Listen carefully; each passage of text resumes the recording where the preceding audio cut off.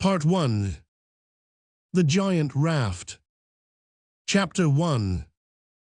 A Captain of the Woods. The man who held in his hand the document of which this strange assemblage of letters formed the concluding paragraph remained for some moments lost in thought.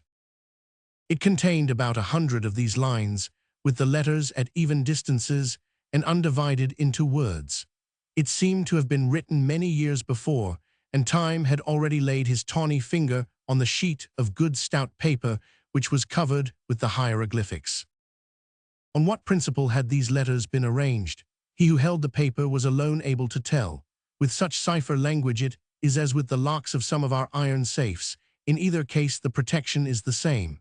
The combinations which they lead to can be counted by millions, and no calculator's life would suffice to express them. Some particular word has to be known before the lock of the safe will act, and some cipher is necessary before that cryptogram can be read. He who had just reperused the document was but a simple captain of the woods. Under the name of capitães do mato are known in Brazil those individuals who are engaged in the recapture of fugitive slaves. The institution dates fro. At that period anti-slavery ideas had entered the minds of a few philanthropists, and more than a century had to elapse before the mass of the people grasped and applied them.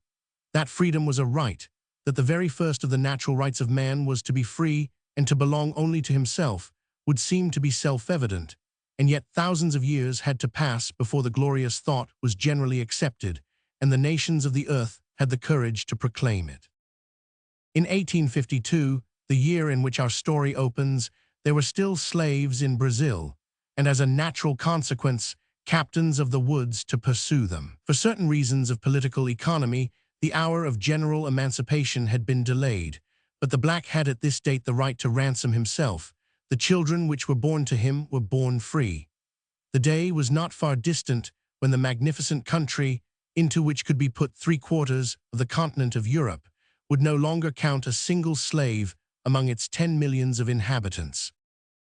The occupation of the captains of the woods was doomed, and at the period we speak of the advantages obtainable from the capture of fugitives were rapidly diminishing. While, however, the calling continued sufficiently profitable, the captains of the woods formed a peculiar class of adventurers, principally composed of freedmen and deserters, of not very enviable reputation. The slave hunters, in fact, belonged to the dregs of society, and we shall not be far wrong in assuming that the man with the cryptogram was a fitting comrade for his fellow capitães do mato. Torres, for that was his name, unlike the majority of his companions, was neither half-breed, Indian, nor Negro. He was a white of Brazilian origin, and had received a better education than befitted his present condition. One of those unclassed men who are found so frequently in the distant countries of the New World, at a time when the Brazilian law still excluded mulattoes and others of mixed blood from certain employments. It was evident that if such exclusion had affected him, it had done so on account of his worthless character, and not because of his birth. Torres at the present moment was not, however, in Brazil. He had just passed the frontier and was wandering in the forests of Peru, from which issue the waters of the upper Amazon. He was a man of about 30 years of age, on whom the fatigues of a precarious existence seemed, thanks to an exceptional temperament and an iron constitution, to have had no effect. Of middle height, broad shoulders, regular features, and decided gait, his face was tanned with the scorching air of the tropics. He had a thick black beard, and eyes lost under contracting eyebrows, giving that swift but hard glance so characteristic of insolent natures. Clothed as backwoodsmen are generally clothed, not over-elaborately, his garments bore witness to long and roughish wear. On his head, stuck jauntily on one side, was a leather hat with a large brim. Trousers he had of coarse wool, which were tucked into the tops of the thick, heavy boots which formed the most substantial part of his attire, and over all, and hiding all, was a faded yellowish poncho. But if Torres was a captain of the woods, it was evident that he was not now employed in that capacity, his means of attack and defense being obviously insufficient for anyone engaged in the pursuit of the blacks. No firearms, neither gun nor revolver. In his belt only one of those weapons more sword than hunting knife, called a manchetta, and in addition he had an enchada, which is a sort of hoe, specially employed in the pursuit of the tatus and agoutis which abound in the forests of the upper Amazon, where there is generally little to fear from wild beasts.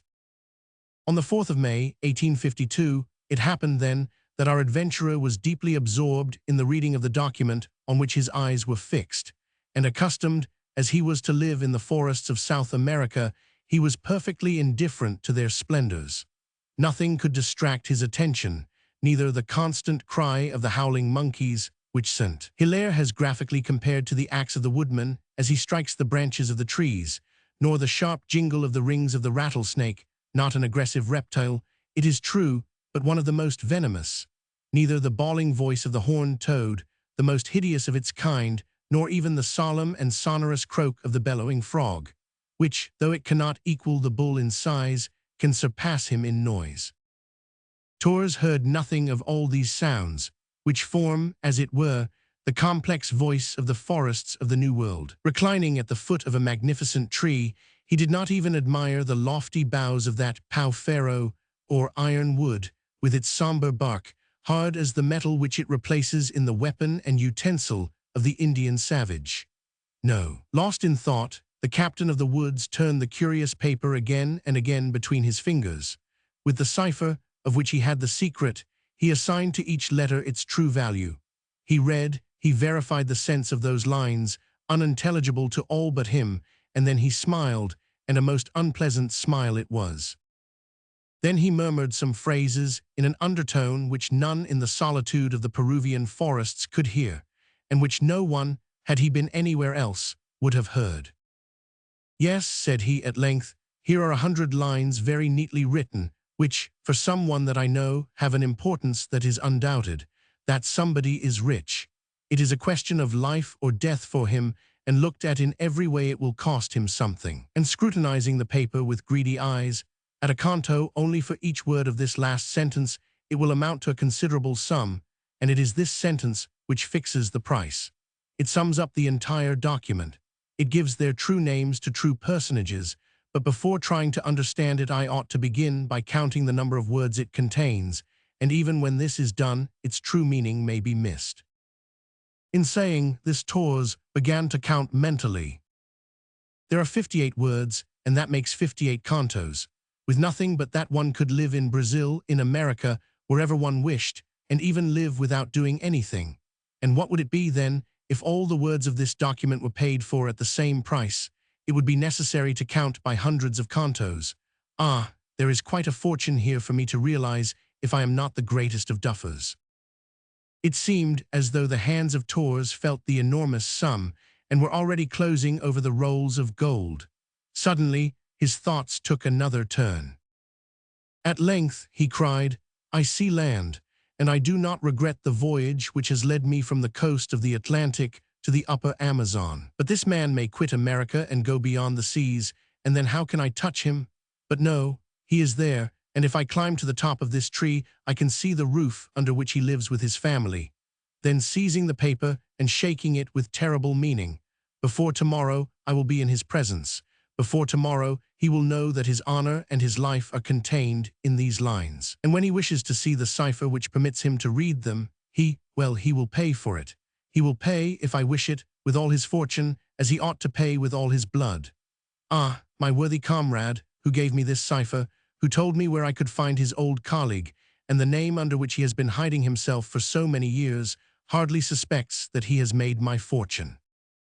For the last time Torres glanced over the yellow paper, and then, after carefully folding it, put it away into a little copper box which he used for a purse.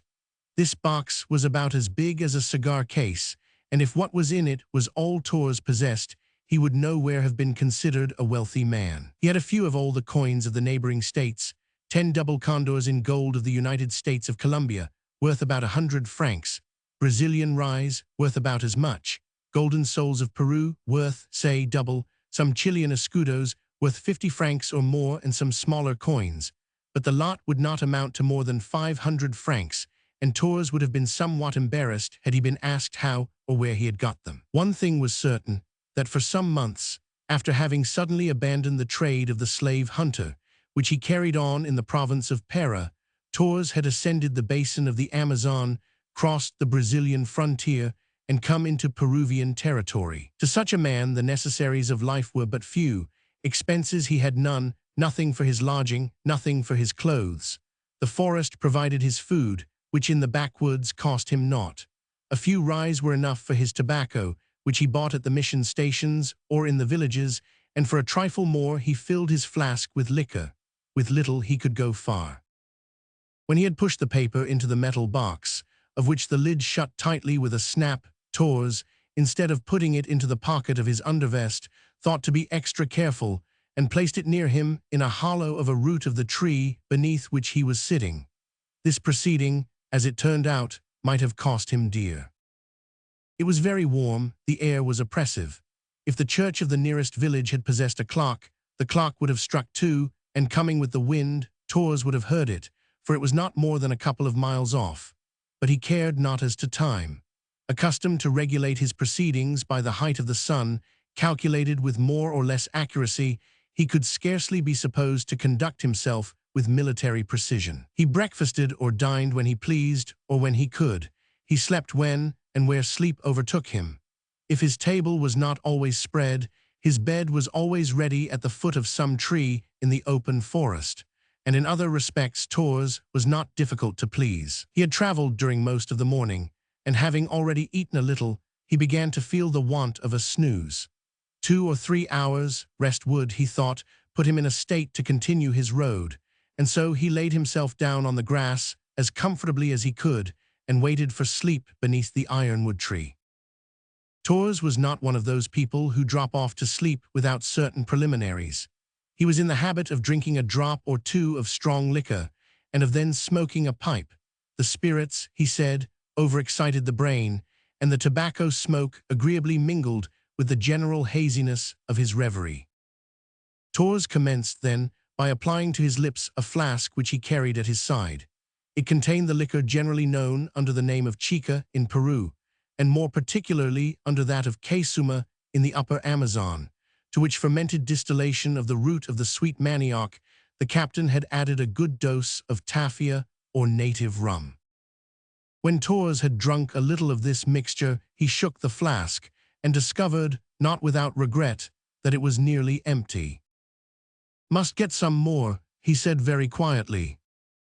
Then taking out a short wooden pipe, he filled it with the coarse and bitter tobacco of Brazil, of which the leaves belonged to that old pétun introduced into France by Nicot, to whom we owe the popularization of the most productive and widespread of the Solanaceae.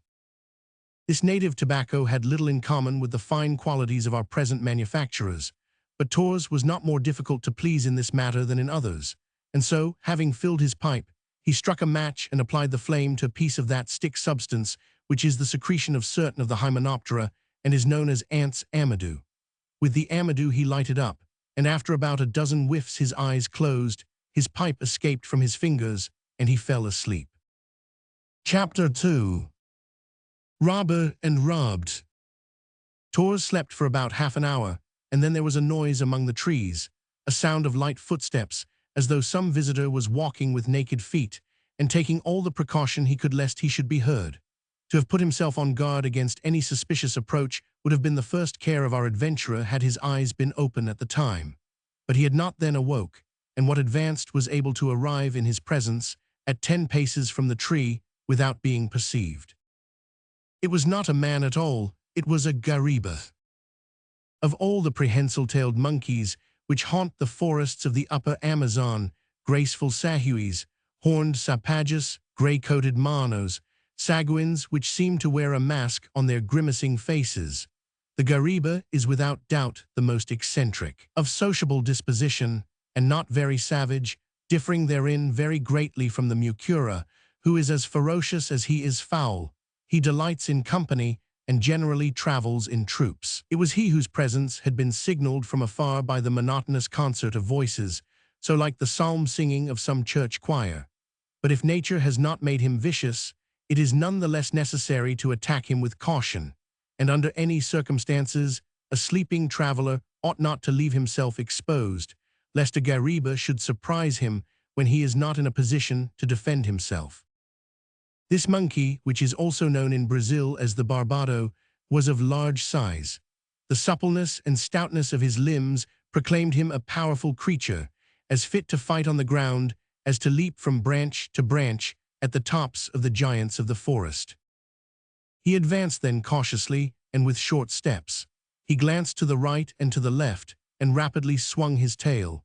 To these representatives of the monkey tribe, nature has not been content to give 4 hands. She has shown herself more generous and added a 5th, for the extremity of their caudal appendage possesses a perfect power of prehension. The Gariba noiselessly approached, brandishing a sturdy cudgel, which, wielded by his muscular arm, would have proved a formidable weapon. For some minutes he had seen the man at the foot of the tree, but the sleeper did not move, and this doubtless induced him to come and look at him a little nearer.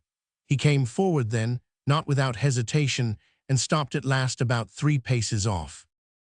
On his bearded face was pictured a grin, which showed his sharp-edged teeth, white as ivory, and the cudgel began to move about in a way that was not very reassuring for the captain of the woods. Unmistakably, the sight of Torres did not inspire the Gariba with friendly thoughts. Had he then particular reasons for wishing evil to this defenseless specimen of the human race, which chance had delivered over to him? Perhaps. We know how certain animals retain the memory of the bad treatment they have received, and it is possible that against backwoodsmen in general he bore some special grudge.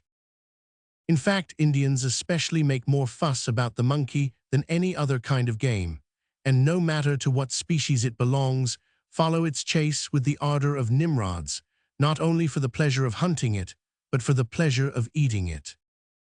Whatever it was, the Gariba did not seem disinclined to change characters this time, and if he did not quite forget that nature had made him but a simple herbivore and longed to devour the captain of the woods, he seemed at least to have made up his mind to get rid of one of his natural enemies.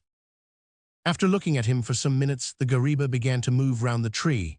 He stepped slowly, holding his breath, and getting nearer and nearer. His attitude was threatening, his countenance ferocious. Nothing could have seemed easier to him than to have crushed this motionless man at a single blow, and assuredly at that moment the life of Torres hung by a thread. In truth, the Gariba stopped a second time close up to the tree, placed himself at the side, so as to command the head of the sleeper, and lifted his stick to give the blow. But if Torres had been imprudent in putting near him, in the crevice of the root, the little case, which contained his document and his fortune, it was this imprudence which saved his life. A sunbeam shooting between the branches just glinted on the case, the polished metal of which lighted up like a looking-glass. The monkey, with the frivolity peculiar to his species, instantly had his attention distracted. His ideas, if such an animal could have ideas, took another direction. He stopped, caught hold of the case, jumped back a pace or 2, and raising it to the level of his eyes, looked at it not without surprise as he moved it about and used it like a mirror. He was if anything still more astonished when he heard the rattle of the gold pieces it contained. The music enchanted him. It was like a rattle in the hands of a child. He carried it to his mouth, and his teeth grated against the metal, but made no impression on it. Doubtless the Gariba thought he had found some fruit of a new kind, a sort of huge, almost brilliant all over, and with a kernel playing freely in its shell. But if he soon discovered his mistake, he did not consider it a reason for throwing the case away. On the contrary, he grasped it more tightly in his left hand and dropped the cudgel, which broke off a dry twig in its fall. At this noise Torres woke, and with the quickness of those who are always on the watch, with whom there is no transition from the sleeping to the waking state, was immediately on his legs. In an instant Torres had recognized with whom he had to deal. "A Gariba," he cried. And his hand seizing his manchetta, he put himself into a posture of defense. The monkey, alarmed, jumped back at once, and not so brave before a waking man as a sleeping one, performed a rapid caper and glided under the trees. "It was time," said Torres. "The rogue would have settled me without any ceremony." Of a sudden, between the hands of the monkey, who had stopped at about 20 paces and was watching him with violent grimaces, as if he would like to snap his fingers at him, he caught sight of his precious case. "The beggar," he said, "if he has not killed me, he has done what is almost as bad, he has robbed me." The thought that the case held his money was not, however, what then concerned him, but that which made him jump was the recollection that it contained the precious document, the loss of which was irreparable, as it carried with it that of all his hopes. "Botheration," said he. And at the moment, cost what it might to recapture his case, Torres threw himself in pursuit of the gariba. He knew that to reach such an active animal was not easy. On the ground, he could get away too fast. In the branches, he could get away too far. A well-aimed gunshot could alone stop him as he ran or climbed, but Torres possessed no firearm. His sword knife and hoe were useless unless he could get near enough to hit him. It soon became evident that the monkey could not be reached unless by surprise. Hence Torres found it necessary to employ cunning in dealing with the mischievous animal. To stop, to hide himself behind some tree trunk, to disappear under a bush, might induce the gariba to pull up and retrace his steps, and there was nothing else for Torres to try. This was what he did, and the pursuit commenced under these conditions. But when the captain of the woods disappeared, the monkey patiently waited until he came into sight again, and at this game Torres fatigued himself without result. "Confound the gariba," he shouted at length. "There will be no end to this, and he will lead me back to the Brazilian frontier, if only he would let go of my case. But no, the jingling of the money amuses him. Oh, you thief, if I could only get hold of you." And Torres recommenced the pursuit, and the monkey scuttled off with renewed vigor. An hour passed in this way without any result. Torres showed a persistency which was quite natural. How without this document could he get his money? And then anger seized him. He swore, he stamped, he threatened the gariba. That annoying animal only responded by a chuckling which was enough to put him beside himself. And then Torres gave himself up to the chase.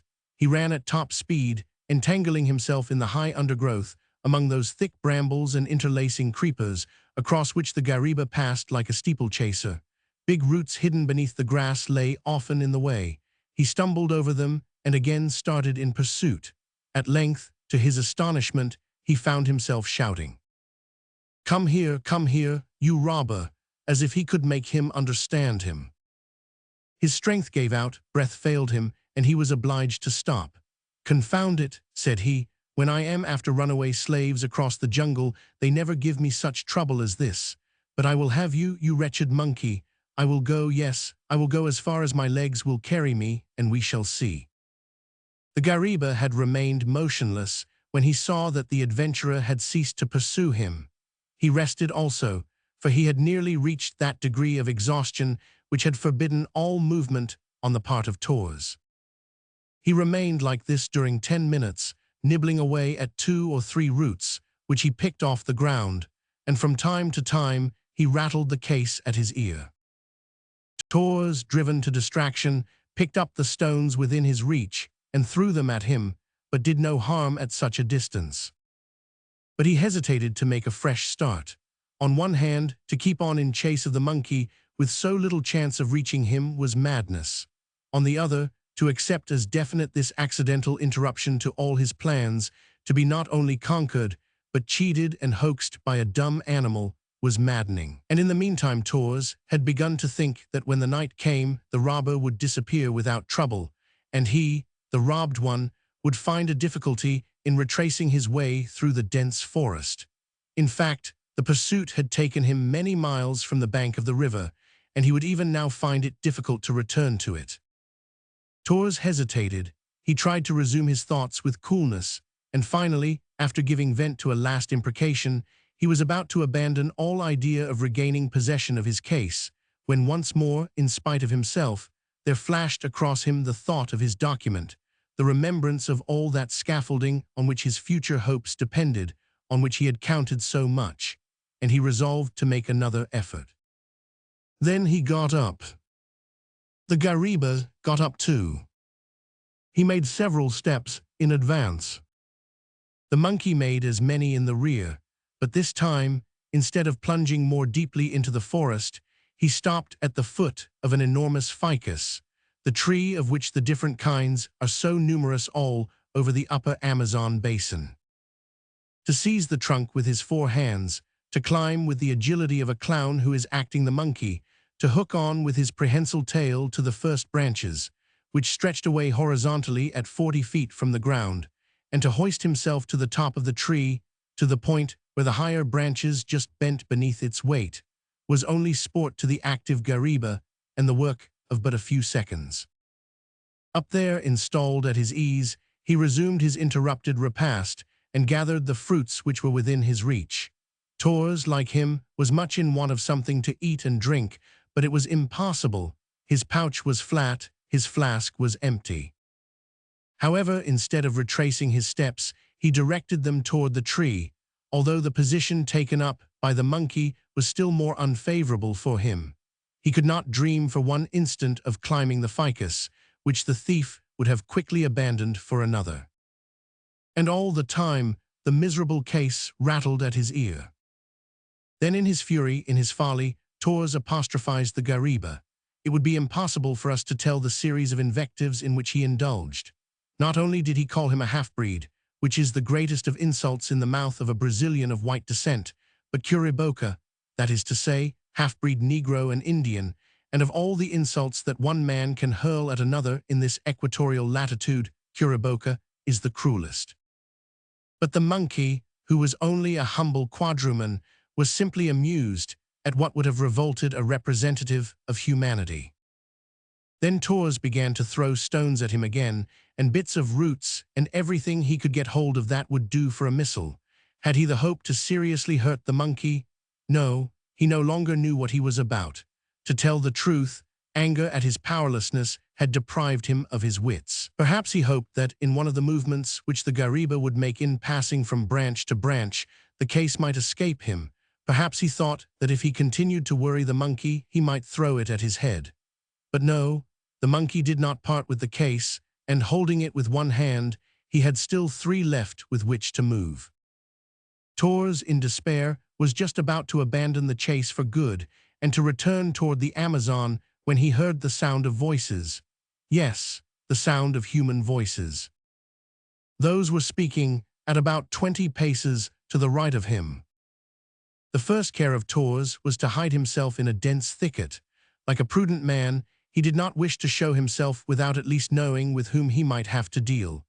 Panting, puzzled, his ears on the stretch, he waited, when suddenly the sharp report of a gun rang through the woods. A cry followed, and the monkey, mortally wounded, fell heavily on the ground, still holding Torres' case. "By Jove," he muttered, "that bullet came at the right time." And then, without fearing to be seen, he came out of the thicket, and 2 young gentlemen appeared from under the trees.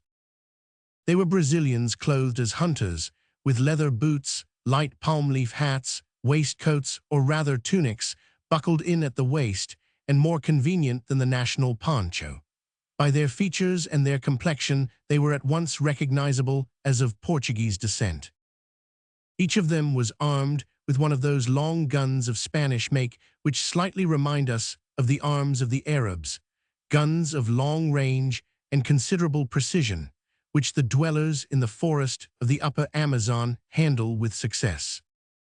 What had just happened was a proof of this. At an angular distance of more than 80 paces, the quadruman had been shot full in the head. The 2 young men carried in addition, in their belts, a sort of dagger knife, which is known in Brazil as a foca, and which hunters do not hesitate to use when attacking the ounce and other wild animals which, if not very formidable, are pretty numerous in these forests. Torres had obviously little to fear from this meeting, and so he went on running toward the monkey's corpse. But the young men, who were taking the same direction, had less ground to cover, and coming forward a few paces, found themselves face to face with Torres. The latter had recovered his presence of mind. "Many thanks, gentlemen," said he gaily as he raised the brim of his hat. "In killing this wretched animal, you have just done me a great service." The hunters looked at him inquiringly, not knowing what value to attach to his thanks. Tors explained matters in a few words. "You thought you had killed a monkey," said he, "but as it happens, you have killed a thief."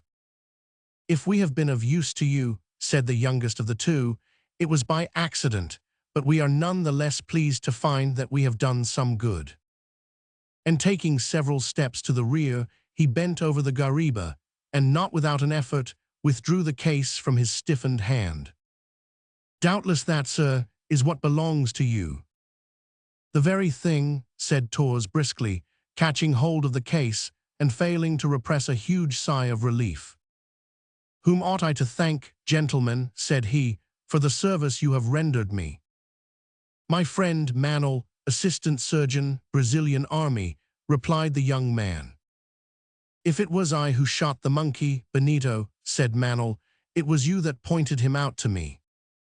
"In that case, sirs," replied Tors, "I am under an obligation to you both, as well to you, Mr. Manel, as to you, Mr.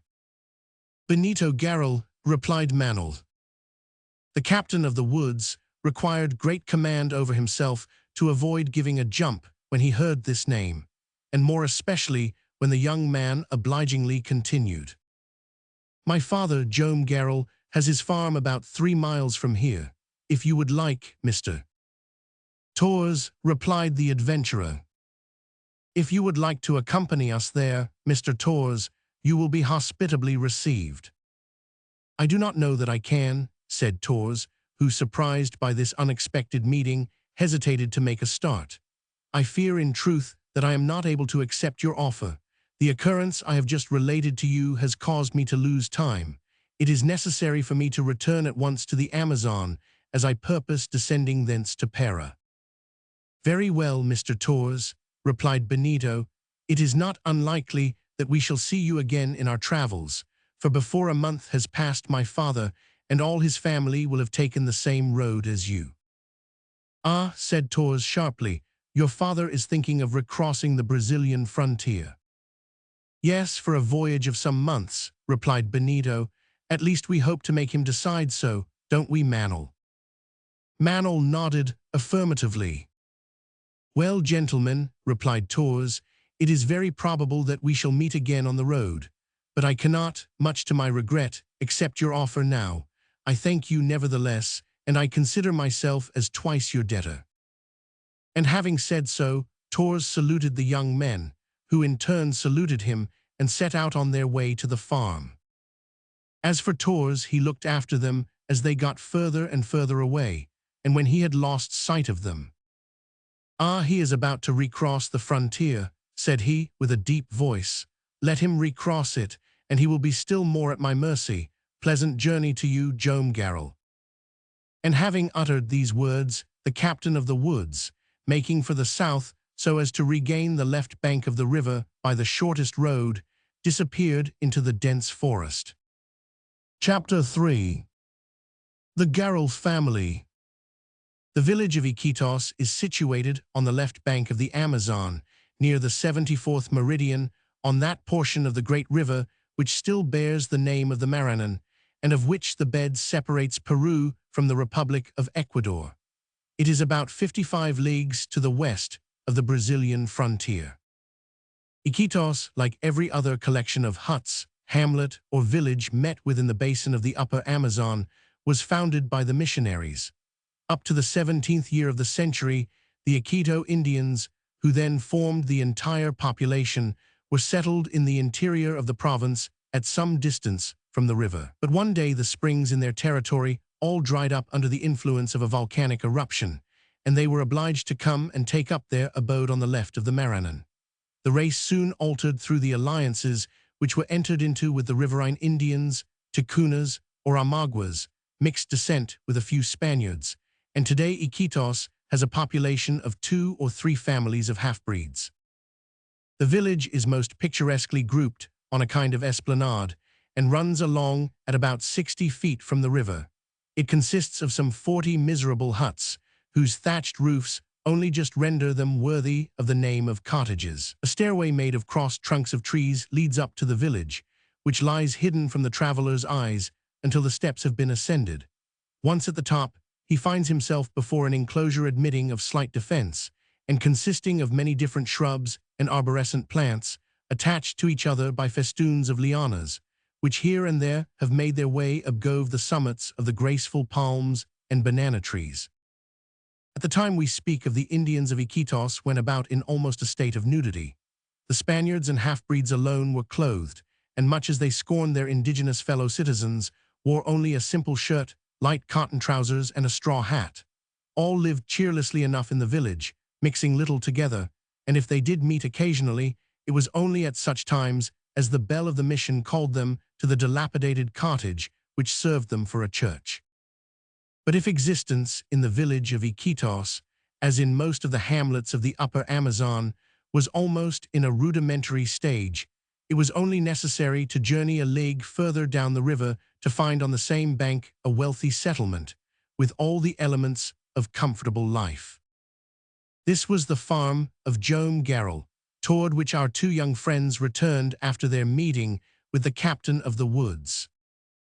There, on a bend of the stream, at the junction of the river Nane, which is here about 500 feet across, there had been established for many years this farm, homestead, or, to use the expression of the country, fazenda, then in the height of its prosperity. The Nane with its left bank bounded it to the north for about a mile, and for nearly the same distance to the east it ran along the bank of the larger river.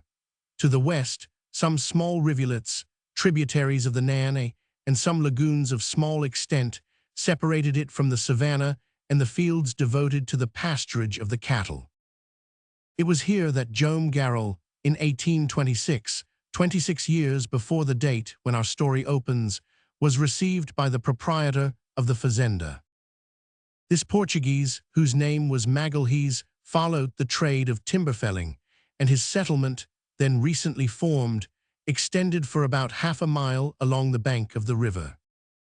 There, hospitable as he was, like all the Portuguese of the old race, Magalhães lived with his daughter Yaquita, who after the death of her mother had taken charge of his household. Magalhães was an excellent worker, inured to fatigue, but lacking education. If he understood the management of the few slaves whom he owned and the dozen Indians whom he hired, he showed himself much less apt in the various external requirements of his trade. In truth, the establishment at Iquitos was not prospering, and the affairs of the Portuguese were getting somewhat embarrassed. It was under these circumstances that Joam Garral, then 22 years old, found himself one day in the presence of Magalhães. He had arrived in the country at the limit both of his strength and his resources. Magalhães had found him half dead with hunger and fatigue in the neighboring forest. The Portuguese had an excellent heart. He did not ask the unknown where he came from, but what he wanted. The noble, high-spirited look which Joam Garral bore in spite of his exhaustion had touched him. He received him, restored him, and for several days to begin with, offered him a hospitality which lasted for his life. Under such conditions, it was that Joam Garral was introduced to the farm at Iquitos. Brazilian by birth, Joam Garral was without family or fortune. Trouble, he said, had obliged him to quit his country and abandon all thoughts of return. He asked his host to excuse his entering on his past misfortunes as serious as they were unmerited. What he sought, and what he wished, was a new life, a life of labor. He had started on his travels with some slight thought of entering a fazenda in the interior. He was educated, intelligent. He had in all his bearing that inexpressible something which tells you that the man is genuine and of frank and upright character. Magalhães, quite taken with him, asked him to remain at the farm, where he would, in a measure, supply that which was wanting in the worthy farmer. Joam Garral accepted the offer without hesitation. His intention had been to join a seringal, or caoutchouc concern, in which in those days a good workman could earn from 5 to 6 piastres a day, and could hope to become a master if he had any luck. But Magalhães very truly observed that if the pay was good, work was only found in the seringals at harvest time, that is to say, during only a few months of the year, and this would not constitute the permanent position that a young man ought to wish for. The Portuguese was right. Joam Garral saw it, and entered resolutely into the service of the fazenda, deciding to devote to it all his powers. Magalhaes had no cause to regret his generous action. His business recovered. His wood trade, which extended by means of the Amazon up to Para, was soon considerably extended under the impulse of Joam Garral. The fazenda began to grow in proportion and to spread out along the bank of the river up to its junction with the Nene. A delightful residence was made of the house. It was raised a story, surrounded by a veranda and half hidden under beautiful trees, mimosas, fig sycamores, bauhinias, and paulinias, whose trunks were invisible beneath a network of scarlet-flowered bromelias and passion flowers. At a distance, behind huge bushes and a dense mass of arborescent plants, were concealed the buildings in which the staff of the fazenda were accommodated, the servants' offices, the cabins of the blacks, and the huts of the Indians. From the bank of the river, bordered with reeds and aquatic plants, the tree-encircled house was alone visible. A vast meadow, laboriously cleared along the lagoons, offered excellent pasturage. Cattle abounded, a new source of profit in these fertile countries, where a herd doubles in 4 years and where 10% interest is earned by nothing more than the skins and the hides of the animals killed for the consumption of those who raise them. A few sitios, or manioc and coffee plantations, were started in parts of the woods which were cleared. Fields of sugarcanes soon required the construction of a mill to crush the sacchariferous stalks destined to be used hereafter in the manufacture of molasses, tafia, and rum. In short, 10 years after the arrival of Joam Garral at the farm at Iquitos, the fazenda had become one of the richest establishments on the upper Amazon. Thanks to the good management exercised by the young clerk over the works at home and the business abroad, its prosperity daily increased. The Portuguese did not wait so long to acknowledge what he owed to Joam Garral. In order to recompense him, in proportion to his merits, he had from the first given him an interest in the profits of his business, and 4 years after his arrival, he had made him a partner on the same footing as himself, and with equal shares. But there was more that he had in store for him. Yaquita, his daughter, had, in this silent young man, so gentle to others, so stern to himself, recognized the sterling qualities which her father had done. She was in love with him, but though on his side Joam had not remained insensible to the merits and the beauty of this excellent girl, he was too proud and reserved to dream of asking her to marry him. A serious incident hastened the solution. Magalhaes was one day superintending a clearance and was mortally wounded by the fall of a tree. Carried home helpless to the farm and feeling himself lost, he raised up Yaquita, who was weeping by his side, took her hand, and put it into that of Joam Garral, making him swear to take her for his wife. "You have made my fortune," he said, "and I shall not die in peace unless by this union I know that the fortune of my daughter is assured. I can continue her devoted servant, her brother, her protector, without being her husband." Joam Garral had at first replied, "I owe you all, Magalhaes. I will never forget it, but the price you would pay for my endeavors is out of all proportion to what they are worth." The old man insisted. Death would not allow him to wait. He demanded the promise, and it was made to him. Yaquita was then 22 years old, Joam was 26. They loved each other, and they were married some hours before the death of Magalhaes, who had just strength left to bless their union. It was under these circumstances that in 1830 Joam Garral became the new fazender of Iquitos, to the immense satisfaction of all those who composed the staff of the farm. The prosperity of the settlement could not do otherwise than grow when these two minds were thus united. A year after her marriage, Yaquita presented her husband with a son, and 2 years after, a daughter. Benito and Minha, the grandchildren of the old Portuguese, became worthy of their grandfather, children worthy of Joam and Yaquita. The daughter grew to be one of the most charming of girls. She never left the fazenda. Brought up in pure and healthy surroundings, in the midst of the beauteous nature of the tropics, the education given to her by her mother and the instruction received by her from her father were ample. What more could she have learned in a convent at Manaus or Belém? Where would she have found better examples of the domestic virtues? Would her mind and feelings have been more delicately formed away from her home? If it was ordained that she was not to succeed her mother in the management of the fazenda, she was equal to any other position to which she might be called. With Benito it was another thing. His father very wisely wished him to receive as solid and complete an education as could then be obtained in the large towns of Brazil. There was nothing which the rich fazender refused his son. Benito was possessed of a cheerful disposition, an active mind, a lively intelligence, and qualities of heart equal to those of his head. At the age of 12, he was sent into Pera, to Belém, and there, under the direction of excellent professors, he acquired the elements of an education which could not but eventually make him a distinguished man. Nothing in literature, in the sciences, in the arts, was a stranger to him. He studied as if the fortune of his father would not allow him to remain idle. He was not among such as imagine that riches exempt men from work. He was one of those noble characters, resolute and just, who believe that nothing should diminish our natural obligation in this respect if we wish to be worthy of the name of men. During the first years of his residence at Belém, Benito had made the acquaintance of Manuel Valdez. This young man, the son of a merchant in Pera, was pursuing his studies in the same institution as Benito.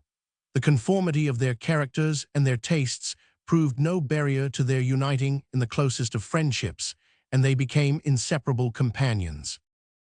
Manuel, born in 1832, was 1 year older than Benito.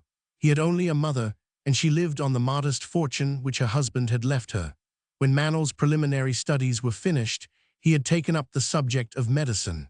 He had a passionate taste for that noble profession, and his intention was to enter the army, toward which he felt himself attracted.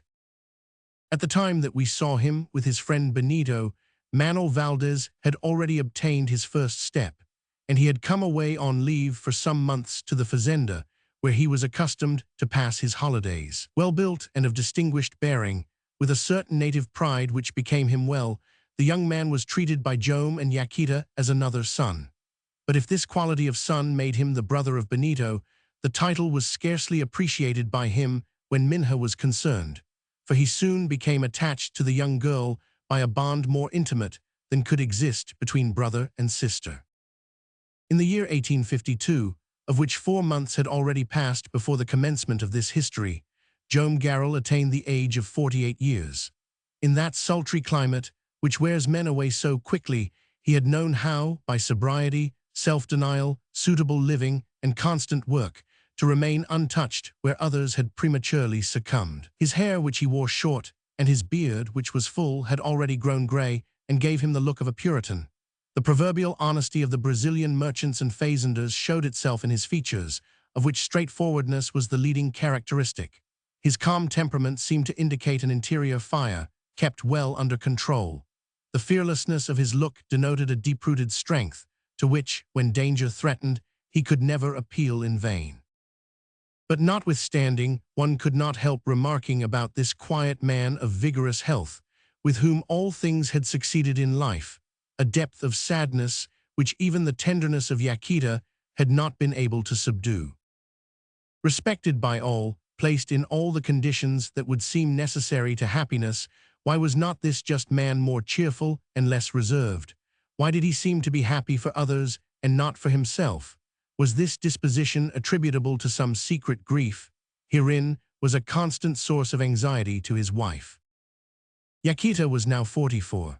In that tropical country where women are already old at 30, she had learned the secret of resisting the climate's destructive influences, and her features, a little sharpened but still beautiful, retained the haughty outline of the Portuguese type, in which nobility of face unites so naturally with dignity of mind. Benito and Minha responded with an affection unbounded and unceasing for the love which their parents bore them. Benito was now aged 21, and quick, brave, and sympathetic, contrasted outwardly with his friend Manuel, who was more serious and reflective. It was a great treat for Benito, after quite a year passed at Belém, so far from the fazenda, to return with his young friend to his home to see once more his father, his mother, his sister, and to find himself, enthusiastic hunter as he was, in the midst of these superb forests of the upper Amazon, some of whose secrets remained, after so many centuries, still unsolved by man. Minha was 20 years old, a lovely girl, brunette, and with large blue eyes, eyes which seemed to open into her very soul, of middle height, good figure, and winning grace, in every way the very image of Yaquita. A little more serious than her brother, affable, good-natured, and charitable, she was beloved by all. On this subject, you could fearlessly interrogate the humblest servants of the fazenda. It was unnecessary to ask her brother's friend, Manuel Valdez, what he thought of her. He was too much interested in the question to have replied without a certain amount of partiality. This sketch of the Garral family would not be complete, and would lack some of its features, were we not to mention the numerous staff of the fazenda. In the first place, then, it behooves us to name an old negress of some 60 years, called Cybele, free through the will of her master, a slave through her affection for him and his, and who had been the nurse of Yaquita. She was one of the family.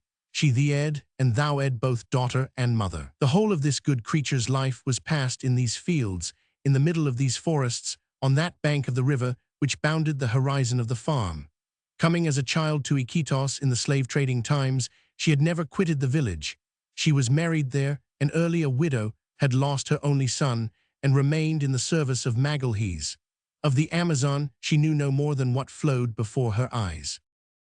With her, and more specially attached to the service of Minha, was a pretty, laughing mulatto of the same age as her mistress, to whom she was completely devoted. She was called Lena, one of those gentle creatures, a little spoiled perhaps, to whom a good deal of familiarity is allowed, but who in return adore their mistresses. Quick, restless, coaxing, and lazy, she could do what she pleased in the house. As for servants, they were of two kinds: Indians, of whom there were about 100, employed always for the works of the fazenda, and blacks to about double the number, who were not yet free, but whose children were not born slaves. Joam Garral had herein preceded the Brazilian government. In this country, moreover, the Negroes coming from Benguela, the Congo, or the Gold Coast were always treated with kindness, and it was not at the fazenda of Iquitos that one would look for those sad examples of cruelty which were so frequent on foreign plantations. Chapter 4. Hesitation.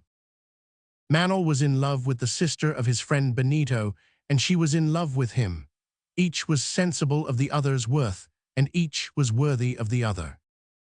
When he was no longer able to mistake the state of his feelings toward Minha, Manuel had opened his heart to Benito. Manuel, my friend, had immediately answered the enthusiastic young fellow, "You could not do better than wish to marry my sister. Leave it to me. I will commence by speaking to the mother, and I think I can promise that you will not have to wait long for her consent." Half an hour afterward, he had done so. Benito had nothing to tell his mother which she did not know. Yaquita had already divined the young people's secret. Before 10 minutes had elapsed, Benito was in the presence of Minha. They had but to agree. There was no need for much eloquence. At the first words, the head of the gentle girl was laid on her brother's shoulder, and the confession, "I am so happy," was whispered from her heart. The answer almost came before the question. That was obvious. Benito did not ask for more. There could be little doubt as to Joam Garral's consent, but if Yaquita and her children did not at once speak to him about the marriage, it was because they wished at the same time to touch on a question which might be more difficult to solve. That question was, where should the wedding take place? Where should it be celebrated? In the humble cottage which served for the village church? Why not? Joam and Yaquita had there received the nuptial benediction of the Padre Passanha, who was then the curate of Iquitos parish. At that time, as now, there was no distinction in Brazil between the civil and religious acts, and the registers of the mission were sufficient testimony to a ceremony which no officer of the civil power was entrusted to attend to. Joam Garral would probably wish the marriage to take place at Iquitos, with grand ceremonies and the attendance of the whole staff of the fazenda, but if such was to be his idea, he would have to withstand a vigorous attack concerning it. Manuel, Minha said to her betrothed, "If I was consulted in the matter, we should not be married here, but at Pera. Madame Valdez is an invalid. She cannot visit Iquitos, and I should not like to become her daughter without knowing and being known by her. My mother agrees with me in thinking so. We should like to persuade my father to take us to Belem. Do you not think so?" To this proposition, Manol had replied by pressing Minha's hand. He also had a great wish for his mother to be present at his marriage. Benito had approved the scheme without hesitation, and it was only necessary to persuade Joam Garral. And hence on this day the young men had gone out hunting in the woods, so as to leave Yaquita alone with her husband. In the afternoon, these two were in the large room of the house. Joam Garral, who had just come in, was half reclining on a couch of plaited bamboos, when Yaquita, a little anxious, came and seated herself beside him. To tell Joam of the feelings which Manol entertained toward his daughter was not what troubled her. The happiness of Minha could not but be assured by the marriage, and Joam would be glad to welcome to his arms the new son whose sterling qualities he recognized and appreciated. But to persuade her husband to leave the fazenda Yaquita felt to be a very serious matter. In fact, since Joam Garral, then a young man, had arrived in the country, he had never left it for a day, though the sight of the Amazon, with its waters gently flowing to the east, invited him to follow its course, though Joam every year sent rafts of wood to Manaus, to Belem, and the seacoast of Para, though he had seen each year Benito leave, after his holidays, to return to his studies, yet the thought seemed never to have occurred to him to go with him. The products of the farm, of the forest, and of the fields the fazender sold on the spot. He had no wish, either with thought or look, to go beyond the horizon which bounded his Eden. From this it followed that for 25 years Joam Garral had never crossed the Brazilian frontier. His wife and daughter had never set foot on Brazilian soil. The longing to see something of that beautiful country of which Benito was often talking was not wanting, nevertheless. 2 or 3 times Yaquita had sounded her husband in the matter, but she had noticed that the thought of leaving the fazenda, if only for a few weeks, brought an increase of sadness to his face. His eyes would close, and in a tone of mild reproach he would answer, "Why leave our home? Are we not comfortable here?" And Yaquita, in the presence of the man whose active kindness and unchangeable tenderness rendered her so happy, had not the courage to persist. This time, however, there was a serious reason to make it worthwhile. The marriage of Minha afforded an excellent opportunity, it being so natural for them to accompany her to Belem, where she was going to live with her husband. She would there see and learn to love the mother of Manol Valdez. How could Joam Garral hesitate in the face of so praiseworthy a desire? Why, on the other hand, did he not participate in this desire to become acquainted with her who was to be the second mother of his child? Yaquita took her husband's hand, and with that gentle voice, which had been to him all the music of his life. "Joam," she said, "I am going to talk to you about something which we ardently wish, and which will make you as happy as we are." "What is it about Yaquita?" asked Joam. "Manol loves your daughter, he is loved by her, and in this union they will find the happiness." At the first words of Yaquita, Joam Garral had risen, without being able to control a sudden start. His eyes were immediately cast down, and he seemed to designedly avoid the look of his wife. "What is the matter with you?" asked she. "Minha to get married," murmured Joam. "My dear," said Yaquita, feeling somewhat hurt, "have you any objection to make to the marriage? Have you not for some time noticed the feelings which Manol has entertained toward our daughter?" "Yes, and a year since." And Joam sat down without finishing his thoughts. By an effort of his will, he had again become master of himself. The unaccountable impression which had been made upon him disappeared. Gradually, his eyes returned to meet those of Yaquita, and he remained thoughtfully looking at her. Yaquita took his hand. "Joam," she said, "have I been deceived? Had you no idea that this marriage would one day take place, and that it would give her every chance of happiness?"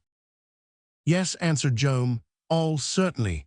But Yaquita, this wedding that we are both thinking of, when is it coming off?" "Shortly." "It will come off when you choose, Joam." "And it will take place here, at Iquitos?" This question obliged Yaquita to enter on the other matter which she had at heart. She did not do so, however, without some hesitation, which was quite intelligible. "Joan," said she, after a moment's silence, "listen to me. Regarding this wedding, I have got a proposal which I hope you will approve of. 2 or 3 times during the last 20 years, I have asked you to take me and my daughter to the provinces of the lower Amazon, and to Pera, where we have never been. The cares of the fazenda, the works which have required your presence, have not allowed you to grant our request. To absent yourself even for a few days would then have injured your business. But now everything has been successful beyond your dreams, and if the hour of repose has not yet come for you, you can at least for a few weeks get away from your work." Joam Garral did not answer, but Yaquita felt his hand tremble in hers, as though under the shock of some sorrowful recollection. At the same time, a half-smile came to her husband's lips, a mute invitation for her to finish what she had begun. "Joam," she continued, "here is an occasion which we shall never see again in this life. Minha is going to be married away from us and is going to leave us. It is the first sorrow which our daughter has caused us, and my heart quails when I think of the separation which is so near. But I should be content if I could accompany her to Belém. Does it not seem right to you, even in other respects, that we should know her husband's mother, who is to replace me, and to whom we are about to entrust her? Added to this, Minha does not wish to grieve Madame Valdez by getting married at a distance from her. When we were married, Joam, if your mother had been alive, would you not have liked her to be present at your wedding?" At these words of Yaquita, Joam made a movement which he could not repress. "My dear," continued Yaquita, "with Minha, with our 2 sons, Benito and Manuel, with you, how I should like to see Brazil, and to journey down this splendid river, even to the provinces on the seacoast through which it runs. It seems to me that the separation would be so much less cruel. As we came back, we should revisit our daughter in her house with her second mother. I would not think of her as gone I knew not where. I would fancy myself much less a stranger to the doings of her life." This time Joam had fixed his eyes on his wife and looked at her for some time without saying anything. What ailed him? Why this hesitation to grant a request which was so just in itself, to say yes, when it would give such pleasure to all who belonged to him? His business affairs could not afford a sufficient reason. A few weeks of absence would not compromise matters to such a degree. His manager would be able to take his place without any hitch in the fazenda, and yet all this time he hesitated. Yaquita had taken both her husband's hands in hers and pressed them tenderly. "Joam," she said, "it is not a mere whim that I am asking you to grant. No, for a long time I have thought over the proposition I have just made to you, and if you consent, it will be the realization of my most cherished desire. Our children know why I am now talking to you. Minha, Benito, Manuel, all ask this favor, that we should accompany them. We would all rather have the wedding at Belém than at Iquitos. It will be better for your daughter, for her establishment, for the position which she will take at Belém, that she should arrive with her people and appear less of a stranger in the town in which she will spend most of her life." Joam Garral leaned on his elbows. For a moment he hid his face in his hands, like a man who had to collect his thoughts before he made answer. There was evidently some hesitation which he was anxious to overcome, even some trouble which his wife felt but could not explain. A secret battle was being fought under that thoughtful brow. Yaquita got anxious and almost reproached herself for raising the question.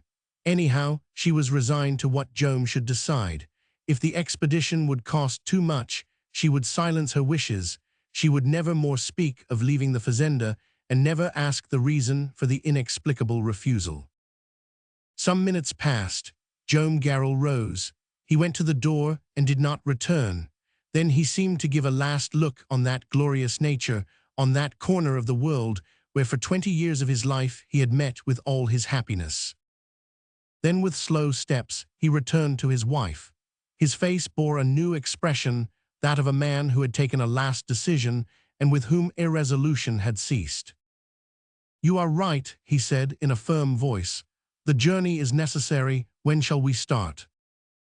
"Ah, Joam, my Joam," cried Yaquita in her joy, "thank you for me, thank you for them." And tears of affection came to her eyes as her husband clasped her to his heart. At this moment, happy voices were heard outside at the door of the house. Manuel and Benito, appeared an instant after at the threshold, almost at the same moment as Minha entered the room. "Children, your father consents," cried Yaquita. "We are going to Belém." With a grave face, and without speaking a word, Joam Garral received the congratulations of his son and the kisses of his daughter. "And what date, father?" asked Benito. "Have you fixed for the wedding?" "Date," answered Joam. "Date, we shall see. We will fix it at Belém." "I am so happy, I am so happy," repeated Minha, as she had done on the day when she had first known of Manuel's request. "We shall now see the Amazon in all its glory throughout its course through the provinces of Brazil. Thanks, father." And the young enthusiast, whose imagination was already stirred, continued to her brother and to Manuel. "Let us be off to the library.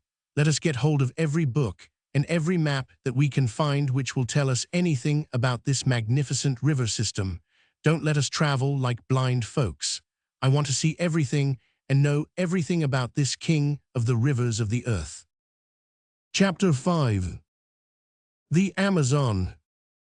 "The largest river in the whole world," said Benito to Manuel Valdez on the morrow.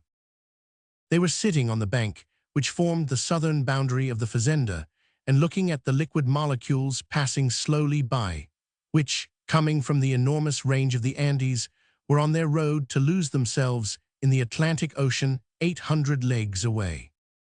"And the river which carries to the sea the largest volume of water," replied Manuel. "A volume so considerable," added Benito, "that it freshens the sea water for an immense distance from its mouth, and the force of whose current is felt by ships at 8 leagues from the coast. A river whose course is developed over more than 30 degrees of latitude, and in a basin which from south to north does not comprise less than 25 degrees. "A basin," exclaimed Benito. "Can you call it a basin, the vast plain through which it runs, the savanna which on all sides stretches out of sight, without a hill to give a gradient, without a mountain to bound the horizon? And along its whole extent," continued Manuel, "like the 1,000 tentacles of some gigantic polyp, 200 tributaries flowing from north or south, themselves fed by smaller affluents without number, by the side of which the large rivers of Europe are but petty streamlets.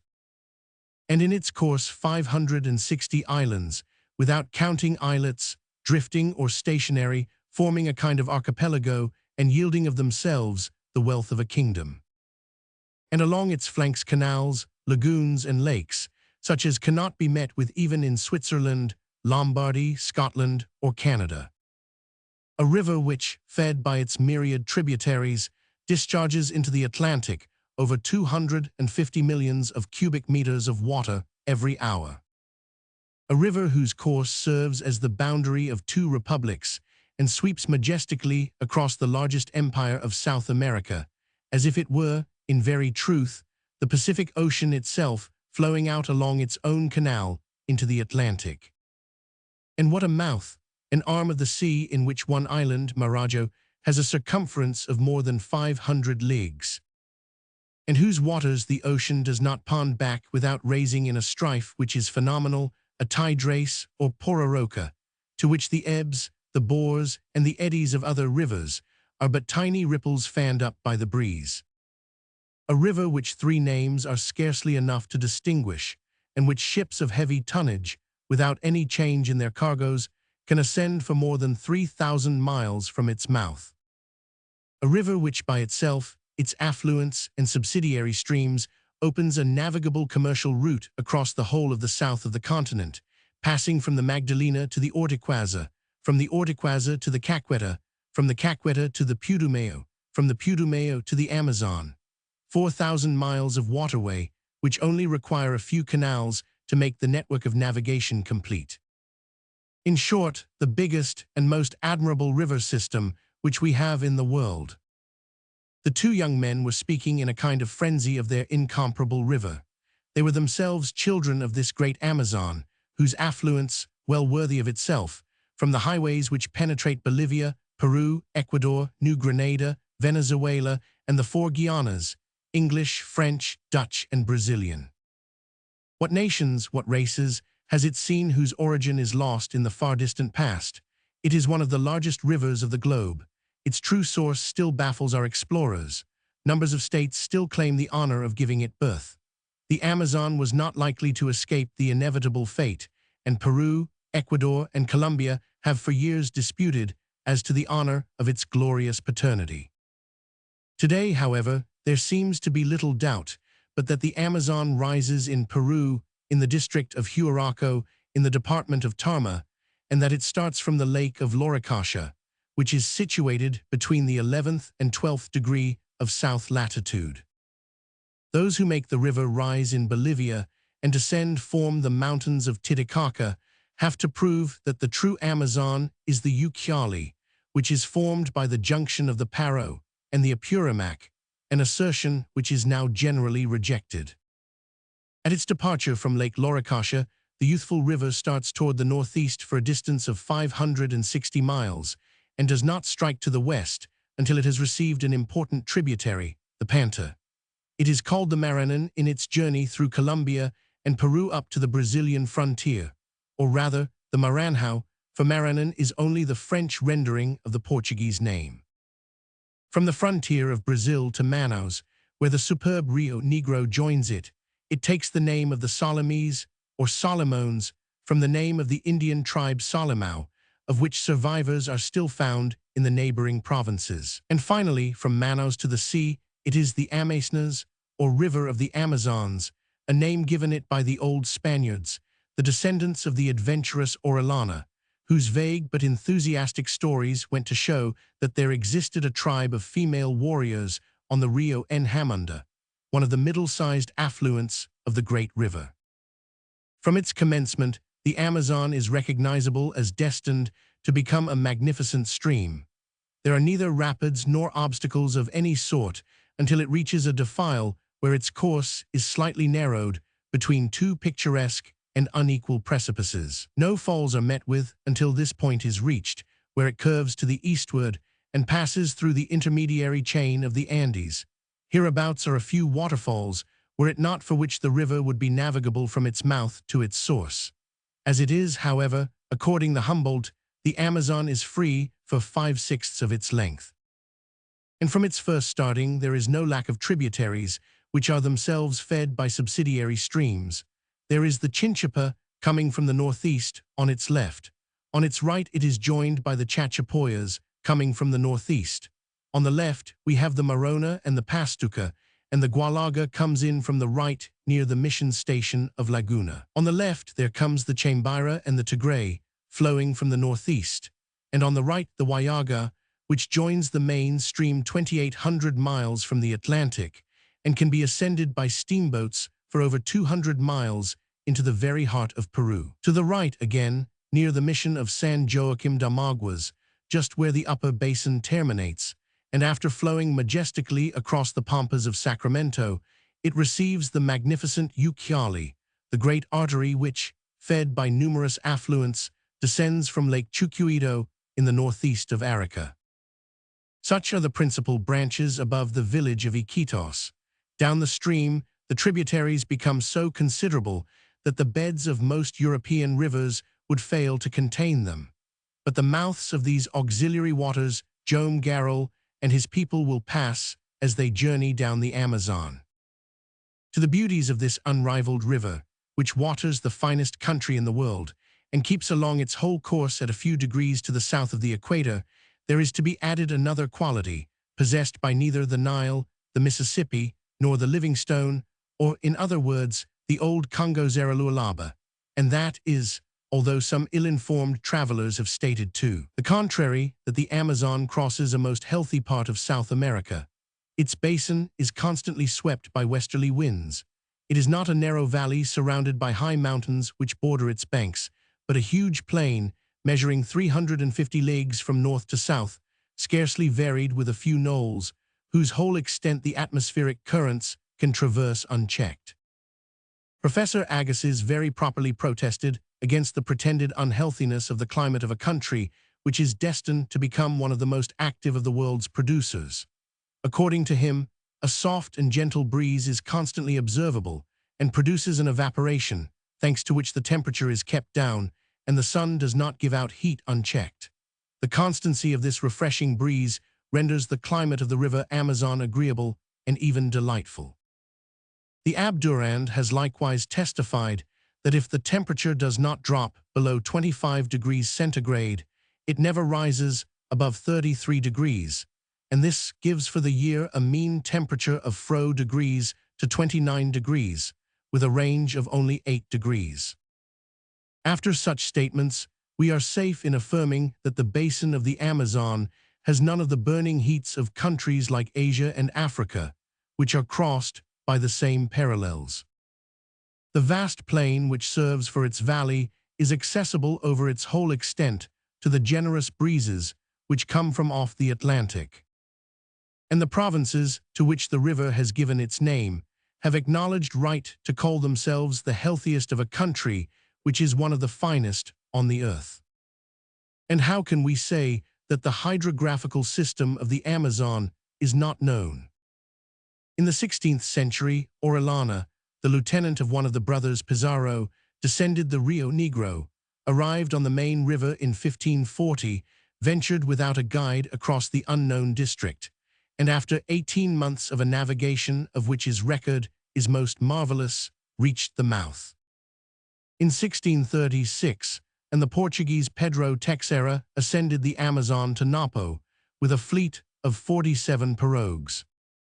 In 1743, La Condamine, after having measured an arc of the meridian at the equator, left his companions Bauger and Godin des Odenais, embarked on the Chinchipe, descended it to its junction with the Maranon, reached the mouth at Napo on the 31st of July, just in time to observe an immersion of the first satellite of Jupiter, which allowed this Humboldt of the 18th century to accurately determine the latitude and longitude of the spot, visited the villages on both banks, and on the 6th of September arrived in front of the fort of Pera. This immense journey had important results. Not only was the course of the Amazon made out in scientific fashion, but it seemed almost certain that it communicated with the Orinoco. 55 years later, Humboldt and Bonpland completed the valuable work of La Condamine and drew up the map of the Maranon as far as Napo. Since this period, the Amazon itself and all its principal tributaries have been frequently visited. In 1827, Listermont, in 1834, and Smythe, in 1844, the French lieutenant in command of the Boulonnais, the Brazilian Valdez in 1840, the French Paul Marc, Fro to 1860, the whimsical painter Beard in 1859, Professor Agassiz in 1865, and in 1967, the Brazilian engineer Franz Keller-Linzinger, and lastly, in 1879, Dr. Crevox, have explored the course of the river, ascended many of its tributaries, and ascertained the navigability of its principal affluents. But what has won the greatest honor for the Brazilian government is that on the 31st of July, 1857, after numerous frontier disputes between France and Brazil about the Guiana boundary, the course of the Amazon was declared to be free and open to all flags. And to make practice harmonize with theory, Brazil entered into negotiations with the neighboring powers for the exploration of every river road in the basin of the Amazon. Today, lines of well-found steamboats, which correspond direct with Liverpool, are plying on the river from its mouth up to Manaus. Others ascend to Iquitos, others by way of the Tapajós, the Madeira, the Rio Negro, or the Purus, make their way into the center of Peru and Bolivia. One can easily imagine the progress which commerce will one day make in this immense and wealthy area, which is without a rival in the world. But to this medal of the future there is a reverse. No progress can be accomplished without detriment to the indigenous races. In face, on the upper Amazon, many Indian tribes have already disappeared, among others the Curicicurus and the Soromaus. On the Putumayo, if a few Yuris are still met with, the Yahuas have abandoned the district to take refuge among some of the distant tributaries, and the Maos have quitted its banks to wander in their diminished numbers among the forests of Japara. The Tunantins is almost depopulated, and there are only a few families of wandering Indians at the mouth of the Jurua. The Tef is almost deserted, and near the sources of the Japur there remained but the fragments of the great nation of the Umor. The Kori is forsaken. There are but few Muras Indians on the banks of the Purus. Of the ancient Manaus, one can count but a wandering party or two. On the banks of the Rio Negro, there are only a few half-breeds, Portuguese and natives, where a few years ago 24 different nations had their homes. Such is the law of progress. The Indians will disappear. Before the Anglo-Saxon race, Australians and Tasmanians have vanished. Before the conquerors of the far west, the North American Indians have been wiped out. One day, perhaps, the Arabs will be annihilated by the colonization of the French. But we must return to 1852. The means of communication, so numerous now, did not then exist, and the journey of Joam Garral would require not less than 4 months, owing to the conditions under which it was made. Hence this observation of Benito, while the two friends were watching the river as it gently flowed at their feet. "Manol, my friend, if there is very little interval between our arrival at Belem and the moment of our separation, the time will appear to you to be very short." "Yes, Benito," said Manol, "and very long as well, for Minha cannot buy my wife until the end of the voyage." Chapter 6. A forest on the ground. The Garral family were in high glee. The magnificent journey on the Amazon was to be undertaken under conditions as agreeable as possible. Not only were the fazender and his family to start on a voyage for several months, but, as we shall see, he was to be accompanied by a part of the staff of the farm. In beholding everyone happy around him, Joam forgot the anxieties which appeared to trouble his life. From the day his decision was taken, he had been another man, and when he busied himself about the preparations for the expedition, he regained his former activity. His people rejoiced exceedingly at seeing him again at work. His moral self reacted against his physical self, and Joam again became the active, energetic man of his earlier years, and moved about once more as though he had spent his life in the open air, under the invigorating influences of forests, fields, and running waters. Moreover, the few weeks that were to precede his departure had been well employed. At this period, as we have just remarked, the course of the Amazon was not yet furrowed by the numberless steam vessels, which companies were only then thinking of putting into the river. The service was worked by individuals on their own account alone, and often the boats were only employed in the business of the riverside establishments. These boats were either ubas, canoes made from the trunk of a tree, hollowed out by fire, and finished with the axe, pointed and light in front, and heavy and broad in the stern, able to carry from 1 to a dozen paddlers, and of 3 or 4 tons burden, egaritias, constructed on a larger scale, of broader design, and leaving on each side a gangway for the rowers, or jangada, rafts of no particular shape, propelled by a triangular sail, and surmounted by a cabin of mud and straw, which served the Indian and his family for a floating home. These 3 kinds of craft formed the lesser flotilla of the Amazon, and were only suited for a moderate traffic of passengers or merchandise. Larger vessels, however, existed, either vigilingas, ranging from 8 up to 10 tons, with 3 masts rigged with red sails, and which in calm weather were rowed by 4 long paddles not at all easy to work against the stream, or cobertas, of 20 tons burden, a kind of junk with a poop behind and a cabin down below, with 2 masts and square sails of unequal size, and propelled, when the wind fell, by 6 long sweeps which Indians worked from a forecastle. But neither of these vessels satisfied Joam Garral. From the moment that he had resolved to descend the Amazon, he had thought of making the most of the voyage by carrying a huge convoy of goods into Para. From this point of view, there was no necessity to descend the river in a hurry, and the determination to which he had come pleased every one, excepting, perhaps, Manol, who would for very good reasons have preferred some rapid steamboat. But though the means of transport devised by Joam were primitive in the extreme, he was going to take with him a numerous following, and abandon himself to the stream under exceptional conditions of comfort and security. It would be, in truth, as if a part of the fazenda of Iquitos had been cut away from the bank and carried down the Amazon with all that composed the family of the fazender, masters and servants, in their dwellings, their cottages, and their huts. The settlement of Iquitos included a part of those magnificent forests, which, in the central districts of South America, are practically inexhaustible. Joam Garral thoroughly understood the management of these woods, which were rich in the most precious and diverse species adapted for joinery, cabinet work, shipbuilding, and carpentry, and from them he annually drew considerable profits. The river was there in front of him, and could it not be as safely and economically used as a railway if one existed? So every year Joam Garral felled some hundreds of trees from his stock and formed immense rafts of floating wood, of joists, beams, and slightly squared trunks, which were taken to Para in charge of capable pilots who were thoroughly acquainted with the depths of the river and the direction of its currents. This year Joam Garral decided to do as he had done in preceding years.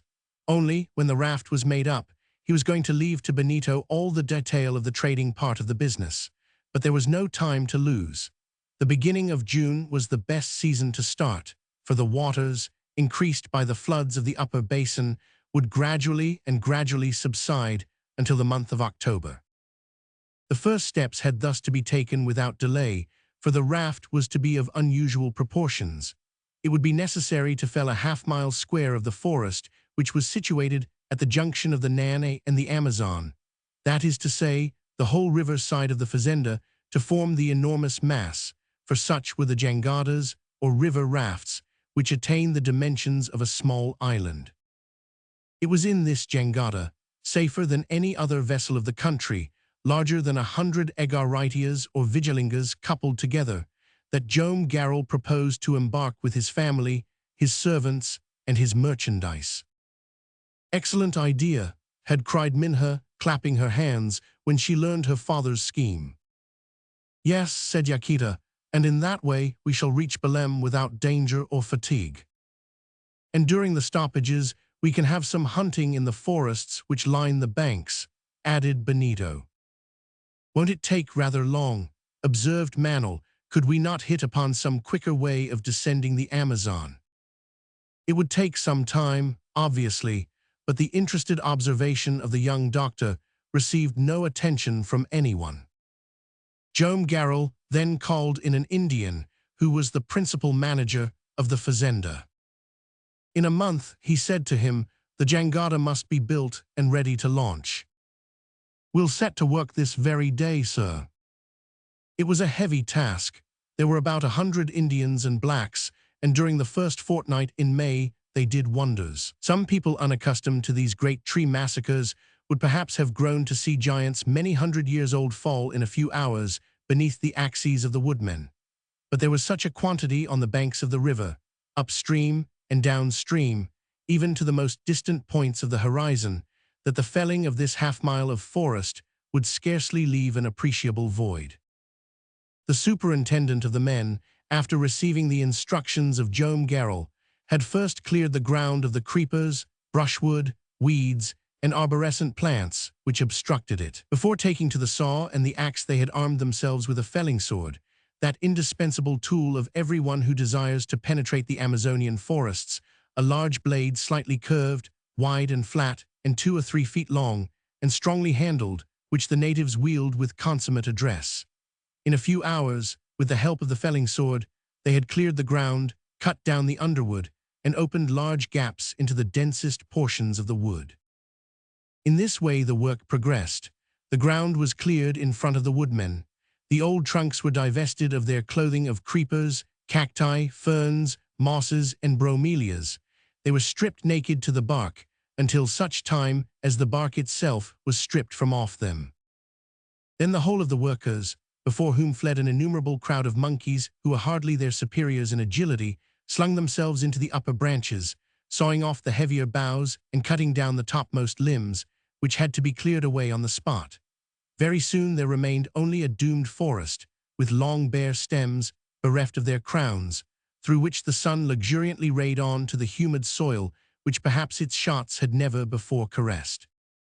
There was not a single tree which could not be used for some work of skill, either in carpentry or cabinet work. There, shooting up like columns of ivory ringed with brown, were wax palms 120 feet high and 4 feet thick at their base, white chestnuts, which yield the three-cornered nuts, muriches, unexcelled for building purposes, barrigudos, measuring a couple of yards at the swelling, which is found at a few feet above the earth, trees with shining russet bark dotted with gray tubercles, each pointed stem of which supports a horizontal parasol, and bombax of superb stature, with its straight and smooth white stem. Among these magnificent specimens of the Amazonian flora, there fell many quatibos, whose rosy canopies towered above the neighboring trees, whose fruits are like little cups, with rows of chestnuts ranged within, and whose wood of clear violet is specially in demand for shipbuilding. And besides, there was the ironwood,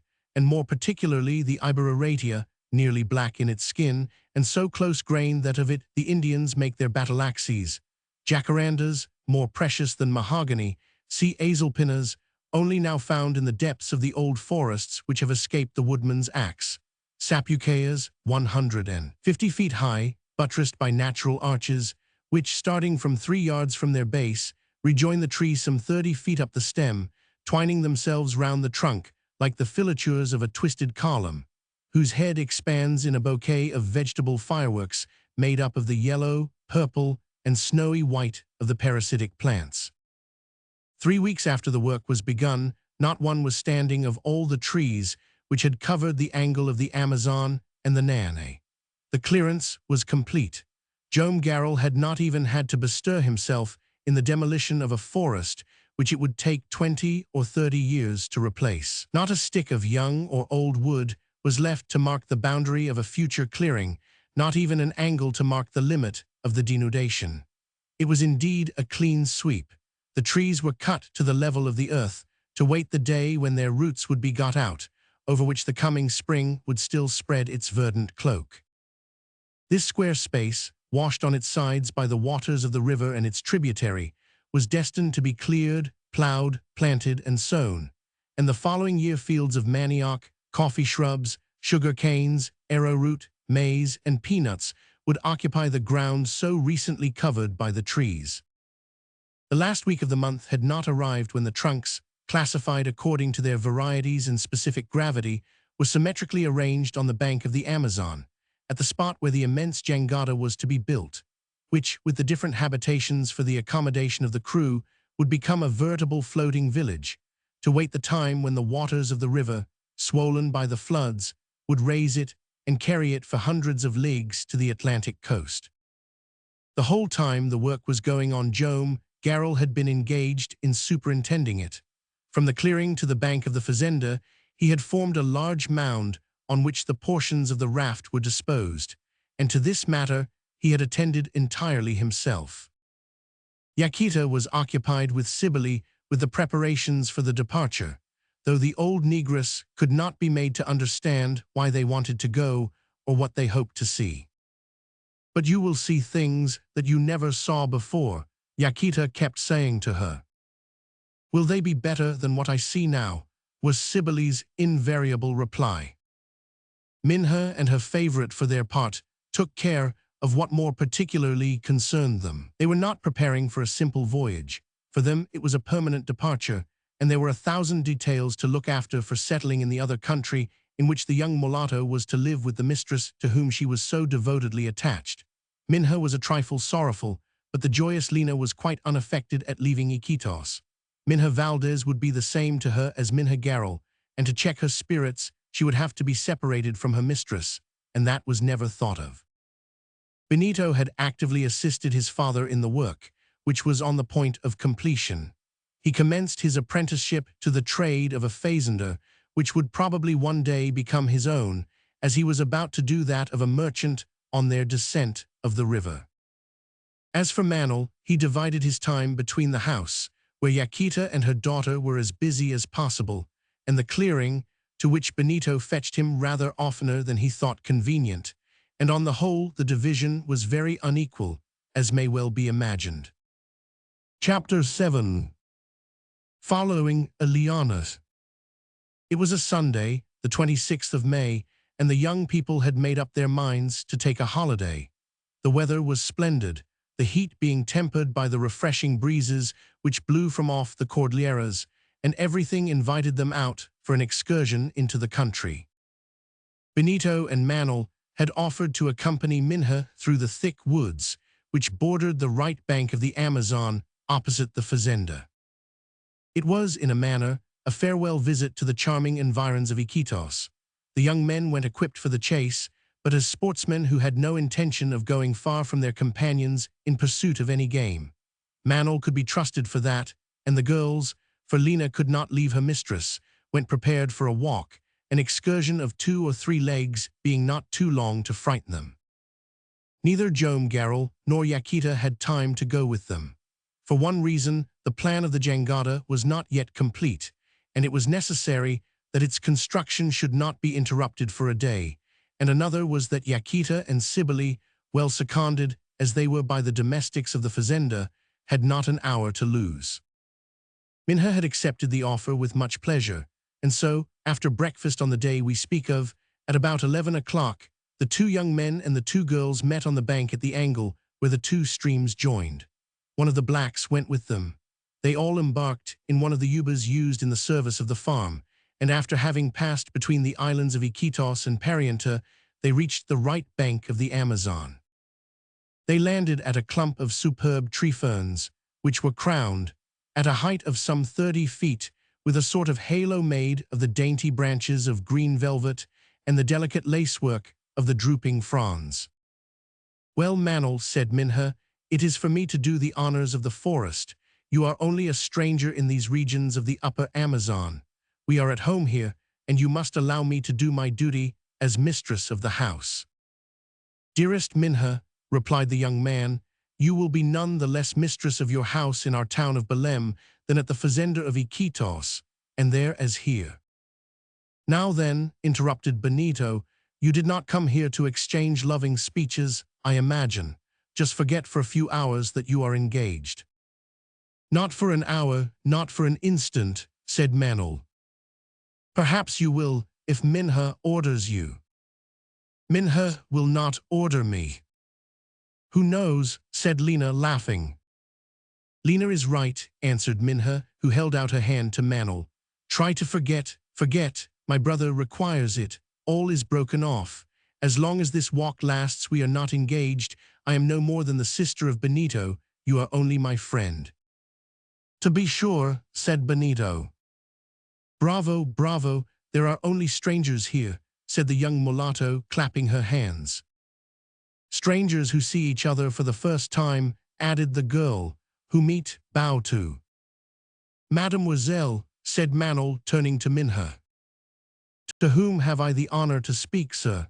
said she, in the most serious manner possible. "To Manuel Valdez, who will be glad if your brother will introduce me." "Oh, away with your nonsense," cried Benito. "Stupid idea that I had. Be engaged, my friends, be it as much as you like, be it always."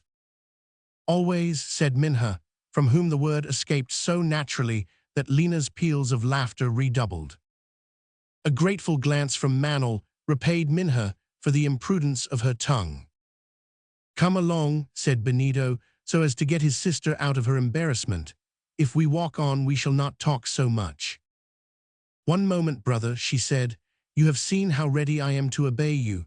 You wish to oblige Manuel and me to forget each other, so as not to spoil your walk. Very well, and now I am going to ask a sacrifice from you so that you shall not spoil mine. Whether it pleases you or not, Benito, you must promise me to forget." "Forget what?" "That you are a sportsman." "What, you forbid me to?" "I forbid you to fire at any of these charming birds, any of the parrots, caciques, or curucus, which are flying about so happily among the trees, and the same interdiction with regard to the smaller game with which we shall have to do today. If any ounce, jaguar, or such thing comes too near, well." "But," said Benito. "If not, I will take Manuel's arm, and we shall save or lose ourselves, and you will be obliged to run after us." "Would you not like me to refuse, eh?" asked Benito, looking at Manuel. "I think I should," replied the young man. Well then, no, said Benito. I do not refuse, I will obey and annoy you, come on. And so the four, followed by the black, struck under the splendid trees, whose thick foliage prevented the sun's rays from ever reaching the soil. There is nothing more magnificent than this part of the right bank of the Amazon. There, in such picturesque confusion, so many different trees shoot up that it is possible to count more than 100 different species in a square mile. A forester could easily see that no woodman had been there with his hatchet or axe, for the effects of a clearing are visible for many centuries afterward. If the new trees are even 100 years old, the general aspect still differs from what it was originally, for the lianas and other parasitic plants alter, and signs remain which no native can misunderstand. The happy group moved then into the tall herbage, across the thickets and under the bushes, chatting and laughing. In front, when the brambles were too thick, the Negro, felling sword in hand, cleared the way and put thousands of birds to flight. Minha was right to intercede for the little winged world which flew about in the higher foliage, for the finest representations of tropical ornithology were there to be seen, green parrots and clamorous parakeets, which seemed to be the natural fruit of these gigantic trees, hummingbirds in all their varieties, light blue and ruby red, tissuras with long scissors-like tails, looking like detached flowers which the wind blew from branch to branch, blackbirds with orange plumage bound with brown, golden-edged becaficos, and sabias, black as crows, all united in a deafening concert of shrieks and whistles. The long beak of the toucan stood out against the golden clusters of the treacherous, and the treepeckers or woodpeckers of Brazil wagged their little heads, speckled all over with their purple spots. It was truly a scene of enchantment. But all was silent, and went into hiding when above the tops of the trees there grated like a rusty weathercock the alma de gato, or soul of the cat, a kind of light fawn-colored sparrowhawk. If he proudly hooted, displaying in the air the long white plumes of his tail, he in his turn meekly took to flight, when in the loftier heights there appeared the gavillo, the large white-headed eagle, the terror of the whole winged population of these woods. Minha made Manuel admire the natural wonders which could not be found in their simplicity in the more civilized provinces of the East. He listened to her more with his eyes than his ears, for the cries and the songs of these thousands of birds were every now and then so penetrating that he was not able to hear what she said. The noisy laughter of Lena was alone sufficiently shrill to ring out with its joyous note above every kind of clucking, chirping, hooting, whistling, and cooing. At the end of an hour, they had scarcely gone a mile. As they left the river, the trees assumed another aspect, and the animal life was no longer met with near the ground, but at from 60 to 80 feet above, where troops of monkeys chased each other along the higher branches. Here and there, a few cones of the solar rays shot down into the underwood. In fact, in these tropical forests light does not seem to be necessary for their existence. The air is enough for the vegetable growth, whether it be large or small, tree or plant, and all the heat required for the development of their sap is derived not from the surrounding atmosphere, but from the bosom of the soil itself, where it is stored up as in an enormous stove. And on the bromelias, grass plantains, orchids, cacti, and in short all the parasites which formed a little forest beneath the large one, many marvelous insects were they tempted to pluck, as though they had been genuine blossoms, nesters with blue wings like shimmering watered silk, lelu butterflies reflexed with gold and striped with fringes of green, agrippina moths, 10 inches long, with leaves for wings, maribunda bees, like living emeralds set in sockets of gold, and legions of lamperons or pyrophorus colopters, valagumas with breastplates of bronze, and green elytra, with yellow light pouring from their eyes, who, when the night comes, illuminate the forest with their many-colored scintillations. What wonders, repeated the enthusiastic girl. You are at home, Minha, or at least you say so, said Benito, and that is the way you talk of your riches.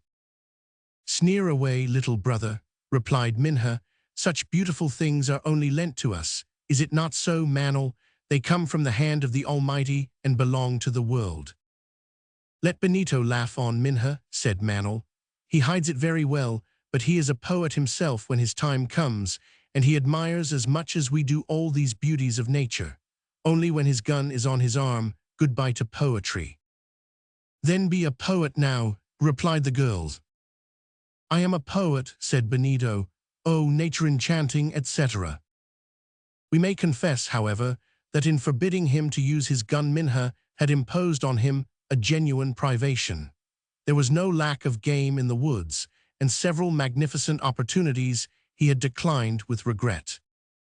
In some of the less wooded parts, in places where the breaks were tolerably spacious, they saw several pairs of ostriches, of the species known as nodus, from 4 to 5 feet high, accompanied by their inseparable seriemas, a sort of turkey infinitely better from an edible point of view than the huge birds they escort. See what that wretched promise costs me, sighed Benito, as, at a gesture from his sister, he replaced under his arm the gun which had instinctively gone up to his shoulder. We ought to respect the seriemas, said Manel, for they are great destroyers of the snakes. Just as we ought to respect the snakes, replied Benito, because they eat the noxious insects, and just as we ought the insects, because they live on smaller insects more offensive still. At that rate, we ought to respect everything. But the instinct of the young sportsman was about to be put to a still more rigorous trial. The woods became of a sudden full of game. Swift stags and graceful roebucks scampered off beneath the bushes, and a well-aimed bullet would assuredly have stopped them. Here and there turkeys showed themselves with their milk and coffee-colored plumage, and peccaries, a sort of wild pig highly appreciated by lovers of venison, and agoutis, which are the hares and rabbits of Central America, and tatus, belonging to the order of edentates, with their scaly shells of patterns of mosaic. And truly Benito showed more than virtue, and even genuine heroism, when he came across some tapirs, called antas in Brazil, diminutives of the elephant, already nearly undiscoverable on the banks of the upper Amazon and its tributaries, pachyderms so dear to the hunters for their rarity, so appreciated by the gourmands for their meat, superior far to beef, and above all for the protuberance on the nape of the neck, which is a morsel fit for a king. His gun almost burned his fingers, but faithful to his promise, he kept it quiet. But yet, and he cautioned his sister about this, the gun would go off in spite of him and probably register a master stroke in sporting annals, if within range there should come a tamandoa assa, a kind of large and very curious anteater. Happily the big anteater did not show himself, neither did any panthers, leopards, jaguars, guepards, or cougars, called indifferently ounces in South America, and to whom it is not advisable to get too near. After all, said Benito, who stopped for an instant, to walk is very well, but to walk without an object. Without an object, replied his sister, but our object is to see, to admire, to visit for the last time these forests of Central America, which we shall not find again in Para, and to bid them a fast farewell. Ah, an idea. It was Lena who spoke. An idea of Lena's can be no other than a silly one, said Benito, shaking his head. It is unkind, brother, said Minha, to make fun of Lena when she has been thinking how to give our walk the object which you have just regretted it lacks. Besides, Mr. Benito, I am sure my idea will please you, replied the mulatto. Well, what is it? Asked Minha. You see that liana? And Lena pointed to a liana of the sipo's kind, twisted round a gigantic sensitive mimosa, whose leaves, light as feathers, shut up at the least disturbance. Well, said Benito. I proposed, replied Minha, that we try to follow that liana to its very end. It is an idea and it is an object, observed Benito, to follow this liana, no matter what may be the obstacles, thickets, underwood, rocks, brooks, torrents, to let nothing stop us, not even. Certainly you are right, brother, said Minha. Lena is a trifle absurd. Come on, then, replied her brother. You say that Lena is absurd, so as to say that Benito is absurd to approve of it. Well, both of you are absurd, if that will amuse you, returned Minha. Let us follow the liana. You are not afraid, said Manel. Still objections, shouted Benito. Ah, Manel, you would not speak like that if you were already on your way, and Minha was waiting for you at the end." "I am silent," replied Manel. "I have no more to say. I obey. Let us follow the liana." And off they went, as happy as children home for their holidays.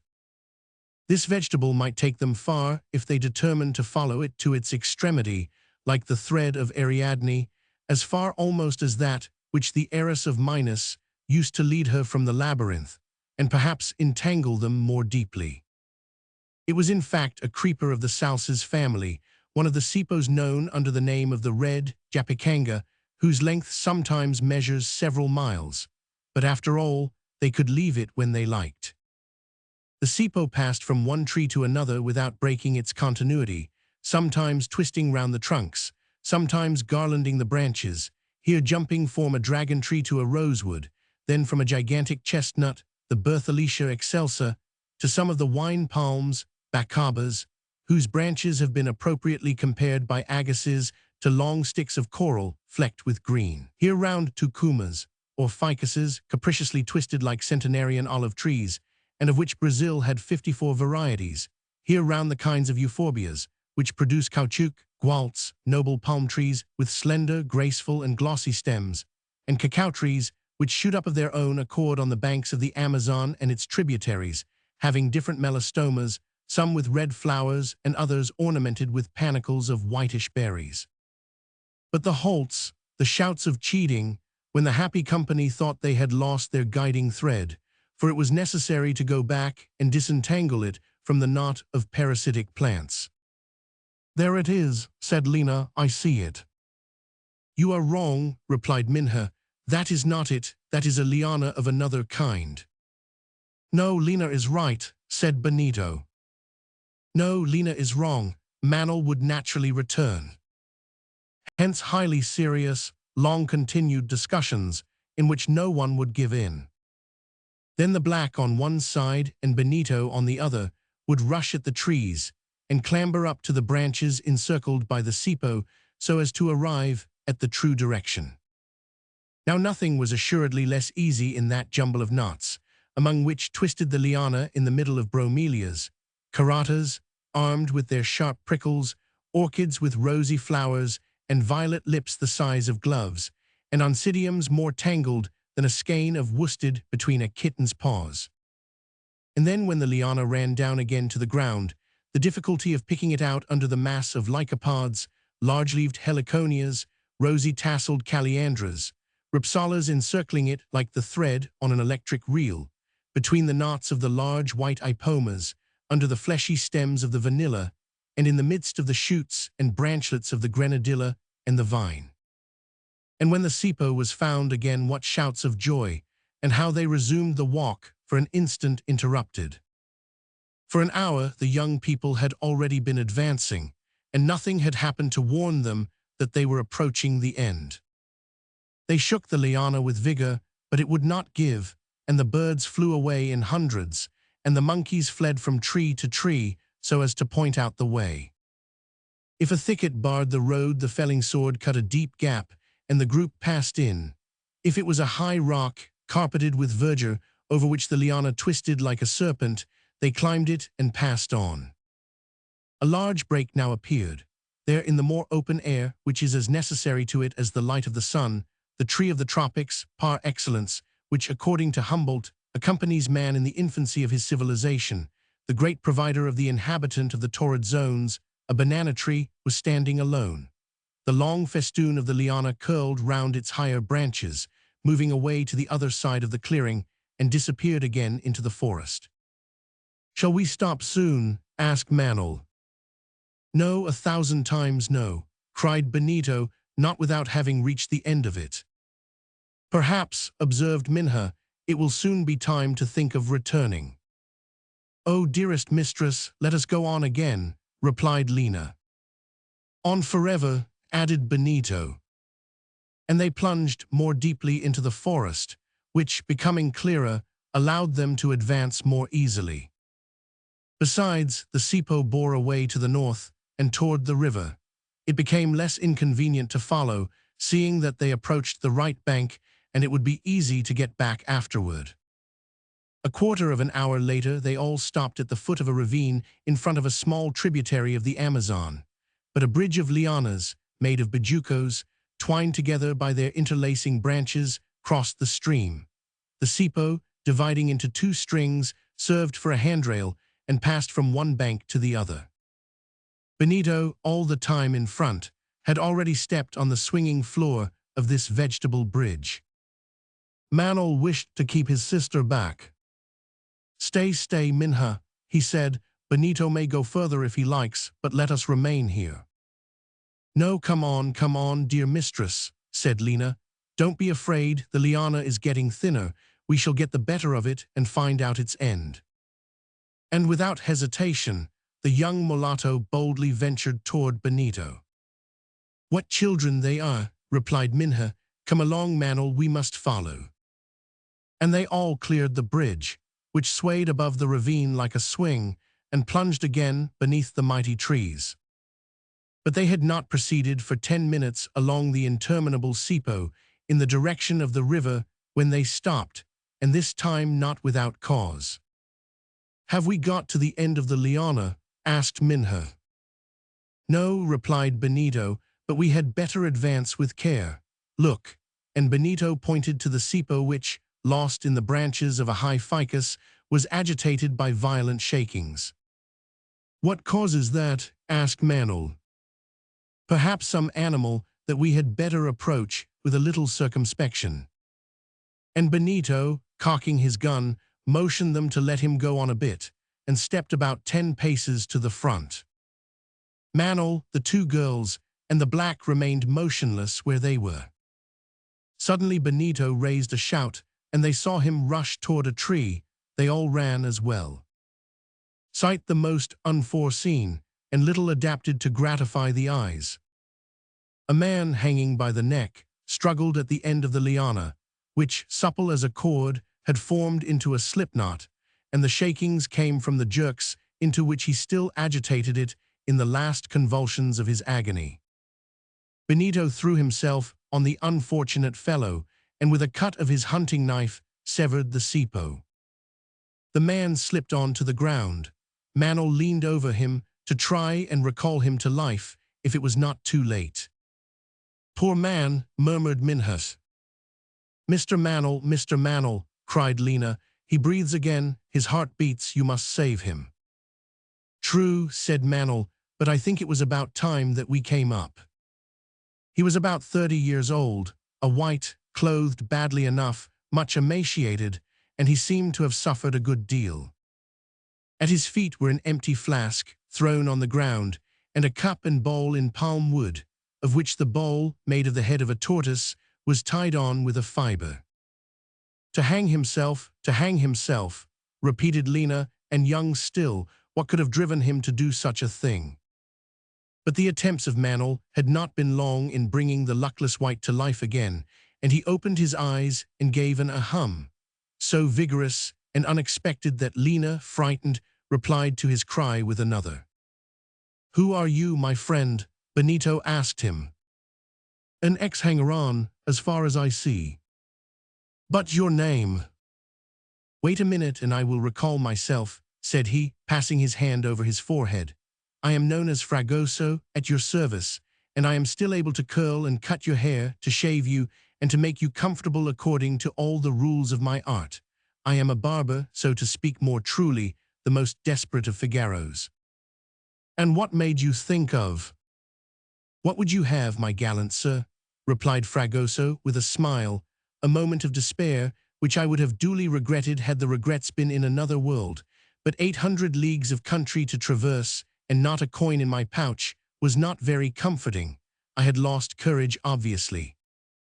To conclude, Fragoso had a good and pleasing figure, and as he recovered it was evident that he was of a lively disposition. He was one of those wandering barbers who travel on the banks of the upper Amazon, going from village to village, and putting the resources of their art at the service of Negroes, Negresses, Indians, and Indian women, who appreciate them very much. But poor Fragoso, abandoned and miserable, having eaten nothing for 40 hours, astray in the forest, had for an instant lost his head, and we know the rest. "My friend," said Benito to him, "you will go back with us to the fazenda of Iquitos." "With pleasure," replied Fragoso. "You cut me down and I belong to you. I must somehow be dependent."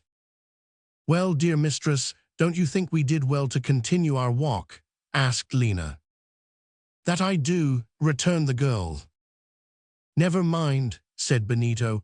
"I never thought that we should finish by finding a man at the end of the Sipo. And above all, a barber in difficulties and on the road to hang himself," replied Fragoso. The poor fellow, who was now wide awake, was told about what had passed.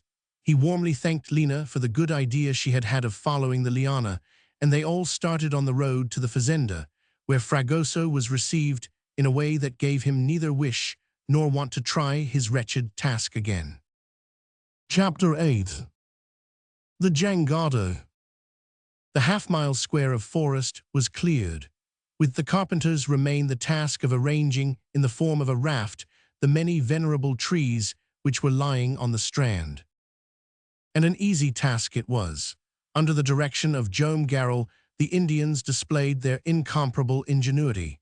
In everything connected with house-building or ship-building, these natives are, it must be admitted, astonishing workmen. They have only an axe and a saw, and they work on wood so hard that the edge of their tools gets absolutely jagged. Yet they square up trunks, shape beams out of enormous stems, and get out of them joists and planking without the aid of any machinery whatever, and endowed with prodigious natural ability, do all these things easily with their skilled and patient hands. The trees had not been launched into the Amazon to begin with. Joam Garral was accustomed to proceed in a different way.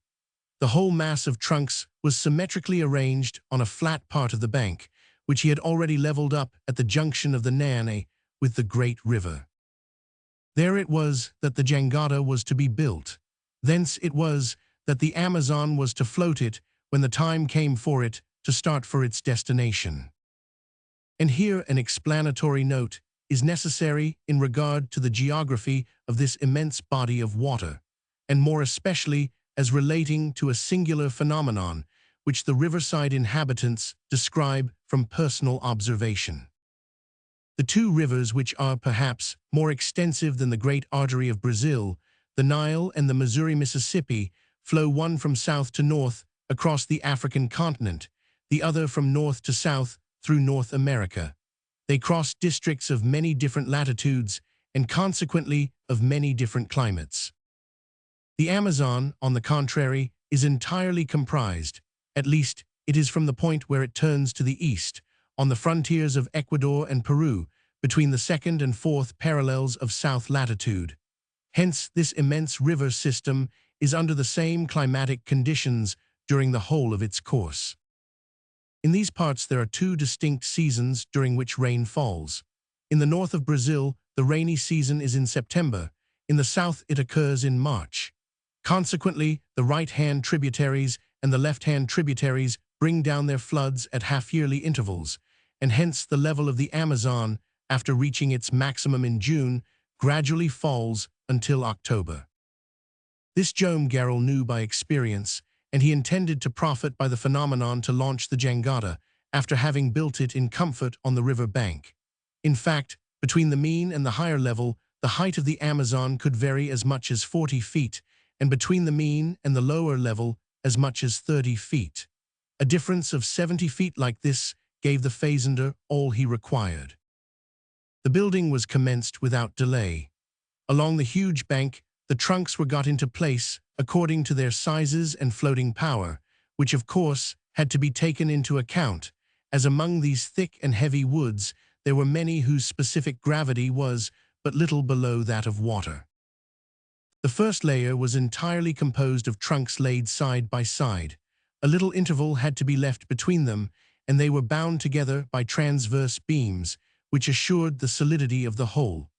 Piacaba ropes strapped them together as firmly as any chain cables could have done. This material, which consists of the ramicles of a certain palm tree growing very abundantly on the river banks, is in universal use in the district.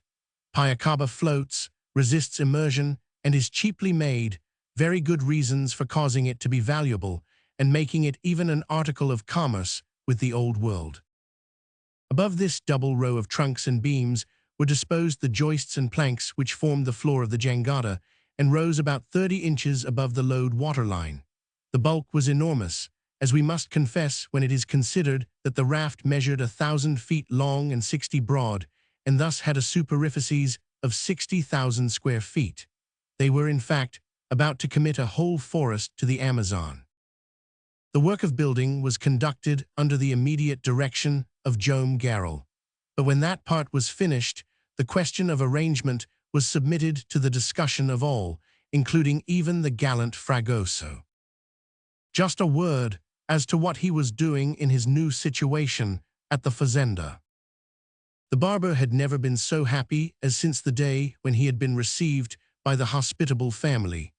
Joam Garral had offered to take him to Pera, on the road to which he was when the liana, according to his account, had seized him by the neck and brought him up with a round turn. Fragoso had accepted the offer, thanked him from the bottom of his heart, and ever since had sought to make himself useful in 1,000 ways.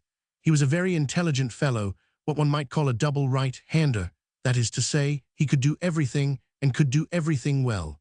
As merry as Lena, always singing, and always ready with some good-natured joke, he was not long in being liked by all. But it was with the young mulatto that he claimed to have contracted the heaviest obligation.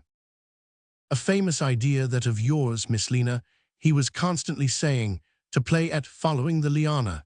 It is a capital game, even if you do not always find a poor chap of a barber at the end. Quite a chance, Mr. Fragoso, would laughingly reply Lena. I assure you, you owe me nothing.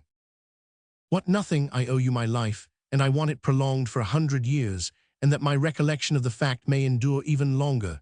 You see, it is not my trade to be hanged. If I tried my hand at it, it was through necessity, but on consideration, I would rather die of hunger, and before quite going off, I should try a little pasturage with the brutes.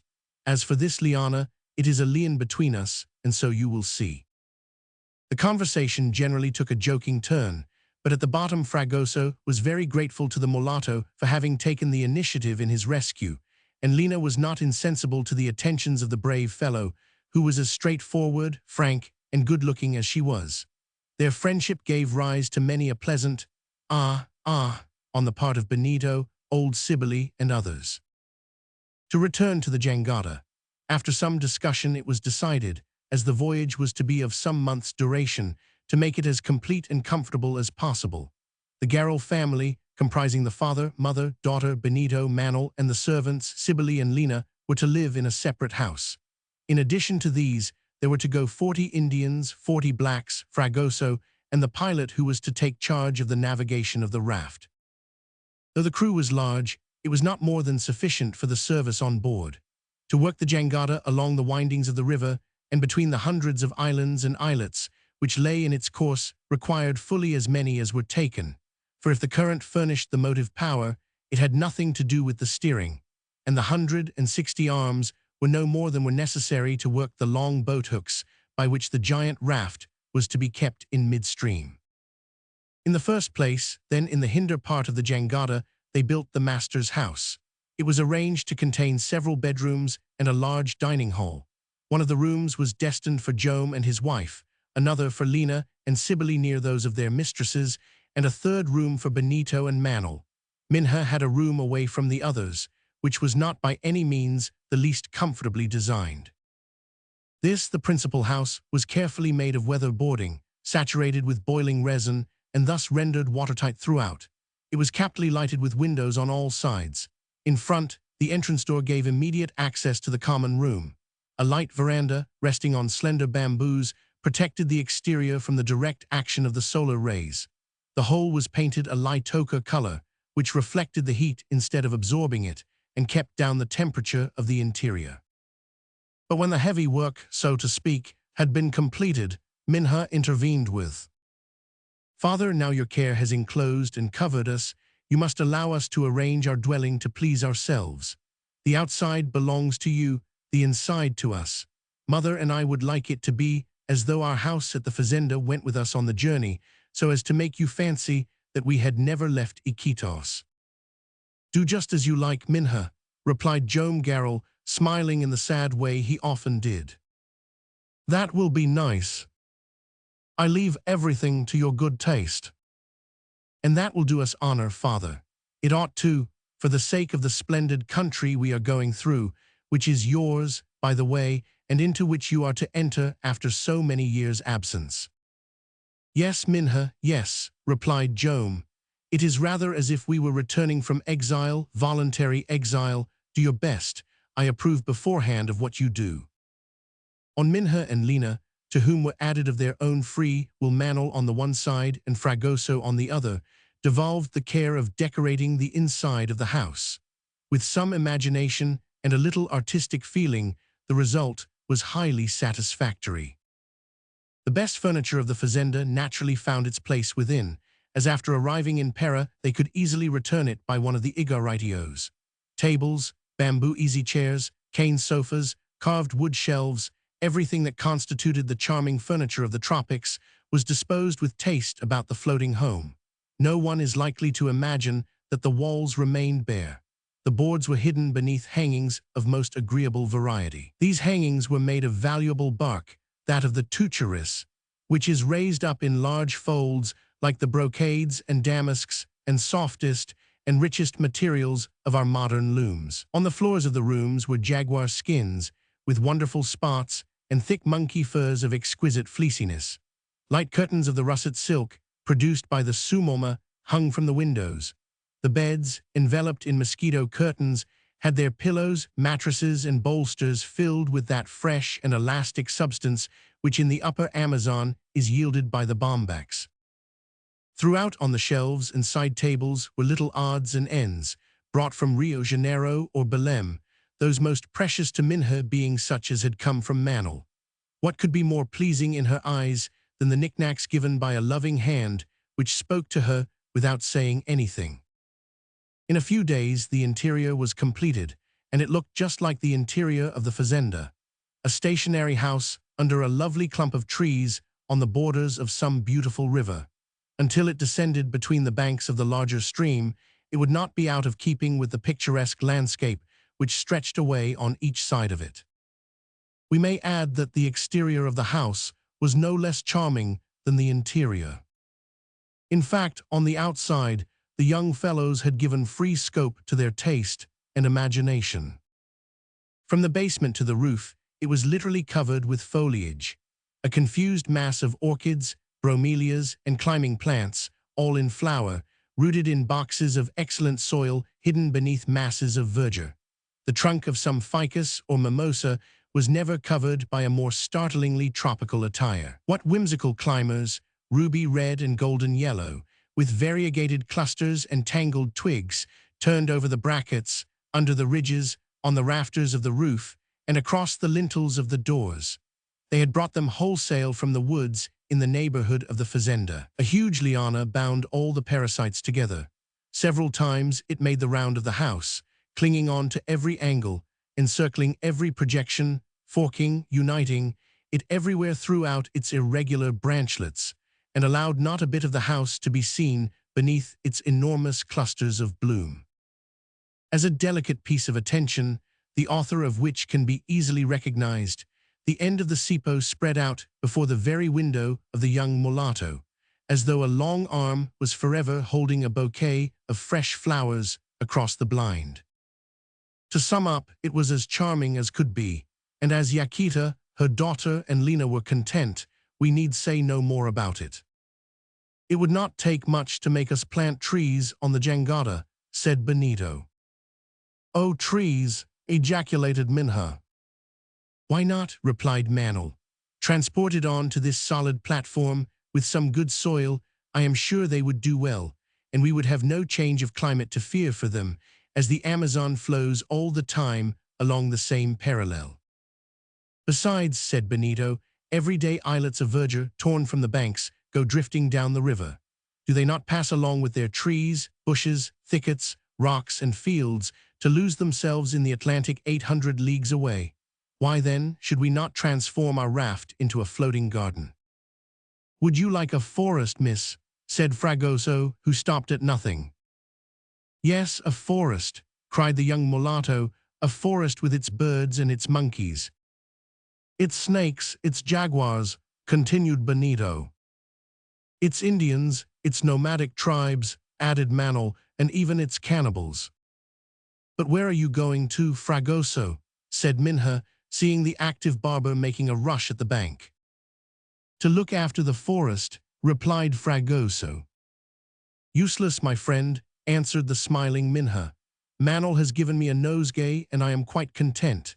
It is true," she added, pointing to the house hidden beneath the flowers, "that he has hidden our house in his betrothal bouquet."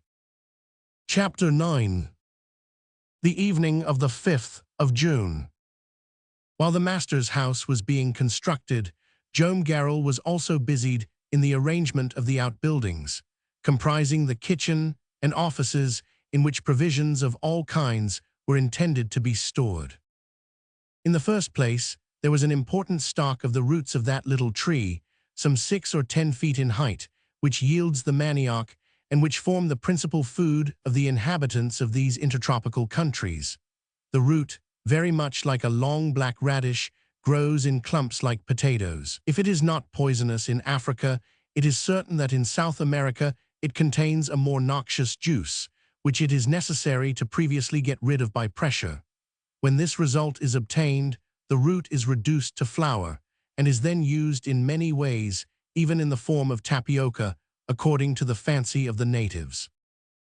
On board the jangada, there was a huge pile of this useful product, destined for general consumption.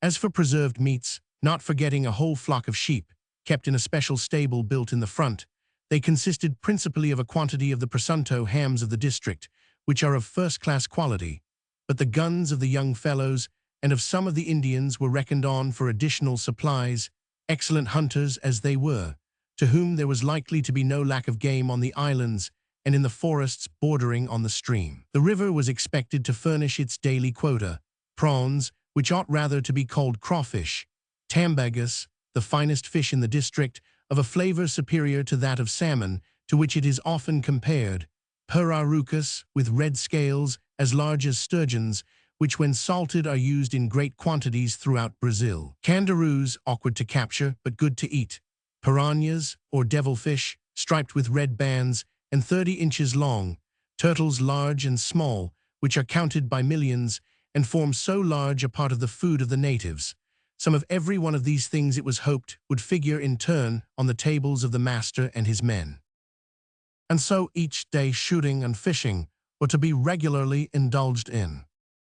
For beverages they had a good store of the best that country produced: quesuma or machichera from the upper and lower Amazon, an agreeable liquor of slightly acidulated taste, which is distilled from the boiled root of the sweet manioc; beiju from Brazil, a sort of national brandy; the chica of Peru; the mazato of the Ucayali, extracted from the boiled fruits of the banana tree, pressed and fermented; guarana, a kind of paste made from the double almond of the Paullinia sorbalis; a genuine tablet of chocolate so far as its color goes, which is reduced to a fine powder, and with the addition of water yields an excellent drink. And this was not all. There is in these countries a species of dark violet wine, which is got from the juice of the palm, and the aromatic flavor of this assise is greatly appreciated by the Brazilians, and of it there were on board a respectable number of frasks, each holding a little more than half a gallon, which would probably be emptied before they arrived at Para. The special cellar of the jangada did honor to Benito, who had been appointed its commander-in-chief. Several hundred bottles of sherry, port, and letubal recalled names dear to the earlier conquerors of South America. In addition, the young butler had stored away certain demijohns, holding half a dozen gallons each, of excellent tafia, a sugared brandy a trifle more pronounced in taste than the national beiju. As far as tobacco was concerned, there was none of that coarse kind which usually contents the natives of the Amazonian basin. It all came direct from Villa Bella de Imperatriz, or, in other words, Fro, the district in which is grown the best tobacco in Central America. The principal habitation, with its annexes, kitchen, offices, and cellars, was placed in the rear, or let us say stern of the craft, and formed a part reserved for the Garrel family and their personal servants. In the center, the huts for the Indians and the blacks had been erected. The staff were thus placed under the same conditions as at the fazenda of Iquitos and would always be able to work under the direction of the pilot. To house the crew, a good many huts were required, and these gave to the jangada the appearance of a small village got adrift. And to tell the truth, it was a better built and better peopled village than many of those on the upper Amazon. For the Indians, Joam Garrel had designed regular cabins, huts without walls, with only light poles supporting the roof of foliage. The air circulated freely throughout these open constructions and swung the hammock suspended in the interior, and the natives, among whom were 3 or 4 complete families, with women and children, were lodged as if they were on shore. The blacks here found their customary sheds. They differed from the cabins by being closed in on their 4 faces, of which only one gave access to the interior. The Indians, accustomed to live in the open air, free and untrammeled, were not able to accustom themselves to the imprisonment of the ajupas, which agreed better with the life of the blacks. In the bow, regular warehouses had arisen, containing the goods which Joam Garrel was carrying to Belém at the same time as the products of his forests. There, in vast storerooms, under the direction of Benito, the rich cargo had been placed with as much order as if it had been carefully stowed away in a ship's hold. In the first place, 7,000 arrobas of caoutchouc, each of about 30 pounds, composed the most precious part of the cargo, for every pound of it was worth from 3 to 4 francs. The jangada also took 50 hundredweight of sarsaparilla, a smilax which forms an important branch of foreign trade throughout the Amazon districts, and is getting rarer and rarer along the banks of the river, so that the natives are very careful to spare the stems when they gather them. Tonquin bands, known in Brazil under the name of cumaris, and used in the manufacture of certain essential oils. Sassafras, from which is extracted a precious balsam for wounds, bales of dying plants, cases of several gums, and a quantity of precious woods, completed a well-adapted cargo for lucrative and easy sale in the provinces of Para. Some may feel astonished that the number of Indians and Negroes embarked were only sufficient to work the raft, and that a larger number were not taken in case of an attack by the riverside Indians. Such would have been useless. The natives of Central America are not to be feared in the least, and the times are quite changed since it was necessary to provide against their aggressions. The Indians along the river belong to peaceable tribes, and the fiercest of them have retired before the advancing civilization, and drawn further and further away from the river and its tributaries. Negro deserters, escaped from the penal colonies of Brazil, England, Holland, or France, are alone to be feared. But there are only a small number of these fugitives. They only move in isolated groups across the savannas or the woods, and the jangada was, in a measure, secured from any attack on the parts of the backwoodsmen. On the other hand, there were a number of settlements on the river, towns, villages, and missions. The immense stream no longer traverses a desert, but a basin which is being colonized day by day. Danger was not taken into consideration. There were no precautions against attacks. To conclude our description of the jangada, we have only to speak of 1 or 2 erections of different kinds, which gave it a very picturesque aspect. In the bow was the cabin of the pilot, we say in the bow, and not at the stern, where the helmsman is generally found. In navigating under such circumstances, a rudder is of no use. Long oars have no effect on a raft of such dimensions, even when worked with 100 sturdy arms. It was from the sides, by means of long boat hooks or props thrust against the bed of the stream, that the jangada was kept in the current, and had its direction altered when going astray. By this means they could range alongside either bank, if they wished for any reason to come to a halt. 3 or 4 ubas and 2 pirogues, with the necessary rigging, were carried on board, and afforded easy communications with the banks. The pilot had to look after the channels of the river, the deviations of the current, the eddies which it was necessary to avoid, the creeks or bays which afforded favorable anchorage, and to do this he had to be in the bow. If the pilot was the material director of this immense machine, for can we not justly call it so, another personage was its spiritual director. This was Padre Passanha, who had charge of the mission at Iquitos.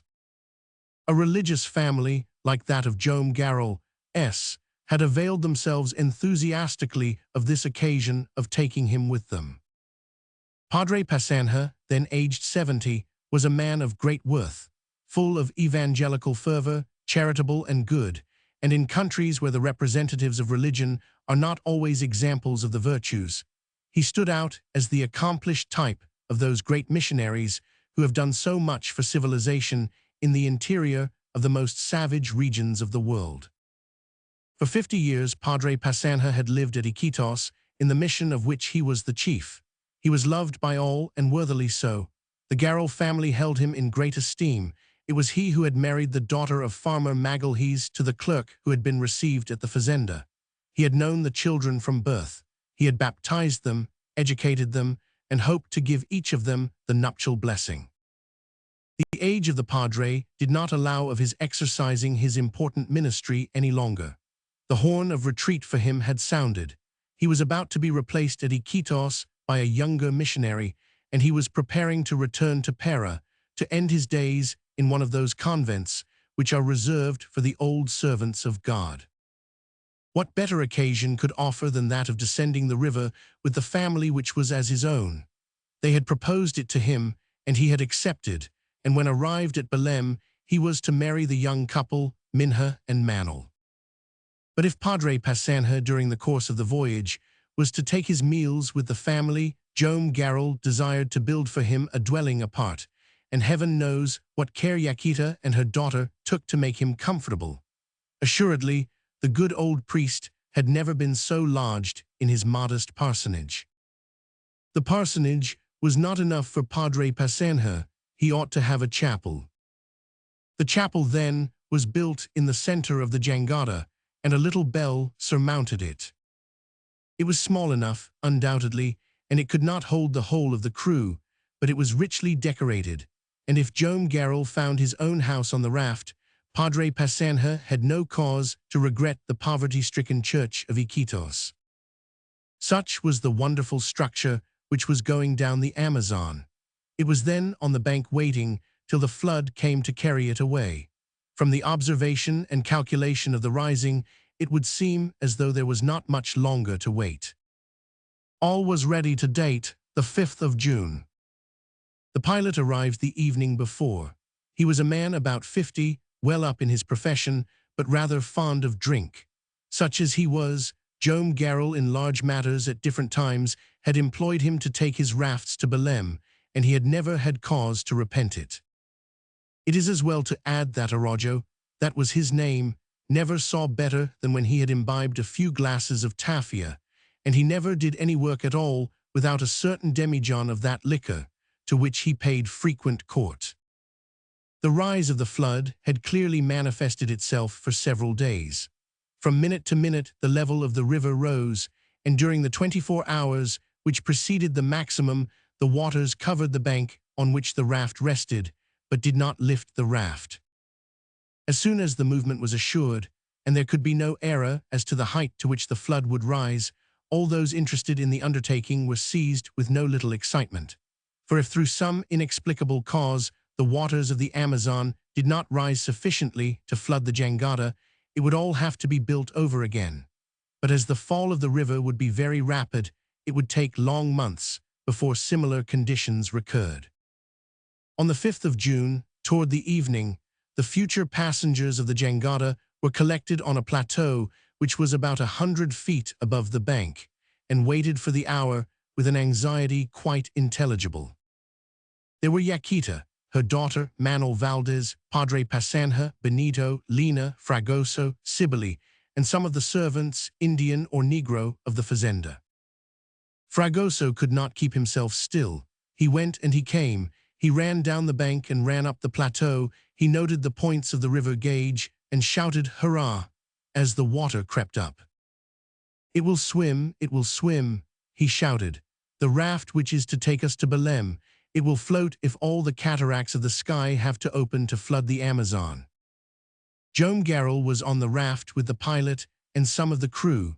It was for him to take all the necessary measures at the critical moment.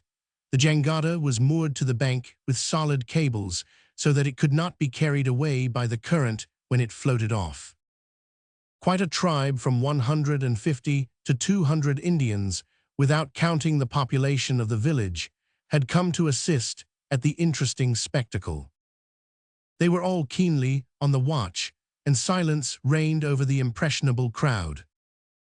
Toward 5 o'clock in the evening, the water had reached a level higher than that of the night before, by more than a foot, and the bank had already entirely disappeared beneath the liquid covering. A certain groaning arose among the planks of the enormous structure, but there was still wanting a few inches before it was quite lifted and detached from the ground. For an hour the groanings increased. The joists grated on all sides. A struggle was going on in which little by little the trunks were being dragged from their sandy bed. Toward 6:30 cries of joy arose. The jangada floated at last, and the current took it toward the middle of the river, but in obedience to the cables, it quietly took up its position near the bank at the moment that Padre Passanha gave it his blessing, as if it were a vessel launched into the sea whose destinies are in the hands of the Most High. Chapter 10. From Iquitos to Pevas. On the 6th of June, the very next day, Joam Garral and his people bade goodbye to the superintendent and the Indians and Negroes who were to stay behind at the fazenda. At 6 o'clock in the morning, the jangada received all its passengers, or rather inhabitants, and each of them took possession of his cabin, or perhaps we had better say his house. The moment of departure had come. Araujo, the pilot, got into his place at the bow, and the crew, armed with their long poles, went to their proper quarters. Joam Garral, assisted by Benito and Manuel, superintended the unmooring. At the command of the pilot, the ropes were eased off, and the poles applied to the bank so as to give the jangada a start. The current was not long in seizing it, and coasting the left bank, the islands of Iquitos and Parienta were passed on the right. The voyage had commenced. Where would it finish? In Para, at Belém, 800 leagues from this little Peruvian village, if nothing happened to modify the route. How would it finish? That was the secret of the future. The weather was magnificent. A pleasant pampero tempered the ardor of the sun, one of those winds which in June or July come from off the Cordilleras, many hundred leagues away, after having swept across the huge plain of the Sacramento. Had the raft been provided with masts and sails, she would have felt the effects of the breeze, and her speed would have been greater, but owing to the sinuosities of the river and its abrupt changes, which they were bound to follow, they had had to renounce such assistance. In a flat district like that through which the Amazon flows, which is almost a boundless plain, the gradient of the river bed is scarcely perceptible. It has been calculated that between Tabatinga on the Brazilian frontier and the source of this huge body of water, the difference of level does not exceed a decimeter in each league. There is no other river in the world whose inclination is so slight. It follows from this that the average speed of the current cannot be estimated at more than 2 leagues in 24 hours, and sometimes, while the droughts are on, it is even less. However, during the period of the floods, it has been known to increase to between 30 and 40 kilometers. Happily, it was under these latter conditions that the jangada was to proceed, but cumbrous in its movements, it could not keep up to the speed of the current which ran past it. There are also to be taken into account the stoppages occasioned by the bends in the river, the numerous islands which had to be rounded, the shoals which had to be avoided, and the hours of halting, which were necessarily lost when the night was too dark to advance securely, so that we cannot allow more than 25 kilometers for each 24 hours. In addition, the surface of the water is far from being completely clear. Trees still green, vegetable remains, islets of plants constantly torn from the banks, formed quite a flotilla of fragments carried on by the currents, and were so many obstacles to speedy navigation. The mouth of the Nene was soon passed, and lost to sight behind a point on the left bank, which, with its carpet of russet grasses tinted by the sun, formed a ruddy relief to the green forests on the horizon. The jangada took the center of the stream between the numerous picturesque islands, of which there are a dozen between Iquitos and Pucallpa. Araujo, who did not forget to clear his vision and his memory by an occasional application to his demijohn, maneuvered very ably when passing through this archipelago. At his word of command, 50 poles from each side of the raft were raised in the air and struck the water with an automatic movement very curious to behold. While this was going on, Yaquita, aided by Lena and Cybele, was getting everything in order, and the Indian cooks were preparing the breakfast. As for the two young fellows and Minha, they were walking up and down in company with Padre Passanha, and from time to time the lady stopped and watered the plants which were placed about the base of the dwelling house. "Well, Padre," said Benito, "do you know a more agreeable way of traveling?"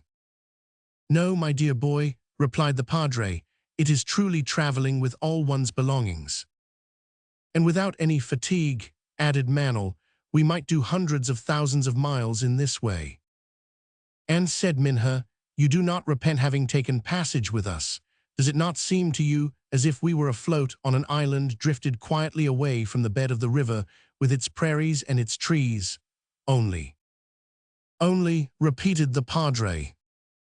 Only we have made the island with our own hands. It belongs to us, and I prefer it to all the islands of the Amazon. I have a right to be proud of it." "Yes, my daughter, and I absolve you from your pride. Besides, I am not allowed to scold you in the presence of Manel." "But on the other hand," replied she gaily, "you should teach Manel to scold me when I deserve it. He is a great deal too indulgent to my little self." "Well then, dear Minha," said Manel, "I shall profit by that permission to remind you." "Of what?" "That you were very busy in the library at the fazenda, and that you promised to make me very learned about everything connected with the upper Amazon. We know very little about it in Para, and here we have been passing several islands, and you have not even told me their names." "What is the good of that?" said she. "Yes, what is the good of it?" repeated Benito. "What can be the use of remembering the hundreds of names in the Tupi dialect with which these islands are dressed out? It is enough to know them. The Americans are much more practical with their Mississippi islands. They number them." "As they number the avenues and streets of their towns," replied Manel. "Frankly, I don't care much for that numerical system. It conveys nothing to the imagination, 64th Island or 65th Island, any more than 6th Street or 3rd Avenue. Don't you agree with me, Minha?" "Yes, Manel, though I am of somewhat the same way of thinking as my brother. But even if we do not know their names, the islands of our great river are truly splendid. See how they rest under the shadows of those gigantic palm trees with their drooping leaves, and the girdle of reeds which encircles them through which a pirogue can with difficulty make its way, and the mangrove trees whose fantastic roots buttress them to the bank like the claws of some gigantic crab. Yes, the islands are beautiful, but beautiful as they are, they cannot equal the one we have made our own." "My little Minha is enthusiastic today," said the Padre. "Ah, Padre, I am so happy to see everybody happy around me." At this moment, the voice of Yaquita was heard calling Minha into the house. The young girl smilingly ran off. "You will have an amiable companion," said the Padre. "All the joy of the house goes away with you, my friend." "Brave little sister," said Benito. "We shall miss her greatly, and the Padre is right. However, if you do not marry her, Manel, there is still time. She will stay with us." "She will stay with you, Benito," replied Manel. "Believe me, I have a presentiment that we shall all be reunited." The first day passed capitally. Breakfast, dinner, siesta, walks, all took place, as if Jome Garrel and his people were still in the comfortable fazenda of Iquitos.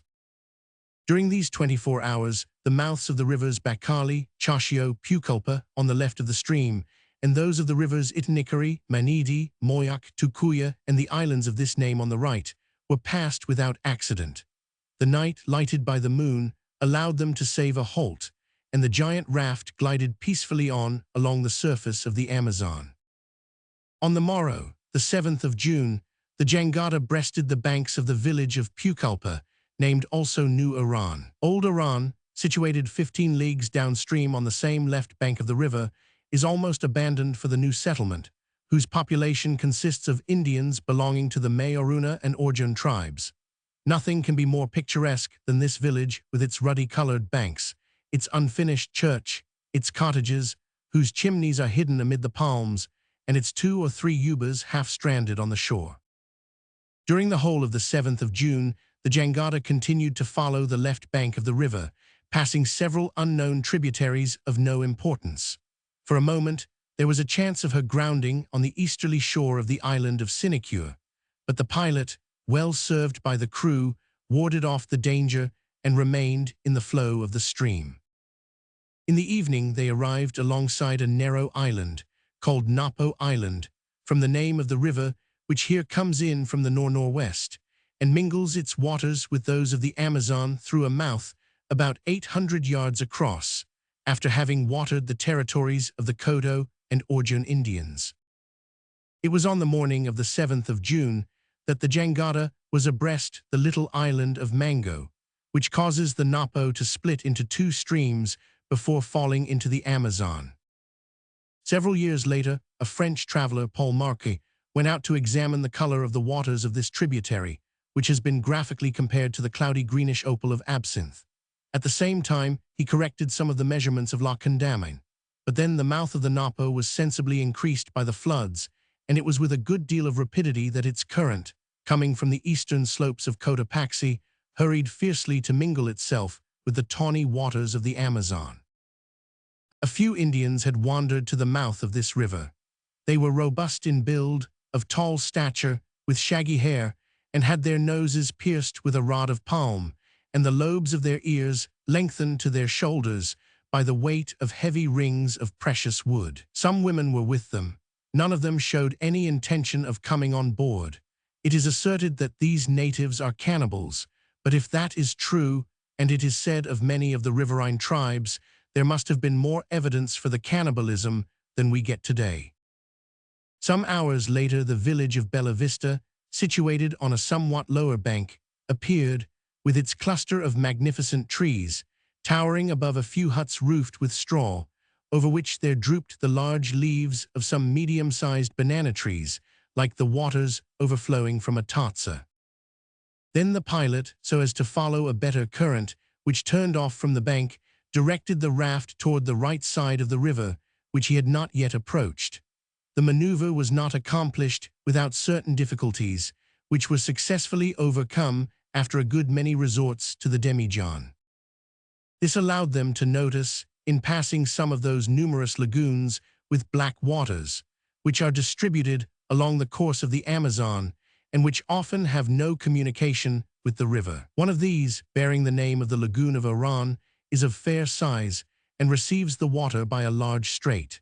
In the middle of the stream are scattered several islands and 2 or 3 islets curiously grouped, and on the opposite bank Benito recognized the site of the ancient Iran, of which they could only see a few uncertain traces. During 2 days, the jangada traveled sometimes under the left bank, sometimes under the right, according to the condition of the current, without giving the least sign of grounding. The passengers had already become used to this new life. Joam Garral, leaving to his son everything that referred to the commercial side of the expedition, kept himself principally to his room, thinking and writing. What he was writing about he told to nobody, not even Yaquita, and it seemed to have already assumed the importance of a veritable essay. Benito, all observation, chatted with the pilot and acted as manager. Yaquita, her daughter, and Manuel nearly always formed a group apart, discussing their future projects just as they had walked and done in the park of the fazenda. The life was, in fact, the same. Not quite, perhaps, to Benito, who had not yet found occasion to participate in the pleasures of the chase. If, however, the forests of Iquitos failed him with their wild beasts, agoutis, peccaries, and cabiais, the birds flew in flocks from the banks of the river and fearlessly perched on the jangada. When they were of such quality as to figure fairly on the table, Benito shot them, and in the interest of all, his sister raised no objection. But if he came across any gray or yellow herons or red or white ibises, which haunt the sides, he spared them through love for. Minha, one single species of grebe, which is uneatable, found no grace in the eyes of the young merchant. This was the Kayarara, as quick to dive as to swim or fly, a bird with a disagreeable cry, but whose down bears a high price in the different markets of the Amazonian basin. At length, after having passed the village of Amaguas and the mouth of the Ambiaku, the jangada arrived at Pevas on the evening of the 11th of June and was moored to the bank. As it was to remain here for some hours before nightfall, Benito disembarked, taking with him the ever-ready Fragoso, and the two sportsmen started off to beat the thickets in the environs of the little place.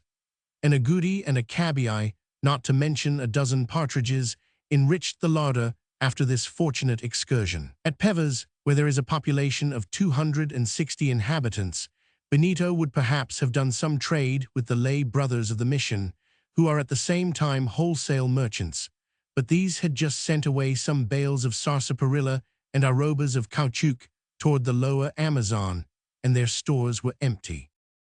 The jangada departed at daybreak and passed the little archipelago of the Ayesio and Cachiquinas Islands, after having left the village of the latter name on the right. Several mouths of smaller, unnamed affluents showed themselves on the right of the river through the spaces between the islands. Many natives, with shaved heads, tattooed cheeks and foreheads, carrying plates of metal in the lobes of their ears, noses, and lower lips, appeared for an instant on the shore. They were armed with arrows and blow tubes, but made no use of them, and did not even attempt to communicate with the jangada. Chapter 11. From Pevas to the frontier. During the few days which followed, nothing occurred worthy of note. The nights were so fine that the long raft went on its way with the stream without even a halt. The two picturesque banks of the river seemed to change like the panoramas of the theaters, which unroll from one wing to another. By a kind of optical illusion, it appeared as though the raft was motionless between two moving pathways. Benito had no shooting on the banks, for no halt was made, but game was very advantageously replaced by the results of the fishing. A great variety of excellent fish were taken, pacos, surubis, gamitanas, of exquisite flavor, and several of those large rays called duradaris, with rose-colored stomachs and black backs armed with highly poisonous darts.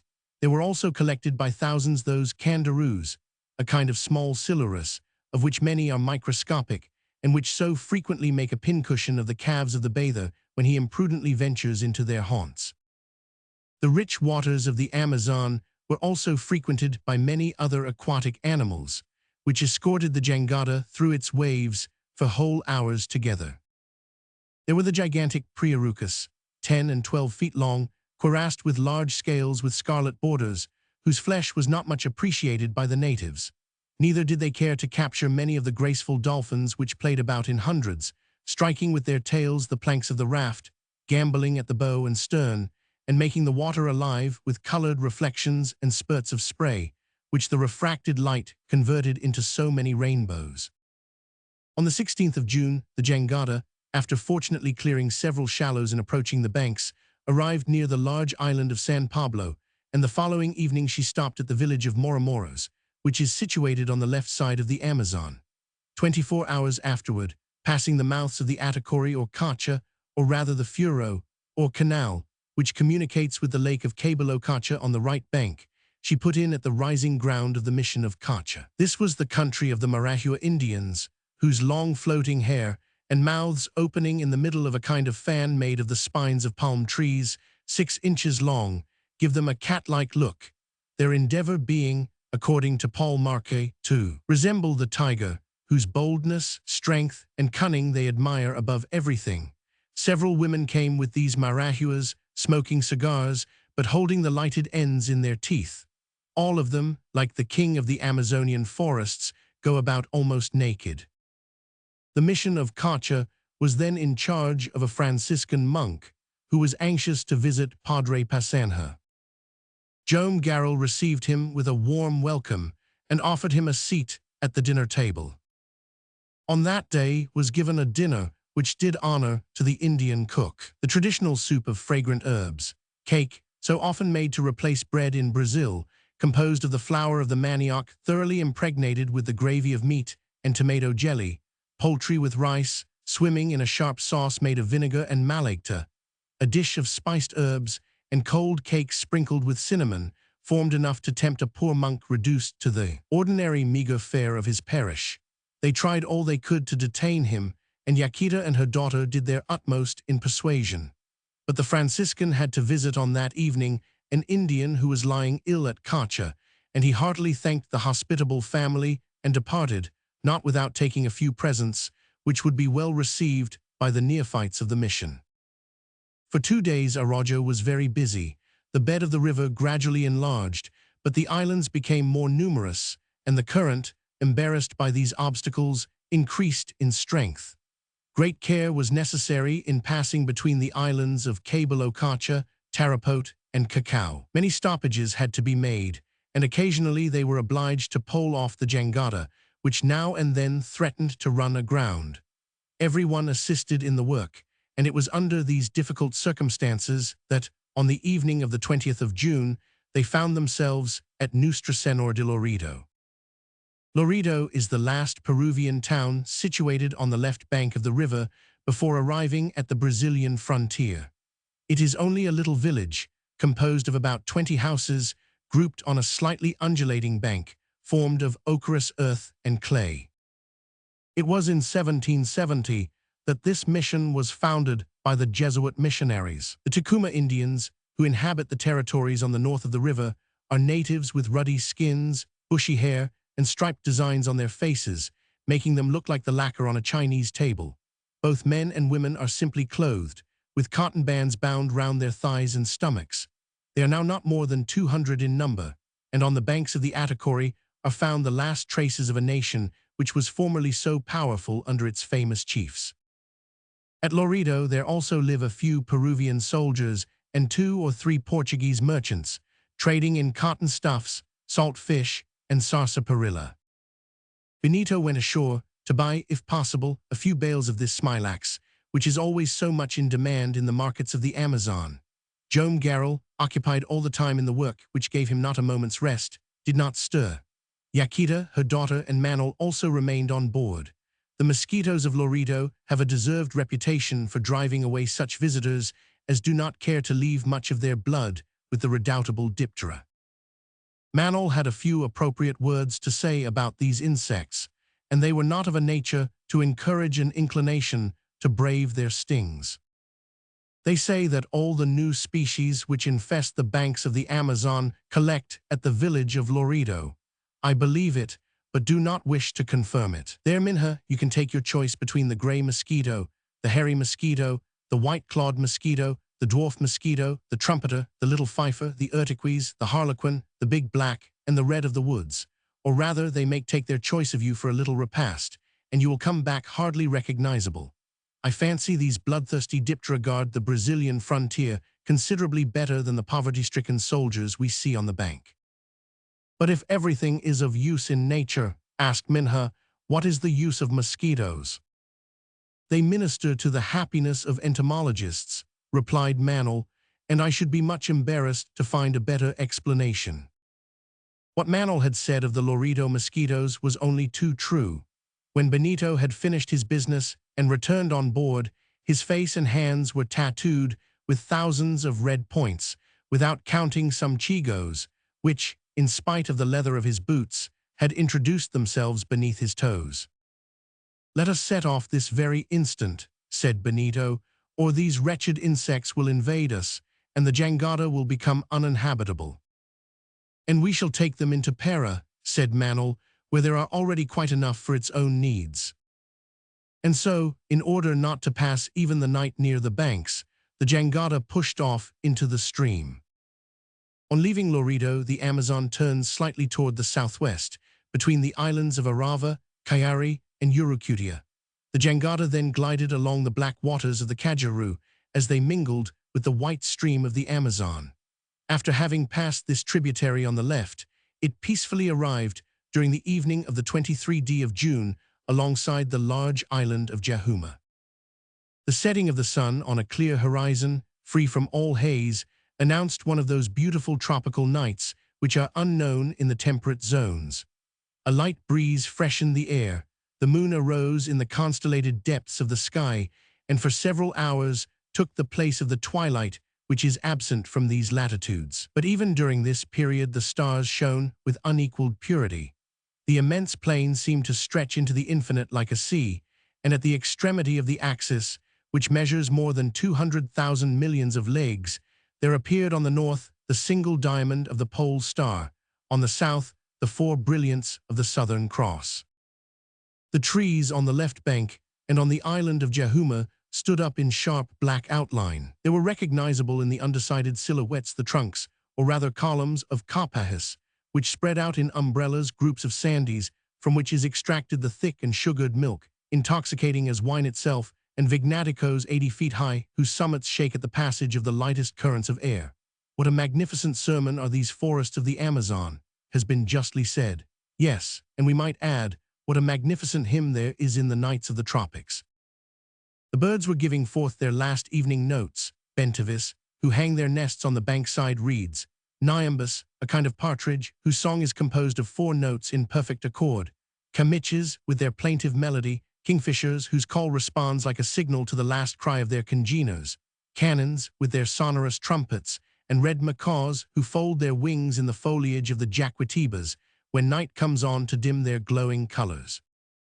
On the jangada, everyone was at his post, in the attitude of repose.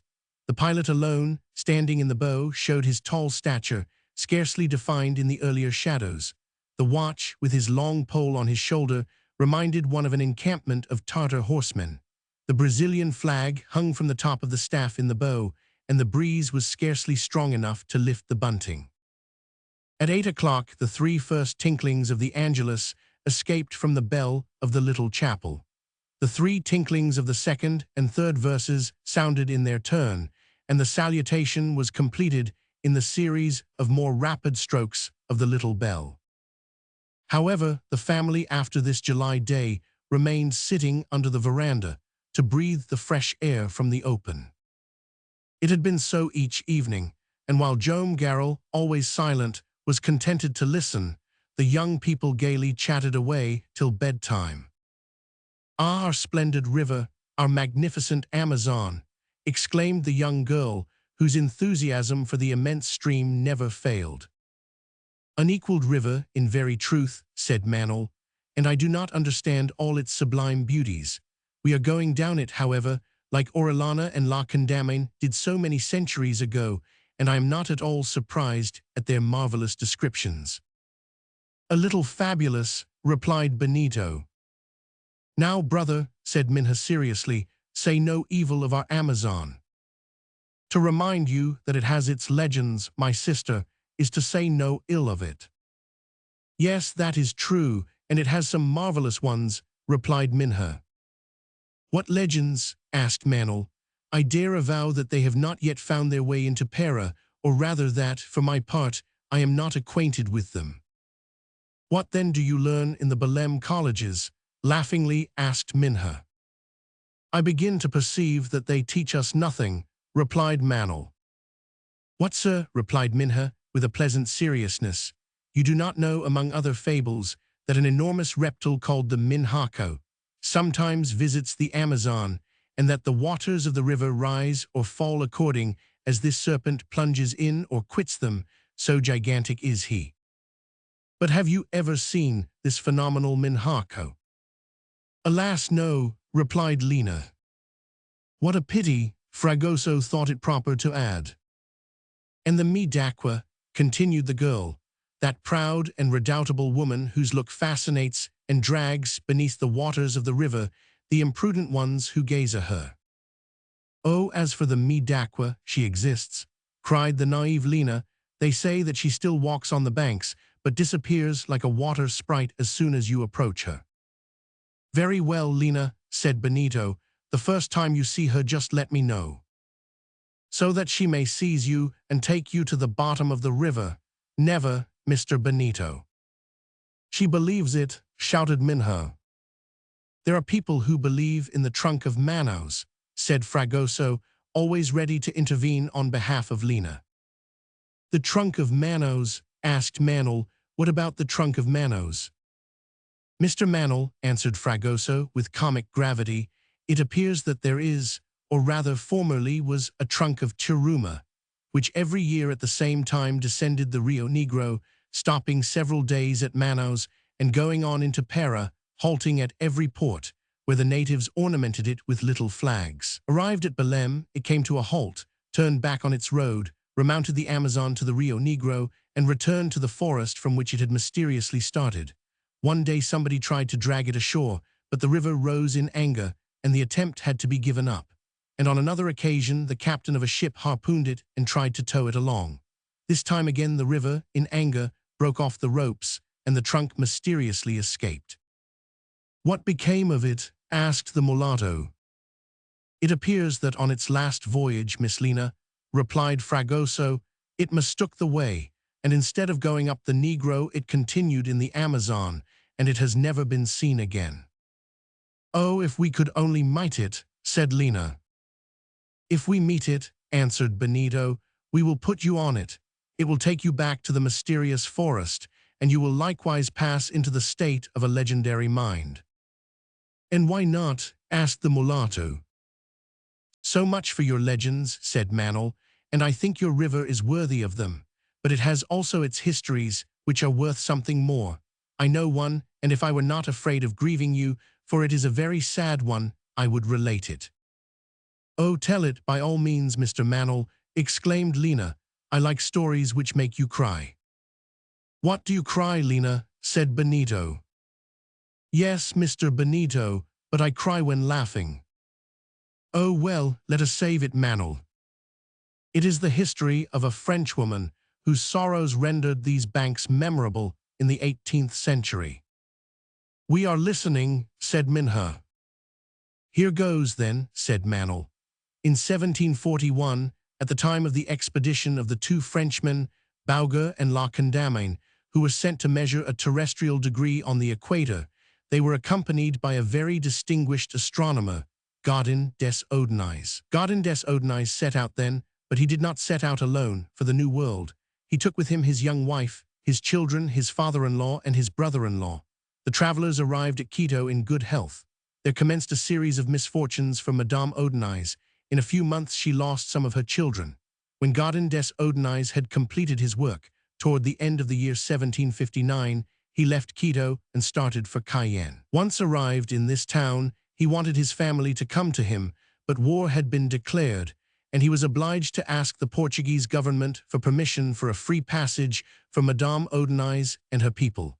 What do you think? Many years passed before the permission could be given. In 1765, Gaudin des Odenys, maddened by the delay, resolved to ascend the Amazon in search of his wife at Quito. But at the moment of his departure, a sudden illness stopped him, and he could not carry out his intention. However, his application had not been useless, and Madame des Odenys learned at last that the King of Portugal had given the necessary permission, and prepared to embark and descend the river to her husband. At the same time, an escort was ordered to be ready in the missions of the upper Amazon. Madame des Odenys was a woman of great courage. As you will see presently, she never hesitated, and notwithstanding the dangers of such a voyage across the continent, she started. It was her duty to her husband, Manel, said Yaquita, and I would have done the same. Madame des Odenys, continued Manel, came to Rio Bamba at the south of Quito, bringing her brother-in-law, her children, and a French doctor. Their endeavor was to reach the missions on the Brazilian frontier, where they hoped to find a ship and the escort. The voyage at first was favorable. It was made down the tributaries of the Amazon in a canoe. The difficulties, however, gradually increased with the dangers and fatigues of a country decimated by the smallpox. Of several guides who offered their services, the most part disappeared after a few days. One of them, the last who remained faithful to the travelers, was drowned in the Babanasa in endeavoring to help the French doctor.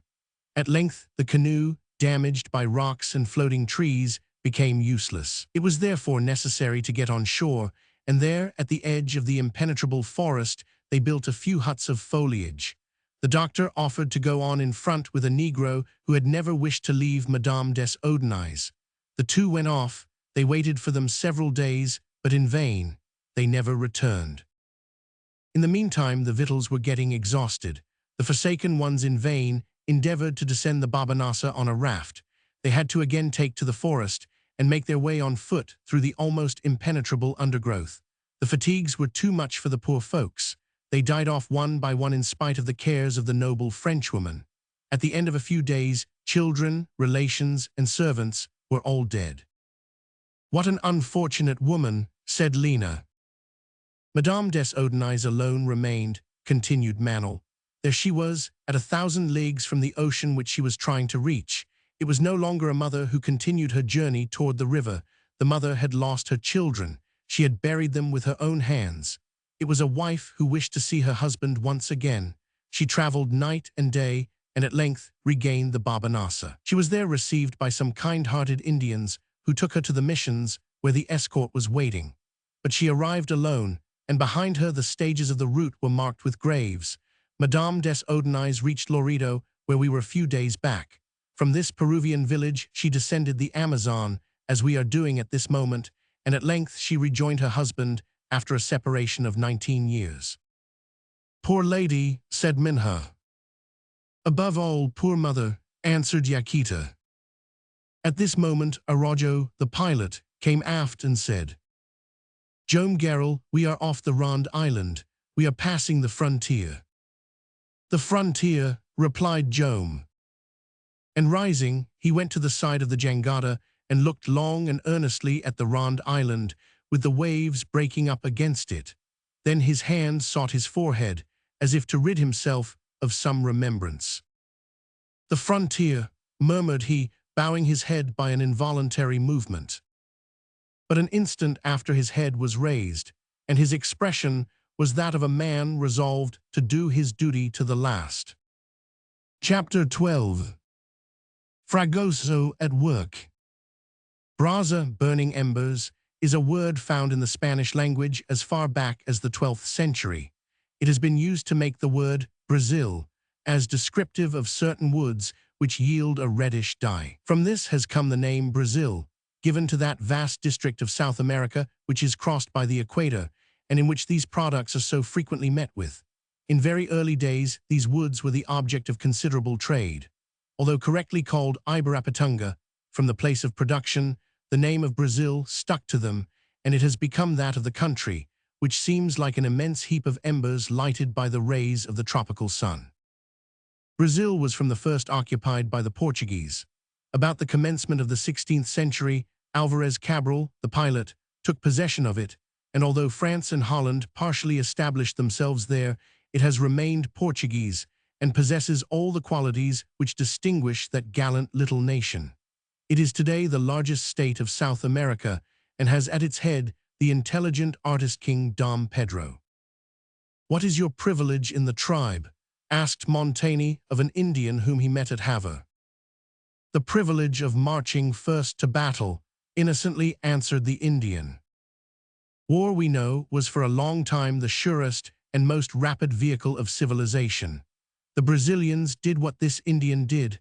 They fought, they defended their conquests, they enlarged them, and we see them marching in the first rank of the civilizing advance. It was in 1824, 16 years after the foundation of the Portugo-Brazilian Empire, that Brazil proclaimed its independence by the voice of Don Juan, whom the French armies had chased from Portugal. It remained only to define the frontier between the new empire and that of its neighbor, Peru. This was no easy matter. If Brazil wished to extend to the Rio Napo in the west, Peru attempted to reach 8 degrees further, as far as the Lake of Ega. But in the meantime, Brazil had to interfere to hinder the kidnapping of the Indians from the Amazon, a practice which was engaged in much to the profit of the Hispano-Brazilian missions. There was no better method of checking this trade than that of fortifying the island of the Ronde, a little above Tabatinga, and there establishing a post. This afforded the solution, and from that time the frontier of the two countries passed through the middle of this island. Above, the river is Peruvian and is called the Maranon, as has been said. Below, it is Brazilian and takes the name of the Amazon. It was on the evening of the 25th of June that the jangada stopped before Tabatinga, the first Brazilian town situated on the left bank, at the entrance of the river of which it bears the name, and belonging to the parish of St. Paul, established on the right, a little further downstream. Joam Garral had decided to pass 36 hours here so as to give a little rest to the crew. They would not start, therefore, until the morning of the 27th. On this occasion, Yaquita and her children, less likely, perhaps, than at Iquitos to be fed upon by the native mosquitoes, had announced their intention of going on ashore and visiting the town. The population of Tabatinga is estimated at 400, nearly all Indians, comprising, no doubt, many of those wandering families who are never settled at particular spots on the banks of the Amazon or its smaller tributaries. The post at the island of the Ronde has been abandoned for some years and transferred to Tabatinga.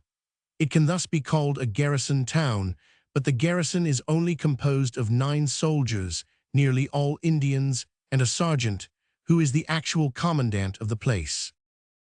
A bank about 30 feet high, in which are cut the steps of a not very solid staircase, forms here the curtain of the esplanade which carries the pygmy fort.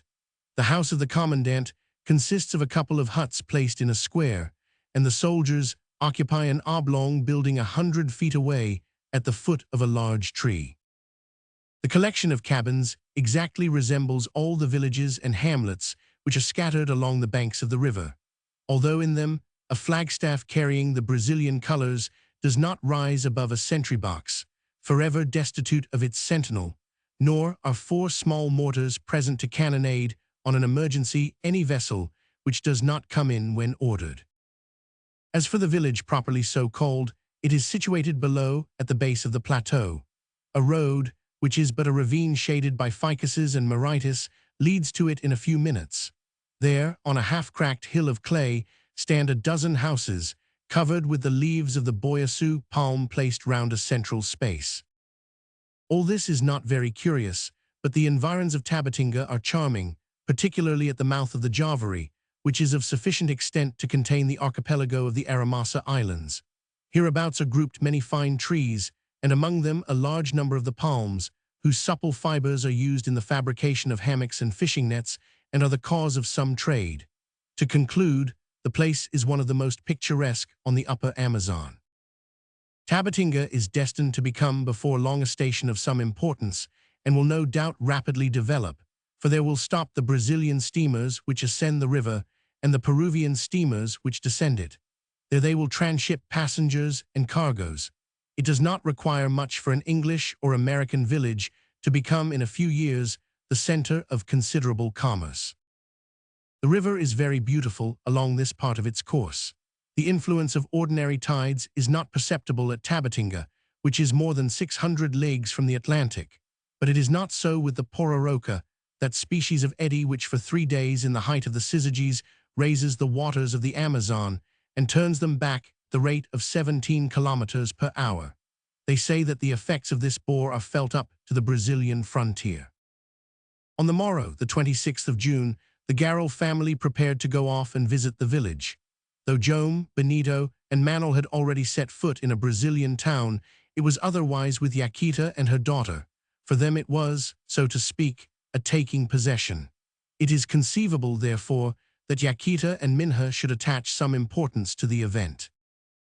If on his part, Fragoso, in his capacity of wandering barber, had already run through the different provinces of South America, Lina, like her young mistress, had never been on Brazilian soil. But before leaving, the jangada Fragoso had sought Joam Garral and had the following conversation with him. "Mr. Garral," said he, "from the day when you received me at the fazenda of Iquitos, lodged, clothed, fed, in a word, took me in so hospitably, I have owed you." "You owe me absolutely nothing, my friend," answered Joam, "so do not insist." "Oh, do not be alarmed," exclaimed Fragoso, "I am not going to pay it off. Let me add that you took me on board the jangada and gave me the means of descending the river. But here we are, on the soil of Brazil, which, according to all probability, I ought never to have seen again, without that liana. It is to Lena, and to Lena alone, that you should tender your thanks, said Jome. I know, said Fragoso, and I will never forget what I owe here, any more than what I owe you. They tell me, Fragoso, continued Jome, that you are going to say goodbye and intend to remain at Tabatinga. By no means, Mr. Garrel, since you have allowed me to accompany you to Belem, where I hope at the least to be able to resume my old trade. Well, if that is your intention, what were you going to ask me? I was going to ask if you saw any inconvenience in my working at my profession on our route. There is no necessity for my hand to rust, and besides, a few handfuls of rice would not be so bad at the bottom of my pocket, more particularly if I had earned them. You know, Mr. Garrel, that a barber who is also a hairdresser, and I hardly like to say a doctor, out of respect to Mr. Mannel, always finds customers in these upper Amazon villages. Particularly among the Brazilians, answered Jome. As for the natives. I beg pardon, replied Fragoso, particularly among the natives. Ah, although there is no beard to trim, for nature has been very stingy toward them in that way, there are always some heads of hair to be dressed in the latest fashion. They are very fond of it, these savages, both the men and the women. I shall not be installed 10 minutes in the square at Tabatinga, with my cup and ball in hand, the cup and ball I have brought on board, and which I can manage with pretty pleasantly, before a circle of braves and squaws will have formed around me. They will struggle for my favors. I could remain here for a month, and the whole tribe of the Ticunas would come to me to have their hair looked after. They won't hesitate to make the acquaintance of curling tongues, that is what they will call me, if I revisit the walls of Tabatinga. I have already had 2 tries here, and my scissors and comb have done marvels. It does not do to return too often on the same track. The Indian ladies don't have their hair curled every day, like the beauties of our Brazilian cities. No, when it is done for year, and during the 12-month they will take every care not to endanger the edifice which I have raised, with what talent I dare not say. Now it is nearly a year since I was at Tabatinga. I go to find my monuments in ruin, and if it is not objectionable to you, Mr. Garrel, I would render myself again worthy of the reputation which I have acquired in these parts, the question of rise, and not that of conceit, being, you understand, the principal. Go on then, friend, replied Jome Garrel laughingly, but be quick. We can only remain a day at Tabatinga, and we shall start tomorrow at dawn. I will not lose a minute, answered Fragoso, just time to take the tools of my profession, and I am off. Off you go, Fragoso, said Jome, and may the rise rain into your pocket. Yes, and that is a proper sort of rain, and there can never be too much of it for your obedient servant. And so saying, Fragoso rapidly moved away. A moment afterward the family, with the exception of Jome, went ashore. The jangada was able to approach near enough to the bank for the landing to take place without much trouble. A staircase, in a miserable state, cut in the cliff, allowed the visitors to arrive on the crest of the plateau. Yaquita and her party were received by the commandant of the fort, a poor fellow who, however, knew the laws of hospitality, and offered them some breakfast in his cottage. Here and there passed and repassed several soldiers on guard, while on the threshold of the barrack appeared a few children, with their mothers of Ticuna blood, affording very poor specimens of the mixed race. In place of accepting the breakfast of the sergeant, Yaquita invited the commandant and his wife to come and have theirs on board the jangada. The commandant did not wait for a second invitation, and an appointment was made for 11 o'clock. In the meantime, Yaquita, her daughter, and the young mulatto, accompanied by Manel, went for a walk in the neighborhood, leaving Benito to settle with the commandant about the tolls, he being chief of the custom house as well as of the military establishment. That done, Benito, as was his wont, strolled off with his gun into the adjoining woods. On this occasion, Manel had declined to accompany him. Fragoso had left the jangada, but instead of mounting to the fort, he had made for the village, crossing the ravine which led off from the right on the level of the bank. He reckoned more on the native custom of Tabatinga than on that of the garrison. Doubtless, the soldiers' wives would not have wished better than to have been put under his hands, but the husbands scarcely cared to part with a few rise for the sake of gratifying the whims of their coquettish partners. Among the natives, it was quite the reverse. Husbands and wives, the jolly barber knew them well, and he knew they would give him a better reception. Behold, then, Fragoso on the road, coming up the shady lane beneath the ficuses and arriving in the central square of Tabatinga. As soon as he set foot in the place, the famous barber was signaled, recognized, surrounded. Fragoso had no big box, nor drum, nor cornet to attract the attention of his clients, not even a carriage of shining copper, with resplendent lamps and ornamented glass panels, nor a huge parasol, no anything whatever to impress the public, as they generally have at fairs. No, but Fragoso had his cup and ball, and how that cup and ball were manipulated between his fingers. With what address did he receive the turtle's head, which did for the ball, on the pointed end of the stick? With what grace did he make the ball describe some learned curve of which mathematicians have not yet calculated the value, even those who have determined the wondrous curve of the dog who follows his master? Every native was there, men, women, the old and the young, in their nearly primitive costume, looking on with all their eyes, listening with all their ears.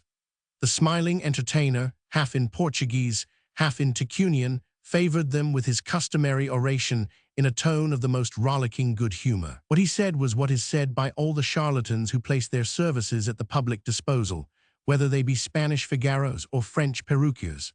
At the bottom, the same self-possession, the same knowledge of human weakness, the same description of threadbare witticisms, the same amusing dexterity, and on the part of the natives, the same wide-mouthed astonishment, the same curiosity, the same credulity as the simple folk of the civilized world.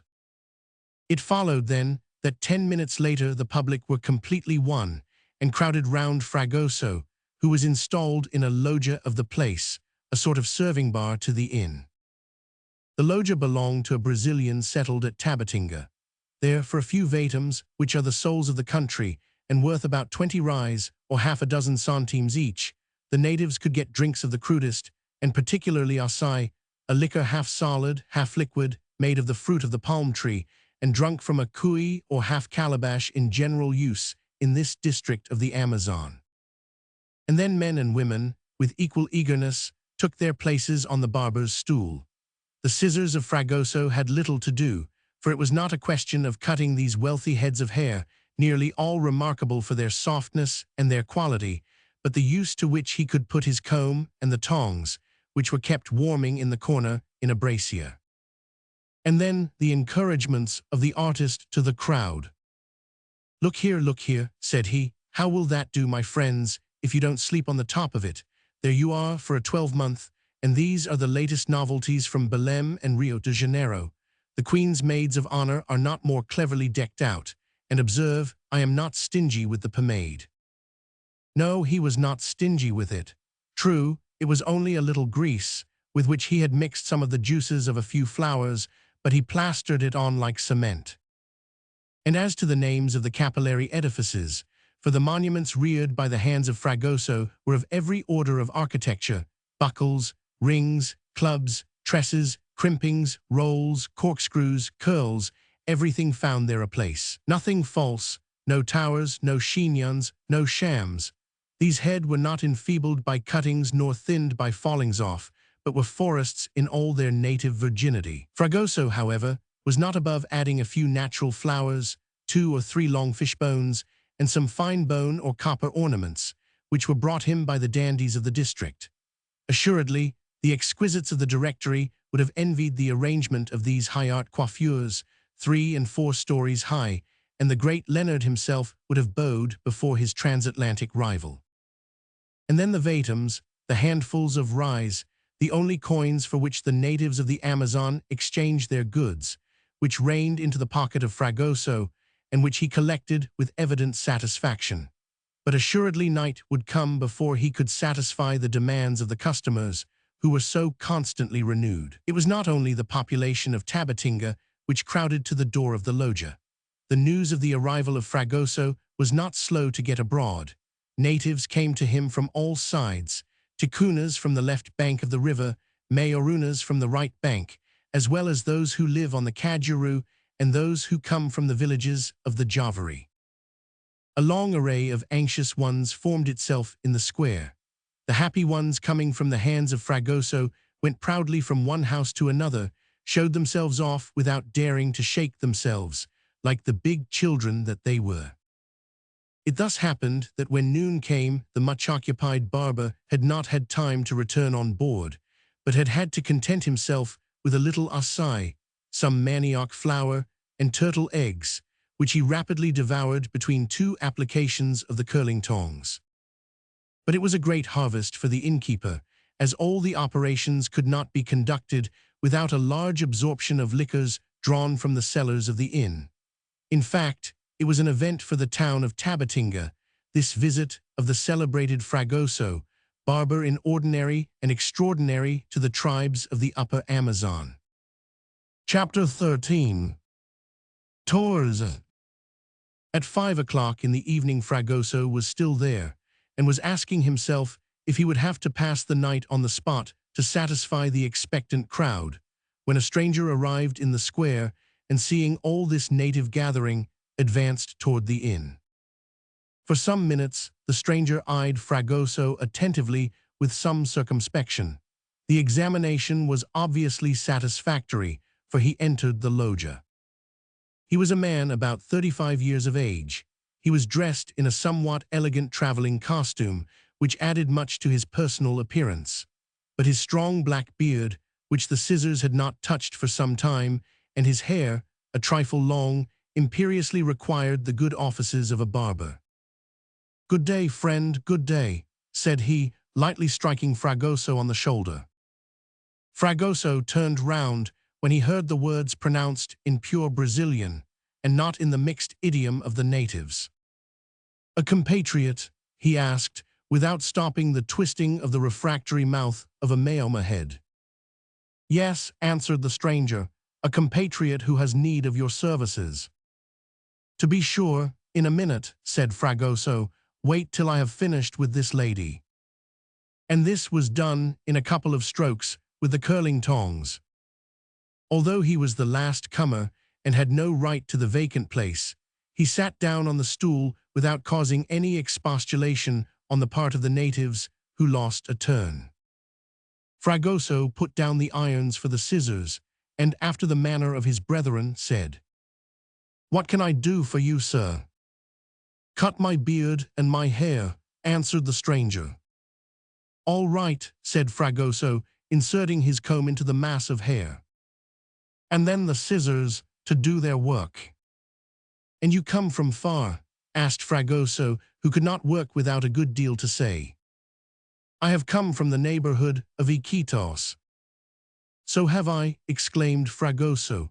"I have come down the Amazon from Iquitos to Tabatinga. May I ask your name?" "No objection at all," replied the stranger. "My name is Tours." When the hair was cut in the latest style, Fragoso began to thin his beard, but at this moment, as he was looking straight into his face, he stopped, then began again, and then, Mr. Tours," said he, "I seem to know you. We must have seen each other somewhere." "I do not think so," quickly answered Tours. "I am always wrong," replied Fragoso, and he hurried on to finish his task. A moment after, Tours continued the conversation, which this question of Fragoso had interrupted, with, "How did you come from Iquitos?" "From Iquitos to Tabatinga." "Yes." "On board a raft, on which I was given a passage by a worthy fazender who is going down the Amazon with his family." "A friend indeed," replied Tours. "That is a chance, and if your fazender would take me." "Do you intend, then, to go down the river?" "Precisely." "Into Para?" "No, only to Manaus, where I have business." "Well, my host is very kind, and I think he would cheerfully oblige you." "Do you think so?" "I might almost say I am sure." "And what is the name of this fazender?" asked Tours carelessly. "Joam Garral," answered Fragoso. And at the same time, he muttered to himself, I certainly have seen this fellow somewhere. Torres was not the man to allow a conversation to drop which was likely to interest him, and for very good reasons. And so you think Joam Garral would give me a passage? I do not doubt it, replied Fragoso. What he would do for a poor chap like me, he would not refuse to do for a compatriot like you. Is he alone on board the jangada? No, replied Fragoso. I was going to tell you that he is traveling with all his family, and jolly people they are, I assure you. He is accompanied by a crew of Indians and Negroes who form part of the staff at the fazenda. Is he rich? Oh, certainly, answered Fragoso, very rich. Even the timber which forms the jangada and the cargo it carries constitute a fortune. The Joam Garral and his whole family have just passed the Brazilian frontier. Yes, said Fragoso, his wife, his son, his daughter, and Miss Minha's betrothed. Ah, he has a daughter, said Torres. A charming girl. Going to get married. Yes, to a brave young fellow, replied Fragoso, an army surgeon in garrison at Belém, and the wedding is to take place as soon as we get to the end of the voyage. Good, said the smiling Torres, it is what you might call a betrothal journey. A voyage of betrothal, of pleasure, and of business, said Fragoso. Madame Yaquita and her daughter have never set foot on Brazilian ground, and as for Joam Garral, it is the first time he has crossed the frontier since he went to the farm of old Magalhães. I suppose, asked Torres, that there are some servants with the family. Of course, replied Fragoso, old Cybele on the farm for the last 50 years, and a pretty mulatto, Miss Lina, who is more of a companion than a servant to her mistress. Ah, what an amiable disposition, what a heart and what eyes, and the ideas she has about everything, particularly about lianas. Fragoso, started on this subject, would not have been able to stop himself, and Lina would have been the object of a good many enthusiastic declarations had Torres not quitted the chair for another customer. What do I owe you? Asked he of the barber. Nothing, answered Fragoso. Between compatriots, when they meet on the frontier, there can be no question of that sort. But, replied Torres, I want to. Very well, we will settle that later on board the jangada. But I do not know that, and I do not like to ask Joam Garral to allow me. Do not hesitate, exclaimed Fragoso. I will speak to him if you would like it better, and he will be very happy to be of use to you under the circumstances. And at that instant Manuel and Benito, coming into the town after dinner, appeared at the door of the loggia, wishing to see Fragoso at work. Torres turned toward them and suddenly said, There are two gentlemen I know, or rather I remember. You remember them? Asked Fragoso, surprised. Yes, undoubtedly. A month ago, in the forest of Iquitos, they got me out of a considerable difficulty. But they are Benito Garral and Manuel Valdez. I know, they told me their names, but I never expected to see them here. Torres advanced toward the two young men, who looked at him without recognizing him. You do not remember me, gentlemen? He asked. Wait a little, answered Benito. Mr. Torres, if I remember aright, it was you who, in the forest of Iquitos, got into difficulties with a guariba. Quite true, gentlemen, replied Torres. For 6 weeks, I have been traveling down the Amazon, and I have just crossed the frontier at the same time as you have. Very pleased to see you again, said Benito, but you have not forgotten that you promised to come to the fazenda to my father. I have not forgotten it, answered Torres. And you would have done better to have accepted my offer. It would have allowed you to have waited for our departure, rested from you fatigues, and descended with us to the frontier. So many days of walking saved. To be sure, answered Torres.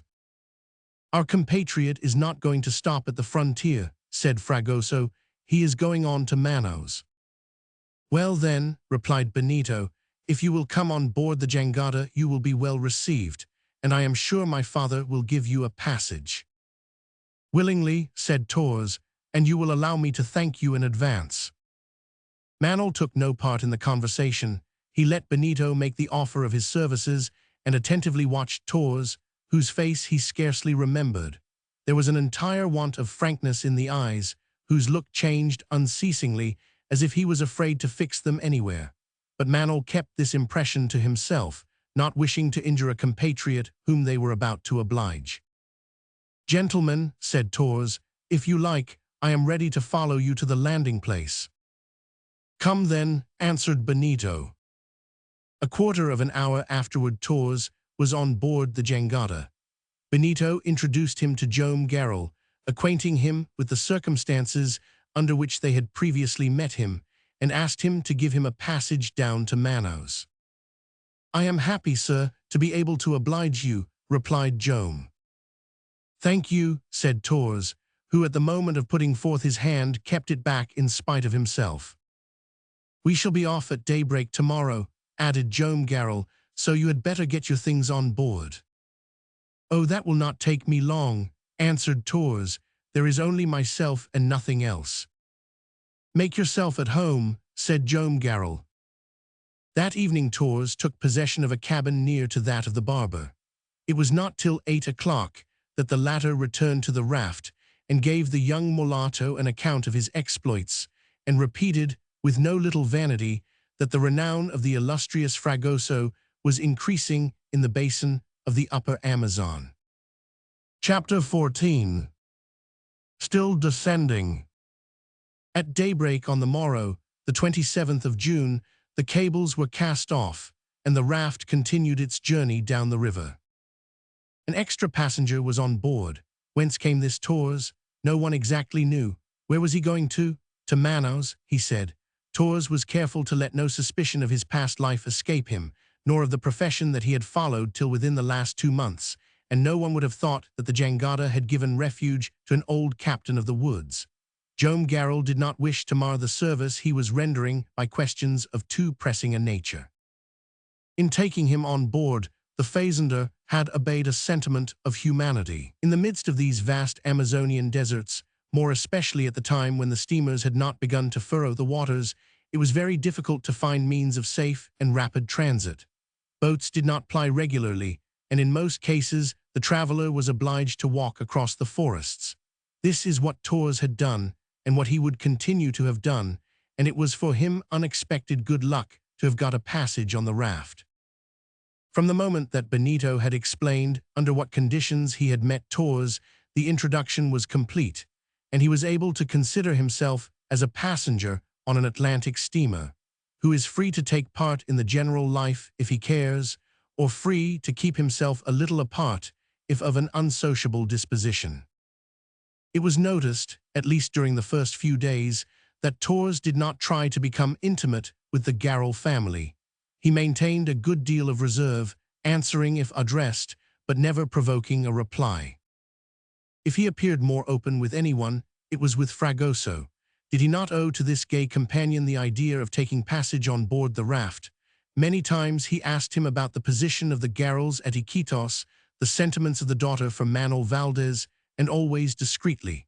Generally, when he was not walking alone in the bow of the jangada, he kept to his cabin. He breakfasted and dined with Joam Garral and his family, but he took little part in their conversation, and retired when the repast was finished. During the morning, the raft passed by the picturesque group of islands situated in the vast estuary of the Javari.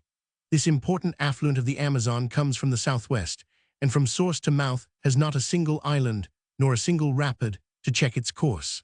The mouth is about 3,000 feet in width, and the river comes in some miles above the site formerly occupied by the town of the same name, whose possession was disputed for so long by Spaniards and Portuguese. Up to the morning of the 30th of June, there had been nothing particular to distinguish the voyage. Occasionally, they met a few vessels gliding along by the banks attached one to another in such a way that a single Indian could manage the whole, navigeur de bubina, as this kind of navigation is called by the people of the country, that is to say, confidence navigation. They had passed the island of Araria, the archipelago of the Calderon Islands, the island of Capiatu, and many others whose names have not yet come to the knowledge of geographers. On the 30th of June, the pilots signaled on the right the little village of Juruperitapara, where they halted for 2 or 3 hours. Manuel and Benito had gone shooting in the neighborhood and brought back some feathered game, which was well received in the larder. At the same time, they had got an animal of whom a naturalist would have made more than did the cook. It was a creature of a dark color, something like a large Newfoundland dog. "A great anteater," exclaimed Benito as he threw it on the deck of the jangada. "And a magnificent specimen which would not disgrace the collection of a museum," added Manuel. "Did you take much trouble to catch the curious animal?" asked Minha. "Yes, little sister," replied Benito, "and you were not there to ask for mercy. These dogs die hard, and no less than 3 bullets were necessary to bring this fellow down." The anteater looked superb, with his long tail and grisly hair, with his pointed snout, which is plunged into the anthills whose insects form its principal food, and his long, thin paws, armed with sharp nails, 5 inches long, and which can shut up like the fingers of one's hand. But what a hand was this hand of the anteater! When it has got hold of anything you have to cut it off to make it let go. It is of this hand that the traveler, Emile Carey, has so justly observed, "The tiger himself would perish in its grasp." On the 2nd of July, in the morning, the jangada arrived at the foot of San Pablo d'Olivenca, after having floated through the midst of numerous islands which in all seasons are clad with verdure and shaded with magnificent trees, and the chief of which bear the names of Juruperi, Rita, Maricanatna, and Cururusapo. Many times they passed by the mouths of Igaraps, or little affluents, with black waters. The coloration of these waters is a very curious phenomenon. It is peculiar to a certain number of these tributaries of the Amazon, which differ greatly in importance. Manuel remarked how thick the cloudiness was, for it could be clearly seen on the surface of the whitish waters of the river. "They have tried to explain this coloring in many ways," said he, "but I do not think the most learned have yet arrived at a satisfactory explanation. The waters are really black with a magnificent reflection of gold," replied Minha, showing a light, reddish-brown cloth which was floating level with the jangada. "Yes," said Manuel, "and Humboldt has already observed the curious reflection that you have, but on looking at it attentively, you will see that it is rather the color of sepia which pervades the whole." "Good," exclaimed Benito, "another phenomenon on which the savants are not agreed." "Perhaps," said Fragoso, "they might ask the opinions of the caimans, dolphins, and manatees, for they certainly prefer the black waters to the others to enjoy themselves in."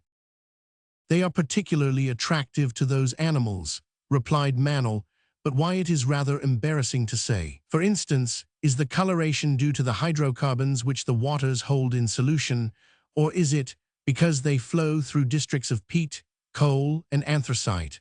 Or should we not rather attribute it to the enormous quantity of minute plants which they bear along? There is nothing certain in the matter. Under any circumstances, they are excellent to drink, of a freshness quite enviable for the climate, and without aftertaste and perfectly harmless. Take a little of the water, Minha, and drink it. You will find it all right. The water is in truth limpid and fresh, and would advantageously replace many of the table waters used in Europe. They drew several frasques for kitchen use. It has been said that in the morning of the 2nd of July, the jangada had arrived at San Pablo d'Olivenca, where they turn out in thousands those long strings of beads, which are made from the scales of the coco de Piaçaba. This trade is here extensively followed. It may perhaps seem singular that the ancient lords of the country, Tupinambas and Tupiniquis, should find their principal occupation in making objects for the Catholic religion. But after all, why not? These Indians are no longer the Indians of days gone by. Instead of being clothed in the national fashion, with a frontlet of macaw feathers, bow, and blowtube, have they not adopted the American costume of white cotton trousers and a cotton poncho woven by their wives, who have become thorough adepts in its manufacture? San Pablo d'Olivenca, a town of some importance, has not less than 2,000 inhabitants, derived from all the neighboring tribes. At present the capital of the Upper Amazon, it began as a simple mission, founded by the Portuguese Carmelites about 1692 and afterward acquired by the Jesuit missionaries.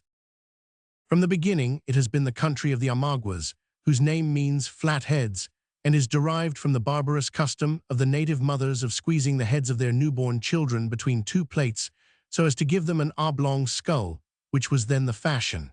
Like everything else, that has changed.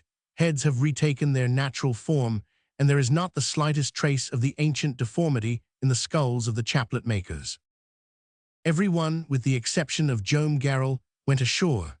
Torres also remained on board and showed no desire to visit San Pablo de la Venca, which he did not, however, seem to be acquainted with.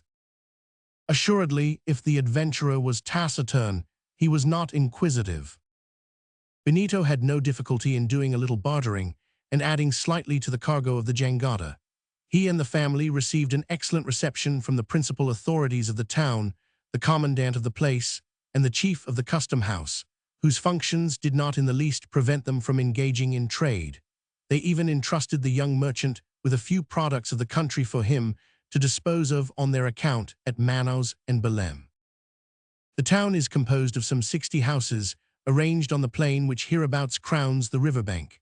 Some of the huts are covered with tiles, a very rare thing in these countries, but on the other hand, the humble church, dedicated to St. Peter and St. Paul, has only a roof of straw, rather more appropriate for a stable of Bethlehem than for an edifice consecrated to religion in one of the most Catholic countries of the world. The commandant, his lieutenant, and the head of the police accepted an invitation to dine with the family, and they were received by Joam Garral with the respect due to their rank. During dinner, Torres showed himself more talkative than usual. He spoke about some of his excursions into the interior of Brazil like a man who knew the country. But in speaking of these travels, Torres did not neglect to ask the commandant if he knew Manaus, if his colleague would be there at this time, and if the judge, the first magistrate of the province, was accustomed to absent himself at this period of the hot season. It seemed that in putting this series of questions, Torres looked at Joam Garral. It was marked enough for even Benito to notice it, not without surprise, and he observed that his father gave particular attention to the questions so curiously propounded by Torres. The commandant of San Pablo de la Venca assured the adventurer that the authorities were not now absent from Manaus, and he even asked Joam Garral to convey to them his compliments. In all probability, the raft would arrive before the town in 7 weeks, or a little later, say about the 20th or the 25th of August. The guests of the fazender took leave of the Garral family toward the evening, and the following morning, that of the 3d of July, the jangada recommenced its descent of the river. At noon they passed on the left the mouth of the Yacurupa. This tributary, properly speaking, is a true canal, for it discharges its waters into the Ica, which is itself an affluent of the Amazon. A peculiar phenomenon, for the river displaces itself to feed its own tributaries. Toward 3 o'clock in the afternoon, the giant raft passed the mouth of the Jandiatuba, which brings its magnificent black waters from the southwest, and discharges them into the main artery by a mouth of 400 meters in extent, after having watered the territories of the Quilino Indians. A number of islands were breasted: Pimequera, Cachuria, Chico, Matachina, some inhabited, others deserted, but all covered with superb vegetation, which forms an unbroken garland of green from one end of the Amazon to the other. Chapter 15. The continued descent. On the evening of the 5th of July, the atmosphere had been oppressive since the morning and threatened approaching storms. Large bats of ruddy color skimmed with their huge wings the current of the Amazon. Among them could be distinguished the Perros voladores, somber brown above and light-colored beneath, for which Minha, and particularly the young mulatto, felt an instinctive aversion. These were, in fact, the horrible vampires which suck the blood of the cattle, and even attack man if he is imprudent enough to sleep out in the fields. "Oh, the dreadful creatures!" cried Lena, hiding her eyes, they fill me with horror. And they are really formidable, added Minha, are they not, Manol? To be sure, very formidable, answered he. These vampires have a particular instinct which leads them to bleed you in the places where the blood most easily comes, and principally behind the ear. During the operation, they continue to move their wings and cause an agreeable freshness which renders the sleep of the sleeper more profound. They tell of people unconsciously submitted to this hemorrhage for many hours, who have never awoke. Talk no more of things like that, Manol, said Yaquita, or neither Minha nor Lena will dare sleep tonight. Never fear, replied Manol, if necessary we will watch over them as they sleep. Silence, said Benito. What is the matter? Asked Manol. Do you not hear a very curious noise on that side? Continued Benito, pointing to the right bank. Certainly, answered Yaquita. What causes the noise? Asked Minha. One would think it was shingle rolling on the beach of the islands. Good, I know what it is, answered Benito. Tomorrow, at daybreak, there will be a rare treat for those who like fresh turtle eggs and little turtles. He was not deceived. The noise was produced by innumerable colonians of all sizes who were attracted to the islands to lay their eggs. It is in the sand of the beach that these amphibians choose the most convenient places to deposit their eggs. The operation commences with sunset and finishes with the dawn. At this moment, the chief turtle had left the bed of the river to reconnoiter for a favorable spot. The others, collected in thousands, were soon after occupied in digging with their hind paddles a trench 600 feet long, a dozen wide, and 6 deep. After laying their eggs, they cover them with a bed of sand, which they beat down with their carapaces as if they were rammers. This egg-laying operation is a grand affair for the riverine Indians of the Amazon and its tributaries. They watch for the arrival of the colonians and proceed to the extraction of the eggs to the sound of the drum, and the harvest is divided into 3 parts, one to the watchers, another to the Indians, a third to the state, represented by the captains of the shore, who, in their capacity of police, have to superintend the collection of the dues. To certain beaches which the decrease of the waters has left uncovered, and which have the privilege of attracting the greater number of turtles, there has been given the name of royal beaches. When the harvest is gathered, it is a holiday for the Indians, who give themselves up to games, dancing, and drinking, and it is also a holiday for the alligators of the river, who hold high revelry on the remains of the amphibians. Turtles or turtle eggs are an object of very considerable trade throughout the Amazonian basin. It is these colonians whom they turn, that is to say, put on their backs, when they come from laying their eggs, and whom they preserve alive, keeping them in palisaded pools like fish pools, or attaching them to a stake by a cord just long enough to allow them to go and come on the land or under the water. In this way they always have the meat of these animals fresh. They proceed differently with the little turtles which are just hatched. There is no need to pack them or tie them up.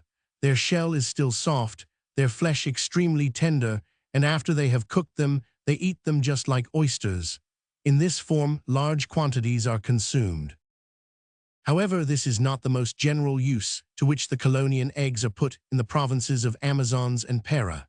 The manufacture of mantina de tartaruga, or turtle butter, which will bear comparison with the best products of Normandy or Brittany, does not take less every year than from 250 to 300 millions of eggs. But the turtles are innumerable all along the river, and they deposit their eggs on the sands of the beach in incalculable quantities.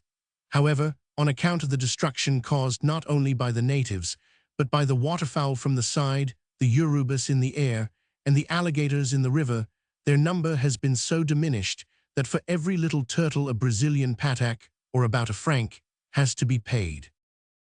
On the morrow, at daybreak, Benito, Fragoso, and a few Indians took a pirogue and landed on the beach of one of the large islands which they had passed during the night. It was not necessary for the jangada to halt. They knew they could catch her up. On the shore they saw the little hillocks which indicated the places where, that very night, each packet of eggs had been deposited in the trench in groups of from 160 to 190. These there was no wish to get out, but an earlier laying had taken place 2 months before. The eggs had hatched under the action of the heat stored in the sand, and already several thousands of little turtles were running about the beach. The hunters were therefore in luck. The pirogue was filled with these interesting amphibians, and they arrived just in time for breakfast. The booty was divided between the passengers and crew of the jangada, and if any lasted till the evening, it did not last any longer. In the morning of the 7th of July, they were before San José de Matura, a town situated near a small river filled up with long grass, and on the borders of which a legend says that Indians with tails once existed. In the morning of the 8th of July, they caught sight of the village of San Antonio, 2 or 3 little houses lost in the trees at the mouth of the Ica, or Putumayo, which is about 900 meters wide. The Putumayo is one of the most important affluents of the Amazon. Here in the 16th century, missions were founded by the Spaniards, which were afterward destroyed by the Portuguese, and not a trace of them now remains. Representatives of different tribes of Indians are found in the neighborhood, which are easily recognizable by the differences in their tattoo marks. The Ica is a body of water coming from the east of the Pasto Mountains to the northeast of Quito, through the finest forests of wild cacao trees. Navigable for a distance of 140 leagues for steamers of not greater draft than 6 feet, it may one day become one of the chief waterways in the west of America. The bad weather was at last met with. It did not show itself in continual rains, but in frequent storms. These could not hinder the progress of the raft, which offered little resistance to the wind. Its great length rendered it almost insensible to the swell of the Amazon, but during the torrential showers, the Garrel family had to keep indoors. They had to occupy profitably these hours of leisure. They chatted together, communicated their observations, and their tongues were seldom idle. It was under these circumstances that little by little Torres had begun to take a more active part in the conversation. The details of his many voyages throughout the whole north of Brazil afforded him numerous subjects to talk about. The man had certainly seen a great deal, but his observations were those of a skeptic, and he often shocked the straightforward people who were listening to him. It should be said that he showed himself much impressed toward Minha, but these attentions, although they were displeasing to Manel, were not sufficiently marked for him to interfere. On the other hand, Minha felt for him an instinctive repulsion which she was at no pains to conceal.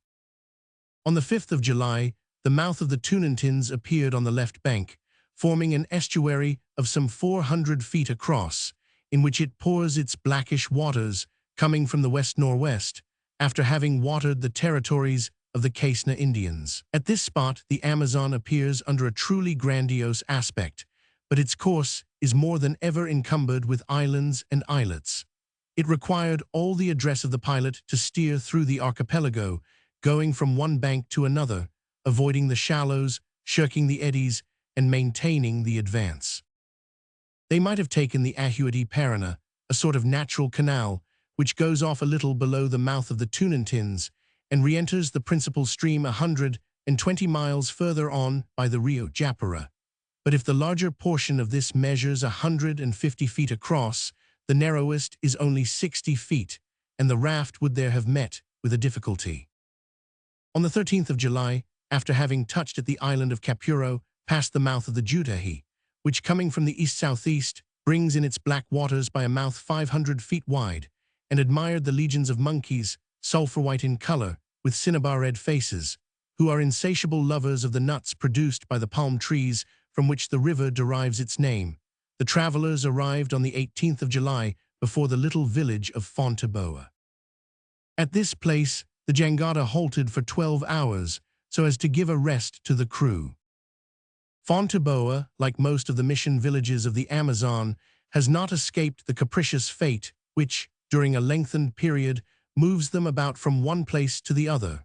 Probably the hamlet has now finished with its nomadic existence and has definitely become stationary. So much the better, for it is a charming place, with its 30 houses covered with foliage and its church dedicated to Notre Dame de Guadalupe, the Black Virgin of Mexico.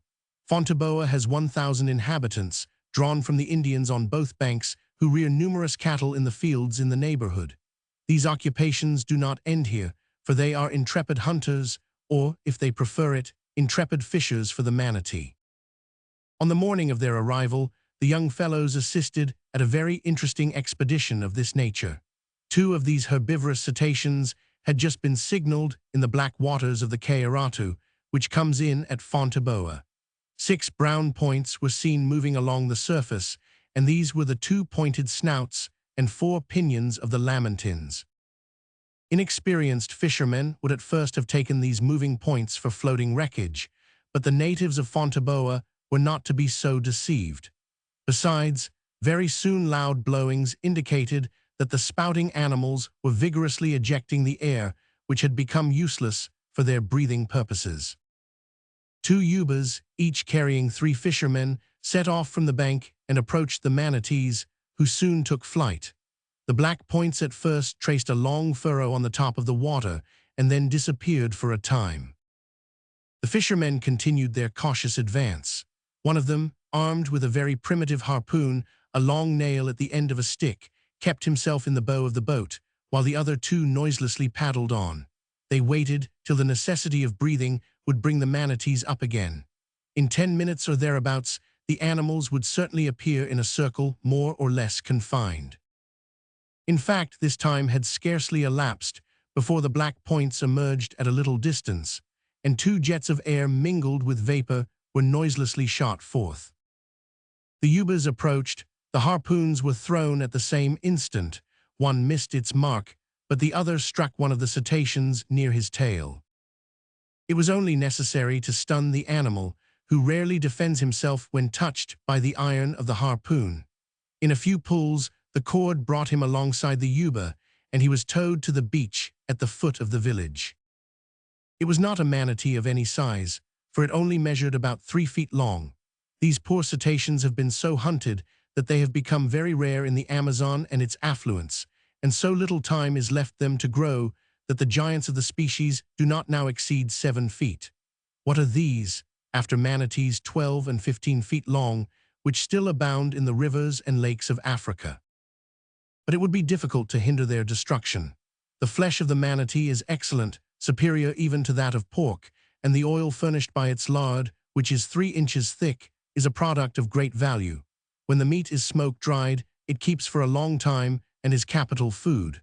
If to this is added that the animal is easily caught, it is not to be wondered at that the species is on its way to complete destruction. On the 19th of July, at sunrise, the jangada left Fonteboa and entered between the 2 completely deserted banks of the river and breasted some islands shaded with the grand forests of cacao trees.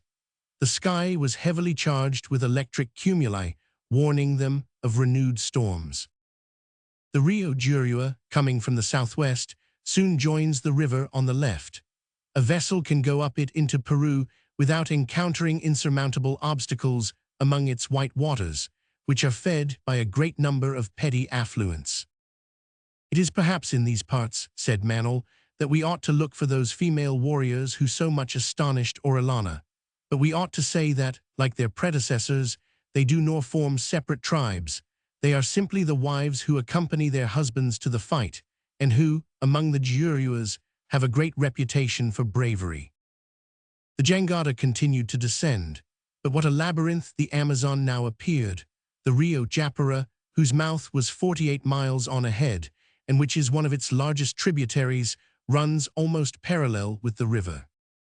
Between them were canals, igarups, lagoons, temporary lakes, an inextricable network which renders the hydrography of this country so difficult.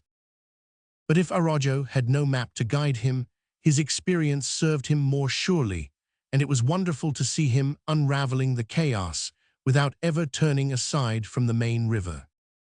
In fact, he did so well that on the 25th of July, in the afternoon, after having passed before the village of Paranitapara, the raft was anchored at the entrance of the lake of Ego, or Tef, which it was useless to enter, for they would not have been able to get out of it again into the Amazon.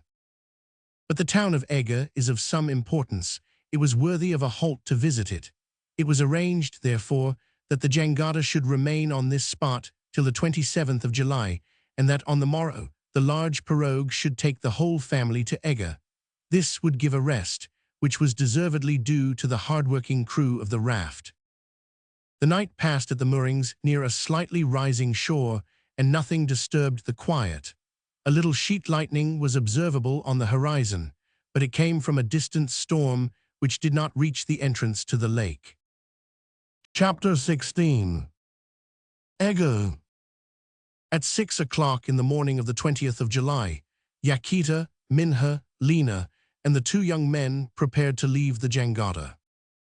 Joam Garral, who had shown no intention of putting his foot on shore, had decided this time, at the request of the ladies of his family, to leave his absorbing daily work and accompany them on their excursion.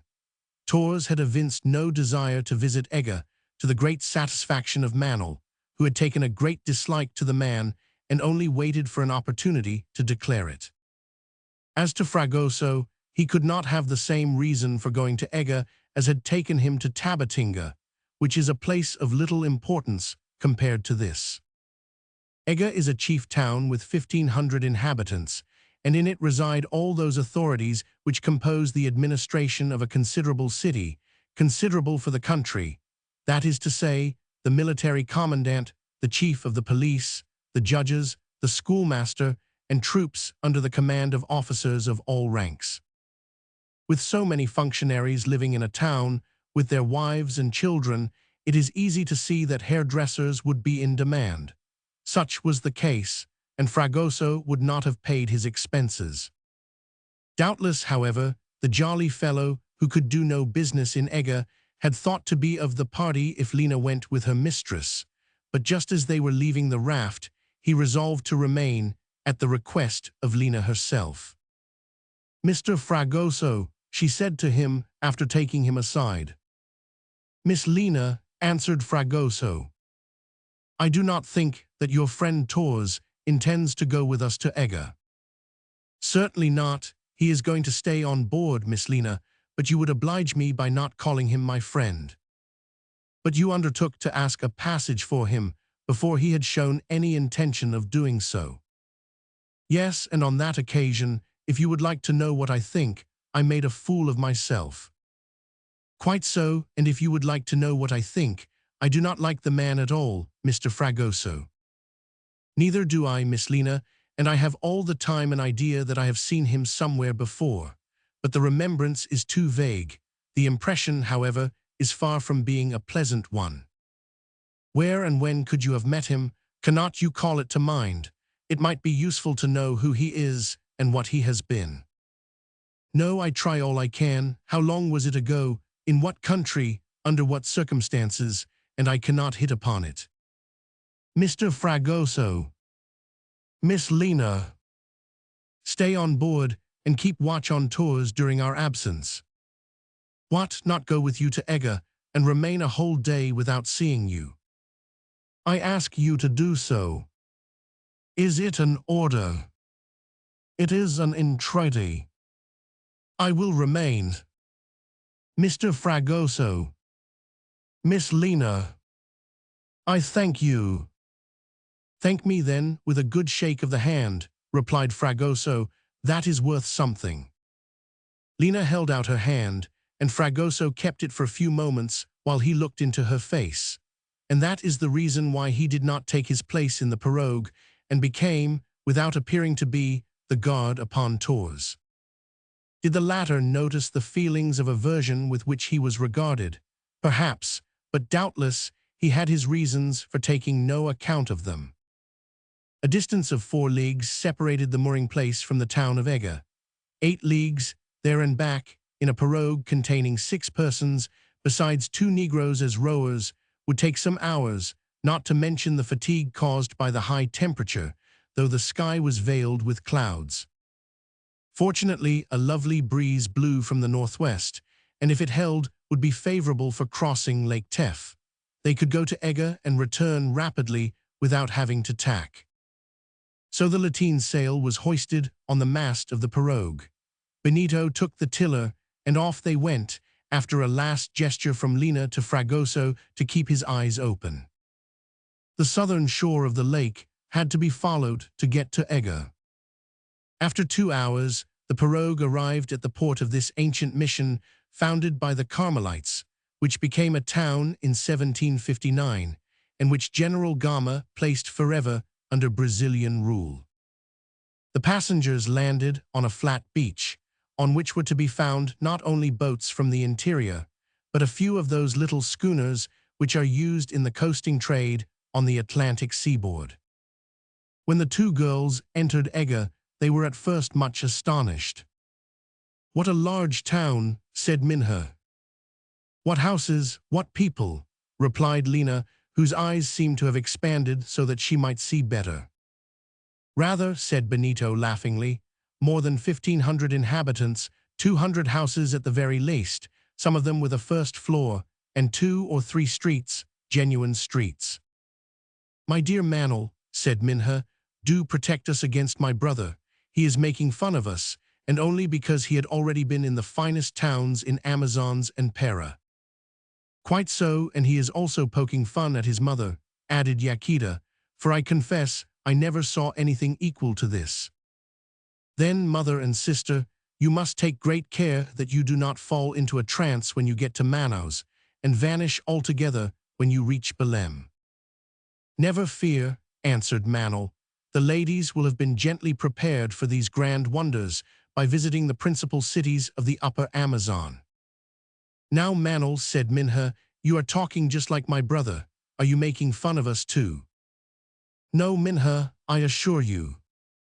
"Laugh on, gentlemen," said Lena, "and let us look around, my dear mistress, for it is very fine." "Very fine, a collection of houses, built of mud, whitewashed, and principally covered with thatch or palm leaves, a few built of stone or wood, with verandas, doors, and shutters painted a bright green, standing in the middle of a small orchard of orange trees in flower. But there were 2 or 3 public buildings, a barrack, and a church dedicated to St. Teresa, which was a cathedral by the side of the modest chapel at Iquitos. On looking toward the lake, a beautiful panorama unfolded itself, bordered by a frame of coconut trees and acais, which ended at the edge of the liquid level and showed beyond the picturesque village of Naquera, with its few small houses lost in the mass of the old olive trees on the beach.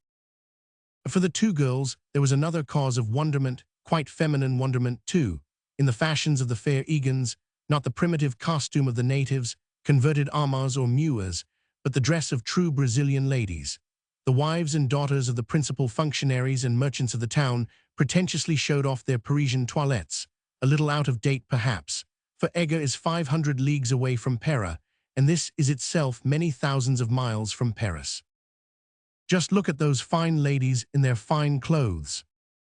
"Lena will go mad," exclaimed Benito. "If those dresses were worn properly," said Minha, "they might not be so ridiculous." "My dear Minha," said Manel, "with your simple gown and straw hat, you are better dressed than any one of these Brazilians, with their headgear and flying petticoats, which are foreign to their country and their race." "If it pleases you to think so," answered Minha, "I do not envy any of them." But they had come to see. They walked through the streets, which contained more stalls than shops. They strolled about the marketplace, the rendezvous of the fashionable, who were nearly stifled in their European clothes. They even breakfasted at an hotel. It was scarcely an inn, whose cookery caused them to deeply regret the excellent service on the raft. After dinner, at which only turtle flesh, served up in different forms, appeared, the Garrel family went for the last time to admire the borders of the lake as the setting sun gilded it with its rays. Then they rejoined their pirogue, somewhat disillusioned perhaps as to the magnificence of a town which 1 hour would give time enough to visit, and a little tired with walking about its stifling streets, which were not nearly so pleasant as the shady pathways of Iquitos. The inquisitive Lena's enthusiasm alone had not been damped. They all took their places in the pirogue. The wind remained in the northwest and had freshened with the evening. The sail was hoisted. They took the same course as in the morning, across the lake fed by the black waters of the Rio Tef, which, according to the Indians, is navigable toward the southwest for 40 days' journey. At 8 o'clock, the pirogue regained the mooring place and hailed the jangada. As soon as Lena could get Fragoso aside, "Have you seen anything suspicious?" she inquired. "Nothing, Miss Lena," he replied. "Torres has scarcely left his cabin, where he has been reading and writing. He did not get into the house or the dining room, as I feared. No, all the time he was not in his cabin, he was in the bow of the raft." "And what was he doing?" "Holding an old piece of paper in his hand, consulting it with great attention, and muttering a lot of incomprehensible words." "All that is not so unimportant as you think, Mr. Fragoso. These readings and writings and old papers have their interest. He is neither a professor nor a lawyer, this reader and writer." "You are right. Still watch him, Mr. Fragoso." "I will watch him always, Miss Lena," replied Fragoso.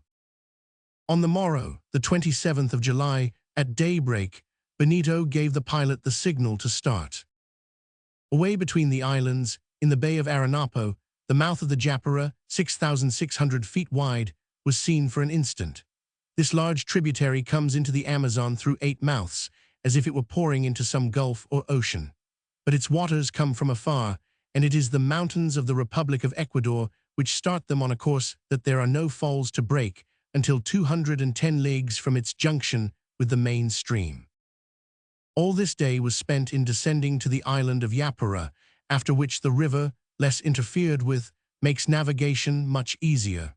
The current is not so rapid, and the islets are easily avoided, so that there were no touchings or groundings. The next day the jangada coasted along by vast beaches formed by undulating high domes, which served as the barriers of immense pasture grounds, in which the whole of the cattle in Europe could be raised and fed. These sandbanks are considered to be the richest turtle grounds in the basin of the upper Amazon. On the evening of the 29th of July, they were securely moored off the island of Catua, so as to pass the night, which promised to be dark. On this island, as soon as the sun rose above the horizon, there appeared a party of Mura's Indians, the remains of that ancient and powerful tribe, which formerly occupied more than 100 leagues of the river bank between the Tef and the Madeira. These Indians went and came, watching the raft, which remained stationary. There were about 100 of them, armed with blow tubes formed of a reed peculiar to these parts, and which is strengthened outside by the stem of a dwarf palm from which the pith has been extracted. Joam Garral quitted for an instant the work which took up all his time, to warn his people to keep a good guard and not to provoke these Indians. In truth, the sides were not well matched. The Muras are remarkably clever at sending through their blow tubes arrows which cause incurable wounds, even at a range of 300 paces. These arrows, made of the leaf of the caucarit palm, are feathered with cotton and 9 or 10 inches long, with a point like a needle, and poisoned with curare. Curare or wura, the liquor which kills in a whisper, as the Indians say, is prepared from the sap of one of the Euphorbiaceae and the juice of a bulbous strychnos, not to mention the paste of venomous ants and poisonous serpent fangs which they mix with it. "It is indeed a terrible poison," said Manel. "It attacks at once those nerves by which the movements are subordinated to the will, but the heart is not touched, and it does not cease to beat until the extinction of the vital functions, and besides no antidote is known to the poison, which commences by numbness of the limbs." Very fortunately, these Muras made no hostile demonstrations, although they entertain a profound hatred toward the whites. They have, in truth, no longer the courage of their ancestors. At nightfall, a 5-holed flute was heard behind the trees in the island, playing several airs in a minor key. Another flute answered. This interchange of musical phrases lasted for 2 or 3 minutes, and the Muras disappeared. Fragoso, in an exuberant moment, had tried to reply by a song in his own fashion, but Lena had clapped her hand on his mouth and prevented his showing off his insignificant singing talents, which he was so willingly lavish of. On the 2nd of August, at 3 o'clock in the afternoon, the raft arrived 20 leagues away from there at Lake Apora, which is fed by the black waters of the river of the same name, and 2 days afterward, about 5 o'clock, it stopped at the entrance into Lake Corey. This lake is one of the largest which communicates with the Amazon, and it serves as a reservoir for different rivers. 5 or 6 affluents run into it, and there are stored and mixed up, and emerge by a narrow channel into the main stream. After catching a glimpse of the hamlet of Tahuamiri, mounted on its piles as on stilts, as a protection against inundation from the floods, which often sweep up over these low sandbanks, the raft was moored for the night. The stoppage was made in sight of the village of Corey, a dozen houses, considerably dilapidated, built in the midst of a thick mass of orange and calabash trees. Nothing can be more changeable than the aspect of this village, for according to the rise or fall of the water, the lake stretches away on all sides of it, or is reduced to a narrow canal, scarcely deep enough to communicate with the Amazon. On the following morning, that of the 5th of August, they started at dawn, passing the canal of Ucura, belonging to the tangled system of lakes and furrows of the Rio Zapara, and on the morning of the 6th of August, they reached the entrance to Lake Miana. No fresh incident occurred in the life on board, which proceeded with almost methodical regularity. Fragoso, urged on by Lena, did not cease to watch Torres.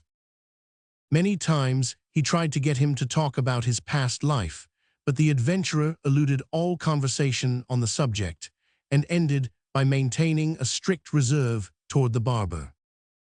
After catching a glimpse of the hamlet of Tahuamiri, mounted on its piles as on stilts, as a protection against inundation from the floods, which often sweep up and over these low sandbanks, the raft was moored for the night. His intercourse with the Garrel family remained the same. If he spoke little to Jome, he addressed himself more willingly to Yaquita and her daughter, and appeared not to notice the evident coolness with which he was received. They all agreed that, when the raft arrived at Manaus, Torres should leave it, and that they would never speak of him again. Yaquita followed the advice of Padre Passanha, who counseled patience, but the good priest had not such an easy task in Manil, who was quite disposed to put on shore the intruder who had been so unfortunately taken on to the raft. The only thing that happened on this evening was the following. A pirogue going down the river came alongside the jangada after being hailed by Jome Garrel. "Are you going to Manaus?" asked he of the Indian who commanded and was steering her. "Yes," replied he. "When will you get there?" "In 8 days." "Then you will arrive before we shall. Will you deliver a letter for me?" "With pleasure." "Take this letter then, my friend, and deliver it at Manaus." The Indian took the letter which Jome gave him, and a handful of rice was the price of the commission he had undertaken. No members of the family, then gone into the house, knew anything of this. Torres was the only witness. He heard a few words exchanged between Jome and the Indian, and from the cloud which passed over his face, it was easy to see that the sending of this letter considerably surprised him. Chapter 17. An attack. However, if Manil, to avoid giving rise to a violent scene on board, said nothing on the subject of Torres, he resolved to have an explanation with Benito. "Benito," he began, after taking him to the bow of the jangada, "I have something to say to you." Benito, generally so good-humored, stopped as he looked at Manil, and a cloud came over his countenance. "I know why," he said. "It is about Torres." "Yes, Benito. And I also wish to speak to you." "You have then noticed his attention to Minha," said Manil, turning pale. "Ah, it is not a feeling of jealousy, though, that exasperates you against such a man," said Benito quickly. "No," replied Manil, "decidedly not. Heaven forbid I should do such an injury to the girl who is to become my wife. No, Benito, she holds the adventurer in horror. I am not thinking anything of that sort, but it distresses me to see this adventurer constantly obtruding himself by his presence and conversation on your mother and sister, and seeking to introduce himself into that intimacy with your family which is already mine." Manil gravely answered Benito, I share your aversion for this dubious individual, and had I consulted my feelings, I would already have driven Tors off the raft. But I dare not." "You dare not," said Manel, seizing the hand of his friend. "You dare not." "Listen to me, Manel," continued Benito. "You have observed Tors well, have you not? You have remarked his attentions to my sister. Nothing can be truer. But while you have been noticing that, have you not seen that this annoying man never keeps his eyes off my father, no matter if he is near to him or far from him, and that he seems to have some spiteful secret intention in watching him with such unaccountable persistency?" "What are you talking about, Benito? Have you any reason to think that Tors bears some grudge against Jomgarel?" "No, I think nothing," replied Benito. "It is only a presentiment, but look well at Tors, study his face with care, and you will see what an evil grin he has whenever my father comes into his sight." "Well then," exclaimed Manel, "if it is so, Benito, the more reason for clearing him out." "More reason or less reason," replied Benito.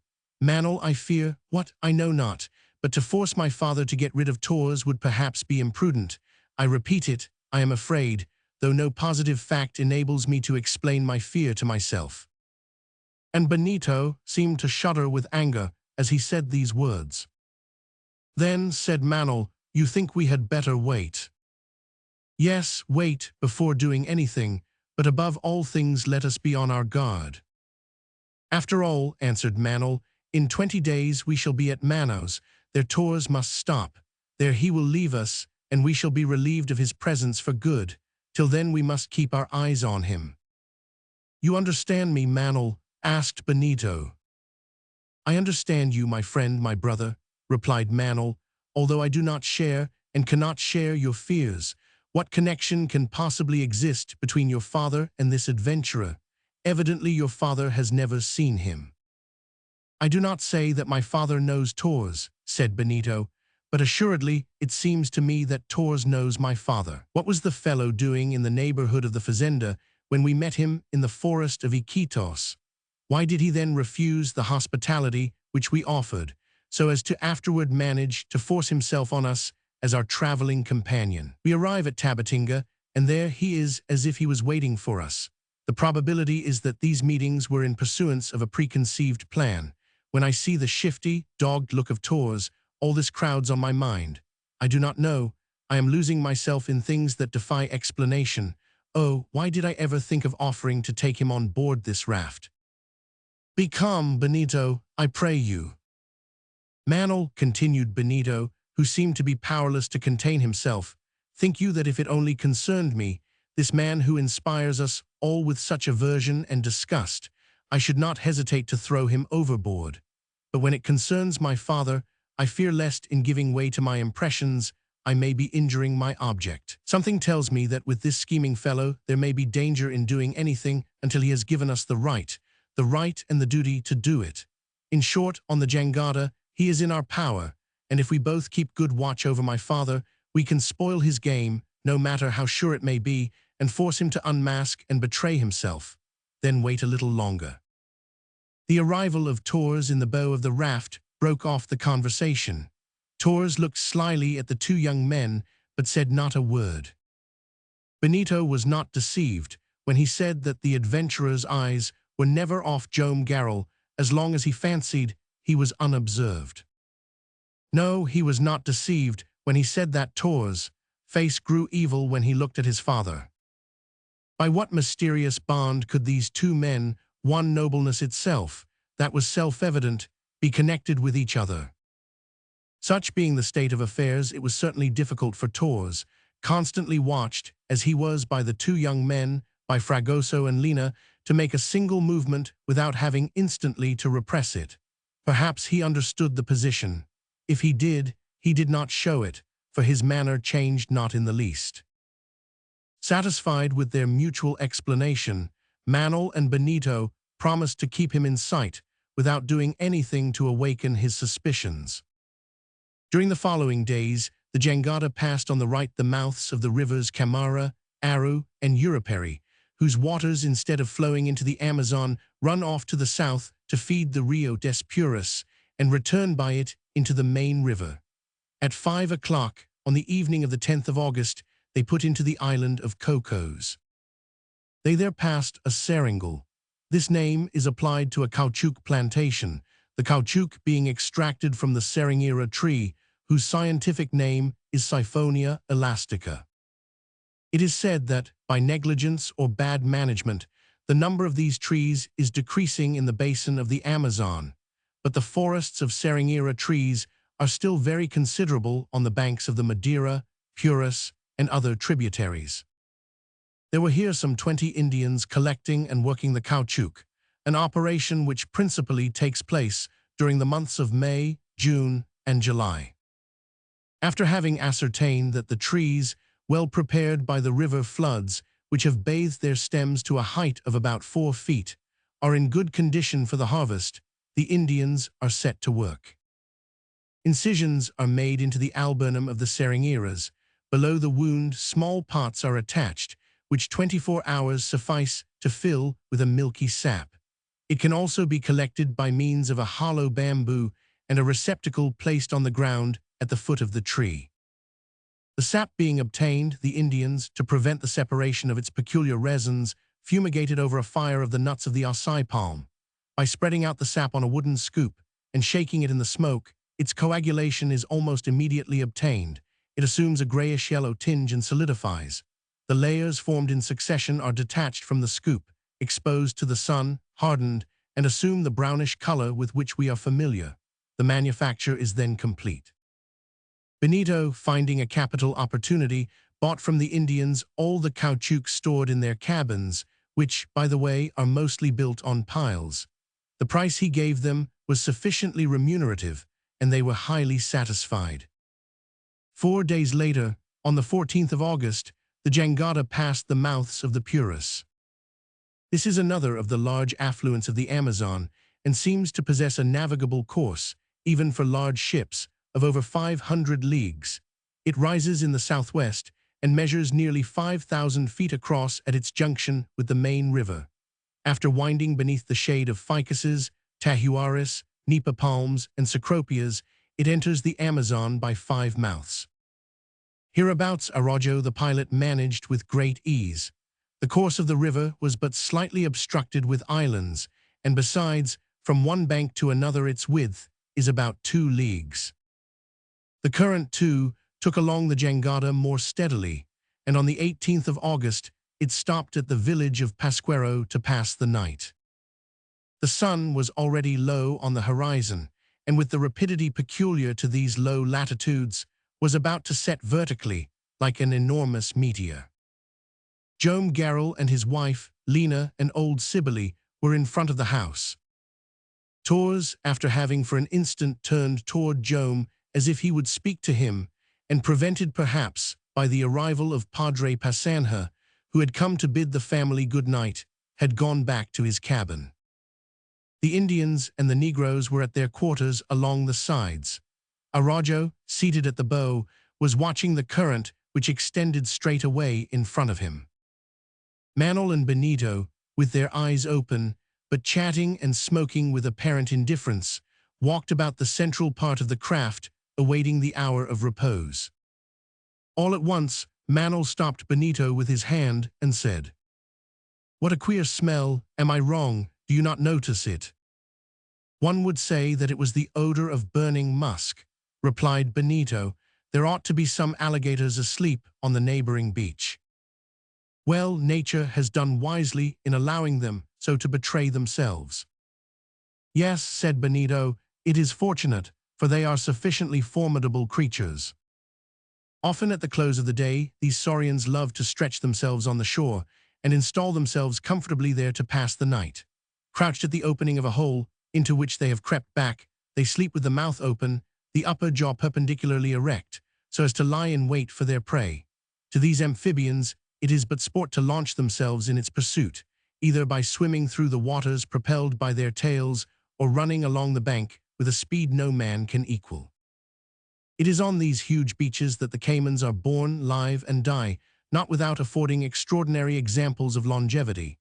Not only can the old ones, the centenarians, be recognized by the greenish moss which carpets their carcass and is scattered over their protuberances, but by their natural ferocity, which increases with age. As Benito said, they are formidable creatures, and it is fortunate that their attacks can be guarded against. Suddenly cries were heard in the bow. Caimans, caimans! Manuel and Benito came forward and looked. 3 large saurians, from 15 to 20 feet long, had managed to clamber on to the platform of the raft. Bring the guns, shouted Benito, making signs to the Indians and the blacks to get behind. Into the house, said Manuel, make haste. And in truth, as they could not attack them at once, the best thing they could do was to get into shelter without delay. It was done in an instant. The Garral family took refuge in the house, where the 2 young men joined them. The Indians and the Negroes ran into their huts and cabins as they were shutting the door. And Minha, said Manuel. She is not there, replied Lena, who had just run to her mistress' room. Good heavens, where is she? Exclaimed her mother, and they all shouted at once. Minha. No reply. There she is, on the bow of the jangada, said Benito. Minha, shouted Manuel. The 2 young men, and Fragoso and Joam Garral, thinking no more of danger, rushed out of the house, guns in hand. Scarcely were they outside, when 2 of the alligators made a half-turn and ran toward them. A dose of buckshot to the head, close to the eye from Benito, stopped one of the monsters, who, mortally wounded, writhed in frightful convulsions and fell on his side. But the second still lived, and came on, and there was no way of avoiding him. The huge alligator tore up to Joam Garral, and after knocking him over with a sweep of his tail, ran at him with open jaws. At this moment Torres rushed from the cabin, hatchet in hand, and struck such a terrific blow that its edge sunk into the jaw of the caiman and left him defenseless. Blinded by the blood, the animal flew to the side, and designedly or not, fell over and was lost in the stream. Minha, Minha, shouted Manuel in distraction when he got to the bow of the jangada. Suddenly she came into view. She had taken refuge in the cabin of Araujo, and the cabin had just been upset by a powerful blow from the 3rd alligator. Minha was flying aft, pursued by the monster, who was not 6 feet away from her. Minha fell. A second shot from Benito failed to stop the caiman. He only struck the animal's carapace, and the scales flew to splinters, but the ball did not penetrate. Manuel threw himself at the girl to raise her or to snatch her from death. A side blow from the animal's tail knocked him down too. Minha fainted, and the mouth of the alligator opened to crush her. And then Fragoso jumped into the animal and thrust in a knife to the very bottom of his throat, at the risk of having his arms snapped off by the 2 jaws had they quickly closed. Fragoso pulled out his arm in time, but he could not avoid the shock of the caiman and was hurled back into the river, whose waters reddened all around. Fragoso, Fragoso, shrieked Lena, kneeling on the edge of the raft. A second afterward Fragoso reappeared on the surface of the Amazon, safe and sound. But at the peril of his life he had saved the young girl, who soon came to, and as all hands were held out to him, Manuel's, Yaquita's, Minha's, and Lena's, and he did not know what to say, he ended by squeezing the hands of the young mulatto. However, though Fragoso had saved Minha, it was assuredly to the intervention of Torres that Joam Garral owed his safety. It was not, therefore, the fazender's life that the adventurer wanted. In the face of this fact, so much had to be admitted. Manuel said this to Benito in an undertone. That is true, replied Benito, embarrassed. You are right, and in a sense it is one cruel care the less. Nevertheless, Manuel, my suspicions still exist. It is not always a man's worst enemy who wishes him dead. Joam Garral walked up to Torres. Thank you, Torres, he said, holding out his hand. The adventurer took a step or 2 backward without replying. Torres, continued Joam, I am sorry that we are arriving at the end of our voyage, and that in a few days we must part. I owe you." "Joam Garral," answered Torres, "you owe me nothing. Your life is precious to me above all things. But if you will allow me, I have been thinking, in place of stopping at Manaus, I will go on to Belem. Will you take me there?" Joam Garral replied by an affirmative nod. In hearing this demand, Benito, in an unguarded moment, was about to intervene, but Manuel stopped him, and the young man checked himself, though not without a violent effort. Chapter 18. The Arrival Dinner. In the morning, after a night which was scarcely sufficient to calm so much excitement, they unmoored from the Cayman beach and departed. Before 5 days, if nothing interfered with their voyage, the raft would reach the port of Manaus. Minha had quite recovered from her fright, and her eyes and smiles thanked all those who had risked their lives for her. As for Lina, it seemed as though she was more grateful to the brave Fragoso than if it was herself that he had saved. "I will pay you back sooner or later, Mr. Fragoso," said she, smiling. "And how, Miss Lina?" "Oh, you know very well." "Then if I know it, let it be soon and not late," replied the good-natured fellow. And from this day, it began to be whispered about that the charming Lina was engaged to Fragoso, that their marriage would take place at the same time as that of Minha and Manuel, and that the young couple would remain at Belem with the others. "Capital, capital," repeated Fragoso unceasingly, "but I never thought Pera was such a long way off." As for Manuel and Benito, they had had a long conversation about what had passed. There could be no question about obtaining from Joam Garral the dismissal of his rescuer. "Your life is precious to me above all things," Torres had said. This reply, hyperbolical and enigmatical at the time, Benito had heard and remembered. In the meantime, the young men could do nothing. More than ever they were reduced to waiting not for 4 or 5 days, but for 7 or 8 weeks, that is to say, for whatever time it would take for the raft to get to Belem. "There is in all this some mystery that I cannot understand," said Benito. "Yes, but we are assured on one point," answered Manuel. "It is certain that Torres does not want your father's life. For the rest, we must still watch." It seemed that from this day Torres desired to keep himself more reserved. He did not seek to intrude on the family, and was even less assiduous toward Minha. There seemed a relief in the situation of which all, save perhaps Joam Garral, felt the gravity. On the evening of the same day, they left on the right the island of Barroso, formed by a furrow of that name, and Lake Manyori, which is fed by a confused series of petty tributaries. The night passed without incident, though Joam Garral had advised them to watch with great care. On the morrow, the 20th of August, the pilot, who kept near the right bank on account of the uncertain eddies on the left, entered between the bank and the islands.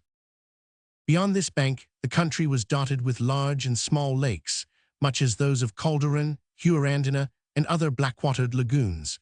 This water system marks the approach of the Rio Negro, the most remarkable of all the tributaries of the Amazon.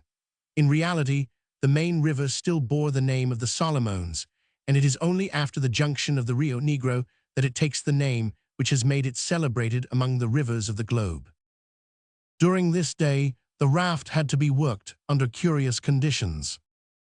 The arm followed by the pilot, between Calderon Island and the shore, was very narrow, although it appeared sufficiently large. This was owing to a great portion of the island being slightly above the mean level, but still covered by the high flood waters. On each side were massed forests of giant trees, whose summits towered some 50 feet above the ground, and joining one bank to the other formed an immense cradle. On the left, nothing could be more picturesque than this flooded forest, which seemed to have been planted in the middle of a lake.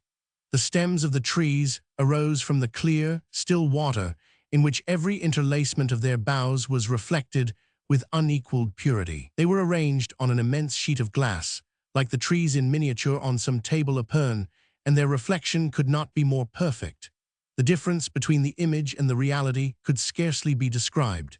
Duplicates of grandeur, terminated above and below by a vast parasol of green, they seemed to form two hemispheres, inside which the jangada appeared to follow one of the great circles. It had been necessary to bring the raft under these boughs, against which flowed the gentle current of the stream. It was impossible to go back, hence the task of navigating with extreme care so as to avoid the collisions on either side. In this all Arajo's ability was shown, and he was admirably seconded by his crew. The trees of the forest furnished the resting places for the long poles which kept the jangada in its course. The least blow to the jangada would have endangered the complete demolition of the woodwork and caused the loss, if not of the crew, of the greater part of the cargo. "It is truly very beautiful," said Minha, "and it would be very pleasant for us always to travel in this way, on this quiet water, shaded from the rays of the sun." "At the same time pleasant and dangerous, dear Minha," said Manel. "In a pirogue, there is doubtless nothing to fear in sailing here, but on a huge raft of wood better have a free course and a clear stream." "We shall be quite through the forest in a couple of hours," said the pilot. "Look well at it then," said Lena. "All these beautiful things pass so quickly. Ah, dear mistress, do you see the troops of monkeys disporting in the higher branches, and the birds admiring themselves in the pellucid water?" "And the flowers half opened on the surface," replied Minha, "and which the current dandles like the breeze." "And the long lianas, which so oddly stretch from one tree to another," added the young mulatto. "And no fragoso at the end of them," said Lena's betrothed. "That was rather a nice flower you gathered in the forest of Iquitos." "Just behold the flower, the only one in the world," said Lena quizzingly. "And mistress, just look at the splendid plants." And Lena pointed to the nymphas with their colossal leaves, whose flowers bear buds as large as coconuts. Then, just where the banks plunged beneath the waters, there were clumps of mucumus, reeds with large leaves, whose elastic stems bend to give passage to the pirogues and close again behind them. There was there what would tempt any sportsman, for a whole world of aquatic birds fluttered between the higher clusters, which shook with the stream. Ibises half-lollingly posed on some old trunk, and grey herons motionless on one leg, solemn flamingos who from a distance looked like red umbrellas scattered in the foliage, and phenicopters of every color enlivened the temporary morass.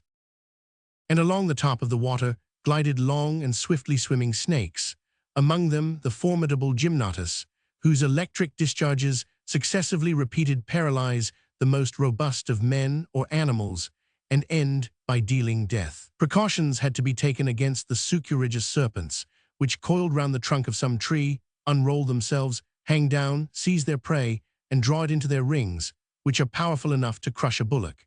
Have there not been met with in these Amazonian forests reptiles from 30 to 35 feet long, and even, according to M. Carey, do not some exist whose length reaches 47 feet, and whose girth is that of a hogshead? Had one of these succurigous, indeed, got on to the raft, he would have proved as formidable as an alligator. Very fortunately, the travelers had to contend with neither gymnotus nor succurigu, and the passage across the submerged forest, which lasted about 2 hours, was effected without accident. 3 days passed. They neared Manaus. 24 hours more, and the raft would be off the mouth of the Rio Negro, before the capital of the province of Amazons. In fact, on the 23rd of August, at 5 o'clock in the evening, they stopped at the southern point of Mura's Island, on the right bank of the stream. They only had to cross obliquely for a few miles to arrive at the port, but the pilot Arajo very properly would not risk it on that day, as night was coming on. The 3 miles which remained would take 3 hours to travel, and to keep to the course of the river it was necessary, above all things, to have a clear outlook. This evening, the dinner, which promised to be the last of this first part of the voyage, was not served without a certain amount of ceremony. Half the journey on the Amazon had been accomplished, and the task was worthy of a jovial repast. It was fitting to drink to the health of Amazons a few glasses of that generous liquor which comes from the coasts of Oporto and Setúbal. Besides, this was, in a way, the betrothal dinner of Fragoso and the charming Lena, That of Manol and Minha had taken place at the fazenda of Iquitos several weeks before. After the young master and mistress, it was the turn of the faithful couple who were attached to them by so many bonds of gratitude. So Lina, who was to remain in the service of Minha, and Fragoso, who was about to enter into that of Manuel Valdez, sat at the common table, and even had the places of honor reserved for them. Torres, naturally, was present at the dinner, which was worthy of the larder and kitchen of the jangada. The adventurer, seated opposite to Joam Garral, who was always taciturn, listened to all that was said, but took no part in the conversation. Benito quietly and attentively watched him. The eyes of Torres, with a peculiar expression, constantly sought his father. One would have called them the eyes of some wild beast trying to fascinate his prey before he sprang on it. Manol talked mostly with Minha. Between whiles, his eyes wandered to Torres, but he acted his part more successfully than Benito in a situation which, if it did not finish at Manaus, would certainly end at Belém. The dinner was jolly enough. Lina kept it going with her good humor, Fragoso with his witty repartees. The Padre Passanha looked gaily round on the little world he cherished, and on the two young couples which his hands would shortly bless in the waters of Pera. "Eat, Padre," said Benito, who joined in the general conversation. "Do honor to this betrothal dinner. You will want some strength to celebrate both marriages at once." "Well, my dear boy," replied Passanha, "seek out some lovely and gentle girl who wishes you well, and you will see that I can marry you at the same time." "Well answered, Padre," exclaimed Manol. "Let us drink to the coming marriage of Benito." "We must look out for some nice young lady at Belém," said Minha. "He should do what everybody else does." "To the wedding of Mr. Benito," said Fragoso, "who ought to wish all the world to marry him." "They are right, sir," said Yaquita. "I also drink to your marriage, and may you be as happy as Minha and Manol, and as I and your father have been." "As you always will be, it is to be hoped," said Torres, drinking a glass of port without having pledged anybody. "All here have their happiness in their own hands." It was difficult to say, but this wish, coming from the adventurer, left an unpleasant impression. Manol felt this, and wishing to destroy its effect, "Look here, Padre," said he, "while we are on this subject, are there not any more couples to betroth on the raft?" "I do not know," answered Padre Passanha, "unless Torres, you are not married, I believe." "No, I am, and always shall be, a bachelor." Benito and Manol thought that while thus speaking Torres looked toward Minha. "And what should prevent you marrying?" replied Padre Passanha. "At Belém you could find a wife whose age would suit yours, and it would be possible perhaps for you to settle in that town. That would be better than this wandering life, of which, up to the present, you have not made so very much." "You are right, Padre," answered Torres. "I do not say no. Besides, the example is contagious. Seeing all these young couples gives me rather a longing for marriage, but I am quite a stranger in Belém, and for certain reasons that would make my settlement more difficult." "Where do you come from, then?" asked Fragoso, who always had the idea that he had already met Torres somewhere. "From the province of Minas Gerais." "And you were born?" "In the capital of the Diamond District, Tijuco." Those who had seen Joam Garral at this moment would have been surprised at the fixity of his look, which met that of Torres. Chapter 19. Ancient History. But the conversation was continued by Fragoso, who immediately rejoined. "What, you come from Tijuco, from the very capital of the Diamond District?" "Yes," said Torres. "Do you hail from that province?" "No, I come from the Atlantic seaboard in the north of Brazil," replied Fragoso. "You do not know this diamond country, Mr. Manol?" asked Torres. A negative shake of the head from the young man was the only reply. "And you, Mr. Benito," continued Torres, addressing the younger Garral, whom he evidently wished to join in the conversation, "you have never had curiosity enough to visit the Diamond Arrival?" "Never," dryly replied Benito. Ah, I should like to see that country, said Fragoso, who unconsciously played Tor's game. It seems to me I should finish by picking up a diamond worth something considerable. And what would you do with this diamond worth something considerable, Fragoso? Queried Lena. Sell it. Then you would get rich all of a sudden. Very rich. Well, if you had been rich 3 months ago, you would never have had the idea of that liana. And if I had not had that, exclaimed Fragoso, I should not have found a charming little wife who, well, assuredly, all is for the best. You see, Fragoso, said Minha, when you marry Lena, diamond takes the place of diamond, and you do not lose by the change. To be sure, Miss Minha, gallantly replied Fragoso, rather I gain. There could be no doubt that Torres did not want the subject to drop, for he went on with, it is a fact that at Tijuco sudden fortunes are realized enough to turn any man's head. Have you heard tell of the famous diamond of Abete, which was valued at more than 2 million contos of rise?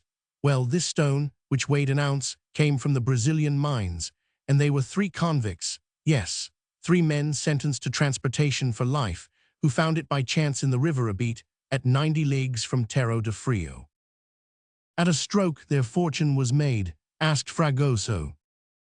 No, replied Torres, the diamond was handed over to the Governor-General of the mines. The value of the stone was recognized, and King John Roman VI of Portugal had it cut and wore it on his neck on great occasions. As for the convicts, they got their pardon, but that was all, and the cleverest could not get much of an income out of that. You doubtless, said Benito very dryly. Yes, why not, answered Torres. Have you ever been to the Diamond District? Added he, this time addressing Jome Garrel. Never, said Jome, looking straight at him. That is a pity, replied he. You should go there one day. It is a very curious place, I assure you. The Diamond Valley is an isolated spot in the vast empire of Brazil, something like a park of a dozen leagues in circumference, which in the nature of its soil, its vegetation, and its sandy rocks surrounded by a circle of high mountains, differs considerably from the neighboring provinces. But as I have told you, it is one of the richest places in the world. For Fro to 1817, the annual return was about 18,000 carats. Ah, there have been some rare finds there, not only for the climbers who seek the precious stone up to the very tops of the mountains, but also for the smugglers who fraudulently export it. But the work in the mines is not so pleasant, and the 2,000 Negroes employed in that work by the government are obliged even to divert the watercourses to get at the diamantiferous sand. Formerly, it was easier work. In short, said Fragoso, the good time has gone. But what is still easy is to get the diamonds in scoundrel fashion, that is, by theft, and stop. In 1826, when I was about 8 years old, a terrible drama happened at Tijuco, which showed that criminal would recoil from nothing if they could gain a fortune by one bold stroke. But perhaps you are not interested. On the contrary, Torres, go on, replied Jome Garrel in a singularly calm voice. So be it, answered Torres. Well, the story is about stealing diamonds, and a handful of those pretty stones is worth 1 million, sometimes 2. And Torres, whose face expressed the vilest sentiments of cupidity, almost unconsciously made a gesture of opening and shutting his hand. This is what happened, he continued. At Tijuco, it is customary to send off in one delivery the diamonds collected during the year. They are divided into 2 lots, according to their size, after being sorted in a dozen sieves with holes of different dimensions. These lots are put into sacks and forwarded to Rio de Janeiro, but as they are worth many millions, you may imagine they are heavily escorted. A workman chosen by the superintendent, 4 cavalrymen from the district regiment, and 10 men on foot complete the convoy. They first make for Villa Rica, where the commandant puts his seal on the sacks, and then the convoy continues its journey to Rio de Janeiro. I should add that, for the sake of precaution, the start is always kept secret. Well, in 1826, a young fellow named Da Costa, who was about 22 or 23 years of age, and who for some years had been employed at Tijuco in the offices of the Governor-General, devised the following scheme. He leagued himself with a band of smugglers and informed them of the date of the departure of the convoy. The scoundrels took their measures accordingly. They were numerous and well armed. Close to Villarica, during the night of the 22nd of January, the gang suddenly attacked the diamond escort, who defended themselves bravely, but were all massacred, with the exception of one man, who, seriously wounded, managed to escape and bring the news of the horrible deed. The workman was not spared any more than the soldiers. He fell beneath the blows of the thieves, and was doubtless dragged away and thrown over some precipice, for his body was never found. "And this Dacosta?" asked Joam Garral. Well, his crime did not do him much good, for suspicion soon pointed toward him. He was accused of having got up the affair. In vain he protested that he was innocent. Thanks to the situation he held, he was in a position to know the date on which the convoy's departure was to take place. He alone could have informed the smugglers. He was charged, arrested, tried, and sentenced to death. Such a sentence required his execution in 24 hours. "Was the fellow executed?" asked Fragoso. "No," replied Torres. "They shut him up in the prison at Villarica, and during the night, a few hours only before his execution, whether alone or helped by others, he managed to escape." "Has this young man been heard of since?" asked Joam Garral. "Never," replied Torres. "He probably left Brazil, and now, in some distant land, lives a cheerful life with the proceeds of the robbery which he is sure to have realized." "Perhaps, on the other hand, he died miserably," answered Joam Garral. "And perhaps," added Padre Passanha, "heaven caused him to feel remorse for his crime." Here they all rose from the table, and, having finished their dinner, went out to breathe the evening air. The sun was low on the horizon, but an hour had still to elapse before nightfall. "These stories are not very lively," said Fragoso, "and our betrothal dinner was best at the beginning." "But it was your fault, Fragoso," answered Lina. "How my fault?" "It was you who went on talking about the district and the diamonds, when you should not have done so." "Well, that's true," replied Fragoso, "but I had no idea we were going to wind up in that fashion." "You are the first to blame." "And the first to be punished, Miss Lina, for I did not hear you laugh all through the dessert." The whole family strolled toward the bow of the jangada. Manuel and Benito walked one behind the other without speaking. Yaquita and her daughter silently followed, and all felt an unaccountable impression of sadness, as if they had a presentiment of some coming calamity. Torres stepped up to Joam Garral, who, with bowed head, seemed to be lost in thought, and putting his hand on his shoulder, said, "Joam Garral, may I have a few minutes' conversation with you?" Joam looked at Torres. "Here?" he asked. "No, in private." "Come then." They went toward the house, entered it, and the door was shut on them. It would be difficult to depict what everyone felt when Joam Garral and Torres disappeared. What could there be in common between the adventurer and the honest fazender of Iquitos? The menace of some frightful misfortune seemed to hang over the whole family, and they scarcely dared speak to each other. "Manuel," said Benito, seizing his friend's arm, "whatever happens, this man must leave us tomorrow at Manos." "Yes, it is imperative," answered Manuel. "And if through him some misfortune happens to my father, I shall kill him." Chapter 20. Between the two men.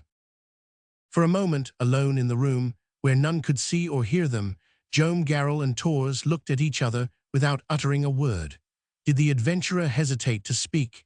Did he suspect that Joam Garral would only reply to his demands by a scornful silence? Yes, probably so Torres did not question him. At the outset of the conversation, he took the affirmative and assumed the part of an accuser. "Joam," he said, "your name is not Garral, your name is Dacosta."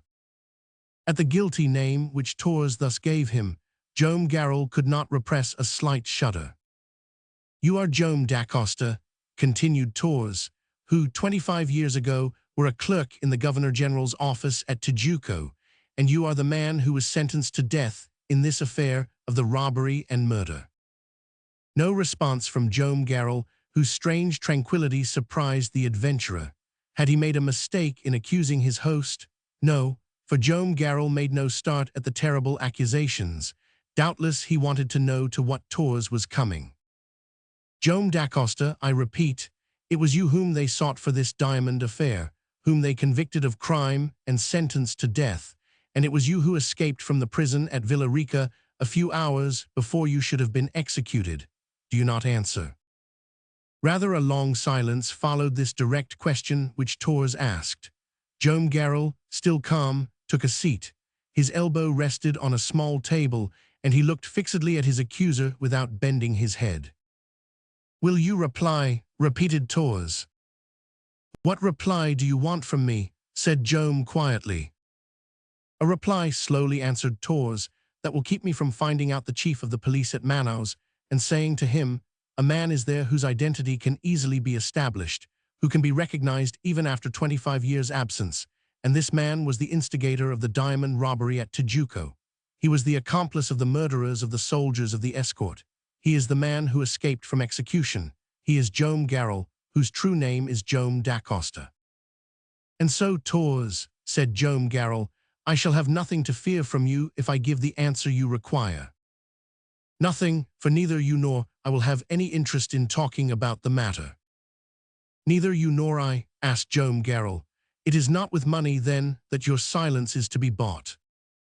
"No, no matter how much you offered me." "What do you want, then?" "Joam Garral," replied Torres, "here is my proposal. Do not be in a hurry to reply by a formal refusal. Remember that you are in my power." "What is this proposal?" asked Joam. Torres hesitated for a moment. The attitude of this guilty man, whose life he held in his hands, was enough to astonish him. He had expected a stormy discussion and prayers and tears. He had before him a man convicted of the most heinous of crimes, and the man never flinched. At length, crossing his arms, he said, "You have a daughter. I like her, and I want to marry her."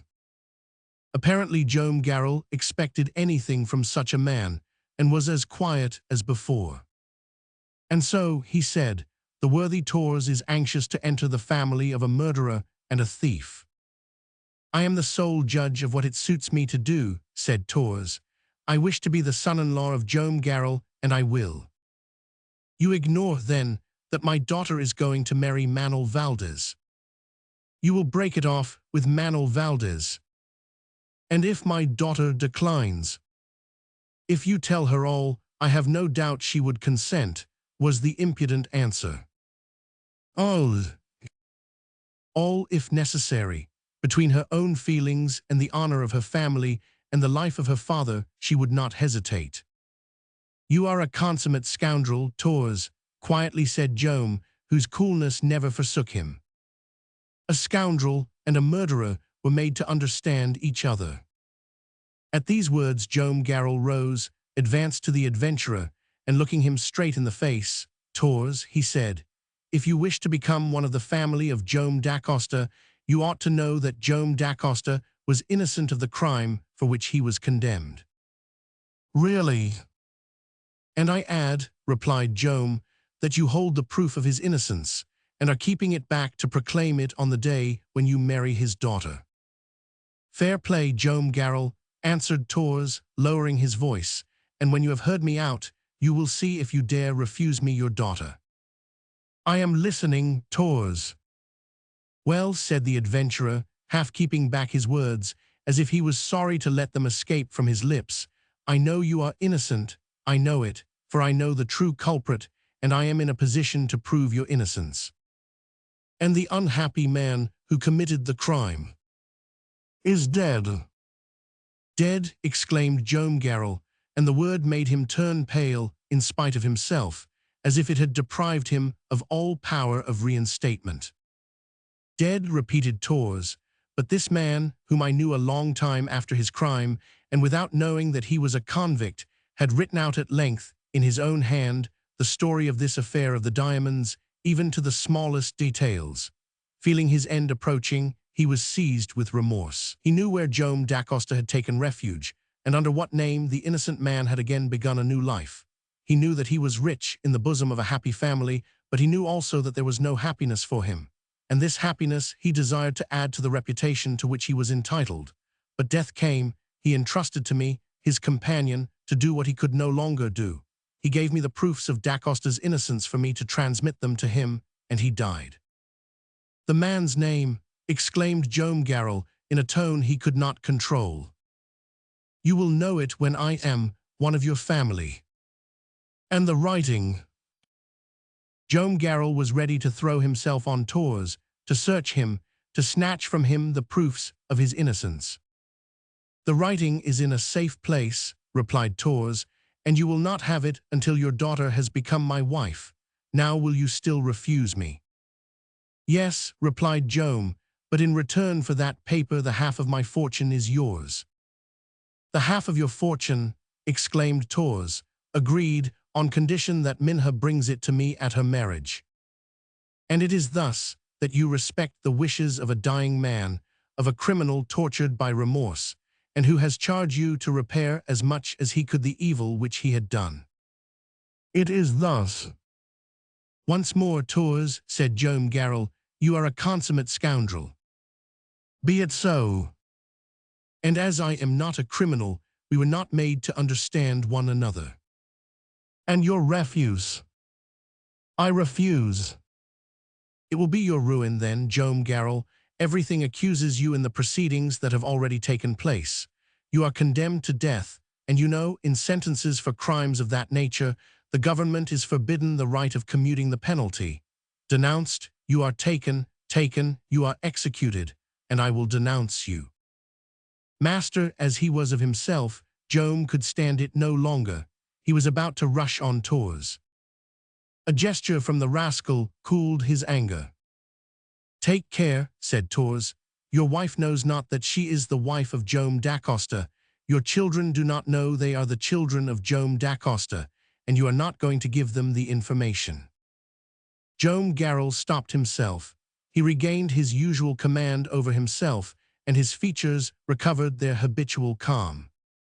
"This discussion has lasted long enough," said he, moving toward the door, "and I know what there is left for me to do." "Take care, Joam Garral," said Torres for the last time, for he could scarcely believe that his ignoble attempt at extortion had collapsed. Joam Garral made him no answer. He threw back the door which opened under the veranda, made a sign to Torres to follow him, and they advanced toward the center of the jangada, where the family were assembled.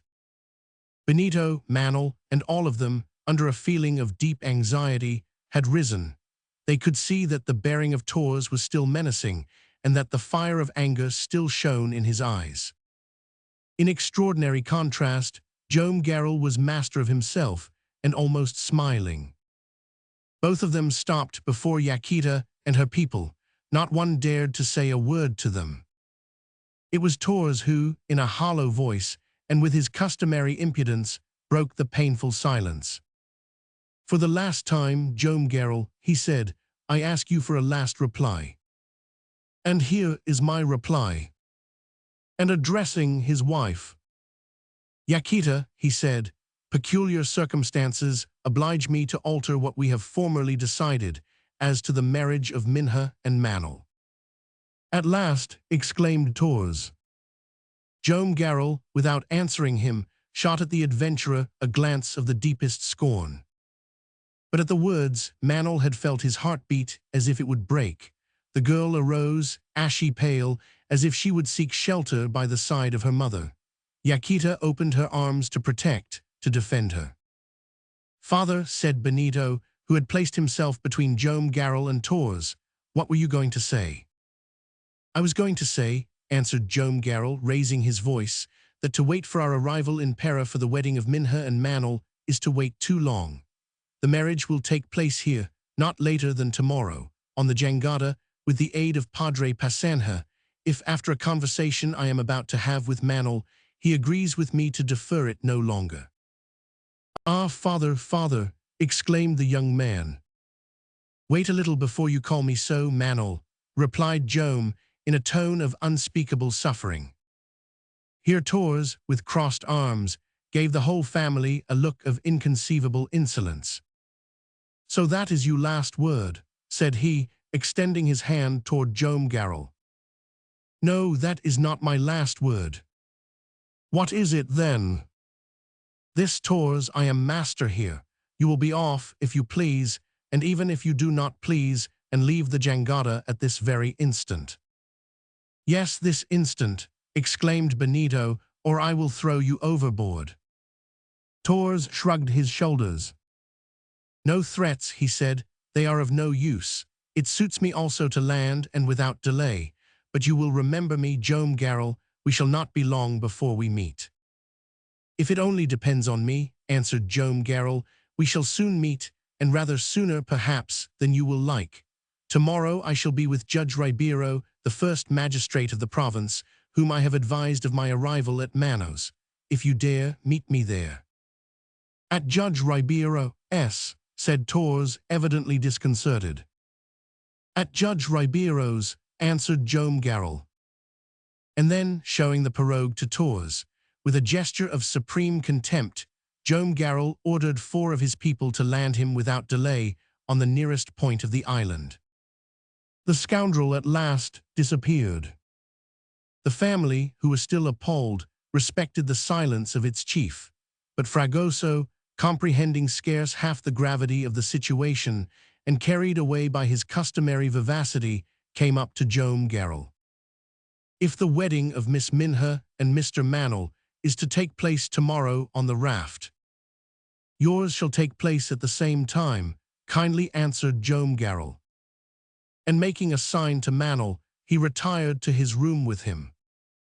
The interview between Joam and Manel had lasted for half an hour, and it seemed a century to the family when the door of the room was reopened. Manel came out alone. His face glowed with generous resolution. Going up to Yaquita, he said, my mother, to Minha he said, my wife, and to Benito he said, my brother, and turning toward Lina and Fragoso, he said to all, tomorrow. He knew all that had passed between Joam Garral and Tors. He knew that, counting on the protection of Judge Ribeiro, by means of a correspondence which he had with him for a year past, without speaking of it to his people, Joam Garral had at last succeeded in clearing himself and convincing him of his innocence. He knew that Joam Garral had boldly undertaken the voyage with the sole object of cancelling the hateful proceedings of which he had been the victim, so as not to leave on his daughter and son-in-law the weight of the terrible situation which he had to endure so long himself.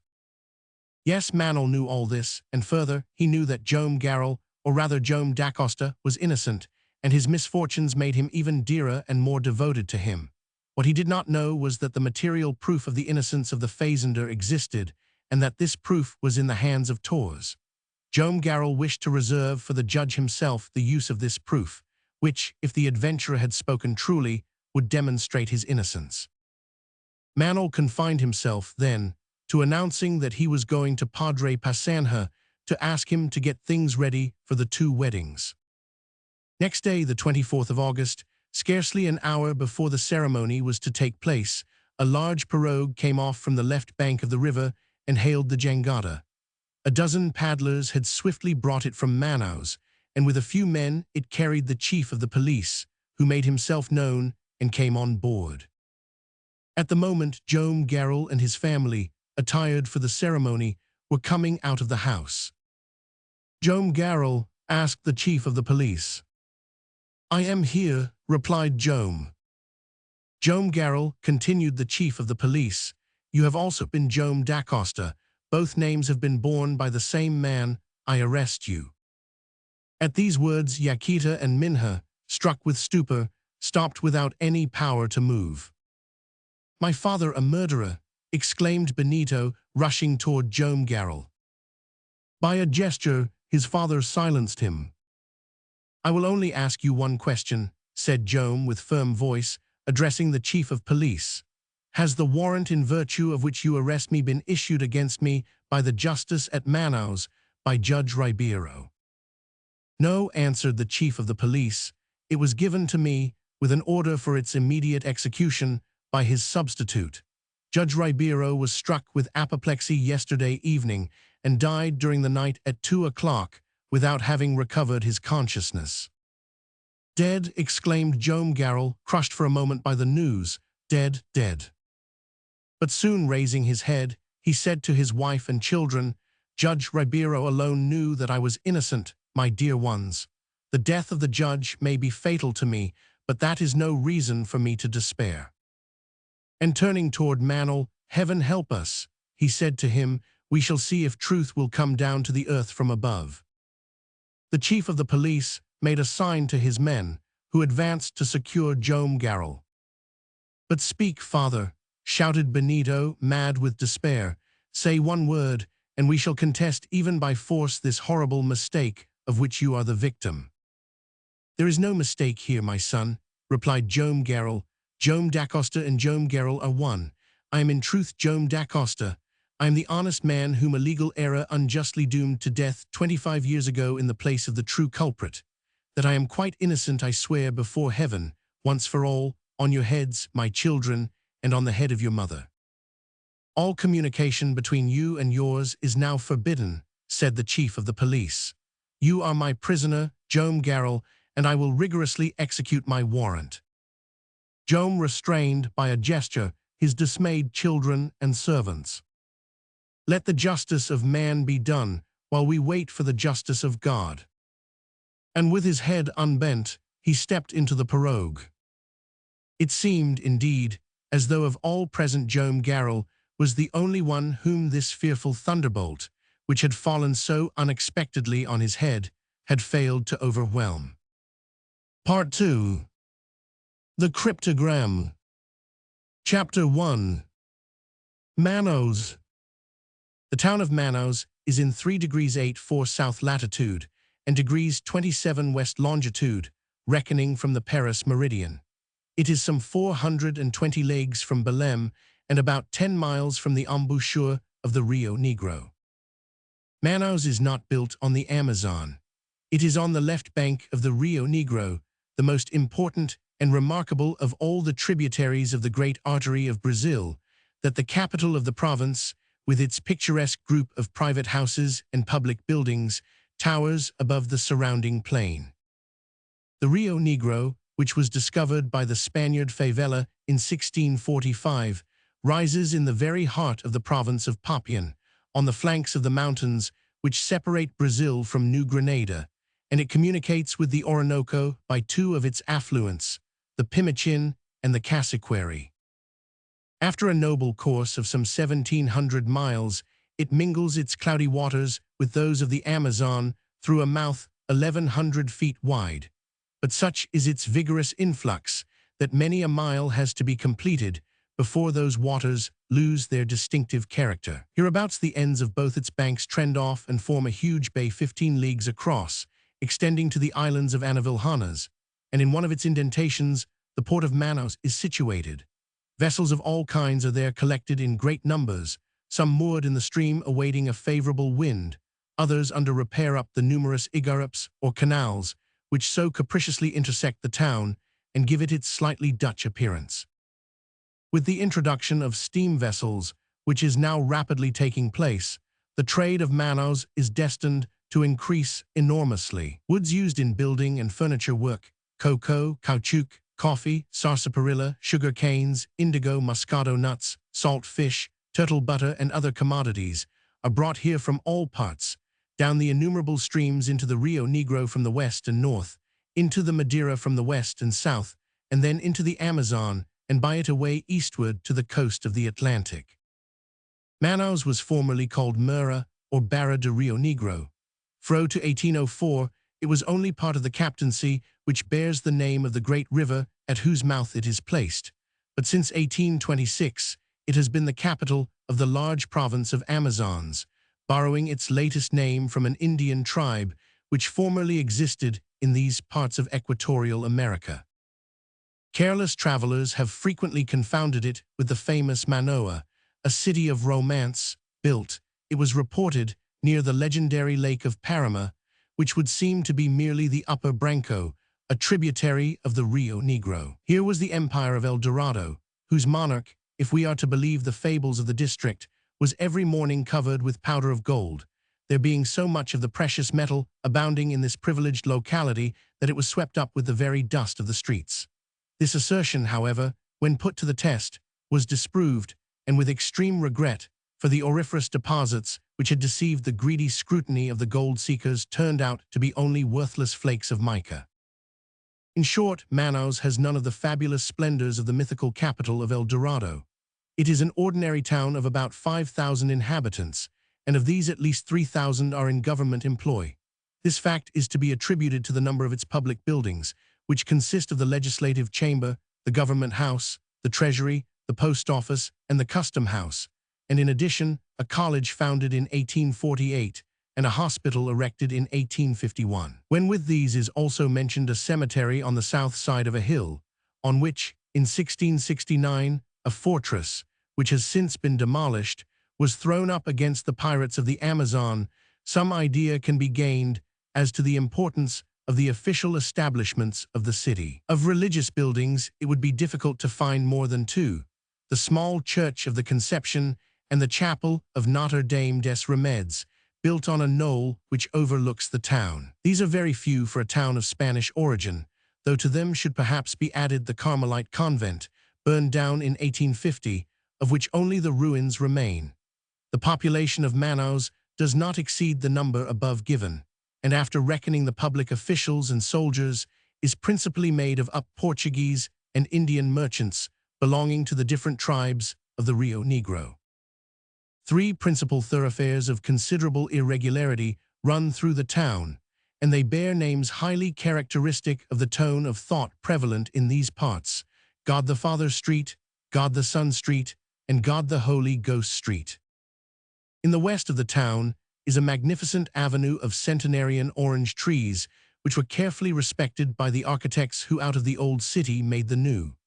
Round these principal thoroughfares is interwoven a perfect network of unpaved alleys, intersected every now and then by 4 canals, which are occasionally crossed by wooden bridges. In a few places, these igorops flow with their brownish waters through large vacant spaces covered with straggling weeds and flowers of startling hues, and here and there are natural squares shaded by magnificent trees, with an occasional white-barked sumamera shooting up and spreading out its large dome-like parasol above its gnarled branches. The private houses have to be sought for among some hundreds of dwellings of very rudimentary type, some roofed with tiles, others with interlaced branches of the palm tree and with prominent miradors, and projecting shops for the most part tenanted by Portuguese traders.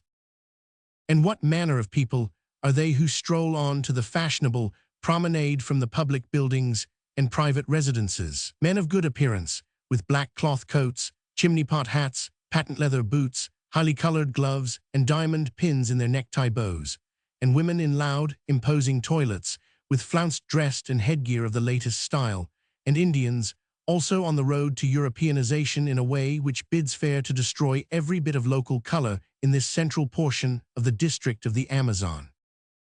Such is Manaus, which, for the benefit of the reader, it was necessary to sketch.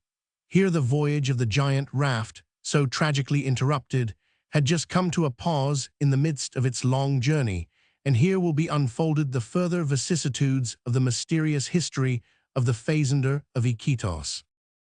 Chapter 2. The First Moments. Scarcely had the pirogue which bore off Joam Garral, or rather Joam Dacosta, for it is more convenient that he should resume his real name, disappeared, than Benito stepped up to Manel. "What is it you know?" he asked. "I know that your father is innocent." "Yes, innocent," replied Manel, "and that he was sentenced to death 23 years ago for a crime which he never committed." "He has told you all about it, Manel?" "All about it," replied the young man. "The noble fazender did not wish that any part of his past life should be hidden from him who, when he marries his daughter, is to be his second son. And the proof of his innocence my father can one day produce. That proof, Benito, lies wholly in the 23 years of an honorable and honored life, lies entirely in the bearing of Joam Dacosta, who comes forward to say to justice, 'Here am I do not care for this false existence any more. I do not care to hide under a name which is not my true one. You have condemned an innocent man. Confess your errors and set matters right." And when my father spoke like that, you did not hesitate for a moment to believe him. "Not for an instant," replied Manol. The hands of the two young fellows closed in a long and cordial grasp. Then Benito went up to Padre Passanha. "Padre," he said, "take my mother and sister away to their rooms. Do not leave them all day. No one here doubts my father's innocence. Not one, you know that. Tomorrow my mother and I will seek out the chief of the police. They will not refuse us permission to visit the prison. No, that would be too cruel. We will see my father again and decide what steps shall be taken to procure his vindication." Yaquita was almost helpless, but the brave woman, though nearly crushed by this sudden blow, arose. With Yaquita da Costa, it was as with Yaquita Garral. She had not a doubt as to the innocence of her husband. The idea even never occurred to her that Joam da Costa had been to blame in marrying her under a name which was not his own. She only thought of the life of happiness she had led with the noble man who had been injured so unjustly. Yes, on the morrow she would go to the gate of the prison and never leave it until it was opened. Padre Passanha took her and her daughter, who could not restrain her tears, and the three entered the house. The two young fellows found themselves alone. "And now," said Benito, "I ought to know all that my father has told you." "I have nothing to hide from you. Why did Torres come on board the jangada?" "To see to Joam da Costa the secret of his past life. And so, when we first met Torres in the forest of Iquitos, his plan had already been formed to enter into communication with my father." "There cannot be a doubt of it," replied Manol. "The scoundrel was on his way to the fazenda with the idea of consummating a vile scheme of extortion which he had been preparing for a long time. And when he learned from us that my father and his whole family were about to pass the frontier, he suddenly changed his line of conduct. Yes, because Joam da Costa once in Brazilian territory became more at his mercy than while within the frontiers of Peru. That is why we found Torres at Tabatinga, where he was waiting in expectation of our arrival." "And it was I who offered him a passage on the raft," exclaimed Benito with a gesture of despair. "Brother," said Manol, "you need not reproach yourself. Torres would have joined us sooner or later. He was not the man to abandon such a trail. Had we lost him at Tabatinga, we should have found him at Manaos." "Yes, Manol, you are right, but we are not concerned with the past now. We must think of the present.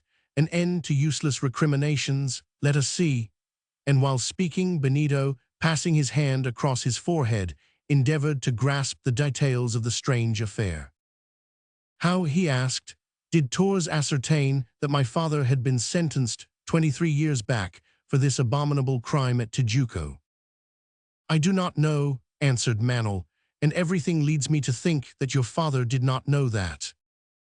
But Torres knew that Garral was the name under which Joam da Costa was living." "Evidently. And he knew that it was in Peru, at Iquitos, that for so many years my father had taken refuge."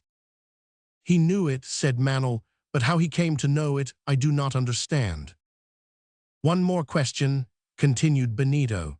"What was the proposition that Torres made to my father during the short interview which preceded his expulsion?" "He threatened to denounce Joam Garral as being Joam da Costa if he declined to purchase his silence." "And at what price?" "At the price of his daughter's hand," answered Manol unhesitatingly, but pale with anger.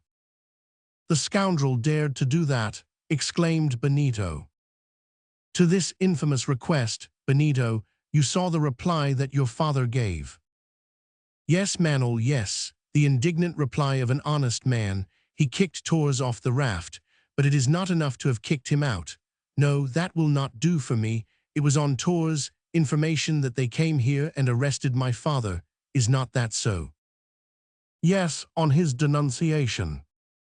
"Very well," continued Benito, shaking his fist toward the left bank of the river.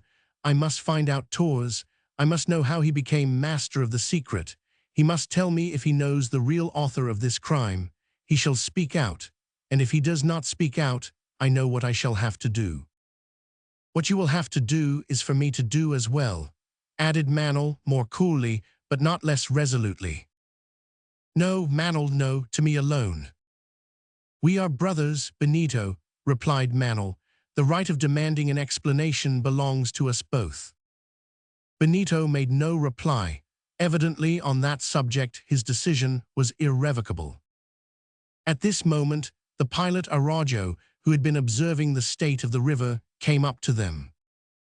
"Have you decided," he asked, "if the raft is to remain at her moorings at the Isle of Muras or to go on to the port of Manaus?" The question had to be decided before nightfall, and the sooner it was settled the better. In fact, the news of the arrest of Joam da Costa ought already to have spread through the town. That it was of a nature to excite the interest of the population of Manaus could scarcely be doubted. But would it provoke more than curiosity against the condemned man, who was the principal author of the crime of Tijuco, which had formerly created such a sensation? Ought they not to fear that some popular movement might be directed against the prisoner? In the face of this hypothesis, was it not better to leave the jangada moored near the Isle of Muras on the right bank of the river at a few miles from Manaus?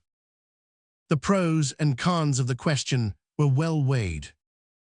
"No," at length exclaimed Benito, "to remain here would look as though we were abandoning my father and doubting his innocence, as though we were afraid to make common cause with him. We must go to Manaus, and without delay." "You are right," replied Manel. "Let us go." Araujo, with an approving nod, began his preparations for leaving the island. The maneuver necessitated a good deal of care. They had to work the raft slantingly across the current of the Amazon, here doubled in force by that of the Rio Negro, and to make for the embouchure of the tributary about a dozen miles down on the left bank. The ropes were cast off from the island. The jangada, again started on the river, began to drift off diagonally. Araujo, cleverly profiting by the bendings of the current, which were due to the projections of the banks, and assisted by the long poles of his crew, succeeded in working the immense raft in the desired direction. In 2 hours, the jangada was on the other side of the Amazon, a little above the mouth of the Rio Negro, and fairly in the current which was to take it to the lower bank of the vast bay which opened on the left side of the stream. At 5 o'clock in the evening, it was strongly moored alongside this bank, not in the port of Manaus itself, which it could not enter without stemming a rather powerful current, but a short mile below it. The raft was then in the black waters of the Rio Negro, near rather a high bluff covered with cecropias with buds of reddish-brown, and palisaded with stiff-stalked reeds called froxus, of which the Indians make some of their weapons. A few citizens were strolling about the bank. A feeling of curiosity had doubtless attracted them to the anchorage of the raft. The news of the arrest of Joam da Costa had soon spread about, but the curiosity of the Mannings did not outrun their discretion, and they were very quiet. Benito's intention had been to land that evening, but Manel dissuaded him. "Wait till tomorrow," he said. "Night is approaching, and there is no necessity for us to leave the raft." "So be it, tomorrow," answered Benito. And here Yaquita, followed by her daughter and Padre Pasanha, came out of the house. Minha was still weeping, but her mother's face was tearless, and she had that look of calm resolution which showed that the wife was now ready for all things, either to do her duty or to insist on her rights. Yaquita slowly advanced toward Manel. "Manel," she said, "listen to what I have to say, for my conscience commands me to speak as I am about to do." "I am listening," replied Manel. Yaquita, looking him straight in the face, continued, "Yesterday, after the interview you had with Joam da Costa, my husband, you came to me and called me mother. You took Minha's hand and called her your wife. You then knew everything, and the past life of Joam da Costa had been disclosed to you." "Yes," answered Manel, "and heaven forbid I should have had any hesitation in doing so." "Perhaps so," replied Yaquita, "but then Joam da Costa had not been arrested. The position is not now the same. However innocent he may be, my husband is in the hands of justice. His past life has been publicly proclaimed. Minha is a convict's daughter. Minha Dacosta or Minha Garrel, what matters it to me? Exclaimed Manol, who could keep silent no longer. Manol, murmured Minhas. And she would certainly have fallen, had not Lena's arm supported her. Mother, if you do not wish to kill her, said Manol, call me your son. My son, my child. It was all Yaquita could say, and the tears, which she restrained with difficulty, filled her eyes. And then they all re-entered the house. But during the long night, not an hour's sleep fell to the lot of the unfortunate family who were being so cruelly tried.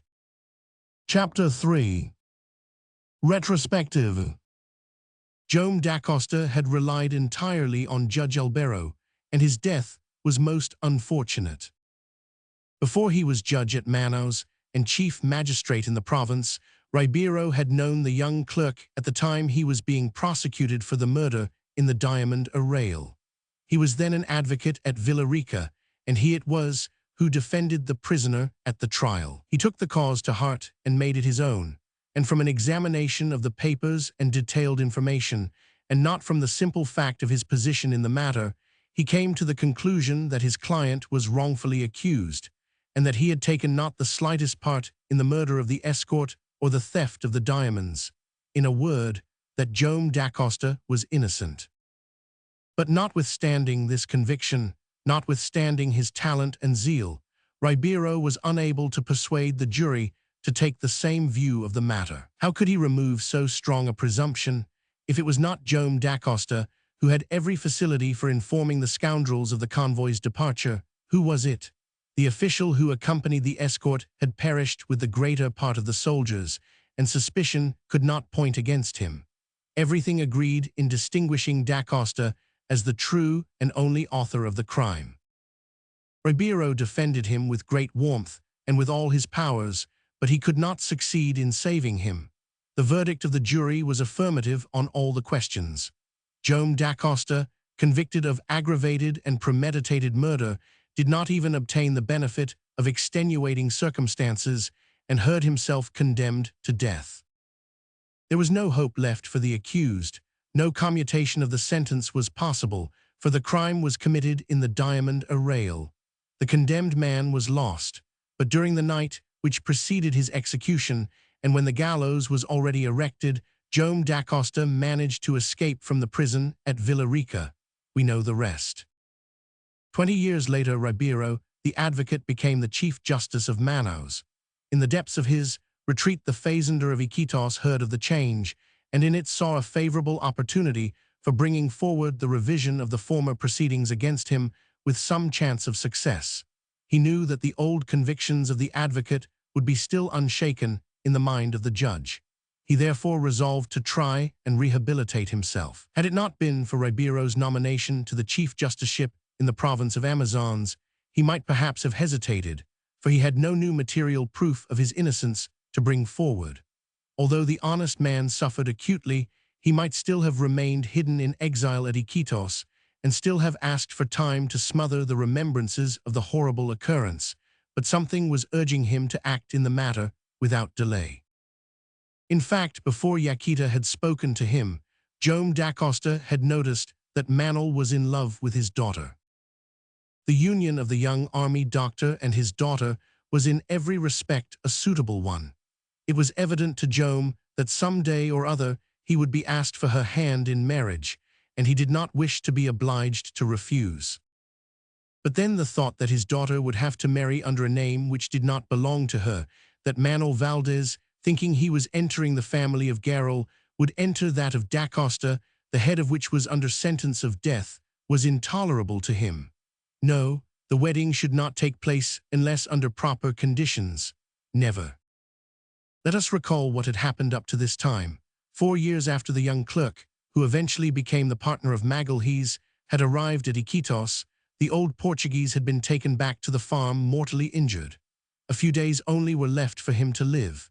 He was alarmed at the thought that his daughter would be left alone and unprotected, but knowing that Jome and Yaquita were in love with each other, he desired their union without delay. Jome at first refused. He offered to remain the protector or the servant of Yaquita without becoming her husband. The wish of the dying Magalhães was so urgent that resistance became impossible. Yaquita put her hand into the hand of Jome, and Jome did not withdraw it. Yes, it was a serious matter. Jome Dacosta ought to have confessed all, or to have fled forever from the house in which he had been so hospitably received, from the establishment of which he had built up the prosperity. Yes, to confess everything rather than to give to the daughter of his benefactor a name which was not his, instead of the name of a felon condemned to death for murder, innocent though he might be. But the case was pressing. The old fazender was on the point of death. His hands were stretched out toward the young people.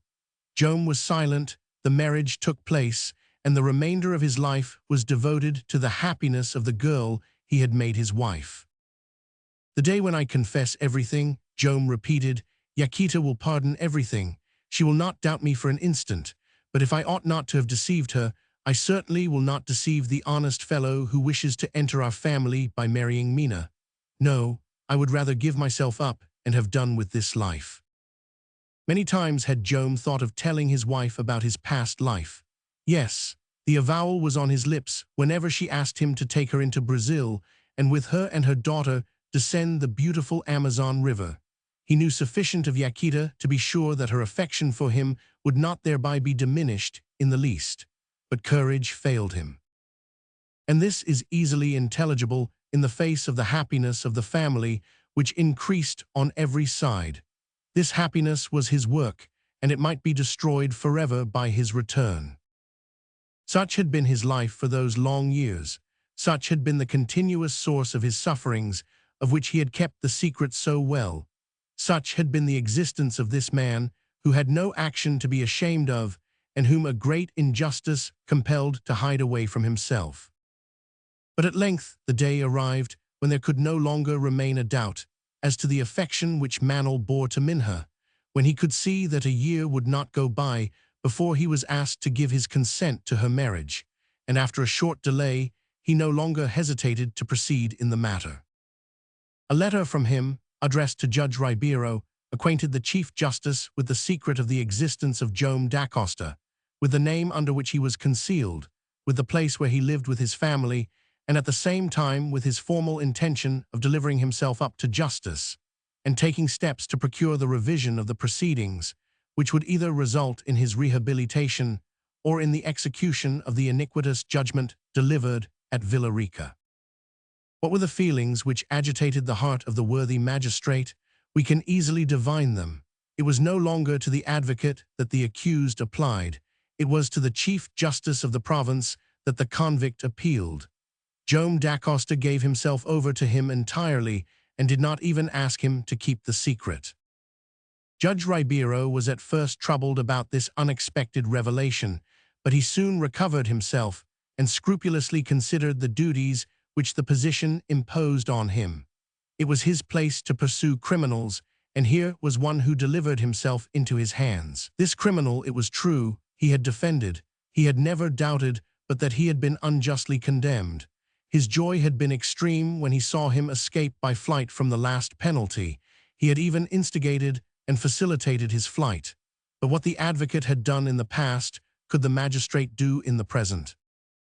"Well, yes," had the judge said, "my conscience tells me not to abandon this just man. The step he is taking is a fresh proof of his innocence, a moral proof, even if he brings me others, which may be the most convincing of all. No, I will not abandon him." From this day forward, a secret correspondence took place between the magistrate and Jome Dacosta. Ribeiro at the outset cautioned his client against compromising himself by any imprudence. He had again to work up the matter, again to read over the papers, again to look through the inquiries. He had to find out if any new facts had come to light in the Diamond Province referring to so serious a case. Had any of the accomplices of the crime, of the smugglers who had attacked the convoy, been arrested since the attempt? Had any confessions or half-confessions been brought forward? Jome Dacosta had done nothing but protest his innocence from the very first. But that was not enough, and Judge Ribeiro was desirous of finding in the case itself the clue to the real culprit. Joam da Costa had accordingly been prudent. He had promised to be so, but in all his trials it was an immense consolation for him to find his old advocate, though now a Chief Justice, so firmly convinced that he was not guilty. Yes, Joam da Costa, in spite of his condemnation, was a victim, a martyr, an honest man to whom society owed a signal reparation. And when the magistrate knew the past career of the fazender of Iquitos since his sentence, the position of his family, all that life of devotion, of work, employed unceasingly for the happiness of those belonging to him, he was not only more convinced, but more affected, and determined to do all that he could to procure the rehabilitation of the felon of Tijuco. For 6 months, a correspondence had passed between these two men. One day, the case being pressing, Joam da Costa wrote to Judge Ribeiro, "In 2 months, I will be with you, in the power of the Chief Justice of the province." "Come then," replied Ribeiro. The jangada was then ready to go down the river. Joam da Costa embarked on it with all his people. During the voyage, to the great astonishment of his wife and son, he landed but rarely, as we know. More often he remained shut up on his room, writing, working, not at his trading accounts, but without saying anything about it, at a kind of memoir, which he called The History of My Life, and which was meant to be used in the revision of the legal proceedings. 8 days before his new arrest, made on account of information given by Torres, which forestalled and perhaps would ruin his prospects, he entrusted to an Indian on the Amazon a letter, in which he warned Judge Ribeiro of his approaching arrival. The letter was sent and delivered as addressed, and the magistrate only waited for Joam da Costa to commence on the serious undertaking which he hoped to bring to a successful issue.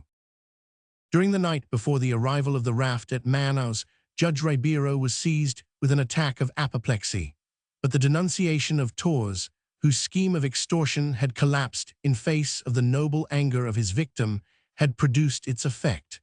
Joam da Costa was arrested in the bosom of his family, and his old advocate was no longer in this world to defend him. Yes, the blow was terrible indeed. His lot was cast, whatever his fate might be, there was no going back for him, and Joam da Costa rose from beneath the blow which had so unexpectedly struck him. It was not only his own honor which was in question, but the honor of all who belonged to him.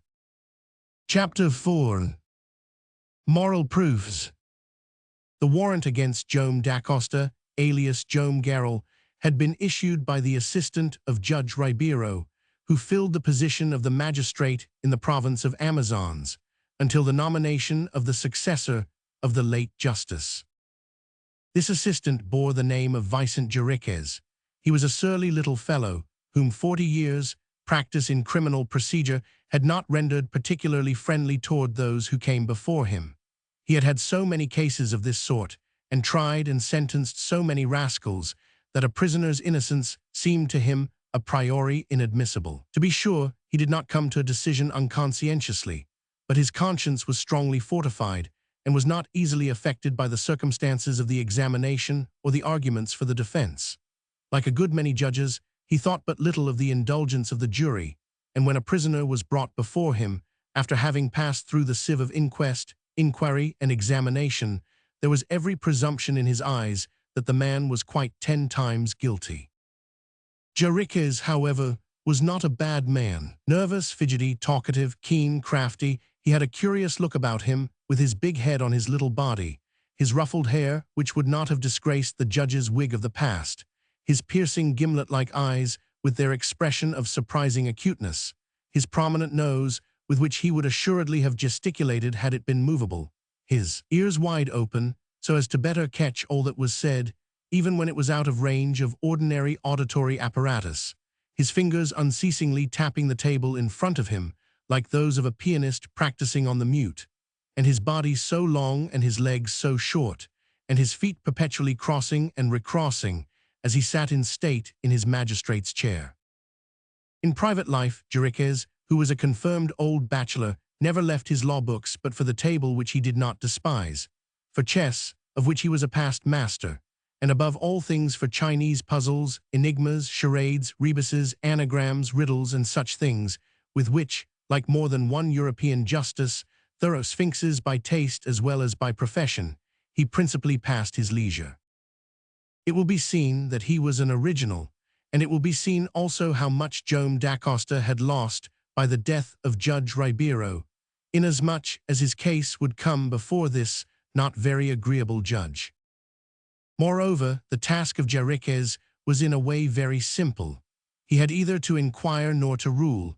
He had not even to regulate a discussion nor to obtain a verdict, neither to apply the articles of the penal code nor to pronounce a sentence. Unfortunately for the fazender, such formalities were no longer necessary.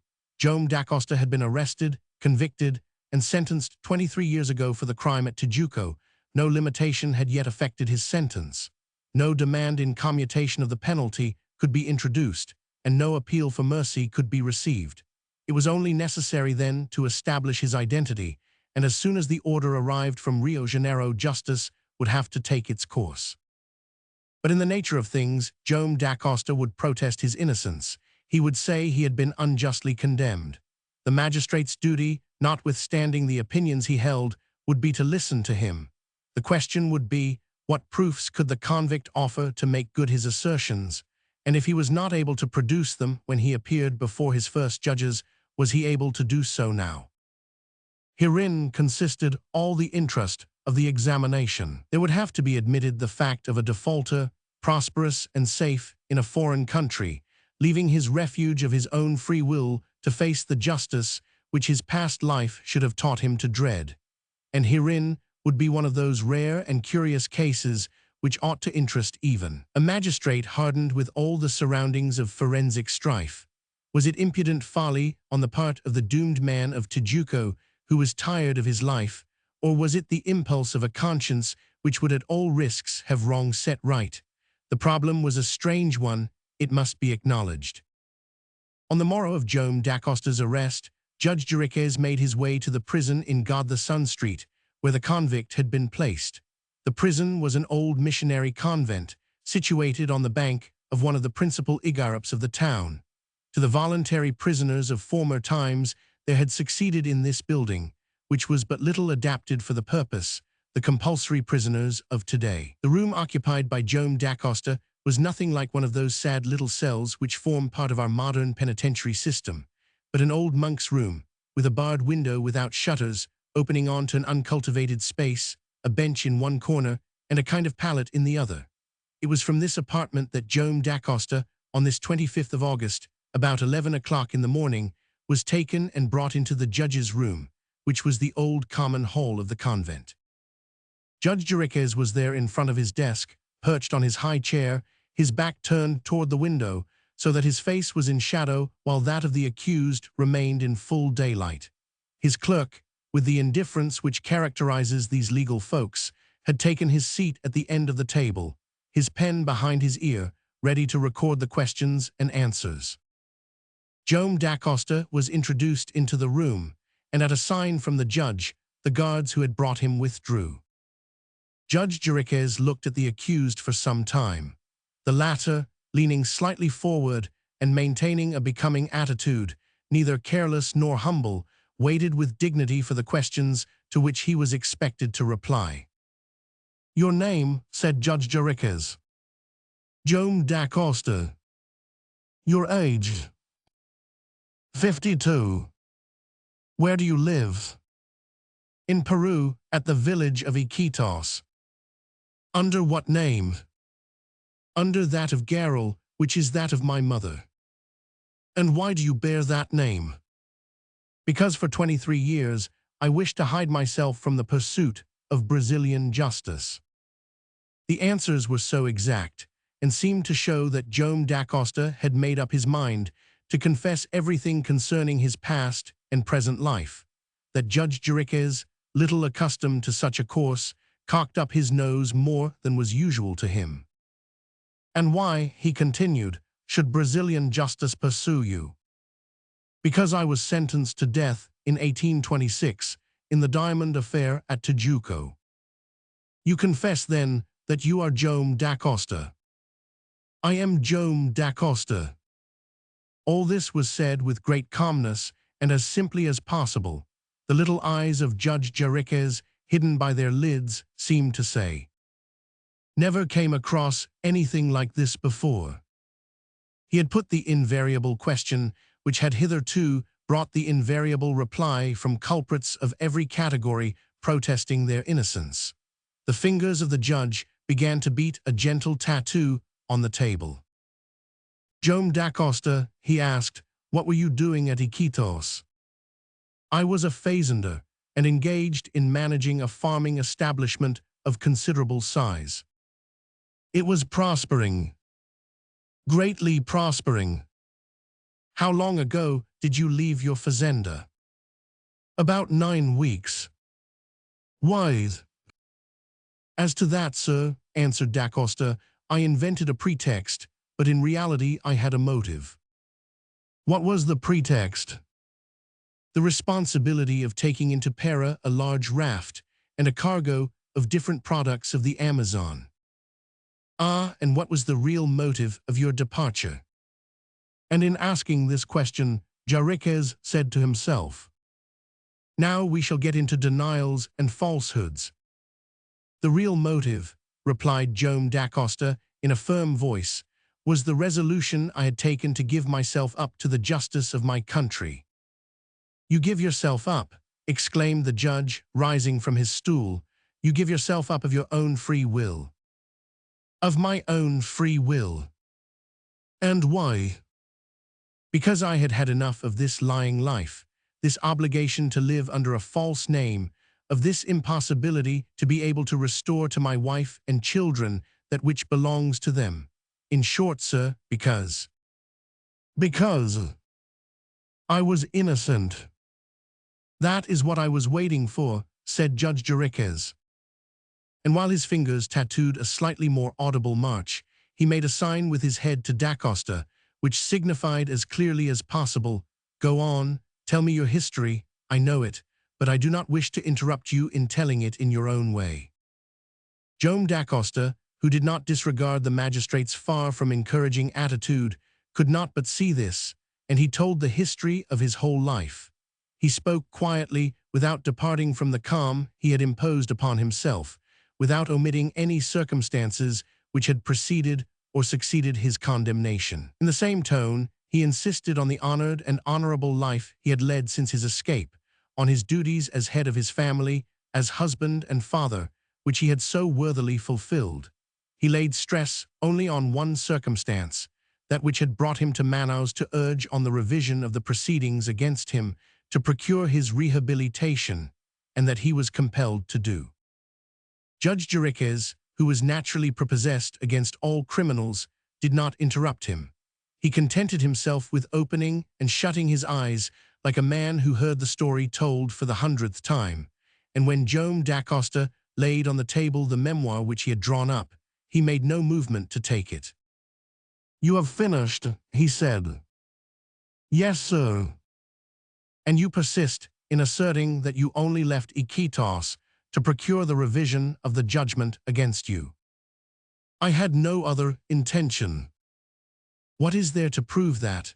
Who can prove that, without the denunciation which had brought about your arrest, you would have given yourself up?" "This memoir, in the first place." "That memoir was in your possession, and there is nothing to show that had you not been arrested, you would have put it to the use you say you intended." "At the least, sir, there was one thing that was not in my possession, and of the authenticity of which there can be no doubt." "What?" "The letter I wrote to your predecessor, Judge Ribeiro, the letter which gave him notice of my early arrival." "Ah, you wrote?" "Yes, and the letter which ought to have arrived at its destination should have been handed over to you." "Really," answered Judge Jariquez in a slightly incredulous tone, "you wrote to Judge Ribeiro?" "Before he was a judge in this province," answered Joam d'Acosta, "he was an advocate at Villarica. He it was who defended me in the trial at Tijuco. He never doubted of the justice of my cause. He did all he could to save me. 20 years later, when he had become Chief Justice at Manaus, I let him know who I was, where I was, and what I wished to attempt. His opinion about me had not changed, and it was at his advice I left the fazenda and came in person to proceed with my rehabilitation. But death had unfortunately struck him, and maybe I shall be lost, sir, if in Judge Jeriquez I do not find another Judge Ribeiro. The magistrate, appealed to so directly, was about to start up in defiance of all the traditions of the judicial bench, but he managed to restrain himself and was contented with muttering, "Very strong indeed, very strong." Judge Jeriquez was evidently hard of heart and proof against all surprise. At this moment, a guard entered the room and handed a sealed packet to the magistrate. He broke the seal and drew a letter from the envelope. He opened it and read it, not without a certain contraction of his eyebrows, and then said, "I have no reason for hiding from you, Joam Dacosta, that this is the letter you have been speaking about, addressed by you to Judge Ribeiro and sent on to me. I have, therefore, no reason to doubt what you have said on the subject." "Not only on that subject," answered Dacosta, "but on the subject of all the circumstances of my life which I have brought to your knowledge, and which are none of them open to question." Joam Dacosta," quickly replied Judge Jeriquez, "you protest your innocence, but all prisoners do as much. After all, you only offer moral presumptions. Have you any material proof?" "Perhaps I have," answered Joam Dacosta. At these words, Judge Jeriquez left his chair. This was too much for him, and he had to take 2 or 3 circuits of the room to recover himself. Chapter 5. Material Proofs. When the magistrate had again taken his place, like a man who considered he was perfectly master of himself, he leaned back in his chair, and with his head raised, and his eyes looking straight in front, as though not even noticing the accused, remarked, in a tone of the most perfect indifference, "Go on." Joam Dacosta reflected for a minute, as if hesitating to resume the order of his thoughts, and then answered as follows. "Up to the present, sir, I have only given you moral presumptions of my innocence grounded on the dignity, propriety, and honesty of the whole of my life. I should have thought that such proofs were those most worthy of being brought forward in matters of justice." Judge Jeriquez could not restrain a movement of his shoulders, showing that such was not his opinion. "Since they are not enough, I proceed with the material proofs which I shall perhaps be able to produce," continued Dacosta. "I say perhaps, for I do not yet know what credit to attach to them. And, sir, I have never spoken of these things to my wife or children, not wishing to raise a hope which might be destroyed." "To the point," answered Jeriquez. "I have every reason to believe, sir, that my arrest on the eve of the arrival of the raft at Manaus is due to information given to the chief of the police." "You are not mistaken, Joam Dacosta, but I ought to tell you that the information is anonymous." "It matters little, for I know that it could only come from a scoundrel called Torres." "And what right have you to speak in such a way of this informer?" "A scoundrel, yes, sir," replied Joam quickly. "This man, whom I received with hospitality, only came to me to propose that I should purchase his silence, to offer me an odious bargain that I shall never regret having refused, whatever may be the consequences of his denunciation." Always this method, thought Judge Jeriquez, accusing others to clear himself. But he none the less listened with extreme attention to Joam's recital of his relations with the adventurer, up to the moment when Torres let him know that he knew and could reveal the name of the true author of the crime of Tijuco. "And what is the name of the guilty man?" asked Jeriquez, shaken in his indifference. "I do not know," answered Joam Dacosta. "Torres was too cautious to let it out." "And the culprit is living?" "He is dead." The fingers of Judge Jeriquez tattooed more quickly, and he could not avoid exclaiming, "The man who can furnish the proof of a prisoner's innocence is always dead." "If the real culprit is dead, sir," replied Dacosta, "Torres at least is living, and the proof written throughout in the handwriting of the author of the crime, he has assured me is in his hands. He offered to sell it to me."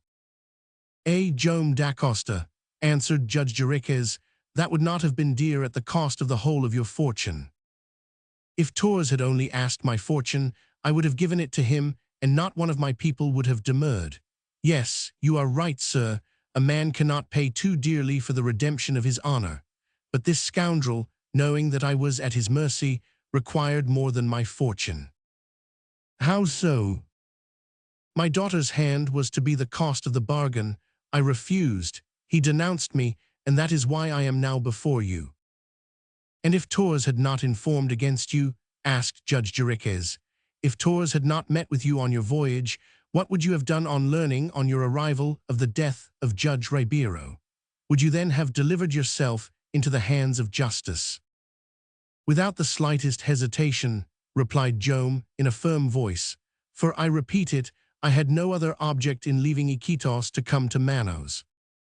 This was said in such a tone of truthfulness that Judge Jeriquez experienced a kind of feeling making its way to that corner of the heart where convictions are formed, but he did not yet give in. He could hardly help being astonished.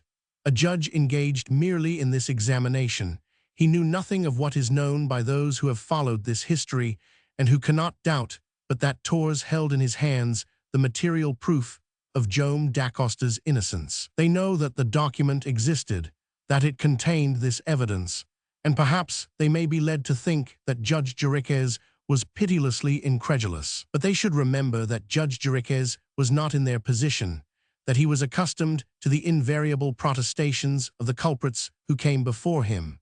The document which Jome d'Acosta appealed to was not produced. He did not really know if it actually existed, and to conclude, he had before him a man whose guilt had for him the certainty of a settled thing. However, he wished, perhaps through curiosity, to drive Jome d'Acosta behind his last entrenchments. And so, he said, "All your hope now rests on the declaration which has been made to you by Torres." "Yes, sir, if my whole life does not plead for me."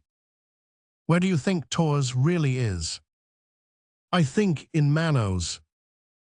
"And you hope that he will speak, that he will consent to good-naturedly hand over to you the document for which you have declined to pay the price he asked?" "I hope so, sir," replied Jome d'Acosta. "The situation now is not the same for Torres. He has denounced me, and consequently he cannot retain any hope of resuming his bargaining under the previous conditions. But this document might still be worth a fortune if, supposing I am acquitted or executed, it should ever escape him. Hence his interest is to sell me the document, which can thus not injure him in any way, and I think he will act according to his interest." The reasoning of Jome d'Acosta was unanswerable, and Judge Jeriquez felt it to be so. He made the only possible objection. "The interest of Torres is doubtless to sell you the document, if the document exists." "If it does not exist," answered Jome d'Acosta in a penetrating voice, "in trusting to the justice of men, I must put my trust only in God." At these words Judge Jeriquez rose, and in not quite such an indifferent tone said, "Jome d'Acosta, in examining you here, in allowing you to relate the particulars of your past life and to protest your innocence, I have gone further than my instructions allow me. An information has already been laid in this affair, and you have appeared before the jury at Villarica, whose verdict was given unanimously, and without even the addition of extenuating circumstances. You have been found guilty of the instigation of, and complicity in, the murder of the soldiers and the robbery of the diamonds at Tijuco. The capital sentence was pronounced on you, and it was only by flight that you escaped execution. But that you came here to deliver yourself over, or not, to the hands of justice 23 years afterward, you would never have been retaken.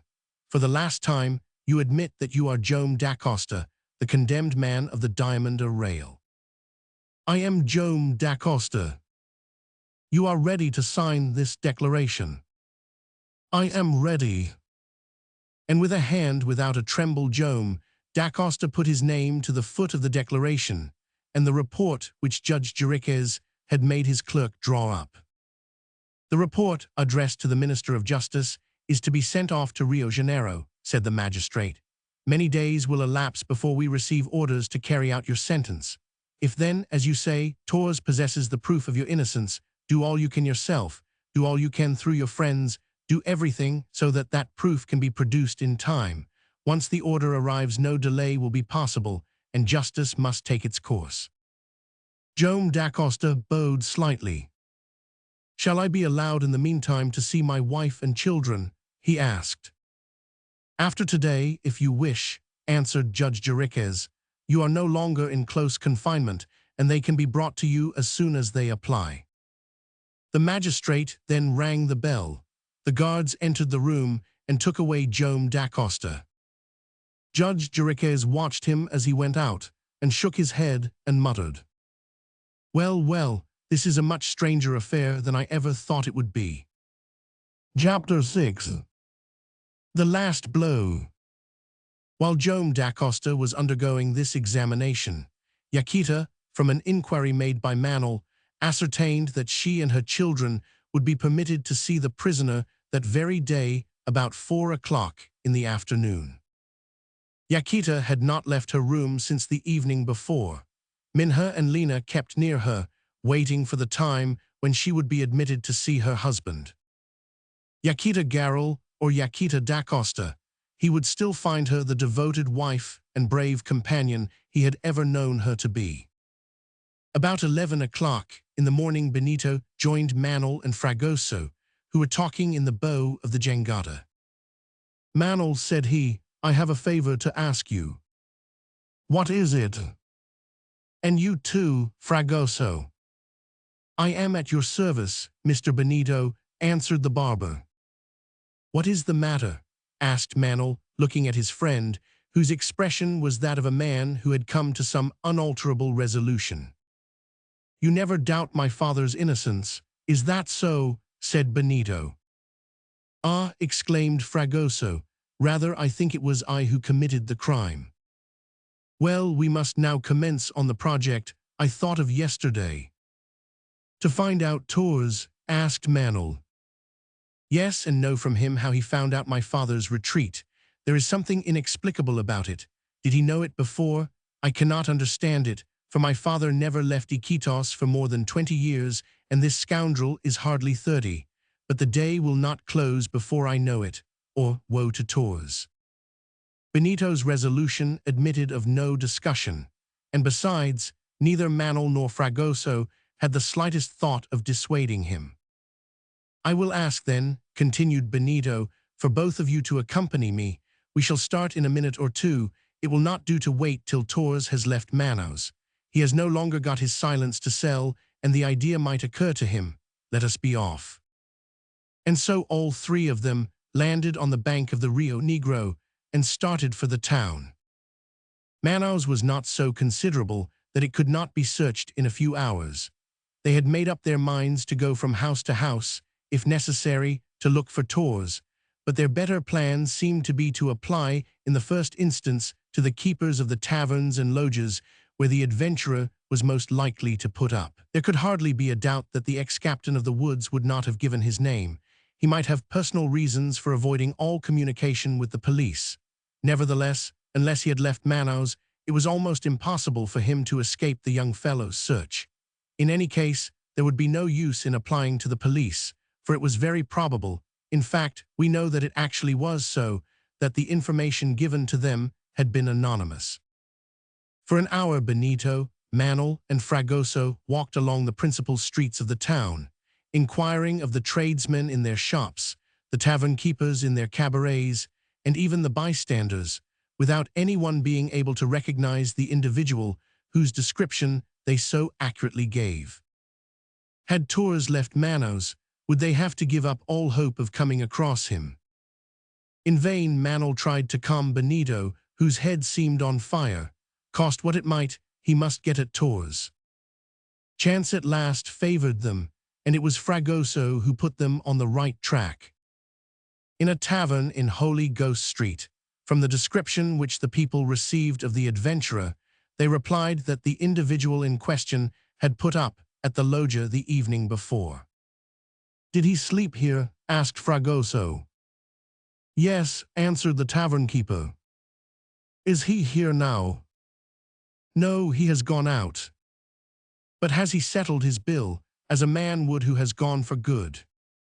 By no means. He left his room about an hour ago, and he will doubtless come back to supper. Do you know what road he took when he went out?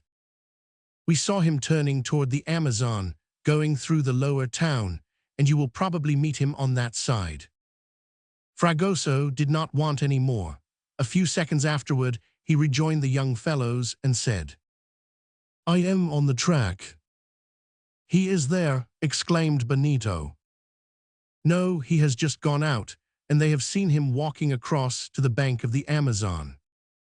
Come on, replied Benito. They had to go back toward the river, and the shortest way was for them to take the left bank of the Rio Negro down to its mouth. Benito and his companions soon left the last houses of the town behind and followed the bank, making a slight detour so as not to be observed from the jangada. The plain was at this time deserted. Far away, the view extended across the flat, where cultivated fields had replaced the former forests. Benito did not speak. He could not utter a word. Manuel and Fragoso respected his silence. And so the three of them went along and looked about on all sides as they traversed the space between the bank of the Rio Negro and that of the Amazon. 3/4 of an hour after leaving Manaus, and still they had seen nothing. Once or twice, Indians working in the fields were met with. Manuel questioned them, and one of them at length told him that a man, such as he described, had just passed in the direction of the angle formed by the two rivers at their confluence. Without waiting for more, Benito, by an irresistible movement, strode to the front, and his two companions had to hurry on to avoid being left behind. The left bank of the Amazon was then about 1/4 of a mile off. A sort of cliff appeared ahead, hiding a part of the horizon and bounding the view a few hundred paces in advance. Benito, hurrying on, soon disappeared behind one of the sandy knolls. Quicker, quicker, said Manuel to Fragoso, we must not leave him alone for an instant. And they were dashing along when a shout struck on their ears. Had Benito caught sight of Torres? What had he seen? Had Benito and Torres already met? Manuel and Fragoso, 50 paces further on, after swiftly running round one of the spurs of the bank, saw two men standing face to each other. They were Torres and Benito. In an instant Manuel and Fragoso had hurried up to them. It might have been supposed that in Benito's state of excitement he would be unable to restrain himself when he found himself once again in the presence of the adventurer. It was not so. As soon as the young man saw himself face to face with Torres and was certain that he could not escape, a complete change took place in his manner, his coolness returned, and he became once more master of himself. The two men looked at one another for a few moments without a word. Torres first broke silence and, in the impudent tone habitual to him, remarked, "Ah, how goes it, Mr. Benito Garral?" "No, Benito da Costa," answered the young man. "Quite so," continued Torres. "Mr. Benito da Costa, accompanied by Mr. Manuel Valdez and my friend Fragoso." At the irritating qualification thus accorded him by the adventurer, Fragoso, who was by no means loath to do him some damage, was about to rush to the attack, when Benito, quite unmoved, held him back. "What is the matter with you, my lad?" exclaimed Torres, retreating for a few steps. "I think I had better put myself on guard." And as he spoke, he drew from beneath his poncho his manchetta, the weapon, adapted at will for offense or defense, which a Brazilian is never without. And then, slightly stooping and planted firmly on his feet, he waited for what was to follow. "I have come to look for you, Torres," said Benito, who had not stirred in the least at this threatening attitude. "To look for me," answered the adventurer. "It is not very difficult to find me, and why have you come to look for me?" "To know from your own lips what you appear to know of the past life of my father." "Really?" "Yes, I want to know how you recognized him, why you were prowling about our fazenda in the forest of Iquitos, and why you were waiting for us at Tabatinga." "Well, it seems to me nothing could be clearer," answered Torres with a grin.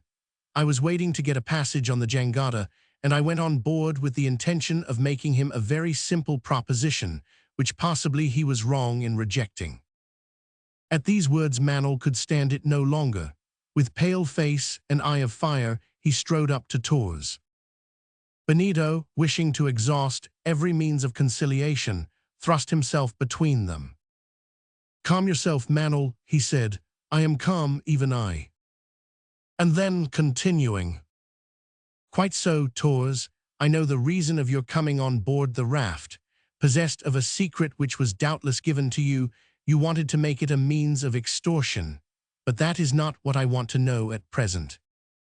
"What is it, then?" "I want to know how you recognized Joam da Costa in the fazenda of Iquitos." "How I recognized him?" replied Torres. "That is my business, and I see no reason why I should tell you. The important fact is that I was not mistaken when I denounced in him the real author of the crime of Tijuco." "You say that to me?" exclaimed Benito, who began to lose his self-possession. "I will tell you nothing," returned Torres. "Joam da Costa declined my propositions. He refused to admit me into his family. Well, now that his secret is known, now that he is a prisoner, it is I who refuse to enter his family, the family of a thief, of a murderer, of a condemned felon, for whom the gallows now waits." "Scoundrel!" exclaimed Benito, who drew his manchetta from his belt and put himself in position. Manuel and Fragoso, by a similar movement, quickly drew their weapons. "3 against 1, said Torres. "No, 1 against 1, answered Benito. "Really, I should have thought an assassination would have better suited an assassin's son." "Torres," exclaimed Benito, "defend yourself, or I will kill you like a mad dog." "Mad, so be it," answered Torres, "but I bite Benito da Costa and beware of the wounds." And then again, grasping his manchetta, he put himself on guard and ready to attack his enemy. Benito had stepped back a few paces. "Torres," he said, regaining all his coolness, which for a moment he had lost, "you were the guest of my father, you threatened him, you betrayed him, you denounced him, you accused an innocent man, and with God's help I am going to kill you." Torres replied with the most insolent smile imaginable. Perhaps, at the moment, the scoundrel had an idea of stopping any struggle between Benito and him, and he could have done so. In fact, he had seen that Joam da Costa had said nothing about the document which formed the material proof of his innocence. Had he revealed to Benito that he, Torres, possessed this proof, Benito would have been that instant disarmed. But his desire to wait till the very last moment, so as to get the very best price for the document he possessed, the recollection of the young man's insulting words, and the hate which he bore to all that belonged to him, made him forget his own interest. In addition to being thoroughly accustomed to the manchetta, which he often had had occasion to use, the adventurer was strong, active, and artful, so that against an adversary who was scarcely 20, who could have neither his strength nor his dexterity, the chances were greatly in his favor. Manuel, by a last effort, wished to insist on fighting him instead of Benito. "No, Manuel," was the cool reply. "It is for me alone to avenge my father, and as everything here ought to be in order, you shall be my second." "Benito." "As for you, Fragoso, you will not refuse if I ask you to act as second for that man." "So be it," answered Fragoso, "though it is not an office of honor." Without the least ceremony, he added, "I would have killed him like a wild beast." The place where the duel was about to take place was a level bank about 50 paces long, on the top of a cliff, rising perpendicularly some 50 feet above the Amazon. The river slowly flowed at the foot and bathed the clumps of reeds which bristled round its base. There was, therefore, none too much room, and the combatant who was the first to give way would quickly be driven over into the abyss. The signal was given by Manuel, and Torres and Benito stepped forward. Benito had complete command over himself. The defender of a sacred cause, his coolness was unruffled, much more so than that of Torres, whose conscience, insensible and hardened as it was bound at the moment to trouble him. The two met, and the first blow came from Benito. Torres parried it. They then jumped back, but almost at the same instant they rushed together and with their left hands seized each other by the shoulder, never to leave go again. Torres, who was the strongest, struck a side blow with his manchetta, which Benito could not quite parry. His left side was touched, and his pauncha was reddened with his blood, but he quickly replied and slightly wounded Torres in the hand. Several blows were then interchanged, but nothing decisive was done. The ever-silent gaze of Benito pierced the eyes of Torres like a sword blade thrust to his very heart. Visibly the scoundrel began to quail. He recoiled little by little, pressed back by his implacable foe, who was more determined on taking the life of his father's denouncer than in defending his own.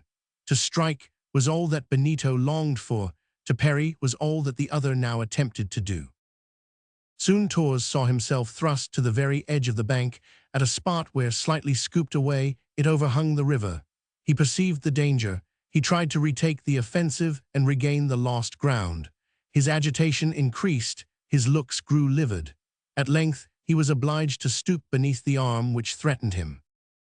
"Die then!" exclaimed Benito. The blow was struck full on its chest, but the point of the manchetta was stopped by a hard substance hidden beneath the poncho of the adventurer. Benito renewed his attack, and Torres, whose return thrust did not touch his adversary, felt himself lost. He was again obliged to retreat. Then he would have shouted that the life of Joam Dacosta depended on his own. He had not time. A second thrust of the manchetta pierced his heart. He fell backward, and the ground suddenly failing him, he was precipitated down the cliff. As a last effort, his hands convulsively clutched at a clump of reeds, but they could not stop him, and he disappeared beneath the waters of the river. Benito was supported on Manuel's shoulder. Fragoso grasped his hands. He would not even give his companions time to dress his wound, which was very slight. "To the jangada," he said, "to the jangada." Manuel and Fragoso, with deep emotion, followed him without speaking a word. A quarter of an hour afterward the three reached the bank to which the raft was moored. Benito and Manuel rushed into the room where were Yaquita and Minha and told them all that had passed. "My son, my brother." The words were uttered at the same moment. "To the prison," said Benito. "Yes, come, come," replied Yaquita. Benito, followed by Manuel, hurried along his mother, and half an hour later they arrived before the prison. Owing to the order previously given by Judge Jariquez, they were immediately admitted and conducted to the chamber occupied by the prisoner. The door opened. Joam Dacosta saw his wife, his son, and Manuel enter the room. "Ah, Joam, my Joam," exclaimed Yaquita. "Yaquita, my wife, my children," replied the prisoner, who opened his arms and pressed them to his heart. "My Joam, innocent." "Innocent and avenged," said Benito. "Avenged? What do you mean?" "Torres is dead, father, killed by my hand." "Dead, Torres, dead," gasped Joam Dacosta. "My son, you have ruined me." Chapter 7. Resolutions. A few hours later, the whole family had returned to the raft and were assembled in the large room. All were there except the prisoner, on whom the last blow had just fallen. Benito was quite overwhelmed and accused himself of having destroyed his father, and had it not been for the entreaties of Yaquita, of his sister, of Padre Passanha, and of Manuel, the distracted youth would in the first moments of despair have probably made away with himself. But he was never allowed to get out of sight. He was never left alone. And besides, how could he have acted otherwise? Why had not Joam Dacosta told him all before he left the jangada? Why had he refrained from speaking, except before a judge, of this material proof of his innocence? Why, in his interview with Manuel after the expulsion of Torres, had he been silent about the document which the adventurer pretended to hold in his hands? But after all, What faith ought he to place in what Torres had said? Could he be certain that such a document was in the rascal's possession? Whatever might be the reason, the family now knew everything, and that from the lips of Joam da Costa himself. They knew that Torres had declared that the proof of the innocence of the convict of Tijuco actually existed, that the document had been written by the very hand of the author of the attack, that the criminal, seized by remorse at the moment of his death, had entrusted it to his companion, Torres, and that he, instead of fulfilling the wishes of the dying man, had made the handing over of the document an excuse for extortion. But they knew also that Torres had just been killed, and that his body was engulfed in the waters of the Amazon, and that he died without even mentioning the name of the guilty man. Unless he was saved by a miracle, Joam da Costa might now be considered as irrevocably lost. The death of Judge Ribeiro on the one hand, the death of Torres on the other, were blows from which he could not recover. It should here be said that public opinion at Manaus, unreasoning as it always is, was all against the prisoner.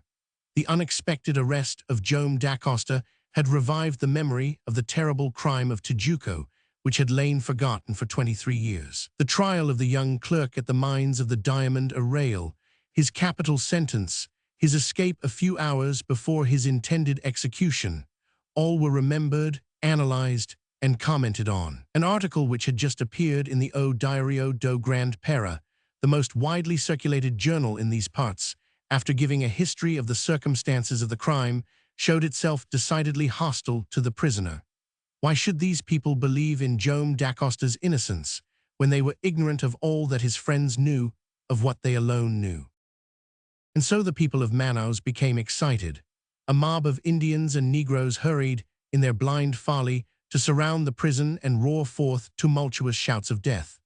In this part of the two Americas, where executions under lynch law are of frequent occurrence, the mob soon surrenders itself to its cruel instincts, and it was feared that on this occasion it would do justice with its own hands.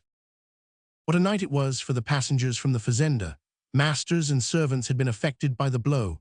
Were not the servants of the fazenda members of one family, every one of them would watch over the safety of Yaquita and her people.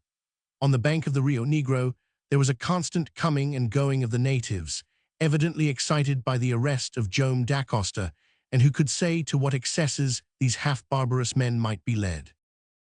The time, however, passed without any demonstration against the jangada. On the morrow, the 26th of August, as soon as the sun rose, Manuel and Fragoso, who had never left Benito for an instant during this terrible night, attempted to distract his attention from his despair. After taking him aside, they made him understand that there was no time to be lost, that they must make up their minds to act. "Benito," said Manuel, "pull yourself together, be a man again, be a son again." "My father," exclaimed Benito, "I have killed him." "No," replied Manuel, "with heaven's help it is possible that all may not be lost." "Listen to us, Mr. Benito," said Fragoso. The young man, passing his hand over his eyes, made a violent effort to collect himself. "Benito," continued Manuel, "Torres never gave a hint to put us on the track of his past life. We therefore cannot tell who was the author of the crime of Tijuco or under what conditions it was committed. To try in that direction is to lose our time." "And time presses," added Fragoso. "Besides," said Manuel, "suppose we do find out who this companion of Torres was, he is dead, and he could not testify in any way to the innocence of Joam da Costa. But it is none the less certain that the proof of this innocence exists, and there is not room to doubt the existence of a document which Torres was anxious to make the subject of a bargain. He told us so himself. The document is a complete avowal written in the handwriting of the culprit, which relates the attack in its smallest details, and which clears our father. Yes, 100 times yes, the document exists." "But Torres does not exist," groaned Benito, "and the document has perished with him." "Wait and don't despair yet," answered Manuel. "You remember under what circumstances we made the acquaintance of Torres. It was in the depths of the forest of Iquitos. He was in pursuit of a monkey which had stolen a metal case, which it so strangely kept, and the chase had lasted a couple of hours when the monkey fell to our guns. Now, Do you think that it was for the few pieces of gold contained in the case that Tors was in such a fury to recover it? And do you not remember the extraordinary satisfaction which he displayed when we gave him back the case which we had taken out of the monkey's paw?" "Yes, yes," answered Benito. "This case which I held, which I gave back to him, perhaps it contained—" "It is more than probable, it is certain," replied Manel. "And I beg to add," said Fragoso, "for now the fact recurs to my memory, that during the time you were at Ega I remained on board, at Lena's advice, to keep an eye on Tors, and I saw him. Yes, I saw him, reading, and again reading, an old faded paper, and muttering words which I could not understand." "That was the document," exclaimed Benito, who snatched at the hope, the only one that was left. "But this document, had he not put it in some place of security?" "No," answered Manel, "no, it was too precious for Tors to dream of parting with it. He was bound to carry it always about with him, and doubtless in that very case." "Wait, wait, Manel," exclaimed Benito. "I remember, yes, I remember. During the struggle, at the first blow I struck Tors in his chest, my manchetta was stopped by some hard substance under his poncho, like a plate of metal." "That was the case," said Fragoso. "Yes," replied Manel, "doubt is impossible. That was the case. It was in his breast pocket." "But the corpse of Tors—" "We will recover it." "But the paper, the water will have stained it, perhaps destroyed it, or rendered it undecipherable." "Why," answered Manel, "if the metal case which held it was watertight." "Manel," replied Benito, who seized on the last hope, "you are right. The corpse of Tors must be recovered. We will ransack the whole of this part of the river, if necessary, but we will recover it." The pilot Araujo was then summoned and informed of what they were going to do. "Good," replied he. "I know all the eddies and currents where the Rio Negro and the Amazon join, and we shall succeed in recovering the body. Let us take 2 pirogues, 2 yubas, a dozen of our Indians, and make a start." Padre Pasanha was then coming out of Yaquita's room. Benito went to him, and in a few words told him what they were going to do to get possession of the document. "Say nothing to my mother or my sister," he added. "If this last hope fails, it will kill them." "Go, my lad, go," replied Pasanha, "and may God help you in your search." 5 minutes afterward, the 4 boats started from the raft. After descending the Rio Negro, they arrived near the bank of the Amazon, at the very place where Tors, mortally wounded, had disappeared beneath the waters of the stream. Chapter 8. The First Search. The search had to commence at once, and that for 2 weighty reasons. The first of these was, and this was a question of life or death, that this proof of Joam da Costa's innocence must be produced before the arrival of the order from Rio Janeiro. Once the identity of the prisoner was established, it was impossible that such an order could be other than the order for his execution. The second was that the body of Tors should be got out of the water as quickly as possible, so as to regain undamaged the metal case and the paper it ought to contain. At this juncture, Araujo displayed not only zeal and intelligence, but also a perfect knowledge of the state of the river at its confluence with the Rio Negro. "If Tors," he said to the young men, "had been from the first carried away by the current, we should have to drag the river throughout a large area, for we shall have a good many days to wait for his body to reappear on the surface through the effects of decomposition." "We cannot do that," replied Manel. "This very day we ought to succeed." "If, on the contrary," continued the pilot, "the corpse has got stuck among the reeds and vegetation at the foot of the bank, we shall not be an hour before we find it." "To work, then," answered Benito. There was but one way of working. The boats approached the bank, and the Indians, furnished with long poles, began to sound every part of the river at the base of the bluff, which had served for the scene of combat. The place had been easily recognized. A track of blood stained the declivity in its chalky part and ran perpendicularly down it into the water, and there many a clot scattered on the reeds indicated the very spot where the corpse had disappeared. About 50 feet downstream, a point jutted out from the riverside and kept back the waters in a kind of eddy, as in a large basin. There was no current whatever near the shore, and the reeds shot up out of the river unbent. Every hope then existed that Tor's body had not been carried away by the main stream. Where the bed of the river showed sufficient slope, it was perhaps possible for the corpse to have rolled several feet along the ridge, and even there no effect of the current could be traced. The Ubers and the pirogues, dividing the work among them, limited the field of their researches to the extreme edge of the eddy, and from the circumference to the center, the crew's long poles left not a single point unexplored. But no amount of sounding discovered the body of the adventurer, neither among the clumps of reeds nor on the bottom of the river, whose slope was then carefully examined. 2 hours after the work had begun, they had been led to think that the body, having probably struck against the declivity, had fallen off obliquely and rolled beyond the limits of this eddy, where the action of the current commenced to be felt. "But that is no reason why we should despair," said Manel, "still less why we should give up our search." "Will it be necessary," exclaimed Benito, "to search the river throughout its breadth and its length?" "Throughout its breadth, perhaps," answered Araujo. "Throughout its length, no, fortunately." "And why?" asked Manel. "Because the Amazon, about a mile away from its junction with the Rio Negro, makes a sudden bend, and at the same time its bed rises, so that there is a kind of natural barrier, well known to sailors as the bar of Frias, which things floating near the surface are alone able to clear. In short, the currents are ponded back, and they cannot possibly have any effect over this depression." This was fortunate, it must be admitted, but was Araujo mistaken?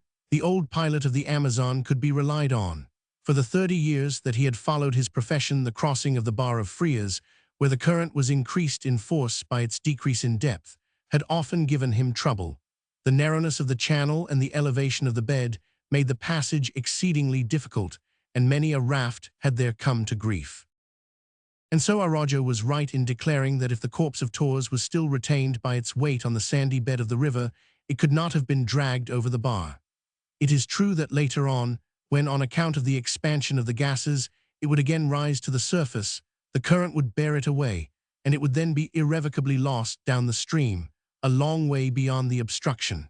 But this purely physical effect would not take place for several days. They could not have applied to a man who was more skillful or more conversant with the locality than Araujo, and when he affirmed that the body could not have been borne out of the narrow channel for more than a mile or so, they were sure to recover it if they thoroughly sounded that portion of the river. Not an island, not an islet, checked the course of the Amazon in these parts. Hence, when the foot of the two banks had been visited up to the bar, it was in the bed itself, about 500 feet in width, that more careful investigations had to be commenced. The way the work was conducted was this. The boats taking the right and left of the Amazon lay alongside the banks. The reeds and vegetation were tried with the poles. Of the smallest ledges in the banks in which a body could rest, not one escaped the scrutiny of Araujo and his Indians.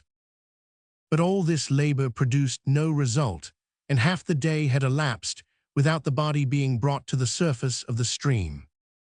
An hour's rest was given to the Indians. During this time, they partook of some refreshment, and then they returned to their task. 4 of the boats, in charge of the pilot, Benito, Fragoso, and Manel, divided the river between the Rio Negro and the Bar of Frias into 4 portions. They set to work to explore its very bed. In certain places, the poles proved insufficient to thoroughly search among the deeps, and hence a few dredges, or rather harrows, made of stones and old iron, bound round with a solid bar, were taken on board, and when the boats had pushed off, these rakes were thrown in and the river bottom stirred up in every direction. It was in this difficult task that Benito and his companions were employed till the evening. The ubas and pirogues, worked by the oars, traversed the whole surface of the river up to the Bar of Frias. There had been moments of excitement during this spell of work, when the harrows, catching in something at the bottom, offered some slight resistance. They were then hauled up, but in place of the body so eagerly searched for, there would appear only heavy stones or tufts of herbage which they had dragged from their sandy bed. No one, however, had an idea of giving up the enterprise. They none of them thought of themselves in this work of salvation. Benito, Manol, Araujo had not even to stir up the Indians or to encourage them. The gallant fellows knew that they were working for the fazender of Iquitos, for the man whom they loved, for the chief of the excellent family who treated their servants so well. Yes, and so they would have passed the night in dragging the river. Of every minute lost, all knew the value. A little before the sun disappeared, Araujo, finding it useless to continue his operations in the gloom, gave the signal for the boats to join company and return together to the confluence of the Rio Negro and regain the jangada. The work so carefully and intelligently conducted was not, however, at an end. Manol and Fragoso, as they came back, dared not mention their ill success before Benito. They feared that the disappointment would only force him to some act of despair. But neither courage nor coolness deserted the young fellow. He was determined to follow to the end this supreme effort to save the honor and the life of his father, and he it was who addressed his companions and said, "Tomorrow we will try again, and under better conditions if possible." "Yes," answered Manol, "you are right, Benito. We can do better. We cannot pretend to have entirely explored the river along the whole of the banks and over the whole of its bed." "No, we cannot have done that," replied Araujo, "and I maintain what I said, that the body of Torres is there, and that it is there because it has not been carried away, because it could not be drawn over the bar of Frias, and because it will take many days before it rises to the surface and floats down the stream. Yes, it is there, and not a demijohn of tafia will pass my lips until I find it."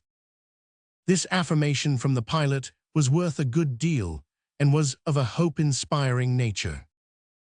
However, Benito, who did not care so much for words as he did for things, thought proper to reply, "Yes, Araujo, the body of Torres is in the river, and we shall find it if—" "If," said the pilot, "if it has not become the prey of the alligators."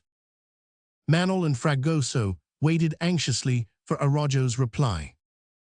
The pilot was silent for a few moments. They felt that he was reflecting before he spoke. "Mr. Benito," he said at length, "I am not in the habit of speaking lightly. I had the same idea as you, but listen. During the 10 hours we have been at work, have you seen a single caiman in the river?" "Not one," said Fragoso.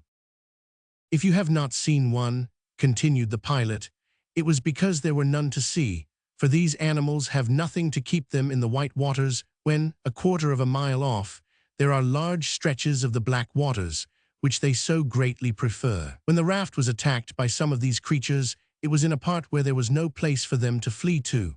Here it is quite different. Go to the Rio Negro, and there you will see caimans by the score. Had Torres' body fallen into that tributary, there might be no chance of recovering it. But it was in the Amazon that it was lost, and in the Amazon it will be found." Benito, relieved from his fears, took the pilot's hand and shook it, and contented himself with the reply, "Tomorrow, my friends." 10 minutes later, they were all on board the jangada. During the day, Yaquit had passed some hours with her husband.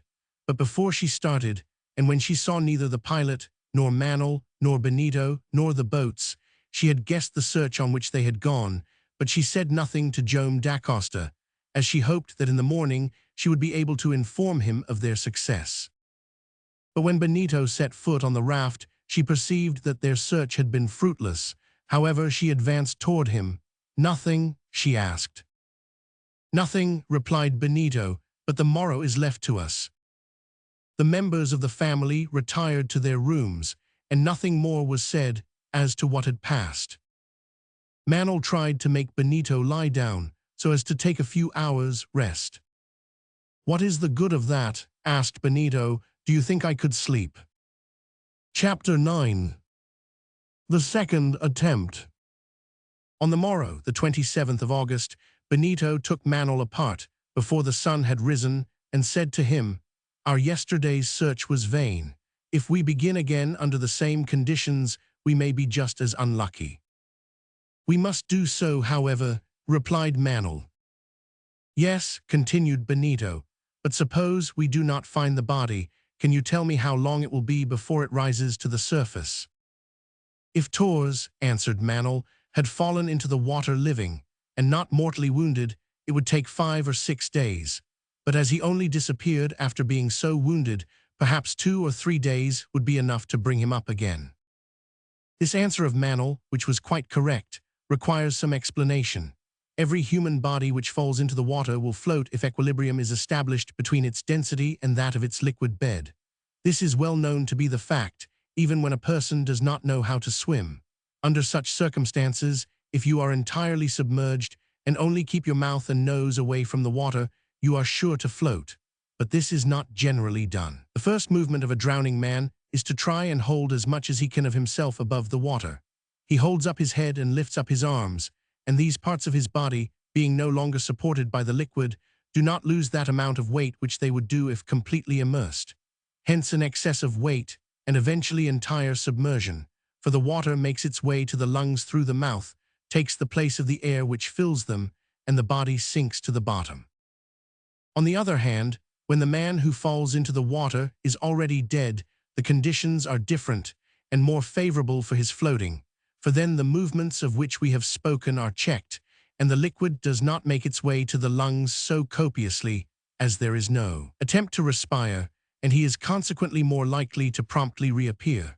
Manel, then, was right in drawing the distinction between the man who falls into the water living and the man who falls into it dead. In the one case, the return to the surface takes much longer than in the other. The reappearance of the body after an immersion more or less prolonged is always determined by the decomposition, which causes the gases to form. These bring about the expansion of the cellular tissues, the volume augments, and the weight decreases, and then, weighing less than the water it displaces, the body attains the proper conditions for floating.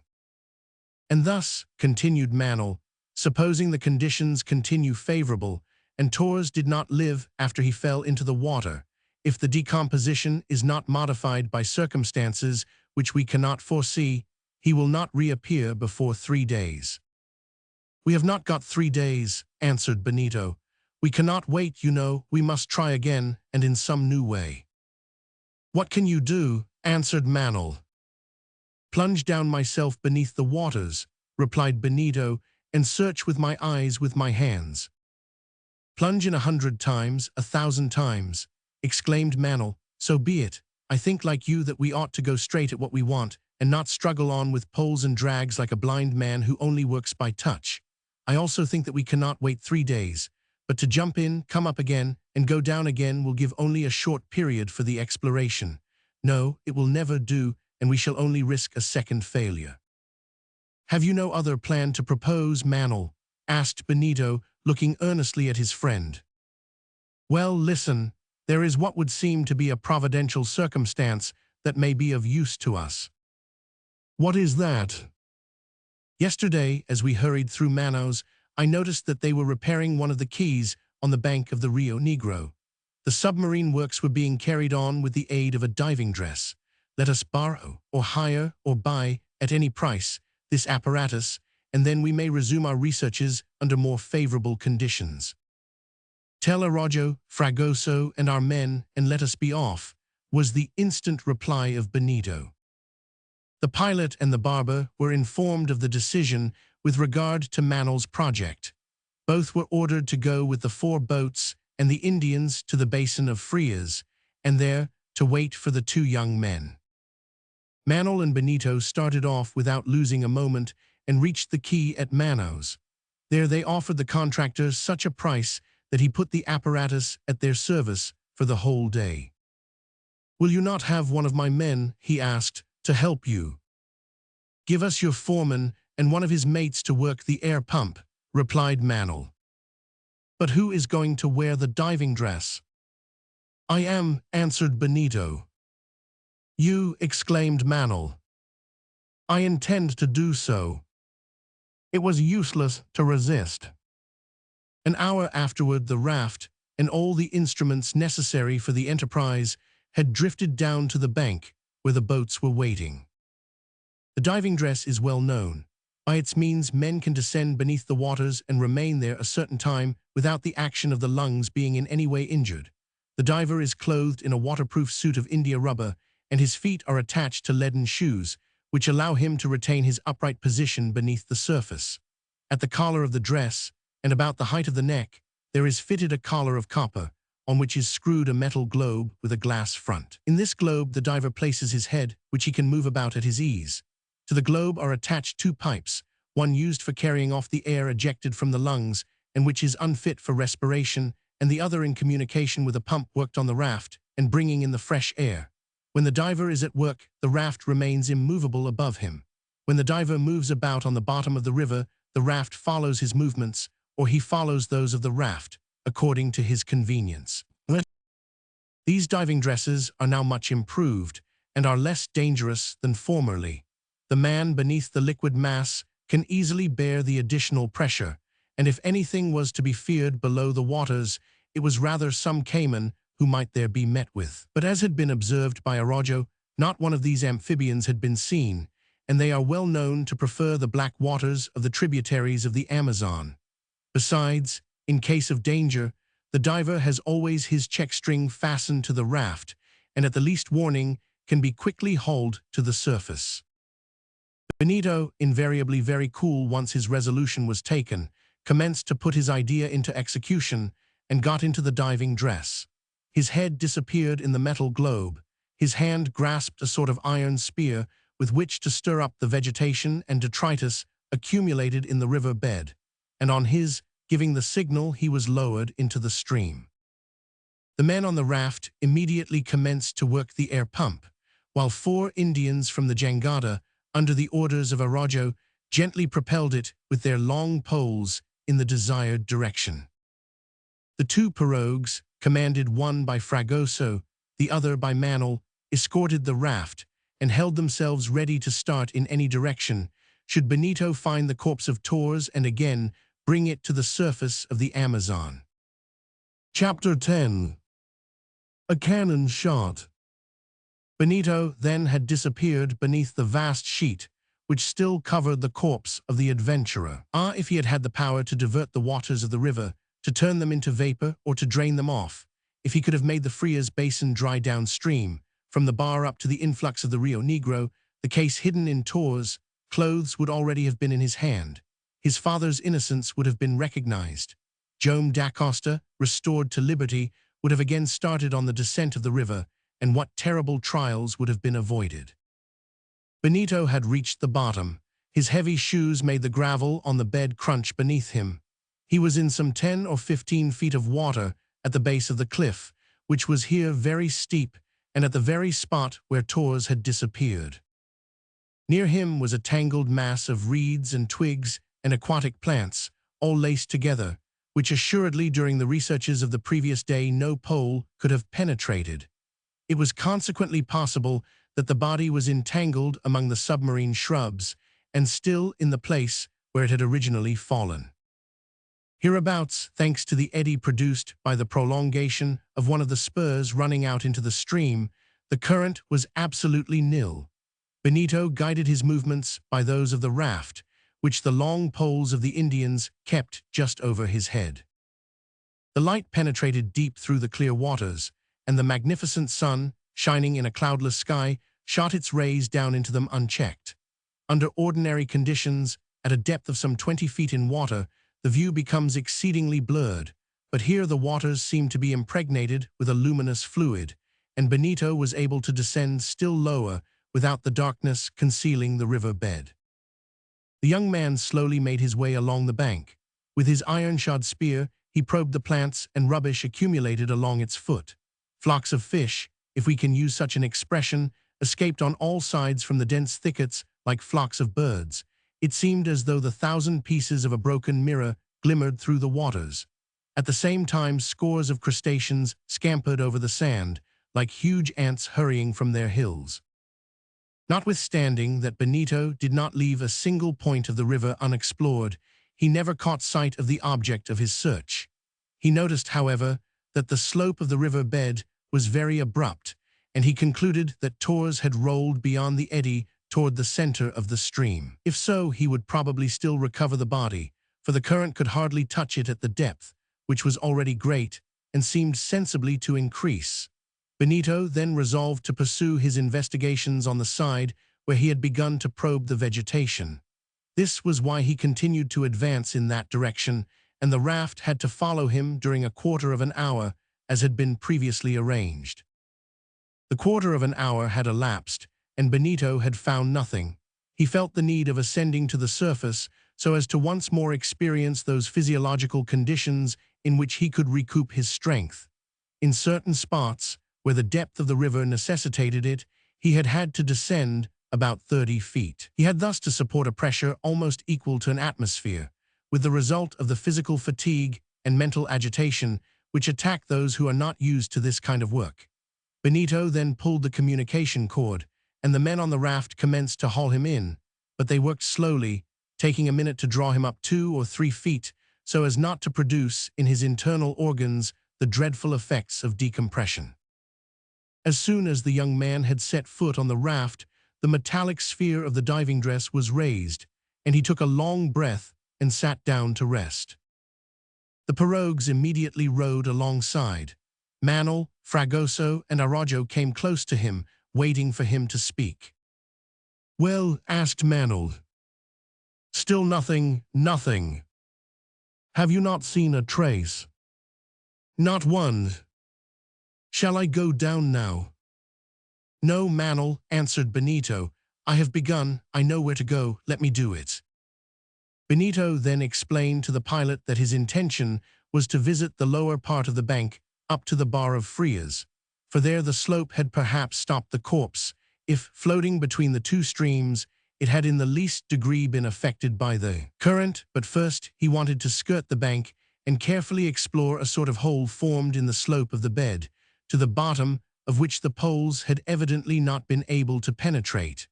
Araujo approved of this plan and made the necessary preparations. Manel gave Benito a little advice.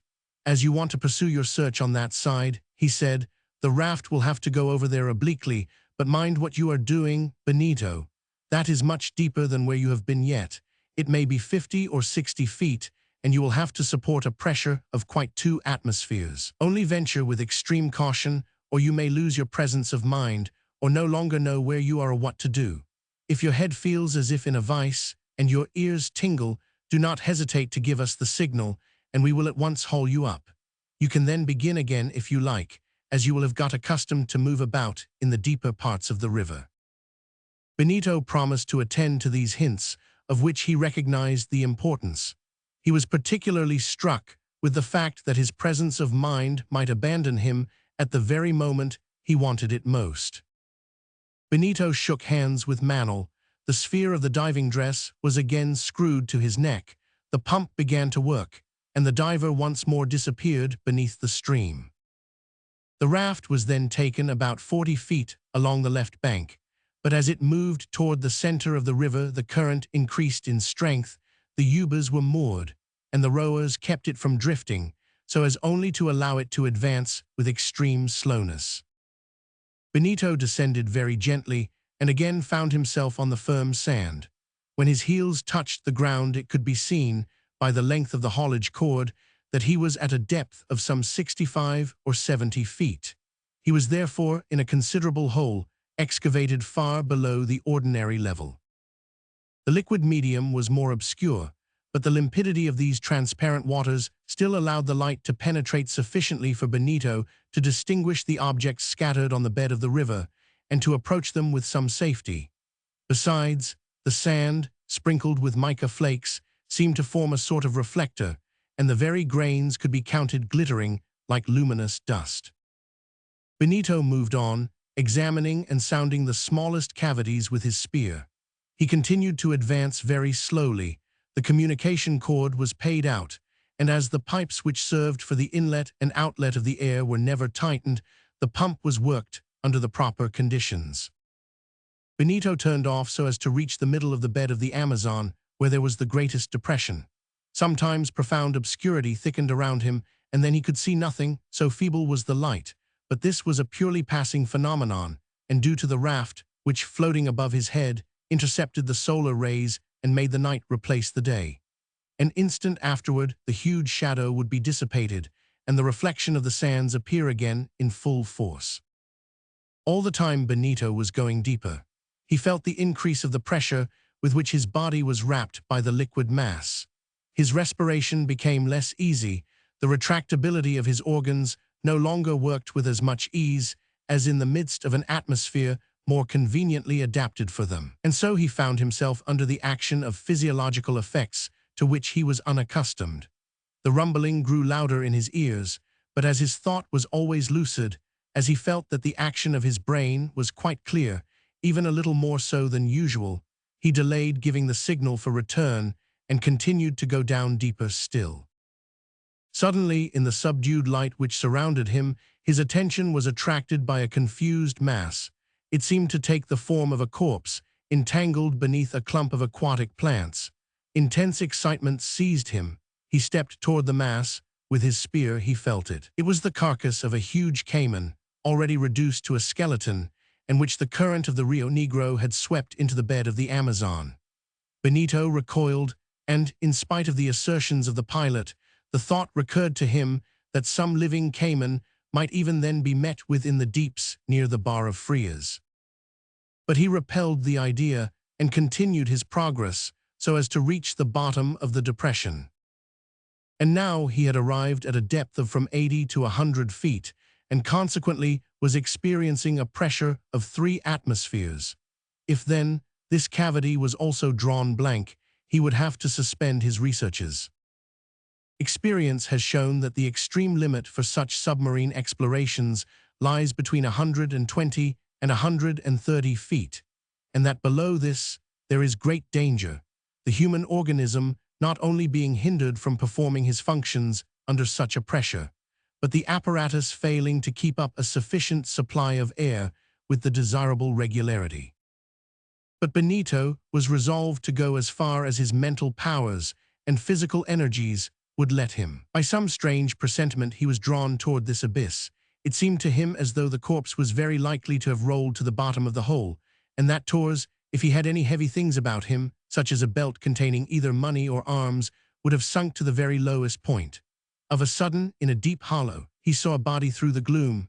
Yes, a corpse, still clothed, stretched out like a man asleep, with his arms folded under his head. Was that Torres? In the obscurity, then very dense, he found it difficult to see, but it was a human body that lay there, less than 10 paces off, and perfectly motionless. A sharp pang shot through Benito. His heart, for an instant, ceased to beat. He thought he was going to lose consciousness. By a supreme effort, he recovered himself. He stepped toward the corpse. Suddenly, a shock, as violent as unexpected, made his whole frame vibrate. A long whip seemed to twine round his body, and in spite of the thick diving dress, he felt himself lashed again and again. "A gymnotus," he said. It was the only word that passed his lips. In fact, it was a purac, the name given by the Brazilians to the gymnotus, or electric snake, which had just attacked him. It is well known that the gymnotus is a kind of eel, with a blackish, slimy skin, furnished along the back and tail, with an apparatus composed of plates joined by vertical lamel A, and acted on by nerves of considerable power. This apparatus is endowed with singular electrical properties and is apt to produce very formidable results. Some of these gymnotuses are about the length of a common snake, others are about 10 feet long, while others, which however are rare, even reach 15 or 20 feet and are from 8 to 10 inches in diameter. Gymnotuses are plentiful enough both in the Amazon and its tributaries, and it was one of these living coils, about 10 feet long, which, after uncurving itself like a bow, again attacked the diver. Benito knew what he had to fear from this formidable animal. His clothes were powerless to protect him. The discharges of the gymnotus, at first somewhat weak, become more and more violent, and there would come a time when, exhausted by the shocks, he would be rendered powerless. Benito, unable to resist the blows, half dropped upon the sand. His limbs were becoming paralyzed little by little under the electric influences of the gymnotus, which lightly touched his body as it wrapped him in its folds. His arms even he could not lift, and soon his spear escaped him, and his hand had not strength enough left to pull the cord and give the signal. Benito felt that he was lost. Neither Manuel nor his companions could suspect the horrible combat which was going on beneath them between the formidable Purac and the unhappy diver, who only fought to suffer without any power of defending himself. And that at the moment when a body, the body of Torres without a doubt, had just met his view. By a supreme instinct of self-preservation, Benito uttered a cry. His voice was lost in the metallic sphere from which not a sound could escape. And now the Purac redoubled its attacks. It gave forth shock after shock, which made Benito writhe on the sand like the sections of a divided worm, and his muscles were wrenched again and again beneath the living lash.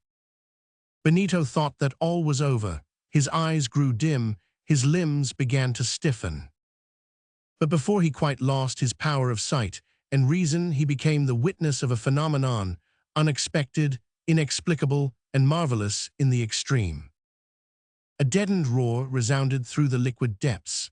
It was like a thunderclap, the reverberations of which rolled along the river bed, then violently agitated by the electrical discharges of the gymnotus.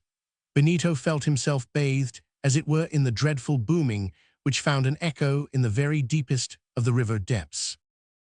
And then a last cry escaped him, for fearful was the vision which appeared before his eyes. The corpse of the drowned man, which had been stretched on the sand, arose.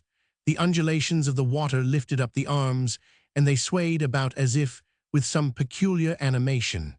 Convulsive throbs made the movement of the corpse still more alarming. It was indeed the body of Torres. One of the sun's rays shot down to it through the liquid mass, and Benito recognized the bloated, ashy features of the scoundrel who fell by his own hand, and whose last breath had left him beneath the waters. And while Benito could not make a single movement with his paralyzed limbs, while his heavy shoes kept him down as if he had been nailed to the sand, the corpse straightened itself up.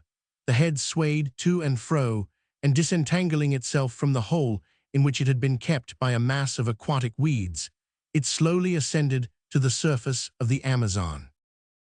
Chapter 11. The contents of the case. What was it that had happened? A purely physical phenomenon, of which the following is the explanation. The gunboat Santa Ana, bound for Manaus, had come up the river and passed the bar at Frias. Just before she reached the embouchure of the Rio Negro, she hoisted her colors and saluted the Brazilian flag. At the report, vibrations were produced along the surface of the stream, and these vibrations, making their way down to the bottom of the river, had been sufficient to raise the corpse of Torres, already lightened by the commencement of its decomposition and the distension of its cellular system. The body of the drowned man had in the ordinary course risen to the surface of the water. This well-known phenomenon explains the reappearance of the corpse, but it must be admitted that the arrival of the Santa Ana was a fortunate coincidence. By a shout from Manuel, repeated by all his companions, one of the pirogues was immediately steered for the body, while the diver was at the same time hauled up to the raft. Great was Manuel's emotion when Benito, drawn onto the platform, was laid there in a state of complete inertia, not a single exterior movement betraying that he still lived. Was not this a second corpse which the waters of the Amazon had given up? As quickly as possible, the diving dress was taken off him. Benito had entirely lost consciousness beneath the violent shocks of the gymnotus. Manuel, distracted, called to him, breathed into him, and endeavored to recover the heart's pulsation. It beats," he exclaimed. Yes, Benito's heart did still beat, and in a few minutes Manuel's efforts restored him to life. The body.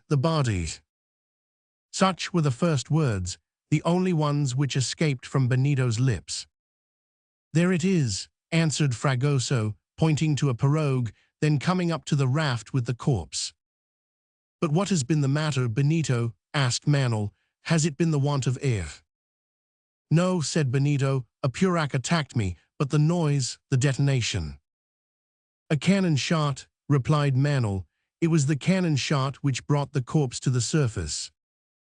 At this moment, the pirogue came up to the raft with the body of Torres, which had been taken on board by the Indians. His sojourn in the water had not disfigured him very much. He was easily recognizable, and there was no doubt as to his identity. Fragoso, kneeling down in the pirogue, had already begun to undo the clothes of the drowned man, which came away in fragments. At the moment Torres' right arm, which was now left bare, attracted his attention. On it there appeared the distinct scar of an old wound produced by a blow from a knife.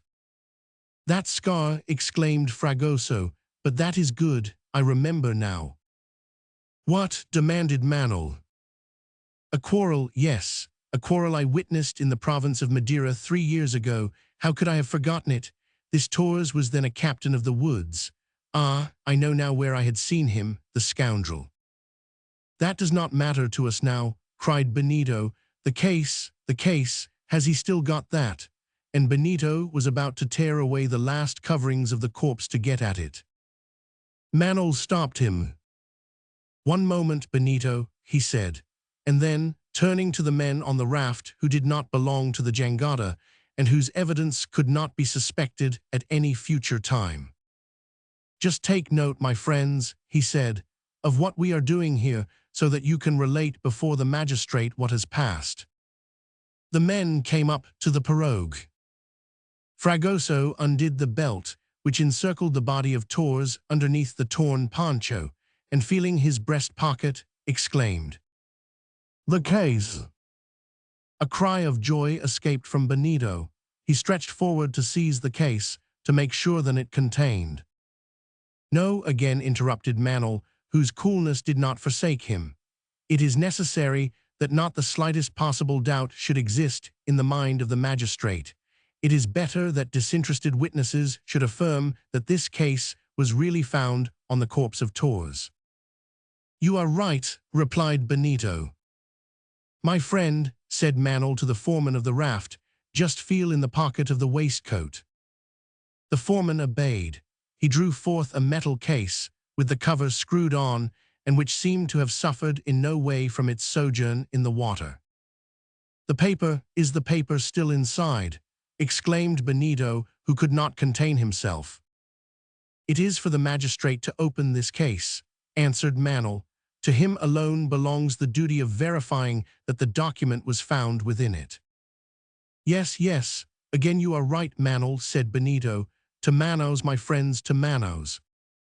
Benito, Manel, Fragoso, and the foreman who held the case immediately jumped into one of the pirogues and were starting off when Fragoso said, "And the corpse?" The pirogue stopped. In fact, the Indians had already thrown back the body into the water, and it was drifting away down the river. "Torres was only a scoundrel," said Benito. "If I had to fight him, it was God that struck him, and his body ought not to go unburied." And so orders were given to the second pirogue to recover the corpse and take it to the bank to await its burial. But at the same moment, a flock of birds of prey, which skimmed along the surface of the stream, pounced on the floating body. They were urubus, a kind of small vulture, with naked necks and long claws, and black as crows. In South America, they are known as gallinazos, and their voracity is unparalleled. The body, torn open by their beaks, gave forth the gases which inflated it, its density increased, it sank down little by little, and for the last time what remained of Torres disappeared beneath the waters of the Amazon. 10 minutes afterward, the pirogue arrived at Manaus. Benito and his companions jumped ashore and hurried through the streets of the town. In a few minutes, they had reached the dwelling of Judge Jarius and informed him, through one of his servants, that they wished to see him immediately. The judge ordered them to be shown into his study. Their Manel recounted all that had passed, from the moment when Torres had been killed until the moment when the case had been found on his corpse, and taken from his breast pocket by the foreman. Although this recital was of a nature to corroborate all that Joam Dacosta had said on the subject of tours, and of the bargain which he had endeavored to make, Judge Jeriquez could not restrain a smile of incredulity. "There is the case, sir," said Manel, "for not a single instant has it been in our hands, and the man who gives it to you is he who took it from the body of Tours." The magistrate took the case and examined it with care, turning it over and over as though it were made of some precious material. Then he shook it, and a few coins inside sounded with a metallic ring. Did not, then, the case contain the document which had been so much sought after, the document written in the very hand of the true author of the crime of Tijuco, and which Tours had wished to sell at such an ignoble price to Joam Dacosta? Was this material proof of the convict's innocence irrevocably lost? We can easily imagine the violent agitation which had seized upon the spectators of this scene. Benito could scarcely utter a word. He felt his heart ready to burst. "Open it, sir, open the case," he at last exclaimed in a broken voice. Judge Jeriquez began to unscrew the lid. Then, when the cover was removed, he turned up the case, and from it a few pieces of gold dropped out and rolled on the table. "But the paper, again gasped Benito, who clutched hold of the table to save himself from falling. The magistrate put his fingers into the case and drew out, not without difficulty, a faded paper folded with care, and which the water did not seem to have even touched. "The document, that is the document," shouted Fragoso, "that is the very paper I saw in the hands of Tours." Judge Jeriquez unfolded the paper and cast his eyes over it, and then he turned it over so as to examine it on the back and the front, which were both covered with writing. "A document it really is," said he. "There is no doubt of that. It is indeed a document." "Yes," replied Benito, "and that is the document which proves my father's innocence." "I do not know that," replied Judge Jeriquez, "and I am much afraid it will be very difficult to know it." "Why?" exclaimed Benito, who became pale as death. "Because this document is a cryptogram and, well, we have not got the key." Chapter 12. The document. This was a contingency which neither Joam Dacosta nor his people could have anticipated. In fact, as those who have not forgotten the first scene in this story are aware, the document was written in a disguised form in one of the numerous systems used in cryptography. But in which of them? To discover this would require all the ingenuity of which the human brain was capable. Before dismissing Benito and his companions, Judge Jeriquez had an exact copy made of the document, and, keeping the original, handed it over to them after due comparison, so that they could communicate with the prisoner. Then, making an appointment for the morrow, they retired, and not wishing to lose an instant in seeing Joam Dacosta, they hastened on to the prison, and there, in a short interview, informed him of all that had passed. Joam Dacosta took the document and carefully examined it. Shaking his head, he handed it back to his son.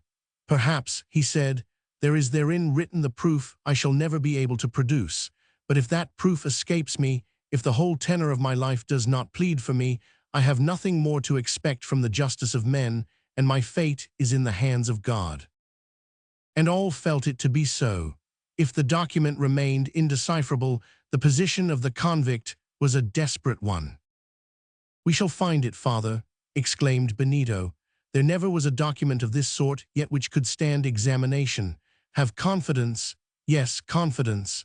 Heaven has, so to speak, miraculously given us the paper which vindicates you, and after guiding our hands to recover it, it will not refuse to direct our brains to unravel it." Joam Dacosta shook hands with Benito and Manel, and then the three young men, much agitated, retired to the jangada, where Yaquita was awaiting them. Yaquita was soon informed of what had happened since the evening, the reappearance of the body of Tours, the discovery of the document, and the strange form under which the real culprit, the companion of the adventurer, had thought proper to write his confession, doubtless, so that it should not compromise him if it fell into strange hands. Naturally, Lena was informed of this unexpected complication, and of the discovery made by Fragoso that Torres was an old captain of the woods belonging to the gang who were employed about the mouths of the Madeira.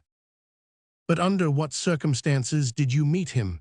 asked the young mulatto. "It was during one of my runs across the province of Amazons," replied Fragoso, "when I was going from village to village, working at my trade." "And the scar?" "What happened was this. One day I arrived at the mission of Aranas at the moment that Torres, whom I had never before seen, had picked a quarrel with one of his comrades, and a bad lot they are. And this quarrel ended with a stab from a knife, which entered the arm of the captain of the woods. There was no doctor there, and so I took charge of the wound, and that is how I made his acquaintance." "What does it matter after all?" replied the young girl, "that we know what Torres had been? He was not the author of the crime, and it does not help us in the least." "No, it does not," answered Fragoso, "for we shall end by reading the document, and then the innocence of Joam da Costa will be palpable to the eyes of all."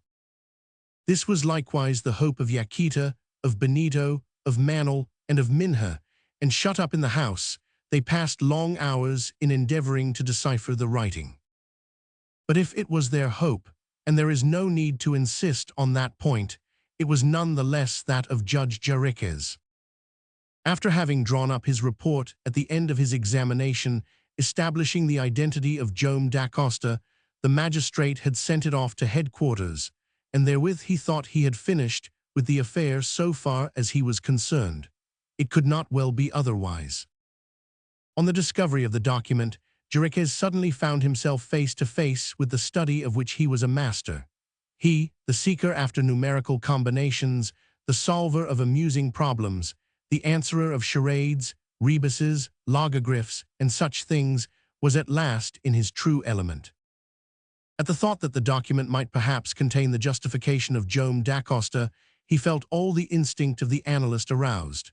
Here, before his very eyes, was a cryptogram, and so from that moment he thought of nothing but how to discover its meaning, and it is scarcely necessary to say that he made up his mind to work at it continuously, even if he forgot to eat or to drink.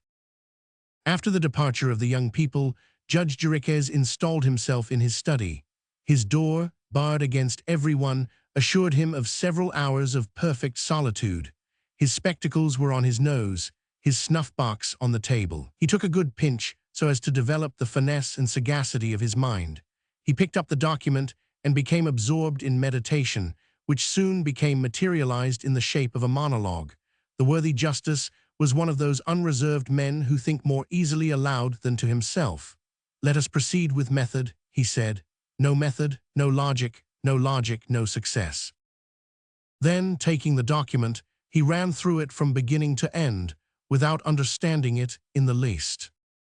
The document contained 100 lines, which were divided into half a dozen paragraphs. Said the judge, after a little reflection, "to try every paragraph, one after the other, would be to lose precious time and be of no use. I had better select one of these paragraphs, and take the one which is likely to prove the most interesting. Which of them would do this better than the last, where the recital of the whole affair is probably summed up? Proper names might put me on the track, among others that of Joam da Costa, and if he had anything to do with this document, his name will evidently not be absent from its concluding paragraph." The magistrate's reasoning was logical, and he was decidedly right in bringing all his resources to bear in the first place on the gist of the cryptogram as contained in its last paragraph. Here is the paragraph, for it is necessary to again bring it before the eyes of the reader so as to show how an analyst set to work to discover its meaning. PHYJ SLYDDQ FDZXG SGZZQQ EHXGK FNDRXUJUG IOCYTDXVK SBXHHUYPOHDVYRY MHUHPUYDK JOXPHET OZLSLET NPMVFFOVPDPAJXHYY NOJYGGOYMEQY NFUQLNMVLY FGSUZMQIZT LBQQYUG SQEUBV NRCREDGRUZB LRMXYUHQHPZD RRGCROHEPQXUFIVVRPLPHONTHVDDQFHQSNTZHHHNF EPMQKYUUEXKT OJZGKYUUMFV IJDQDPZJQ SYKRPLXHXQ RY MVKLOHHHOT OZVDK SPPSUVJHD. At the outset, Judge Jerry's noticed that the lines of the document were not divided either into words or phrases, and that there was a complete absence of punctuation. This fact could but render the reading of the document more difficult. Let us see, however, he said, if there is not some assemblage of letters which appears to form a word, I mean a pronounceable word, whose number of consonants is in proportion to its vowels. And at the beginning I see the word phi, further on the word gas. Halu, Ujugi. Does that mean the African town on the banks of Tanganyika? What has that got to do with all this? Further on here is the word Ippo. Is it Greek then? Close by here is Rim and Pi and Jocks and Fedas and Jige and MV and Kuras. And before that we have got red and let. That is good. Those are two English words. Then sick, then rim once more, and then the word odo. Judge Jerry's let the paper drop and thought for a few minutes. All the words I see in this thing seem queer, he said. In fact, there is nothing to give a clue to their origin. Some look like Greek, some like Dutch. Some have an English twist, and some look like nothing at all, to say nothing of these series of consonants which are not wanted in any human pronunciation. Most assuredly, it will not be very easy to find the key to this cryptogram. The magistrate's fingers commenced to beat a tattoo on his desk, a kind of reveille to arouse his dormant faculties. Let us see, he said, how many letters there are in the paragraph. He counted them, pen in hand. 276, he said. Well, now let us try what proportion these different letters bear to each other. This occupied him for some time. The judge took up the document, and with his pen in his hand, he noted each letter in alphabetical order. In a quarter of an hour, he had obtained the following table. A equals 3 times. B equals 4. C equals 3. D equals 16. E equals 9. F equals 10. G equals 13. H equals 23. I equals 4. J equals 8. K equals 9. L equals 9. M equals 9. N equals 9. O equals 12. P equals 16. Q equals 16. R equals 12. S equals 10. T equals 8. U equals 17. V equals 13. X equals 12. Y equals 19. Z equals 12. Total 276 times. He exclaimed. One thing strikes me at once, and that is that in this paragraph all the letters of the alphabet are not used. That is very strange. If we take up a book and open it by chance, it will be very seldom that we shall hit upon 276 letters without all the signs of the alphabet figuring among them. After all, it may be chance. And then he passed to a different train of thought. One important point is to see if the vowels and consonants are in their normal proportion. And so he seized his pen, counted up the vowels, and obtained the following result. A equals 3 times. E equals 9. I equals 4. O equals 12. U equals 17. Y equals 19. Total 64 vowels. And thus there are in this paragraph, after we have done our subtraction, 64 vowels and 212 consonants. Good, that is the normal proportion.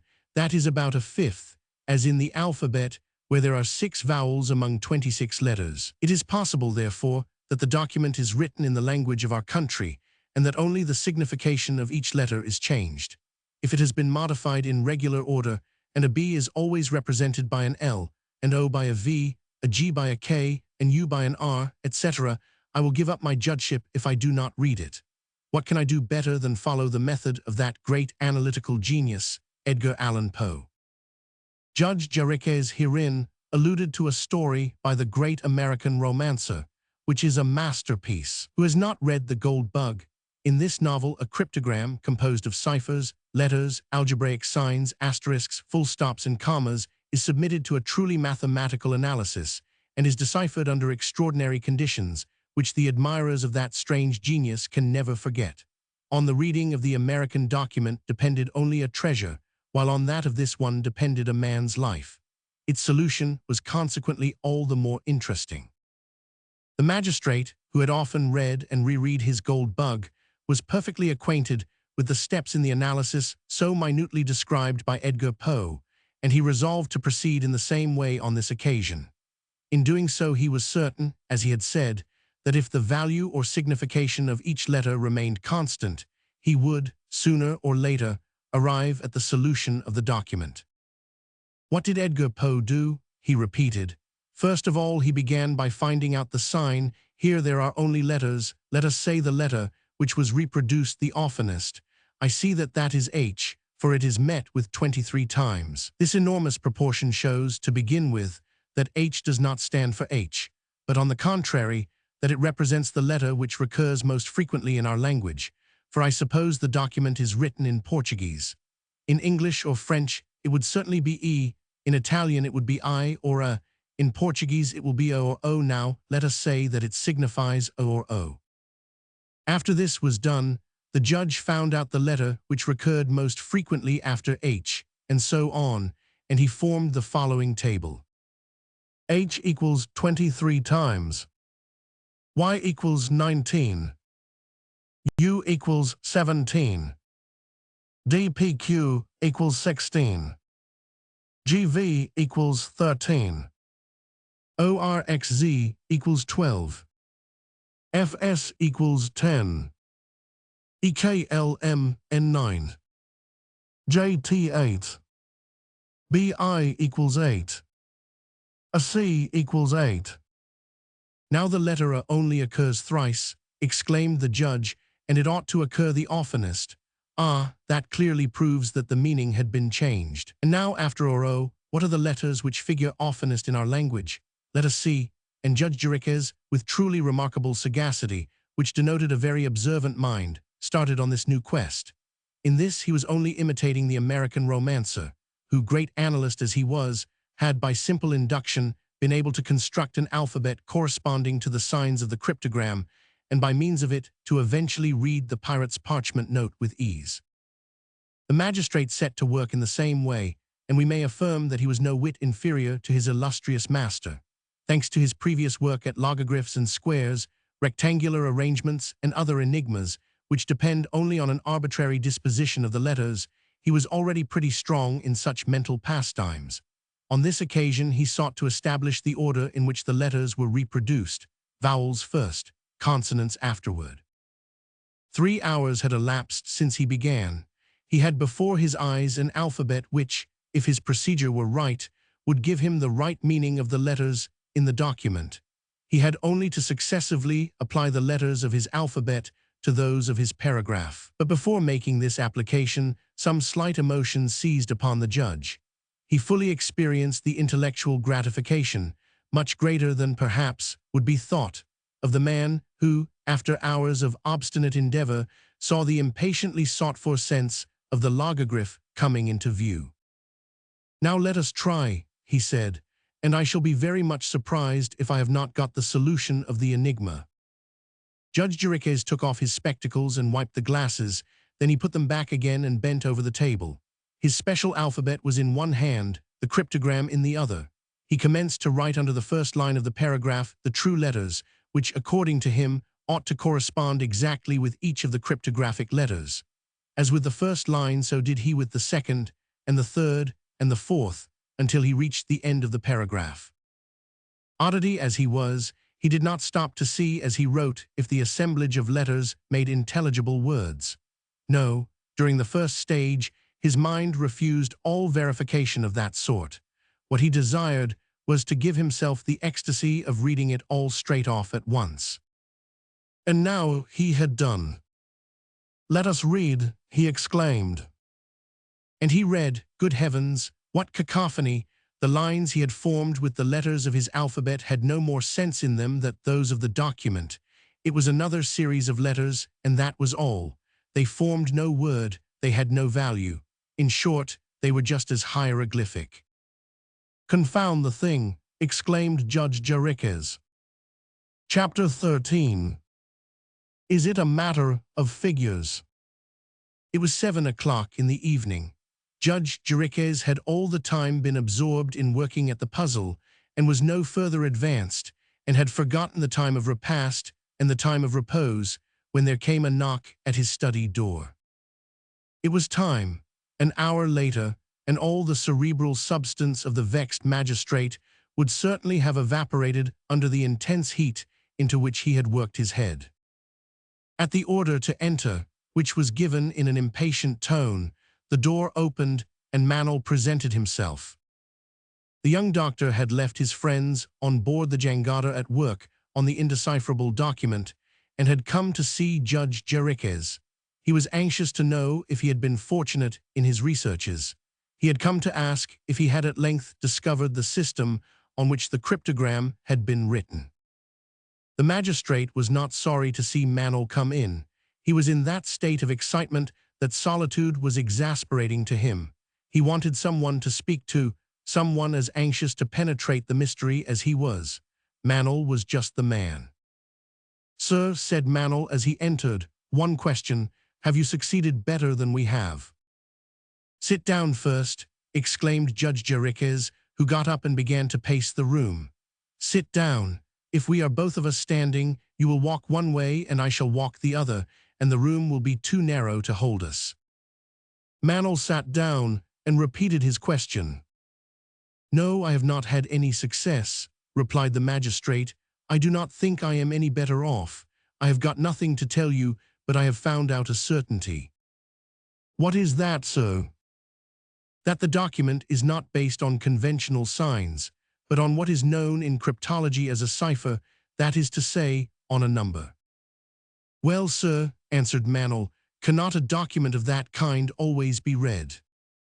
"Yes," said Jeriquez, "if a letter is invariably represented by the same letter, if an A, for example, is always a P, and a P is always an X. If not, it cannot."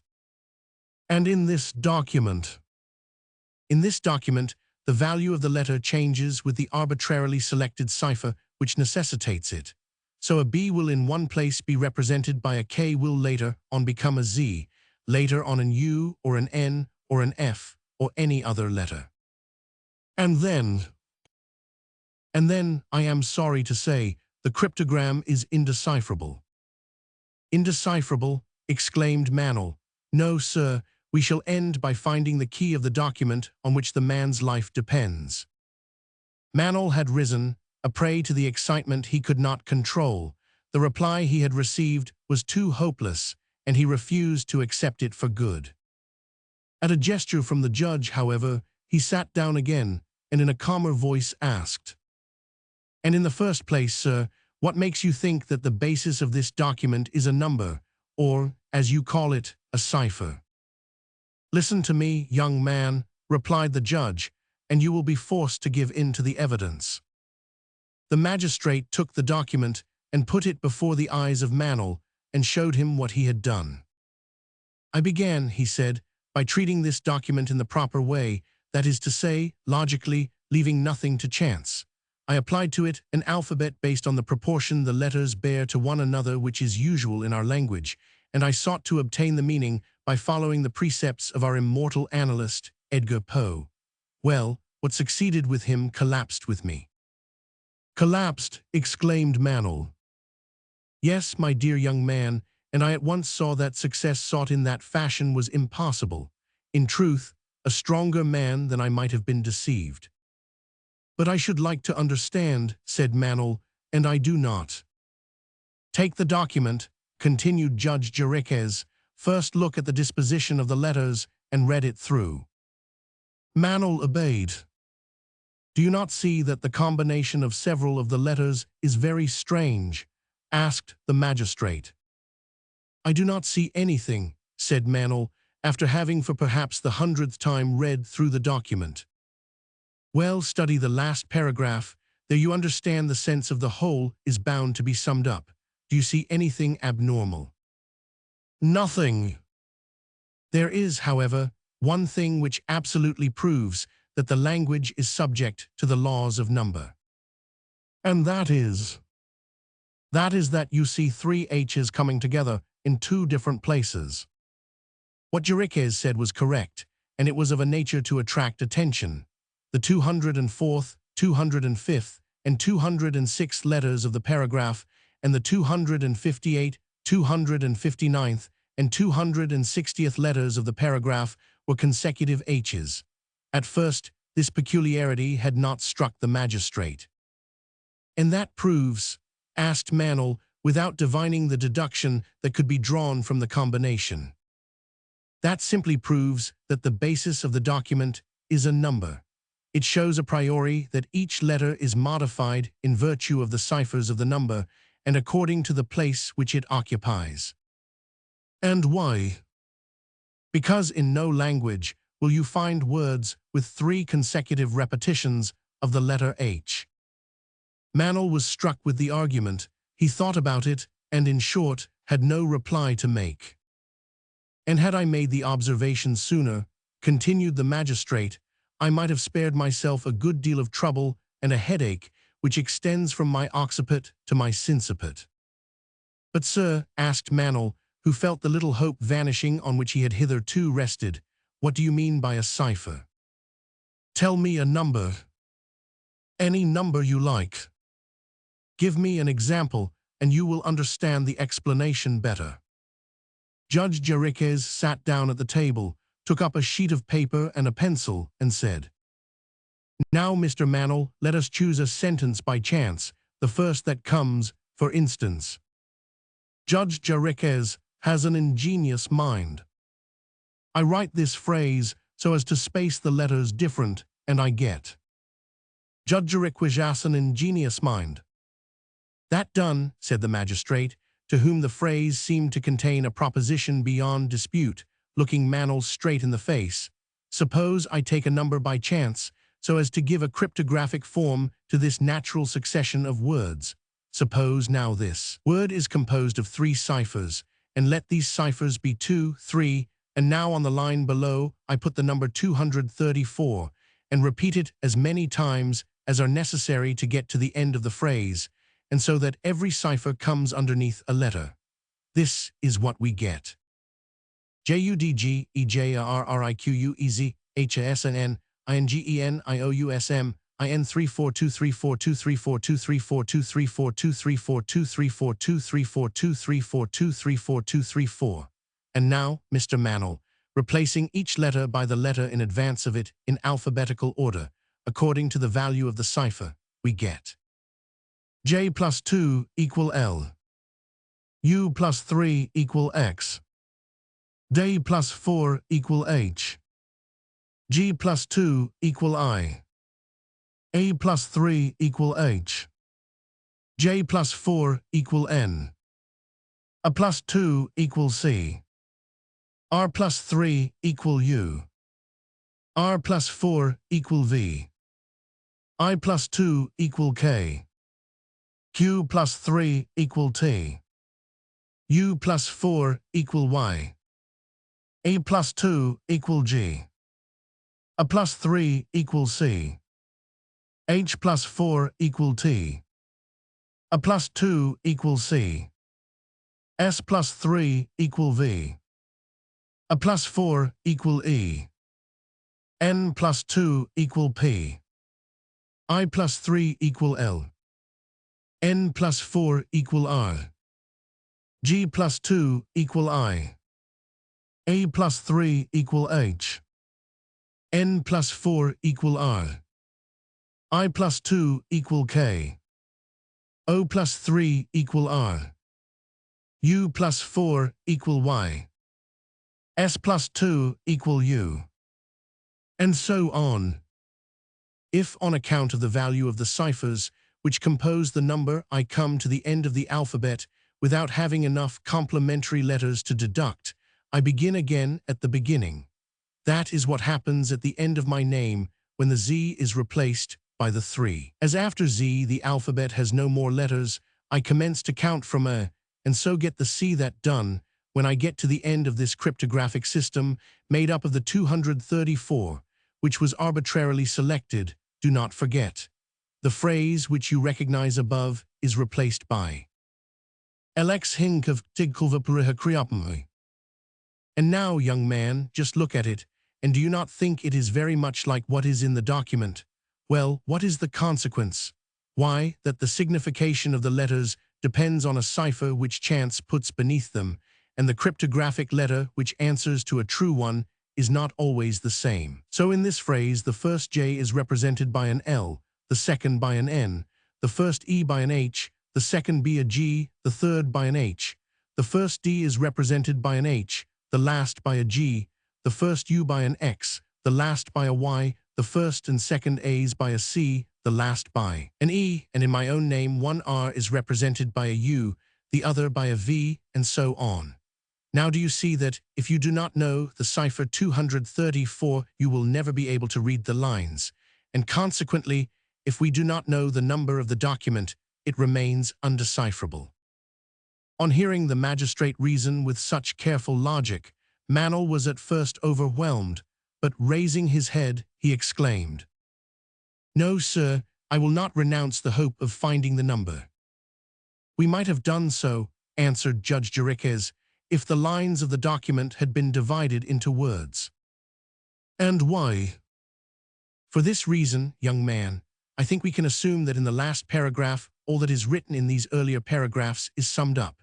Now I am convinced that in it will be found the name of Joam da Costa. Well, if the lines had been divided into words, in trying the words one after the other, I mean the words composed of 7 letters, as the name of da Costa is, it would not have been impossible to evolve the number which is the key of the document." "Will you explain to me how you ought to proceed to do that, sir?" asked Manel, who probably caught a glimpse of one more hope. "Nothing can be more simple," answered the judge. "Let us take, for example, one of the words in the sentence we have just written, my name, if you like. It is represented in the cryptogram by this queer succession of letters, enkuvtik. Well, arranging these letters in a column, one under the other, and then placing against them the letters of my name, and deducting one from the other the numbers of their places in alphabetical order, I see the following result. Between N and J, we have 4 letters C, A2, UR3, VR4, KI2, TQ3, YU4, GE2, CZ3. Now what is the column of ciphers made up of that we have got by this simple operation? Look here, 423, 423, 423, that is to say, of repetitions of the numbers 423, or 234, or 342. "Yes, that is it," answered Manel. "You understand, then, by this means, that in calculating the true letter from the false, instead of the false from the true, I have been able to discover the number with ease, and the number I was in search of is really the 234 which I took as the key of my cryptogram." "Well, sir," exclaimed Manel, "if that is so, the name of da Costa is in the last paragraph, and taking successively each letter of those lines for the first of the 7 letters which compose his name, we ought to get." "That would be impossible," interrupted the judge, "except on one condition." "What is that?" "That the first cipher of the number should happen to be the first letter of the word da Costa, and I think you will agree with me that that is not probable." "Quite so," sighed Manel, who, with this improbability, saw the last chance vanish. "And so we must trust to chance alone," continued Jeriquez, who shook his head, "and chance does not often do much in things of this sort." "But still," said Manel, "chance might give us this number." "This number," exclaimed the magistrate, "this number. But how many ciphers is it composed of? Of 2, or 3, or 4, or 9, or 10? Is it made of different ciphers only, or of ciphers in different order many times repeated? Do you not know, young man, that with the ordinary 10 ciphers, using all at a time, but without any repetition, you can make 3,268,800 different numbers, and that if you use the same cipher more than once in the number, these millions of combinations will be enormously increased? And do you not know that if we employ every one of the 525,600 minutes of which the year is composed to try at each of these numbers, it would take you 6 years, and that you would want 3 centuries if each operation took you an hour? No, you ask the impossible." "Impossible, sir," answered Manel. "An innocent man has been branded as guilty, and Joam Dacosta is to lose his life and his honor while you hold in your hands the material proof of his innocence. That is what is impossible." "Ah, young man," exclaimed Jeriquez, "who told you, after all, that Torres did not tell a lie? Who told you that he really did have in his hands a document written by the author of the crime, that this paper was the document, and that this document refers to Joam Dacosta?" "Who told me so?" repeated Manel, and his face was hidden in his hands. In fact, nothing could prove for certain that the document had anything to do with the affair in the Diamond Province. There was, in fact, nothing to show that it was not utterly devoid of meaning, and that it had been imagined by Torres himself, who was as capable of selling a false thing as a true one. "It does not matter, Manel," continued the judge, rising. "It does not matter. Whatever it may be to which the document refers, I have not yet given up discovering the cipher. After all, it is worth more than a logogryph or a rebus." At these words, Manel rose, shook hands with the magistrate, and returned to the jangada, feeling more hopeless when he went back than when he set out. Chapter 14. Janza. A complete change took place in public opinion on the subject of Joam Dacosta. To anger succeeded pity. The population no longer thronged to the prison of Manaus to roar out cries of death to the prisoner. On the contrary, the most forward of them in accusing him of being the principal author of the crime of Tijuco now averred that he was not guilty and demanded his immediate restoration to liberty. Thus it always is with the mob. From one extreme they run to the other. But the change was intelligible. The events which had happened during the last few days, the struggle between Benito and Torres, the search for the corpse, which had reappeared under such extraordinary circumstances, the finding of the indecipherable document, if we can so call it, the information it concealed, the assurance that it contained, or rather the wish that it contained, the material proof of the guiltlessness of Joam Dacosta, and the hope that it was written by the real culprit, all these things had contributed to work the change in public opinion. What the people had desired and impatiently demanded 48 hours before, they now feared, and that was the arrival of the instructions due from Rio de Janeiro. These, however, were not likely to be delayed. Joam Dacosta had been arrested on the 24th of August and examined next day. The judge's report was sent off on the 26th. It was now the 28th. In 3 or 4 days more, the minister would have come to a decision regarding the convict, and it was only too certain that justice would take its course. There was no doubt that such would be the case. On the other hand, that the assurance of Dacosta's innocence would appear from the document was not doubted by anybody, neither by his family nor by the fickle population of Manaus, who excitedly followed the phases of this dramatic affair. But on the other hand, in the eyes of disinterested or indifferent persons who were not affected by the event, what value could be assigned to this document, and how could they even declare that it referred to the crime in the Diamond Arrayal?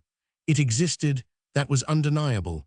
It had been found on the corpse of Torres. Nothing could be more certain. Could even be seen, by comparing it with the letter in which Torres gave the information about Joam Dacosta, that the document was not in the handwriting of the adventurer.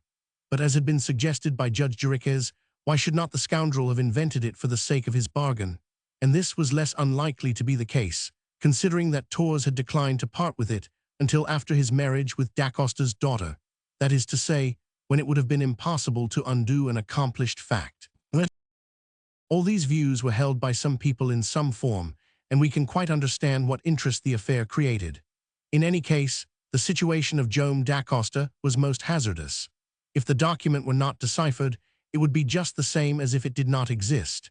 And if the secret of the cryptogram were not miraculously divined or revealed before the end of the 3 days, the supreme sentence would inevitably be suffered by the doomed man of Tijuco. And this miracle a man attempted to perform. The man was Jeriquez, and he now really set to work more in the interest of Joam da Costa than for the satisfaction of his analytical faculties. A complete change had also taken place, in his opinion. Was not this man, who had voluntarily abandoned his retreat at Iquitos, who had come at the risk of his life to demand his rehabilitation at the hands of Brazilian justice, a moral enigma worth all the others put together? And so the judge had resolved never to leave the document until he had discovered the cipher. He set to work at it in a fury. He ate no more, he slept no more. All his time was passed in inventing combinations of numbers, in forging a key to force this lock. This idea had taken possession of Judge Jeriquez's brain at the end of the first day. Suppressed frenzy consumed him and kept him in a perpetual heat. His whole house trembled. His servants, black or white, dared not come near him. Fortunately, he was a bachelor. Had there been a Madame Jeriquez, she would have had a very uncomfortable time of it. Never had a problem so taken possession of this oddity, and he had thoroughly made up his mind to get at the solution, even if his head exploded like an overheated boiler under the tension of its vapor. It was perfectly clear to the mind of the worthy magistrate that the key to the document was a number, composed of 2 or more ciphers, but what this number was all investigation seemed powerless to discover. This was the enterprise on which Jeriquez, in quite a fury, was engaged, and during this 28th of August, he brought all his faculties to bear on it and worked away almost superhumanly. To arrive at the number by chance, he said, was to lose himself in millions of combinations, which would absorb the life of a first-rate calculator. But if he could in no respect reckon on chance, was it impossible to proceed by reasoning? Decidedly not. And so it was to reason till he became unreasoning that Judge Jeriquez gave himself up, after vainly seeking repose in a few hours of sleep. He who ventured in upon him at this moment, after braving the formal defenses which protected his solitude, would have found him, as on the day before, in his study, before his desk, with the document under his eyes, the thousands of letters of which seemed all jumbled together and flying about his head. "Ah," he exclaimed, "why did not the scoundrel who wrote this separate the words in this paragraph? We will try, but no. However, if there is anything here about the murder and the robbery, 2 or 3 words there must be in it: Arrayal, Diamond, Tijuco, da Costa, and others, and in putting down their cryptological equivalents, the number could be arrived at. But there is nothing, not a single break, not one word by itself, one word of 276 letters. I hope the wretch may be blessed 276 times for complicating his system in this way. He ought to be hanged 276 times." And a violent thump with his fist on the document emphasized this charitable wish. "But," continued the magistrate, "if I cannot find one of the words in the body of the document, I might at least try my hand at the beginning and end of each paragraph. There may be a chance there that I ought not to miss." And impressed with this idea, Judge Jeriquez successively tried if the letters which commenced or finished the different paragraphs could be made to correspond with those which formed the most important word, which was sure to be found somewhere, that of da Costa. He could do nothing of the kind. In fact, to take only the last paragraph with which he began, the formula was P equals 500 H equals AY equals CF equals OS equals SL equals TY equals A. Now, at the very first letter, Jeriquez was stopped in his calculations, for the difference in alphabetical position between the D and the P gave him not 1 cipher, but 2, namely 12, and in this kind of cryptograph, only one letter can take the place of another. It was the same for the 7 last letters of the paragraph, P, S, U, V, J, H, D, of which the series also commences with a P, and which in no case could stand for the D in Da Costa, because these letters were in like manner 12 spaces apart. So it was not his name that figured here. The same observation applies to the words Arail and Tijuco, which were successively tried, but whose construction did not correspond with the cryptographic series. After he had got so far, Judge Jeriquez, with his head nearly splitting, arose and paced his office, went for fresh air to the window, and gave utterance to a growl, at the noise of which a flock of hummingbirds, murmuring among the foliage of a mimosa tree, betook themselves to flight. Then he returned to the document. He picked it up and turned it over and over. "The humbug, the rascal," he hissed. "It will end by driving me mad. But steady, be calm, don't let our spirits go down. This is not the time." And then, having refreshed himself by giving his head a thorough sluicing with cold water, "Let us try another way," he said, "and as I cannot hit upon the number from the arrangement of the letters, let us see what number the author of the document would have chosen in confessing that he was the author of the crime at Tijuco." This was another method for the magistrate to enter upon, and maybe he was right, for there was a certain amount of logic about it. And first let us try a date. Why should not the culprit have taken the date of the year in which Da Costa, the innocent man he allowed to be sentenced in his own place, was born? Was he likely to forget a number which was so important to him? Then Jome Da Costa was born in 1804. Let us see what 1804 will give us as a cryptographical number. And Judge Jeriquez wrote the first letters of the paragraph, and putting over them the number 1804 repeated thrice, he obtained 1804, 1804. Fidge slide DQFD. Then in counting up the spaces in alphabetical order, he obtained as if RDY, SIF. And this was meaningless, and he wanted 3 letters which he had to replace by points, because the ciphers 8, 4, and which command the 3 letters H, D, and D do not give corresponding letters in ascending the series. "That is not it again," exclaimed Jeriquez. "Let us try another number." And he asked himself if instead of this first date, the author of the document had not rather selected the date of the year in which the crime was committed. This was in 1826. And so proceeding as above, he obtained 1826, 1826. Fidge slide DQFD. And that gave OVD RDV, SID. The same meaningless series, the same absence of sense, as many letters wanting as in the former instance, and for the same reason. "Bother the number," exclaimed the magistrate. "We must give it up again. Let us have another one. Perhaps the rascal chose the number of contos representing the amount of the booty." Now the value of the stolen diamonds was estimated at 834 contos, or about 2,500,000 francs, and so the formula became 830 for 830 for 830 for 834. Phi JSL id QFD. And this gave a result as little gratifying as the others. Het BPH pa, Ike. "Confound the document and him who imagined it," shouted Jeriquez, throwing down the paper, which was wafted to the other side of the room. It would try the patience of a saint.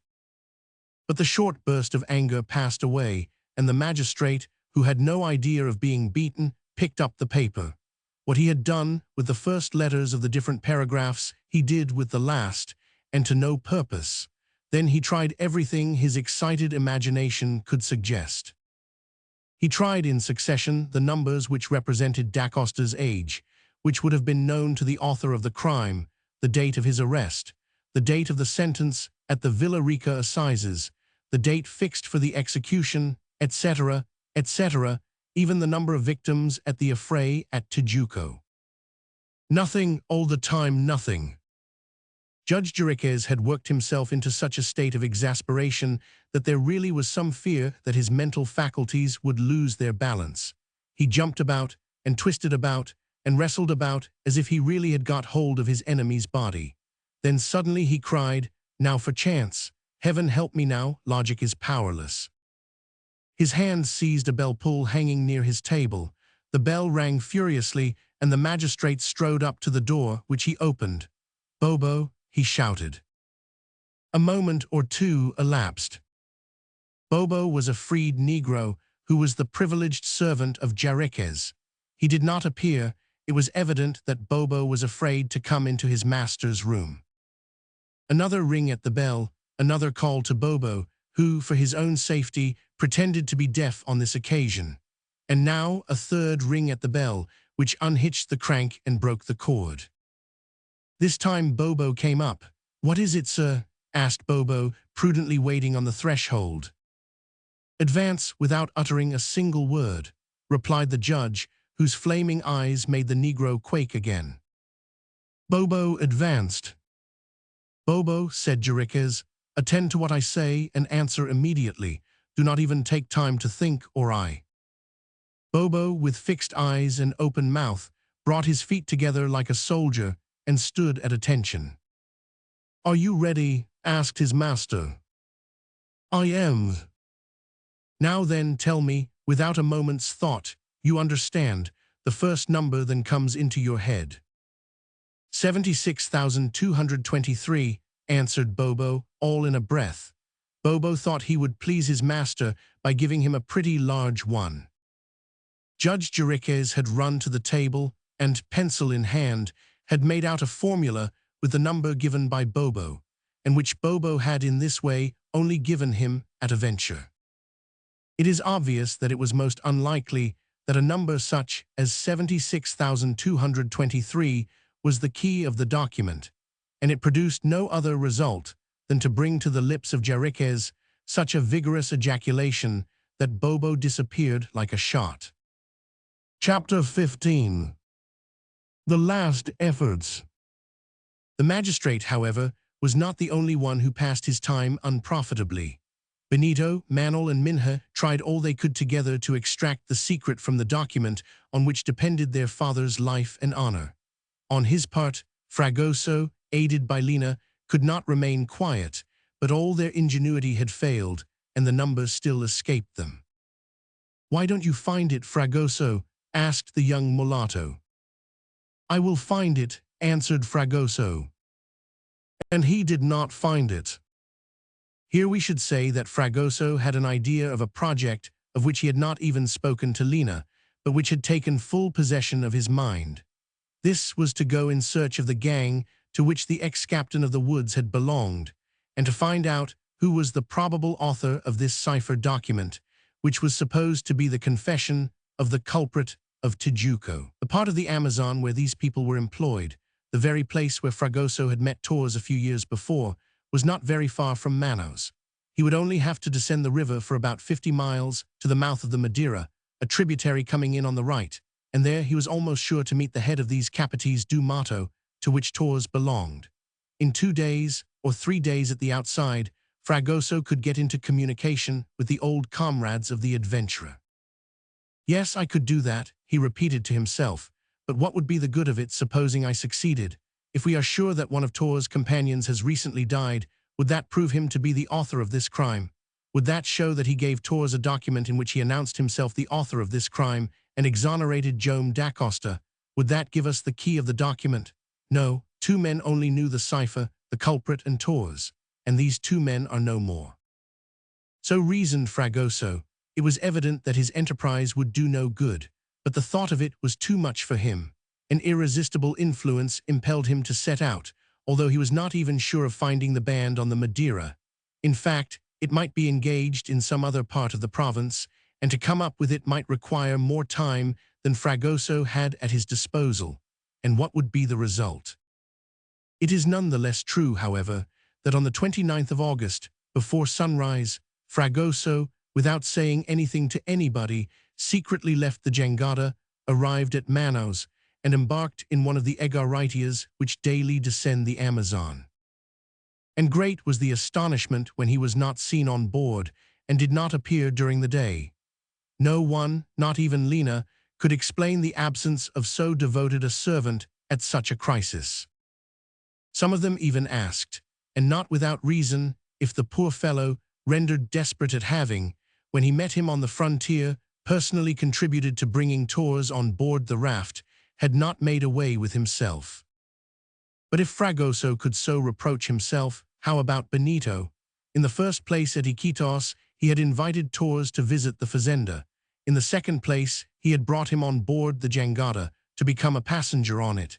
And in the third place, in killing him, he had annihilated the only witness whose evidence could save the condemned man. And so Benito considered himself responsible for everything, the arrest of his father, and the terrible events of which it had been the consequence. In fact, had Torres been alive, Benito could not tell but that, in some way or another, from pity or for reward, he would have finished by handing over the document. Would not Torres, whom nothing could compromise, have been persuaded to speak, had money been brought to bear upon him? Would not the long-sought-for proof have been furnished to the judge? Yes, undoubtedly, and the only man who could have furnished this evidence had been killed through Benito. Such was what the wretched man continually repeated to his mother, to Manuel, and to himself. Such were the cruel responsibilities which his conscience laid to his charge. Between her husband, with whom she passed all the time that was allowed her, and her son, a prey to despair which made her tremble for his reason, the brave Yaquita lost none of her moral energy. In her they found the valiant daughter of Magalhães, the worthy wife of the fazender of Iquitos. The attitude of Joam da Costa was well adapted to sustain her in this ordeal. That gallant man, that rigid Puritan, that austere worker, whose whole life had been a battle, had not yet shown a moment of weakness. The most terrible blow which had struck him without prostrating him had been the death of Judge Ribeiro, in whose mind his innocence did not admit of a doubt. Was it not with the help of his old defender that he had hoped to strive for his rehabilitation? The intervention of Torres he had regarded throughout as being quite secondary for him. And of this document he had no knowledge when he left Iquitos to hand himself over to the justice of his country. He only took with him moral proofs. When a material proof was unexpectedly produced in the course of the affair, before or after his arrest, he was certainly not the man to despise it. But if, on account of regrettable circumstances, the proof disappeared, he would find himself once more in the same position as when he passed the Brazilian frontier, the position of a man who came to say, "Here is my past life, here is my present, here is an entirely honest existence of work and devotion which I bring you. You passed on me at first an erroneous judgment. After 23 years of exile, I have come to give myself up. Here I am, judge me again." The death of Torres, the impossibility of reading the document found on him, had thus not produced on Joam da Costa the impression which it had on his children, his friends, his household, and all who were interested in him. "I have faith in my innocence," he repeated to Yaquita, "as I have faith in God. If my life is still useful to my people, and a miracle is necessary to save me, that miracle will be performed. If not, I shall die. God alone is my judge." The excitement increased in Manaus as the time ran on. The affair was discussed with unexampled acerbity. In the midst of this enthrallment of public opinion, which evoked so much of the mysterious, the document was the principal object of conversation. At the end of this fourth day not a single person doubted but that it contained the vindication of the doomed man. Everyone had been given an opportunity of deciphering its incomprehensible contents, for the Diario do Grande-Pera had reproduced it in facsimile. Autograph copies were spread about in great numbers at the suggestion of Manuel, who neglect nothing that might lead to the penetration of the mystery, not even chance, that nickname of Providence, as someone has called it. In addition, a reward of 100 contos, or 300,000 francs, was promised to anyone who could discover the cipher so fruitlessly sought after and read the document. This was quite a fortune, and so people of all classes forgot to eat, drink, or sleep to attack this unintelligible cryptogram. Up to the present, however, all had been useless, and probably the most ingenious analysts in the world would have spent their time in vain. It had been advertised that any solution should be sent, without delay, to Judge Jeriquez, to his house in God the Sun Street. But the evening of the 29th of August came, and none had arrived, nor was any likely to arrive. Of all those who took up the study of the puzzle, Judge Jeriquez was one of the most to be pitied. By a natural association of ideas, he also joined in the general opinion that the document referred to the affair at Tijuco, and that it had been written by the hand of the guilty man and exonerated Joam da Costa. And so, he put even more ardor into his search for the key. It was not only the art for art's sake which guided him, it was a sentiment of justice, of pity toward a man suffering under an unjust condemnation. If it is the fact that a certain quantity of phosphorus is expended in the work of the brain, it would be difficult to say how many milligrams the judge had parted with to excite the network of his sensorium. And after all, to find out nothing, absolutely nothing. But Jeriquez had no idea of abandoning the inquiry. If he could only now trust to chance, he would work on for that chance. He tried to evoke it by all means possible and impossible. He had given himself over to fury and anger, and what was worse, to impotent anger.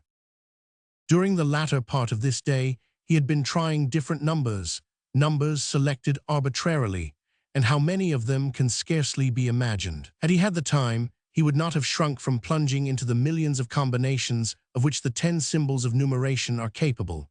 He would have given his whole life to it, at the risk of going mad before the year was out. Mad, was he not that already? He had had the idea that the document might be read through the paper, and so he turned it round and exposed it to the light, and tried it in that way. Nothing, the numbers already thought of, and which he tried in this new way, gave no result. Perhaps the document read backward, and the last letter was really the first, for the author would have done this had he wished to make the reading more difficult. Nothing, the new combination only furnished a series of letters, just as enigmatic. At 8 o'clock in the evening, Jeriquez, with his face in his hands, knocked up, worn out mentally and physically, had neither strength to move, to speak, to think, or to associate one idea with another. Suddenly a noise was heard outside. Almost immediately, notwithstanding his formal orders, the door of his study was thrown open. Benito and Manuel were before him, Benito looking dreadfully pale, and Manuel supporting him, for the unfortunate young man had hardly strength to support himself. The magistrate quickly arose. "What is it, gentlemen? What do you want?" he asked. The cipher," exclaimed Benito, mad with grief, "the cipher of the document." "Do you know it, then?" shouted the judge. "No, sir," said Manuel, "but you." Nothing,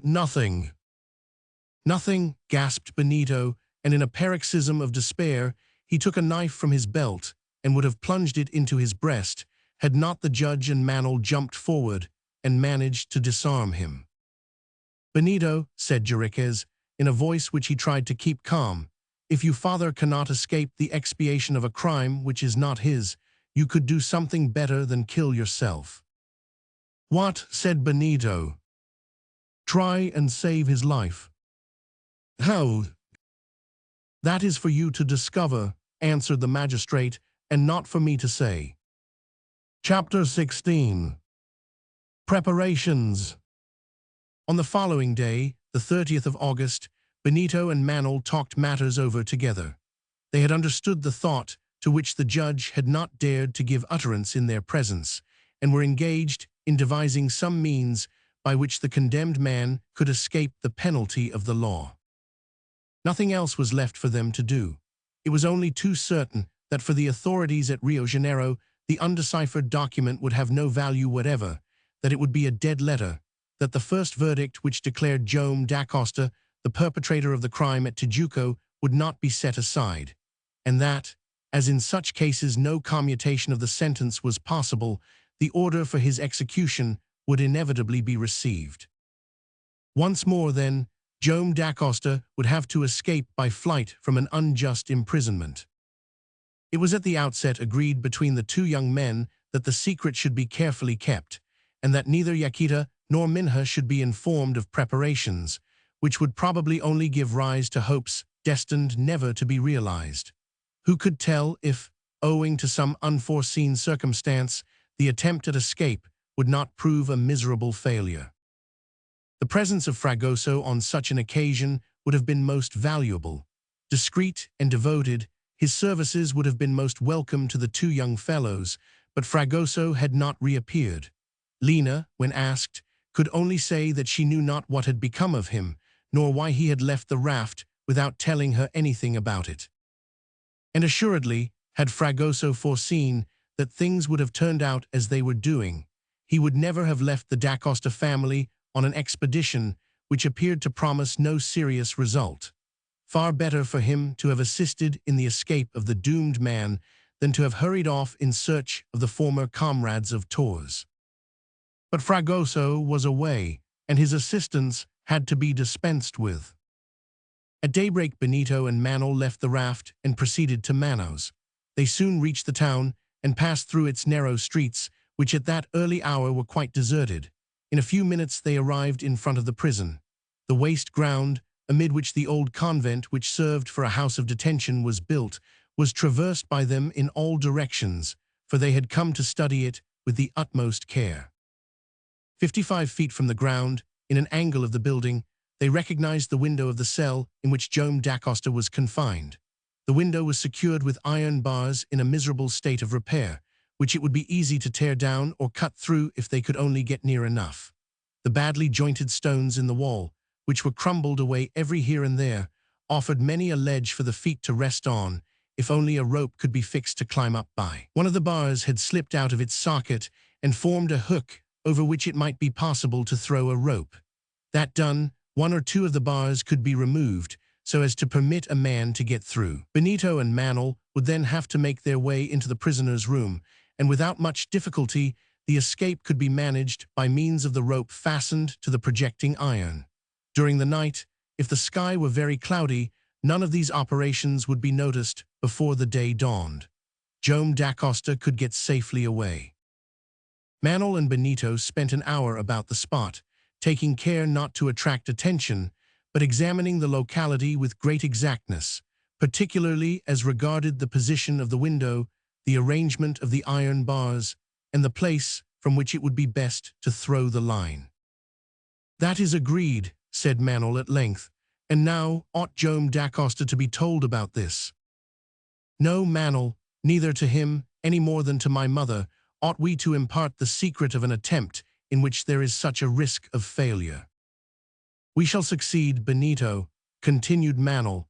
"However, we must prepare for everything, and in case the chief of the prison should discover us at the moment of escape."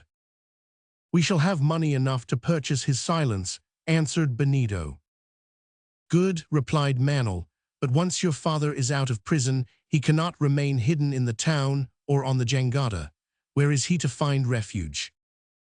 This was the second question to solve, and a very difficult one it was. 100 paces away from the prison, however, the wasteland was crossed by one of those canals which flow through the town into the Rio Negro. This canal afforded an easy way of gaining the river if a pirogue were in waiting for the fugitive. From the foot of the wall to the canal side was hardly 100 yards. Benito and Manuel decided that about 8 o'clock in the evening one of the pirogues, with 2 strong rowers, under the command of the pilot Araujo, should start from the jangada. They could ascend the Rio Negro, enter the canal, and crossing the wasteland, remain concealed throughout the night under the tall vegetation on the banks. But once on board, where was Joam Dacosta to seek refuge? To return to Iquitos was to follow a road full of difficulties and peril, and a long one in any case, should the fugitive either travel across the country or by the river. Neither by horse nor pirogue could he be got out of danger quickly enough, and the fazenda was no longer a safe retreat. He would not return to it as the fazender, Joam Garral, but as the convict, Joam Dacosta, continually in fear of his extradition. He could never dream of resuming his former life. To get away by the Rio Negro into the north of the province, or even beyond the Brazilian territory, would require more time than he could spare, and his first care must be to escape from immediate pursuit. To start again down the Amazon, but stations, village, and towns abounded on both sides of the river. The description of the fugitive would be sent to all the police, and he would run the risk of being arrested long before he reached the Atlantic. And supposing he reached the coast, where and how was he to hide and wait for a passage to put the sea between himself and his pursuers? On consideration of these various plans, Benito and Manuel agreed that neither of them was practicable. One, however, did offer some chance of safety, and that was to embark in the pirogue, follow the canal into the Rio Negro, descend this tributary under the guidance of the pilot, reach the confluence of the rivers, and run down the Amazon along its right bank for some 60 miles during the nights, resting during the daylight, and so gaining the embouchure of the Madeira. This tributary, which, fed by 100 affluents, descends from the watershed of the Cordilleras, is a regular waterway opening into the very heart of Bolivia. A pirogue could pass up it and leave no trace of its passage, and a refuge could be found in some town or village beyond the Brazilian frontier. There Joam da Costa would be comparatively safe, and there for several months he could wait for an opportunity of reaching the Pacific coast and taking passage in some vessel leaving one of its ports. And if the ship were bound for one of the states of North America, he would be free. Once there, he could sell the fazenda, leave his country forever, and seek beyond the sea, in the Old World, a final retreat in which to end an existence so cruelly and unjustly disturbed. Anywhere he might go, his family, not excepting Manuel, who was bound to him by so many ties, would assuredly follow without the slightest hesitation. "Let us go," said Benito. "We must have all ready before night, and we have no time to lose." The young men returned on board by way of the canal bank, which led along the Rio Negro. They satisfied themselves that the passage of the pirogue would be quite possible, and that no obstacles such as locks or boats under repair were there to stop it. They then descended the left bank of the tributary, avoiding the slowly filling streets of the town, and reached the jangada. Benito's first care was to see his mother. He felt sufficiently master of himself to dissemble the anxiety which consumed him. He wished to assure her that all hope was not lost, that the mystery of the document would be cleared up, that in any case public opinion was in favor of Joam, and that, in face of the agitation which was being made in his favor, justice would grant all the necessary time for the production of the material proof his innocence. "Yes, mother," he added, "before tomorrow we shall be free from anxiety." "May heaven grant it so," replied Yaquita, and she looked at him so keenly that Benito could hardly meet her glance. On his part, and as if by prearrangement, Manuel had tried to reassure Minha by telling her that Judge Jeriquez was convinced of the innocence of Joam, and would try to save him by every means in his power. "I only wish he would, Manuel," answered she, endeavoring in vain to restrain her tears. And Manuel left her, for the tears were also welling up in his eyes and witnessing against the words of hope to which he had just given utterance.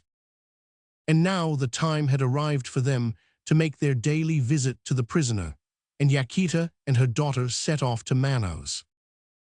For an hour the young men were in consultation with Araujo. They acquainted him with their plan in all its details, and they discussed not only the projected escape, but the measures which were necessary for the safety of the fugitive. Araujo approved of everything. He undertook during the approaching night to take the pirogue up the canal without attracting any notice, and he knew its course thoroughly as far as the spot where he was to await the arrival of Joam da Costa. To get back to the mouth of the Rio Negro was easy enough, and the pirogue would be able to pass unnoticed among the numerous craft continually descending the river. Araujo had no objection to offer to the idea of following the Amazon down to its confluence with the Madeira. The course of the Madeira was familiar to him for quite 200 miles up, and in the midst of these thinly peopled provinces, even if pursuit took place in their direction, all attempts at capture could be easily frustrated. They could reach the interior of Bolivia, and if Joam decided to leave his country, he could procure a passage with less danger on the coast of the Pacific than on that of the Atlantic. Araujo's approval was most welcome to the young fellows. They had great faith in the practical good sense of the pilot, and not without reason. His zeal was undoubted, and he would assuredly have risked both life and liberty to save the fazender of Iquitos. With the utmost secrecy, Araujo at once set about his preparations. A considerable sum in gold was handed over to him by Benito to meet all eventualities during the voyage on the Madeira. In getting the pirogue ready, he announced his intention of going in search of Fragoso, whose fate excited a good deal of anxiety among his companions. He stowed away in the boat provisions for many days, and did not forget the ropes and tools which would be required by the young men when they reached the canal at the appointed time and place. These preparations evoked no curiosity on the part of the crew of the jangada, and even the two stalwart Negroes were not let into the secret. They, however, could be absolutely depended on. Whenever they learned what the work of safety was in which they were engaged, when Joam Dacosta, once more free, was confided to their charge, Araujo knew well that they would dare anything, even to the risk of their own lives, to save the life of their master. By the afternoon all was ready, and they had only the night to wait for. But before making a start, Manuel wished to call on Judge Jariquez for the last time. The magistrate might perhaps have found out something new about the document. Benito preferred to remain on the raft and wait for the return of his mother and sister. Manuel then presented himself at the abode of Judge Jariquez and was immediately admitted. The magistrate, in the study which he never quitted, was still the victim of the same excitement. The document, crumpled by his impatient fingers, was still there before his eyes on the table. "Sir," said Manuel, whose voice trembled as he asked the question, "have you received anything from Rio de Janeiro?"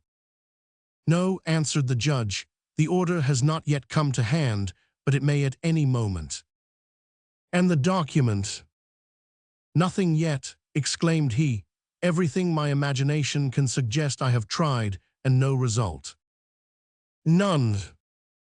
"Nevertheless, I distinctly see one word in the document, only one." "What is that? What is the word?" "Fly." Manuel said nothing, but he pressed the hand which Jariquez held out to him and returned to the jangada to wait for the moment of action. Chapter 17. The last night. The visit of Yaquita and her daughter had been like all such visits during the few hours which each day the husband and wife spent together. In the presence of the two beings whom Joam so dearly loved, his heart nearly failed him, but the husband, the father, retained his self-command. It was he who comforted the two poor women and inspired them with a little of the hope of which so little now remained to him. They had come with the intention of cheering the prisoner. Alas, far more than they themselves were in want of cheering. But when they found him still bearing himself unflinchingly in the midst of his terrible trial, they recovered a little of their hope. Once more had Joam spoken encouraging words to them. His indomitable energy was due not only to the feeling of his innocence, but to his faith in that God, a portion of whose justice yet dwells in the hearts of men. No, Joam Dacosta would never lose his life for the crime of Tijuco. Hardly ever did he mention the document, whether it were apocryphal or no, whether it were in the handwriting of Torres or in that of the real perpetrator of the crime, whether it contained or did not contain the longed-for vindication. It was on no such doubtful hypothesis that Joam Dacosta presumed to trust. No, he reckoned on a better argument in his favor, and it was to his long life of toil and honor that he relegated the task of pleading for him. This evening, then, his wife and daughter, strengthened by the manly words, which thrilled them to the core of their hearts, had left him more confident than they had ever been since his arrest. For the last time the prisoner had embraced them, and with redoubled tenderness. It seemed as though the denouement was nigh. Joam Dacosta, after they had left, remained for some time perfectly motionless. His arms rested on a small table and supported his head. Of what was he thinking? Had he at last been convinced that human justice, after failing the first time, would at length pronounce his acquittal? Yes, he still hoped. With the report of Judge Jariquez establishing his identity, he knew that his memoir, which he had penned with so much sincerity, would have been sent to Rio de Janeiro and was now in the hands of the Chief Justice. This memoir, as we know, was the history of his life from his entry into the offices of the Diamond Rail until the very moment when the jangada stopped before Manaus. Joam da Costa was pondering over his whole career. He again lived his past life from the moment when, as an orphan, he had set foot in Tijuco. There his zeal had raised him high in the offices of the Governor-General, into which he had been admitted when still very young. The future smiled on him. He would have filled some important position. Then this sudden catastrophe, the robbery of the diamond convoy, the massacre of the escort, the suspicion directed against him as the only official who could have divulged the secret of the expedition, his arrest, his appearance before the jury, his conviction in spite of all the efforts of his advocate, the last hours spent in the condemned cell at Villarica, his escape under conditions which betokened almost superhuman courage, his flight through the northern provinces, his arrival on the Peruvian frontier, and the reception which the starving fugitive had met with from the hospitable fazender Magalhães. The prisoner once more passed in review these events, which had so cruelly marred his life, and then, lost in his thoughts and recollections, he sat, regardless of a peculiar noise on the outer wall of the convent, of the jerkings of a rope hitched on to a bar of his window, and of grating steel as it cut through iron, which ought at once to have attracted the attention of a less absorbed man. Joam da Costa continued to live the years of his youth after his arrival in Peru. He again saw the fazender, the clerk, the partner of the old Portuguese, toiling hard for the prosperity of the establishment at Iquitos. Why at the outset had he not told all to his benefactor? He would never have doubted him. It was the only error with which he could reproach himself. Why had he not confessed to him whence he had come and who he was? Above all, at the moment when Magalhães had placed in his hand the hand of the daughter who would never have believed that he was the author of so frightful a crime. And now the noise outside became loud enough to attract the prisoner's attention. For an instant Joam raised his head. His eyes sought the window, but with a vacant look, as though he were unconscious, and the next instant his head again sank into his hands. Again he was in thought back at Iquitos. There the old fazender was dying.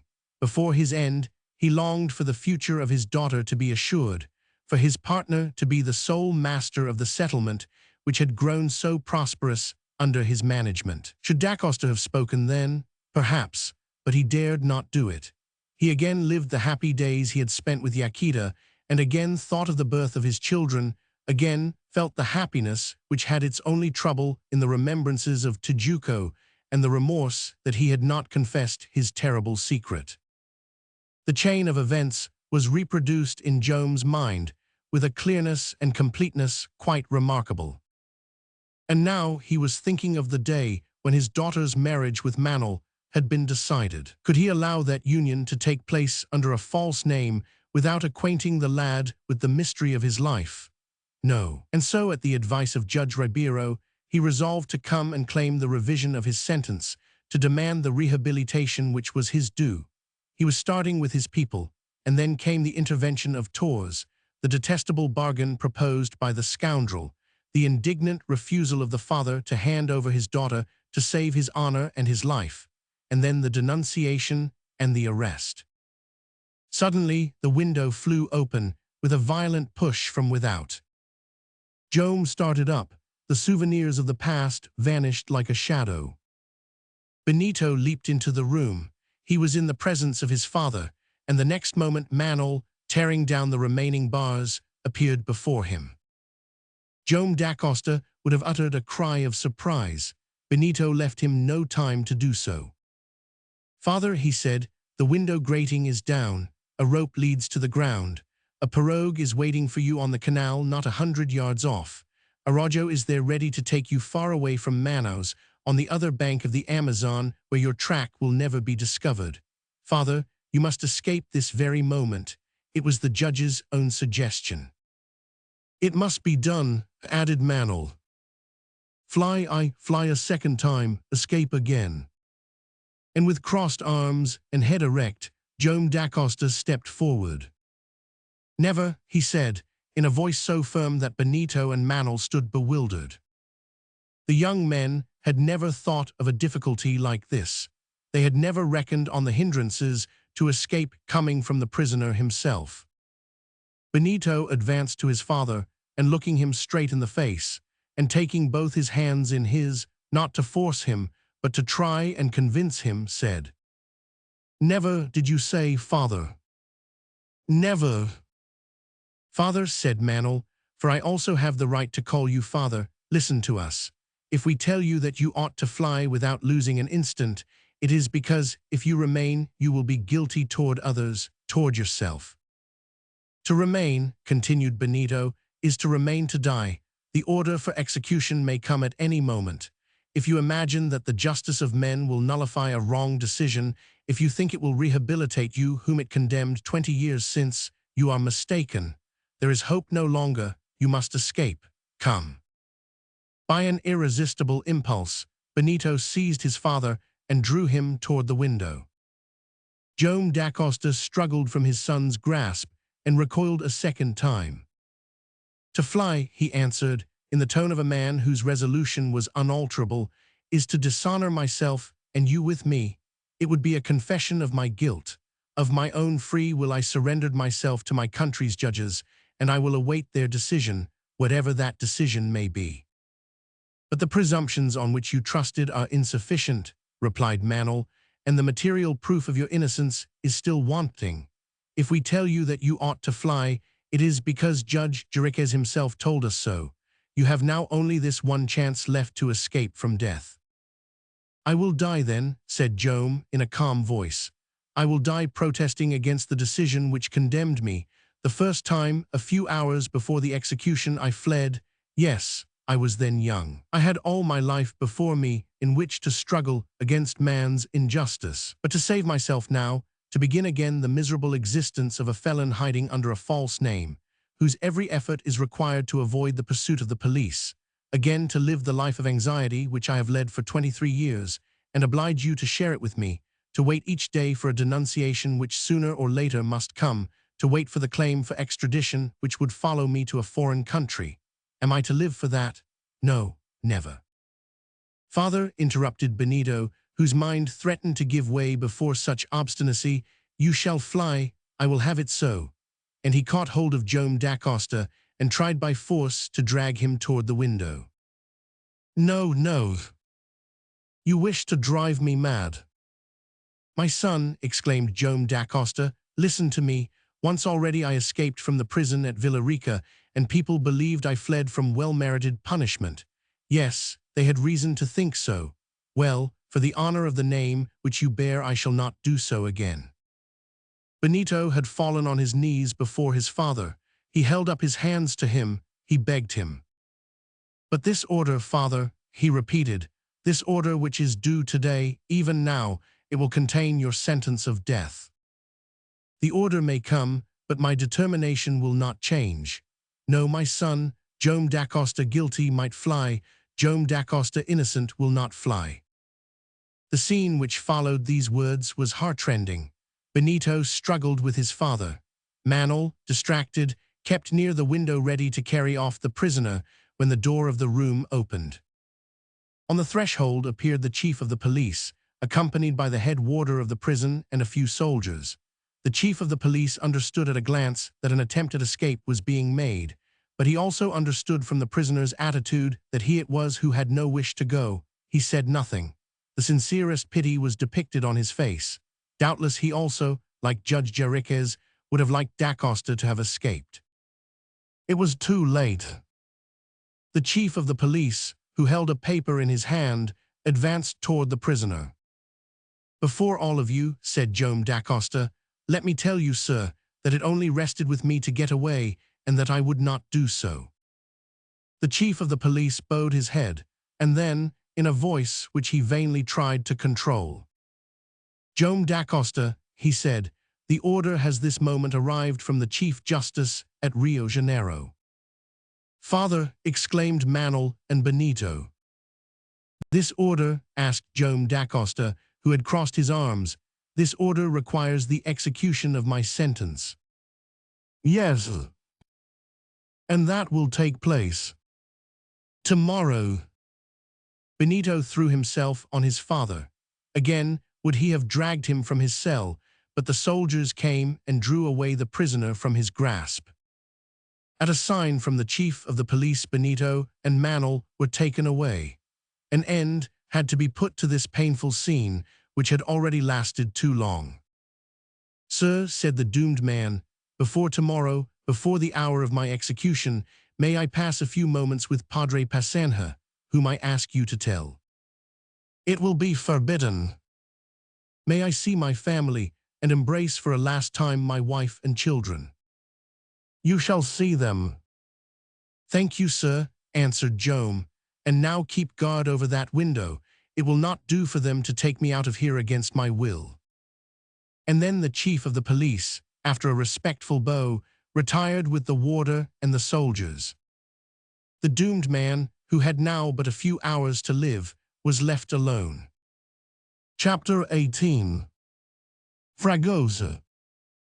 And so the order had come, and as Judge Jeriquez had foreseen, it was an order requiring the immediate execution of the sentence pronounced on Jome da Costa. No proof had been produced. Justice must take its course. It was the very day, the 31st of August, at 9 o'clock in the morning, of which the condemned man was to perish on the gallows. The death penalty in Brazil is generally commuted, except in the case of Negroes, but this time it was to be suffered by a white man. Such are the penal arrangements relative to crimes in the diamond arrayal, for which, in the public interest, the law allows no appeal to mercy. Nothing could now save Jome da Costa. It was not only life, but honor that he was about to lose. But on the 31st of August, a man was approaching Manaus with all the speed his horse was capable of, and such had been the pace at which he had come that half a mile from the town the gallant creature fell, incapable of carrying him any further. The rider did not even stop to raise his steed. Evidently he had asked and obtained from it all that was possible, and despite the state of exhaustion in which he found himself, he rushed off in the direction of the city. The man came from the eastern provinces and had followed the left bank of the river. All his means had gone in the purchase of this horse, which, swifter far than any pirogue on the Amazon, had brought him to Manaus. It was Fragoso. Had then the brave fellow succeeded in the enterprise of which he had spoken to nobody? Had he found the party to which Torres belonged? Had he discovered some secret which would yet save Jome da Costa? He hardly knew, but in any case he was in great haste to acquaint Judge Jeriquez with what he had ascertained during his short excursion. And this is what had happened. Fragoso had made no mistake when he recognized Torres as one of the captains of the party which was employed in the river provinces of the Madeira. He set out, and on reaching the mouth of that tributary, he learned that the chief of these capites de Mato was then in the neighborhood. Without losing a minute, Fragoso started on the search, and not without difficulty succeeded in meeting him. To Fragoso's questions, the chief of the party had no hesitation in replying. He had no interest in keeping silence with regard to the few simple matters on which he was interrogated. In fact, 3 questions only of importance were asked him by Fragoso, and these were: "Did not a captain of the woods named Torres belong to your party a few months ago?" "Yes." "At that time, had he not one intimate friend among his companions who has recently died?" "Just so." "And the name of that friend was?" "Ortega." This was all that Fragoso had learned. Was this information of a kind to modify da Costa's position? It was hardly likely. Fragoso saw this, and pressed the chief of the band to tell him what he knew of this Ortega, of the place where he came from, and of his antecedents generally. Such information would have been of great importance if Ortega, as Torres had declared, was the true author of the crime of Tijuco. But unfortunately, the chief could give him no information whatever in the matter. What was certain was that Ortega had been a member of the band for many years, that an intimate friendship existed between him and Tors, that they were always seen together, and that Tors had watched at his bedside when he died. This was all the chief of the band knew, and he could tell no more. Fragoso, then, had to be contented with these insignificant details and departed immediately.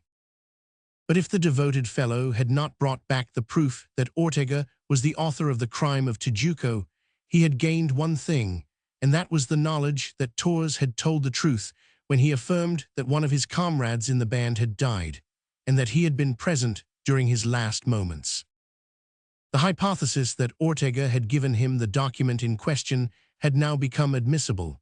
Nothing was more probable than that this document had reference to the crime of which Ortega was really the author, and that it contained the confession of the culprit, accompanied by circumstances which permitted of no doubt as to its truth.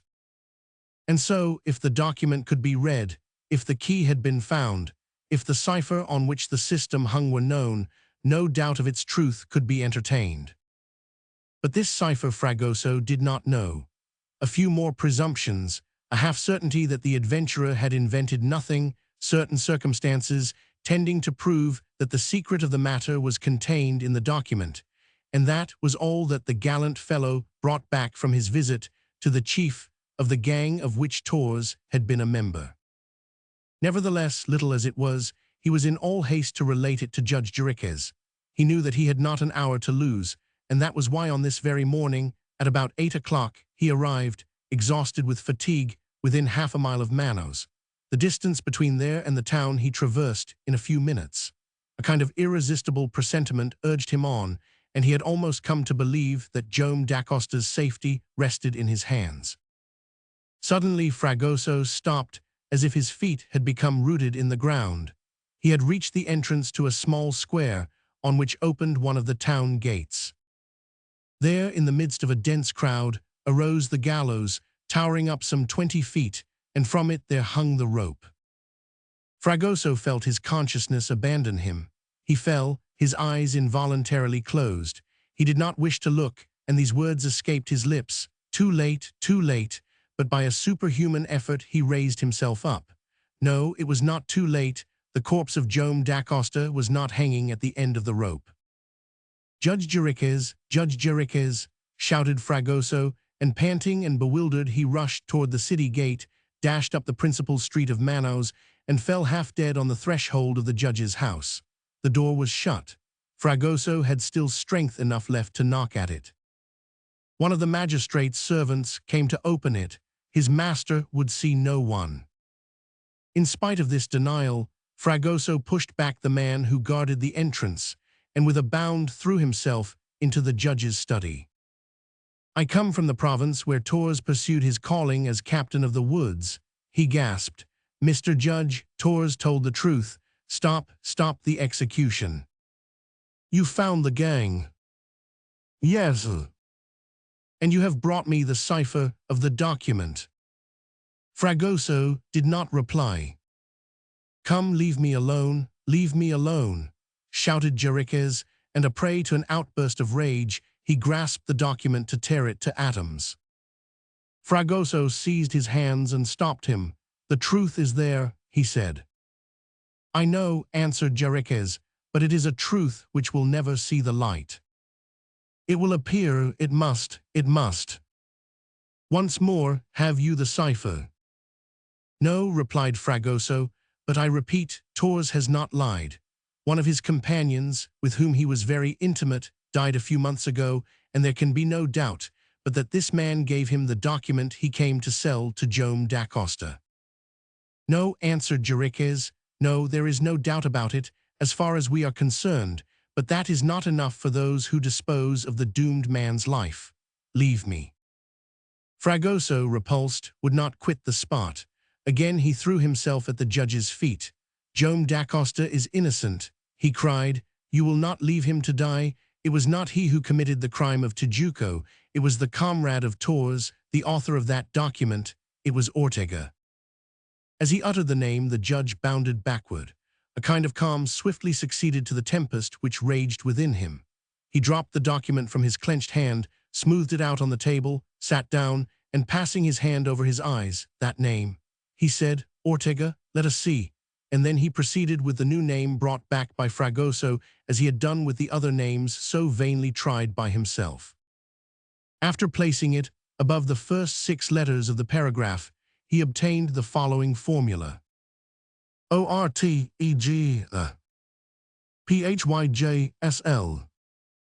Nothing, he said, that gives us nothing.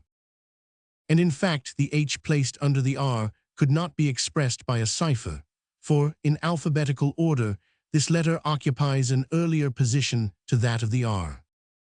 The P, the Y, the J, arranged beneath the letters O, T, E, disclosed the cipher 1, 4, 5, but as for the S and the L at the end of the word, the interval which separated them from the G, and there was a dozen letters, and hence impossible to express by a single cipher, so that they corresponded to neither G nor A. And here appalling shouts arose in the streets. They were the cries of despair. Fragoso jumped to one of the windows and opened it before the judge could hinder him. The people filled the road. The hour had come at which the doomed man was to start from the prison, and the crowd was flowing back to the spot where the gallows had been erected. Judge Jeriquez, quite frightful to look upon, devoured the lines of the document with a fixed stare. "The last letters," he muttered. "Let us try once more the last letters." It was the last hope. And then, with a hand whose agitation nearly prevented him from writing at all, he placed the name of Ortega over the 6 last letters of the paragraph, as he had done over the first. An exclamation immediately escaped him. He saw, at first glance, that the 6 last letters were inferior in alphabetical order to those which composed Ortega's name, and that consequently they might yield the number. And when he reduced the formula, reckoning each later letter from the earlier letter of the word, he obtained Ortega 432513 SUVJHD. The number thus disclosed was 432,513. But was this number that which had been used in the document? Was it not as erroneous as those he had previously tried? At this moment, the shouts below redoubled, shouts of pity which betrayed the sympathy of the excited crowd. A few minutes more were all that the doomed man had to live. Fragoso, maddened with grief, darted from the room. He wished to see, for the last time, his benefactor who was on the road to death. He longed to throw himself before the mournful procession and stop it, shouting, "Do not kill this just man, do not kill him." But already, Judge Jeriquez had placed the given number above the first letters of the paragraph, repeating them as often as was necessary, as follows: 4325, 134325, 134325, 13432513. PHYJ SLYDDQ FDZXGLSGZZQQEA. And then, reckoning the true letters according to their alphabetical order, he read, "Le véritable auteur du Valde." A yell of delight escaped him. This number, 432,513, was the number sought for so long. The name of Ortega had enabled him to discover it. At length he held the key of the document, which would incontestably prove the innocence of Joam da Costa, and without reading any more, he flew from his study into the street, shouting, "Hold, hold!" to cleave the crowd, which opened as he ran, to dash to the prison, whence the convict was coming at the last moment, with his wife and children clinging to him with the violence of despair, was but the work of a minute for Judge Jeriquez. Stopping before Joam da Costa, he could not speak for a second, and then these words escaped his lips. "Innocent, innocent." Chapter 19. The Crime of Tijuco. On the arrival of the judge, the mournful procession halted. A roaring echo had repeated after him, and again repeated the cry which escaped from every mouth. "Innocent, innocent." Then complete silence fell on all. The people did not want to lose one syllable of what was about to be proclaimed. Judge Jeriquez sat down on a stone seat, and then, while Minha, Benito, Manuel, and Fragoso stood round him, while Joam da Costa clasped Yaquita to his heart, he first unraveled the last paragraph of the document by means of the number, and as the words appeared by the institution of the true letters for the cryptological ones, he divided and punctuated them, and then read it out in a loud voice. And this is what he read in the midst of profound silence. Le veritable auteur du Val des Diamonds, et de 351,340,351, 343,251 34 325, 134 32,513,430 251 34, ph idslid dzx gas, gzzqq, xgkfndrxu, jugi elassinat, des soldats qui escortaient le convoy, 32,513,430, 2,513, 432, 5,134,325, 134 32,513,430, 2,513, 43, 251,343. Osits bu, ipodvi rim hupaichucks, ph et asil, kami dans la nuit du 20 janvier, 2,513,43, 25,1343, 251,340, 3,251, 3,430, 2,513. 432, etmv f5, pd pajks, hi unajige mekinfu, q1, en huit cent 26, ns donc pa Joam da Costa, 513432, 513425, 13432, 513432, 513. 4325, 1,340,3,251, MVLY, FGSU ZMKIS, TLB QJO GSQI, of BNRCC Edgras Injustment Condamni à Mort. C'est moi, less miserable 34,325,134,325. 13,430, 2,513. 432 51 34 32, 513. 43 251,340,3,251. L4 M Sux DRG Crow, EPQXU, FIV, RPLPH, ONTH, Employé de l'Administration du District. Diamantin, 3,430,2,513. 43 250, 1,340, 3,250, 1,340, 3,250, 130, 432,513,430, 2, 513,430, 2,513. HQSNTZH, HH, en Fepmqxtojizi GQMF 8 out, Moisul, Cuisine de Mon Vrai Nom, Ortega. 432, 513, 4325, 130, 432,513, 43 251 34 32 513 432,513 SIC RPL XHXQ RIM VICLO HH Odo ZVDK SPP Subject. The real author of the robbery of the diamonds and of the murder of the soldiers who escorted the convoy committed during the night of the 22nd of January 1826 was thus not Joam da Costa, unjustly condemned to death. It was I, the wretched servant of the administration of the Diamond District. Yes, I alone, who signed this with my true name, Ortega. The reading of this had hardly finished when the air was rent with prolonged hurrahs. What could be more conclusive than this last paragraph, which summarized the whole of the document and proclaimed so absolutely the innocence of the fazender of Iquitos, and which snatched from the gallows this victim of a frightful judicial mistake. Joam da Costa, surrounded by his wife, his children, and his friends, was unable to shake the hands which were held out to him. Such was the strength of his character that a reaction occurred, tears of joy escaped from his eyes, and at the same instant his heart was lifted up to that providence which had come to save him so miraculously at the moment he was about to offer the last expiation to that God who would not permit the accomplishment of that greatest of crimes, the death of an innocent man. Yes, there could be no doubt as to the vindication of Joam da Costa.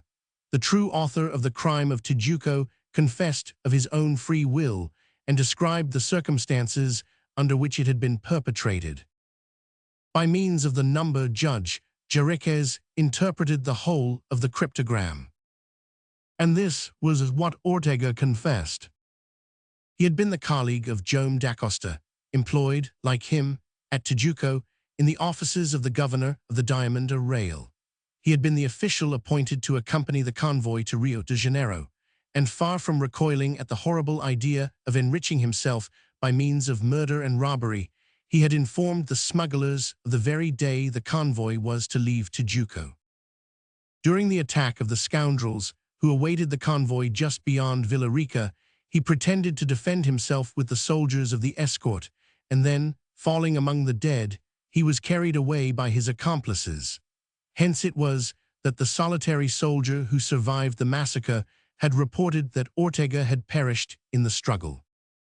But the robbery did not profit the guilty man in the long run, for a little time afterward he was robbed by those whom he had helped to commit the crime.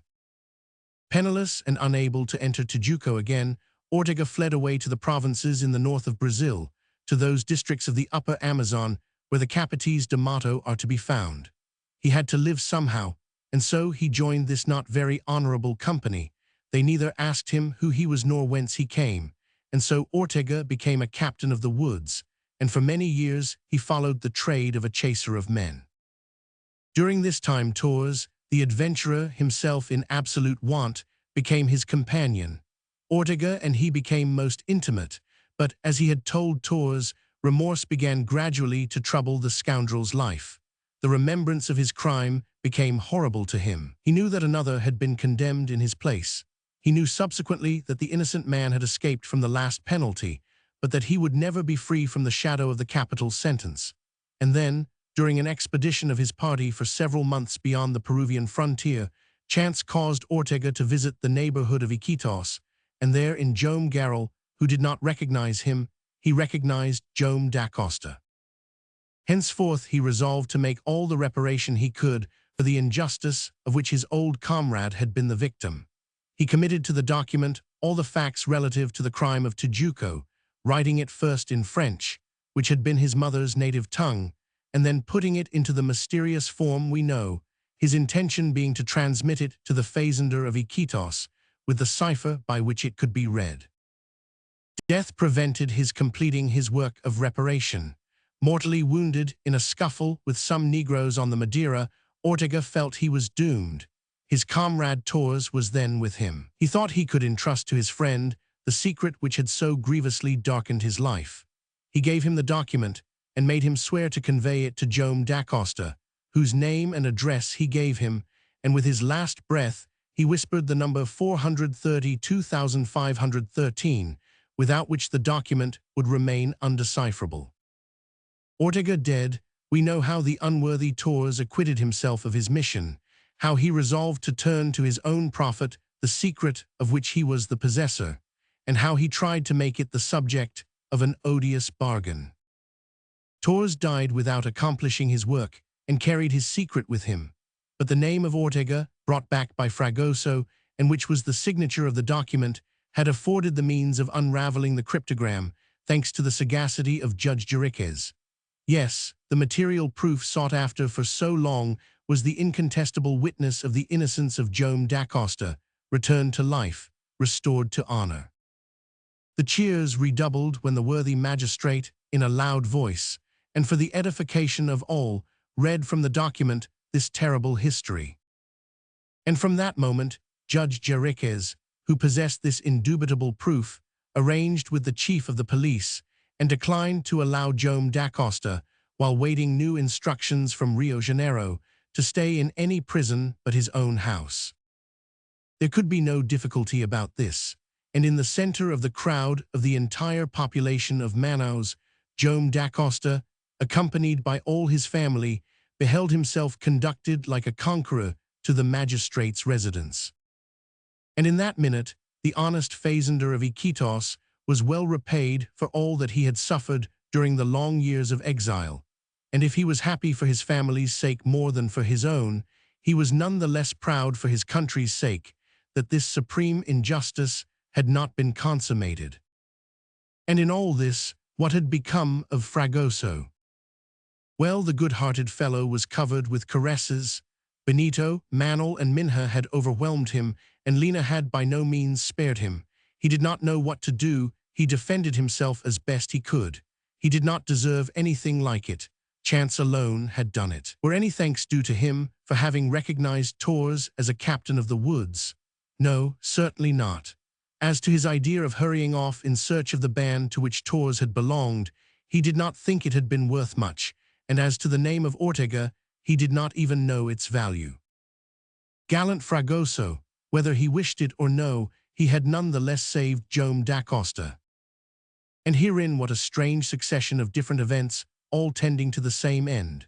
The deliverance of Fragoso at the time when he was dying of exhaustion in the forest of Iquitos, the hospitable reception he had met with at the fazenda, the meeting with Torres on the Brazilian frontier, his embarkation on the jangada, and lastly, the fact that Fragoso had seen him somewhere before. Well, yes, Fragoso ended by exclaiming, but it is not to me that all this happiness is due, it is due to Lena. To me, replied the young mulatto. No doubt of it. Without the liana, without the idea of the liana, could I ever have been the cause of so much happiness. So that Fragoso and Lena were praised and petted by all the family, and by all the new friends whom so many trials had procured them at Manaus, need hardly be insisted on. But had not Judge Jeriquez also had his share in this rehabilitation of an innocent man? If in spite of all the shrewdness of his analytical talents, he had not been able to read the document, which was absolutely undecipherable to anyone who had not got the key, had he not at any rate discovered the system on which the cryptogram was composed? Without him, what could have been done with only the name of Ortega to reconstitute the number which the author of the crime and Torres, both of whom were dead, alone knew? And so he also received abundant thanks.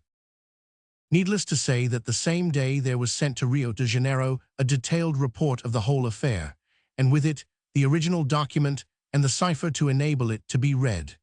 New instructions from the Minister of Justice had to be waited for, though there could be no doubt that they would order the immediate discharge of the prisoner. A few days would thus have to be passed at Manaus, and then Joam da Costa and his people, free from all constraint and released from all apprehension, would take leave of their host to go on board once more and continue their descent of the Amazon to Pera, where the voyage was intended to terminate with the double marriage of Minha and Manel and Lena and Fragoso. 4 days afterward, on the 4th of September, the order of discharge arrived. The document had been recognized as authentic. The handwriting was really that of Ortega, who had been formerly employed in the Diamond District, and there could be no doubt that the confession of his crime, with the minutest details that were given, had been entirely written with his own hand. The innocence of the convict of Villarica was at length admitted. The rehabilitation of Joam da Costa was at last officially proclaimed. That very day Judge Jeriquez dined with the family on board the giant raft, and when evening came, he shook hands with them all. Touching were the adieus, but an engagement was made for them to see him again on their return at Manaus, and later on the fazenda of Iquitos. On the morning of the morrow, the 5th of September, the signal for departure was given. Joam da Costa and Yaquita, with their daughter and sons, were on the deck of the enormous raft. The jangada had its moorings slackened off and began to move with the current, and when it disappeared round the bend of the Rio Negro, the hurrahs of the whole population of Manaus, who were assembled on the bank, again and again re-echoed across the stream. Chapter 20. The Lower Amazon. Little remains to tell of the second part of the voyage down the mighty river. It was but a series of days of joy. Joam da Costa returned to a new life, which shed its happiness on all who belonged to him. The giant raft glided along with greater rapidity on the waters now swollen by the floods. On the left they passed the small village of Don José de Maturi, and on the right the mouth of that Madeira, which owes its name to the floating masses of vegetable remains and trunks denuded of their foliage, which it bears from the depths of Bolivia. They passed the archipelago of Canoni, whose islets are veritable boxes of palms, and before the village of Serpa, which, successively transported from one back to the other, has definitely settled on the left of the river, with its little houses, whose thresholds stand on the yellow carpet of the beach. The village of Silves, built on the left of the Amazon, and the town of Villa Bella, which is the principal guarana market in the whole province, were soon left behind by the giant Raft, and so was the village of Ferro and its celebrated river of the Enhamandas, on which in 1539 Orellana asserted he was attacked by female warriors, who have never been seen again since, and thus gave us the legend which justifies the immortal name of the river of the Amazons. Here it is that the province of Rio Negro terminates. The jurisdiction of Pera then commences, and on the 22nd of September the family, marveling much at a valley which has no equal in the world, entered that portion of the Brazilian Empire which has no boundary to the east except the Atlantic. "How magnificent!" remarked Minha over and over again. "How long!" murmured Manuel. "How beautiful!" repeated Lena. "When shall we get there?" murmured Fragoso. And this was what might have been expected of these folks from the different points of view, though time passed pleasantly enough with them all the same. Benito, who was neither patient nor impatient, had recovered all his former good humor. Soon the jangada glided between interminable plantations of cocoa trees, with their somber green flanked by the yellow thatch or ruddy tiles of the roofs of the huts of the settlers, on both banks from Abidos up to the town of Monto Alegre. Then there opened out the mouth of the Rio Traumatas, bathing with its black waters the houses of Abidos, situated at about 180 miles from Belém, quite a small town, and even a citade with large streets bordered with handsome habitations, and a great center for cocoa produce. Then they saw another tributary, the Tapajos, with its greenish-gray waters descending from the southwest, and then Santarém, a wealthy town of not less than 5,000 inhabitants, Indians for the most part, whose nearest houses were built on the vast beach of white sand.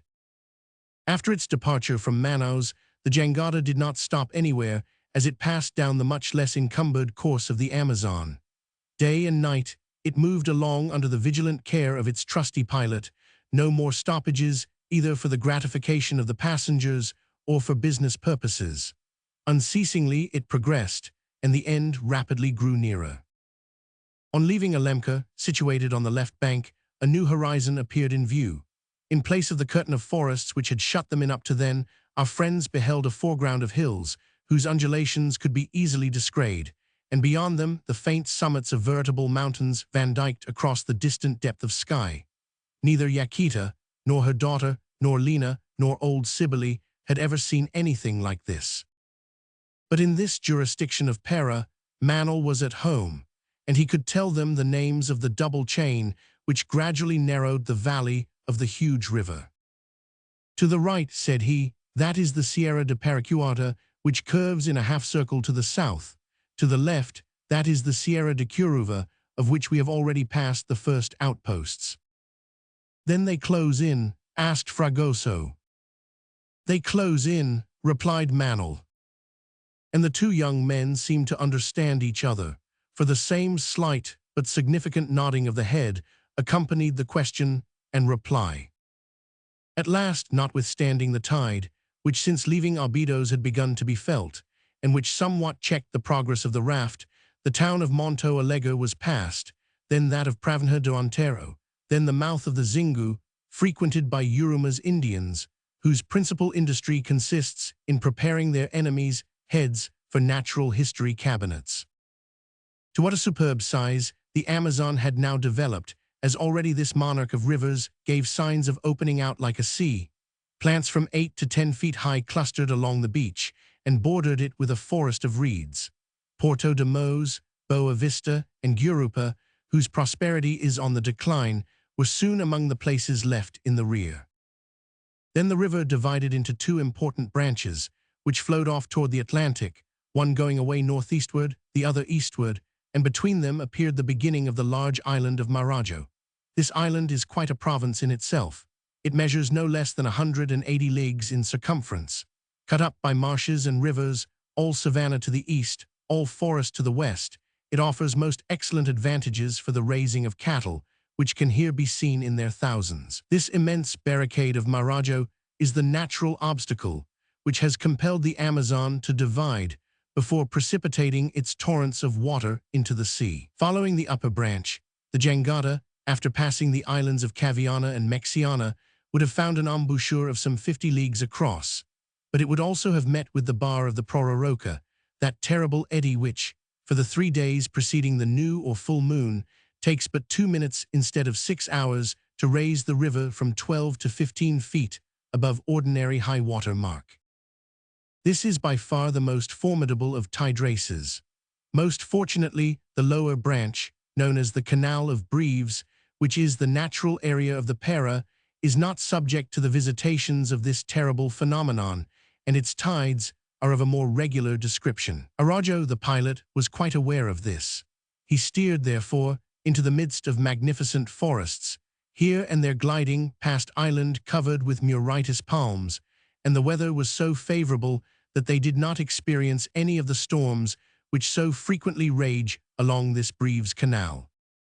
A few days afterward, the jangada passed the village of the same name, which, although built on the ground flooded for many months in the year, has become, since 1845, an important town of 100 houses. Throughout these districts, which are frequented by tapuyas, the Indians of the lower Amazon become more and more commingled with the white population and promise to be completely absorbed by them. And still the jangada continued its journey down the river. Here, at the risk of entanglement, it grazed the branches of the mangliers, whose roots stretched down into the waters like the claws of gigantic crustaceans. Then the smooth trunks of the palatuviers, with their pale green foliage, served as the resting places for the long poles of the crew as they kept the raft in the strength of the current. Then came the Tocantins, whose waters, due to the different rivers of the province of Goiás, mingle with those of the Amazon by an embouchure of great size, then the Maju, then the town of Santa Ana. Majestically, the panorama of both banks moved along without a pause, as though some ingenious mechanism necessitated its unrolling in the opposite direction to that of the stream. Already numerous vessels descending the river, ubas, egaritias, vigilandas, pirogues of all builds, and small coasters from the lower districts of the Amazon and the Atlantic seaboard, formed a procession with the giant raft, and seemed like sloops beside some mighty man-of-war. At length there appeared on the left Santa Maria de Belém do Para, the town, as they call it in that country, with its picturesque lines of white houses at many different levels, its convents nestled among the palm trees, the steeples of its cathedral and of Nostra Senhora de Merced, and the flotilla of its brigantines, brigs, and barks, which form its commercial communications with the Old World. The hearts of the passengers of the giant raft beat high. At length, they were coming to the end of the voyage, which they had thought they would never reach.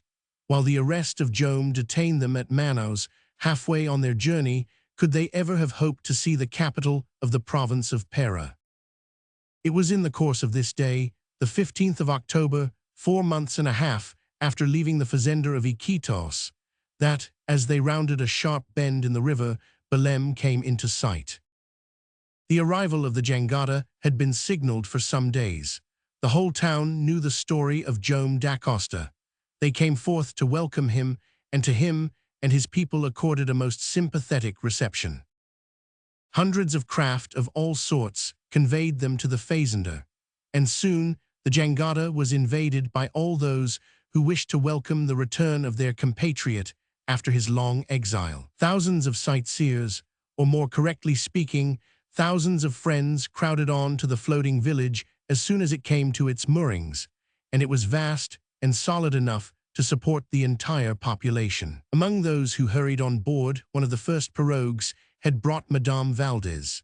Manol's mother was at last able to clasp to her arms the daughter whom her son had chosen. If the good lady had not been able to come to Iquitos, was it not as though a portion of the fazenda, with her new family, had come down the Amazon to her? Before evening, the pilot Araujo had securely moored the raft at the entrance of a creek behind the arsenal. That was to be its last resting place, its last halt, after its voyage of 800 leagues on the great Brazilian artery. There the huts of the Indians, the cottage of the Negroes, the storerooms which held the valuable cargo, would be gradually demolished. There the principal dwelling, nestled beneath its verdant tapestry of flowers and foliage, and the little chapel whose humble bell was then replying to the sounding clangor from the steeples of Belém, would each in its turn disappear. But ere this was done, a ceremony had to take place on the jangada, the marriage of Manuel and Minha, the marriage of Lina and Fragoso. To Father Passanha fell the duty of celebrating the double union which promised so happily. In that little chapel, the two couples were to receive the nuptial benediction from his hands. If it happened to be so small as to be only capable of holding the members of Da Costa's family, was not the giant raft large enough to receive all those who wished to assist at the ceremony? And if not, and the crowd became so great, did not the ledges of the river banks afford sufficient room for as many others of the sympathizing crowd as were desirous of welcoming him whom so signal a reparation had made the hero of the day? It was on the morrow, the 16th of October, that with great pomp the marriages were celebrated. It was a magnificent day, and from about 10 o'clock in the morning, the raft began to receive its crowd of guests. On the bank could be seen almost the entire population of Belém in holiday costume.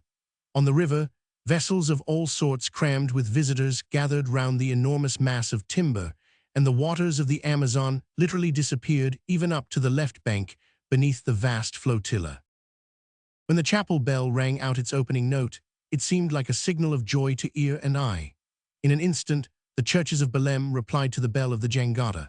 The vessels in the port decked themselves with flags up to their mastheads, and the Brazilian colors were saluted by the many other national flags. Discharges of musketry reverberated on all sides, and it was only with difficulty that their joyous detonations could cope with the loud hurrahs from the assembled thousands. The Da Costa family came forth from their house and moved through the crowd toward the little chapel. Joam was received with absolutely frantic applause. He gave his arm to Madame Valdez. Yaquita was escorted by the governor of Belém, who, accompanied by the friends of the young army surgeon, had expressed a wish to honor the ceremony with his presence. Manuel walked by the side of Minha, who looked most fascinating in her bride's costume, and then came Fragoso, holding the hand of Lina, who seemed quite radiant with joy.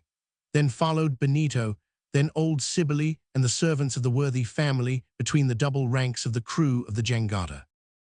Padre Passanha awaited the two couples at the entrance of the chapel.